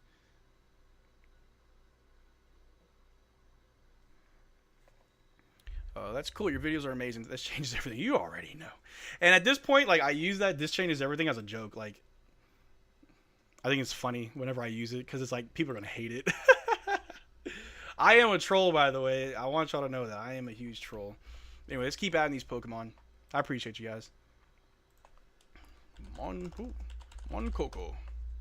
And then we got... wrong one. This dude looks really cool. Coco Braki. Oh, also, this game will be free to play, by the way. I'm not charging anybody anything. It's going to be super easy accessible. However, you will not be able to play this on your phones. I know there's emulators for your phone. This isn't played through an emulator. It's played through your PC. If you have a Droid, I think there's a way that you can play this on your Android. But if you're an iPhone, I'm sorry. As of right now, I don't have a way for you to play this. You would have to play this on a computer. But this game requires 0 computing power. I think the game will be less than 40 megabytes of data. So it's not even that big of a game.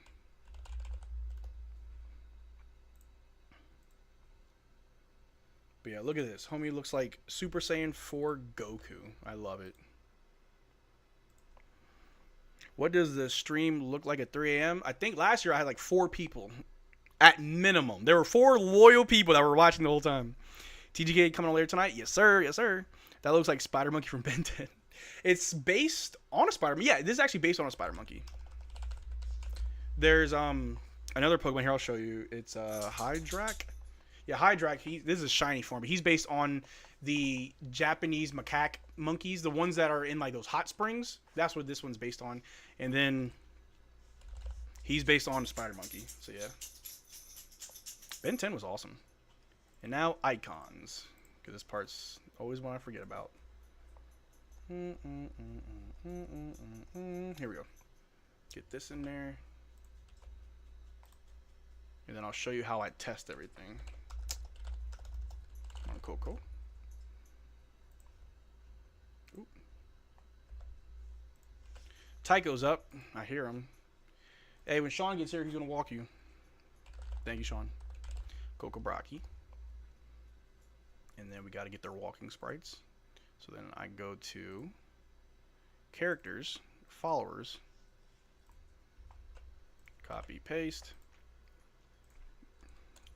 one Coco, and then copy, paste, Coco Braki. Boom.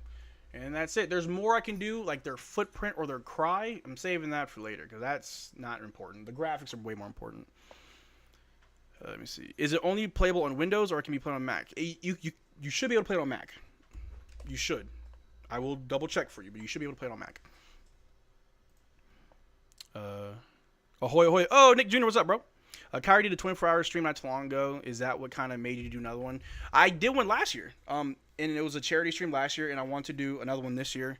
It was funny because I was talking to my moderators on Discord, like, hey, I want to do another 24-hour stream, but I'm not sure what cause I should do it for. Because last year I did it for the typhoons in the Philippines, so we raised money for the Philippines. And I was talking to my moderators about this like maybe 2 weeks before the Texas floods, and then once the floods happened, I'm like, that's it. That's what we're doing. It's even better because it's in Texas, right? So I just felt like it fit perfectly. RJ said, hello, I'm finally here, but I'm still at work. RJ, I appreciate you. Don't worry. Hopefully we'll be able to get you on, but I appreciate you stopping by. So I just added the 2 Pokemon. So what I'm going to do is I'm going to add them to my party to make sure everything looks good. Wherever they are. Here we go, Coco Braki. Let's put them 35. And then I check first I check this. There he is, Moncoco. Level 5, stats, berry boost. Using a berry raises attack, which is absolutely crazy. But yeah. And then we got Coco Braki. Cool. Knock off, C-Bomb, Agility, U-Turn. It's got a pretty good moveset. Okay. That's all good. And now we got to make sure that their walking sprites look good. Kyrie pull up, and I hope so. But yeah, oh my god, he's huge. You're a little bit bigger than I thought, bro. I may ask the artist that, hey, can you make him a little bit smaller? He's huge. All right, let's see Coco Braki. He just looks cool, bro. I like him. He looks so dope. That's awesome. Like his tails act like arms, but they're also like palm trees, right? Like it's supposed to be like a palm tree monkey looking thing. That's really cool. Only way for Kai to pull up is if we spam his chat. He was live yesterday with Kai Snap, but it was only me. One of me isn't going to be enough. Hey, Ronnie, I appreciate you, big dog. I really do. Unfortunately, for those that may not know, we're currently not able to get Gafford. He had a procedure, nothing major, no major surgery, but he had something done with his eyes. So his eyes are very sensitive right now, so he's not going to be able to be like around screens and bright lights, which is fine. I'm not upset by it.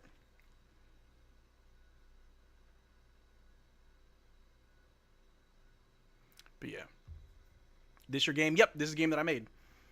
Hold on, I'm just checking my messages. I have to be like on my phone, even though I don't want to be on my phone, because I have to like be aware of like messages and everything.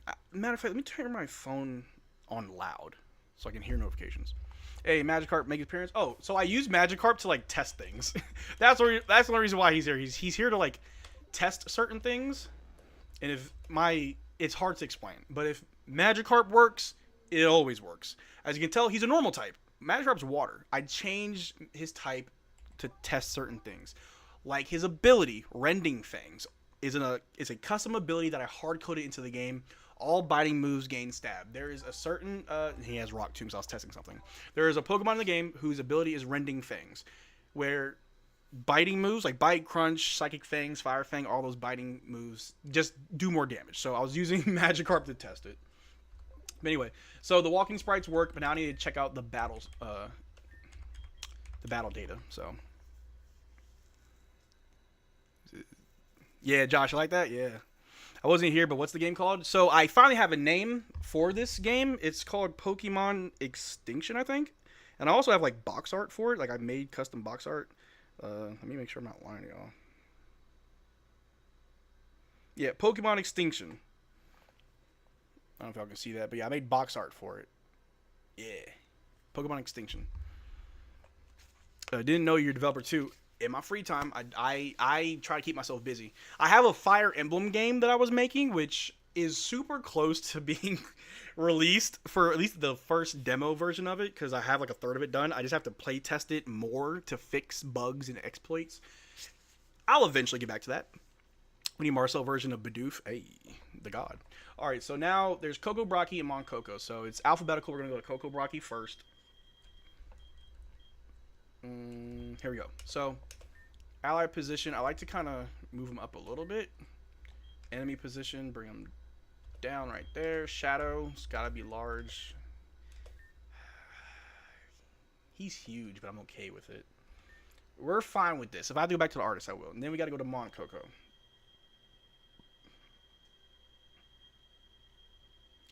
Here we go. A lot of M Pokemon. Good lord. Here we go. Little grass monkey. He's got a little coconut and his little palm tree tail. See, he's like a palm tree monkey. Palm tree Pokemon. So, and we just make sure that's set. Save the metric data. And then we go and test it in battle. So we're going to, where is it? Battle options. Test wild battle. I'm going to just do a level 1 grass starter. There's Jerkid, Magikarp. Oops. Mon Coco. Let's see what it looks like. Cool. Looks good. Let me see what attacks look like. Sometimes, okay, that's fine. The battle animations will change. These are just kind of generic stuff. But okay, that looks good. He looks good. Nothing too crazy. Now, Coco Brocky.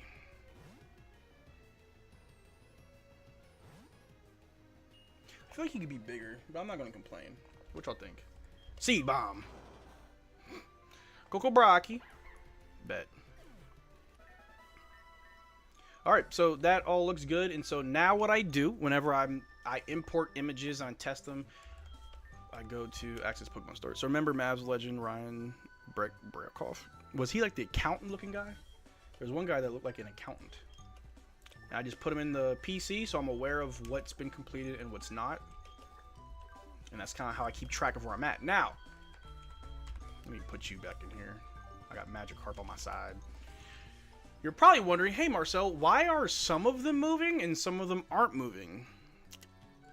I'm stupid, that's why. And that's the answer you're going to get. But so far, these are the Pokemon that I have fully like made. Like all of these guys, they have cries, all that stuff too.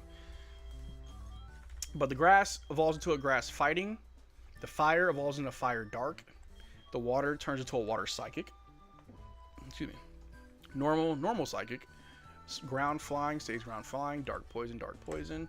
He goes from bug flying to bug dragon. Surprise, you can actually capture him on Route 1, 5% chance of him showing up, but you could pretty much get a dragon off the first route. I think that's something really cool.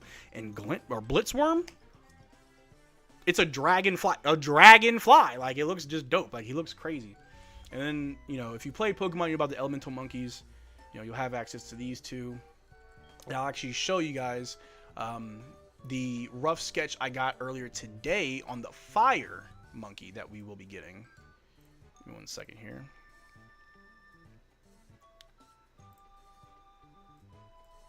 Boom. This is the fire monkey rough draft. Looks absolutely amazing. I am in love with this Pokemon. It's based on a capuchin monkey. Absolutely love it. Now, obviously, the monkeys aren't based off of prehistoric monkeys. I just chose 3 random monkeys that, hey, make me some monkeys. But this right here, dope. I like this a lot. I'm excited for this one to be finished. And, what, that's 2, 3, 4, 5, 6, 7. I'm waiting on 7 Pokemon to come back. And I think tomorrow I'll hear about 3 more. So I've got like 3 or 4 artists working right now, and I'm really excited. But I think that's why I've also been just busy putting in Pokemon data, so when I get the images back, I can just plug them in. But that's what I do. Save the game, close it out, and then boom. That's my Pokemon game. Can't wait for y'all to play it.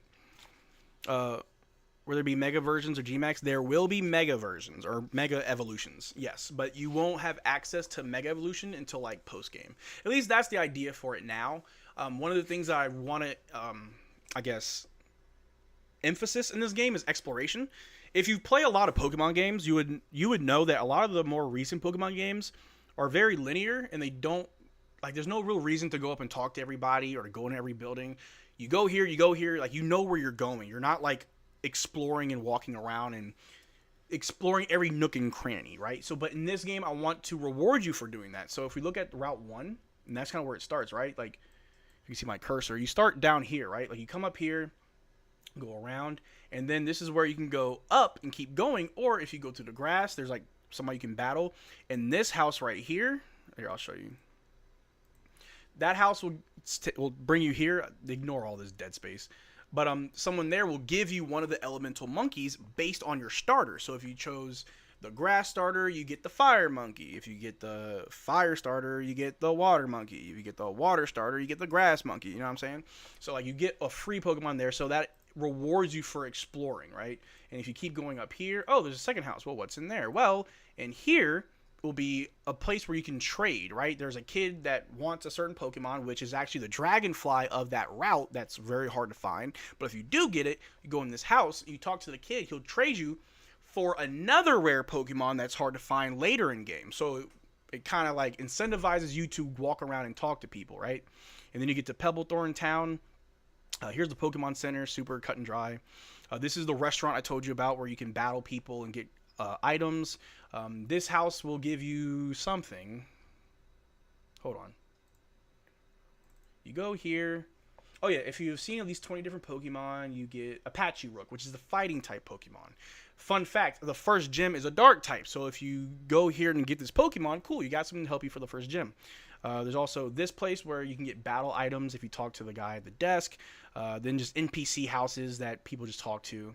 And then here's the gate that leads to Route 2. You know what I'm saying? So it's like, I want you to explore my game. I want you to, and it's going to be worth your time. And the reason why I bring that up is because post-game, when you have access to Mega Evolutions, you have to go out and find all the Mega Stones. The Mega Stones won't be available until post-game. They won't appear until post-game. So that rewards you for going back and exploring. So that's what I'm trying to do. Save the game, save the world, of course. Back in. What's up, Random? Don't sleep tonight. Something big is coming. Shams. What's coming? Fake Shams back at it again. He be doing the slidey buys. Shout out to Fake Shams. Unless it's the real Shams. That'd be kind of cool. Baby girl. Let me see you dance. Let me see you twirl.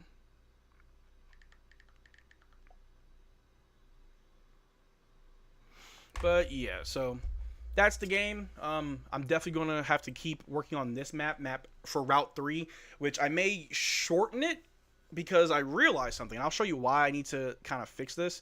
So going here, I have to zoom in and show you guys because it's such a huge map. So going from left to right is limited and easy. So you go in the building. I have to make the building because I haven't made it yet. And then you come out on the other end. And you come out here, right? Like, so, what is it, Route 3? Yeah, Route 3, Pebblethorn Town, right? So that took a while to code. But then I have to code the inside of the building. I have to map that. But then also for the forest, because you're going into a forest. So up here on the left side, here, I don't really care. I can undo. This is how you go into a forest, right? You go up and then it takes you to the forest map. There's nothing that's like horizontal. It's just a vertical entrance, and it's the only entrance. I can try and finagle a left to right entrance way, but the tile sets are limited, and I would have to look up custom tile sets, and your boy is low-key lazy. A lot of what I'm doing is not basic, but I'm trying to just do enough so I can move on, and then what I typically do is when I'm ready to release the game, I'll go back and like fine comb some of the stuff. But yeah. Slow Hoops fan says Luka made the Mavs. His franchise is sorry now. Someone knows ball. Tell us what it's going to be, Shams, and if you're wrong, you have to donate a few bucks on the stream. The franchise isn't sorry. Flag is here for a reason. Something to look forward to. Hey, man. Shout out to Slow Hoops fan. He is a Laker fan, but he's also a Luka fan. It's all good. Appreciate him stopping by and helping out with the charity. But Noah is ready, so let's put this away. Let me save it, because I'm really bad about just closing projects. Save the project to my flash drive. It takes a while. Maybe we can do some more of this later, which I plan on. After like midnight, when nothing's happening, I'm going to boot this up and get to work. Y'all going to watch me like go crazy. Saving. Come on. Keep saving. I didn't even do much. Well, I guess I did do something. I'm really bad about like not saving my work. One time I left my computer up for like a week, and with this up working and not saving, and then the power went out, and I freaked out. But thankfully I did save. Oh, I was so worried. Okay, it's done. So close that, and close these. Pull this up. Make sure I saved. Yep, saved all that. Close that. And then pull up Zoom because we got Noah Weber on the way.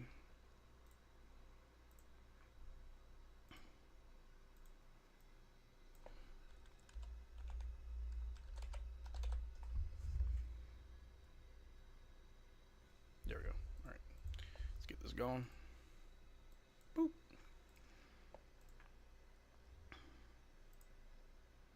All right.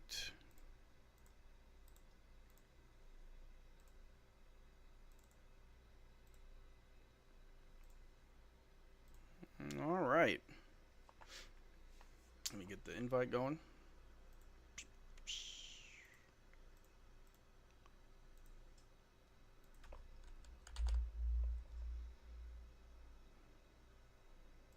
Oh, Noah, where are you? I will say Slightly Biased is really good at Marvel Rivals. He is good at Marvel Rivals.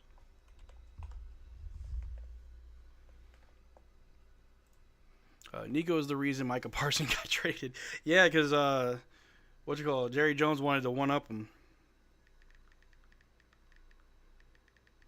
All right, guys, give me like half a second. I'm about to end the stream and then start it back up. So I got to break up the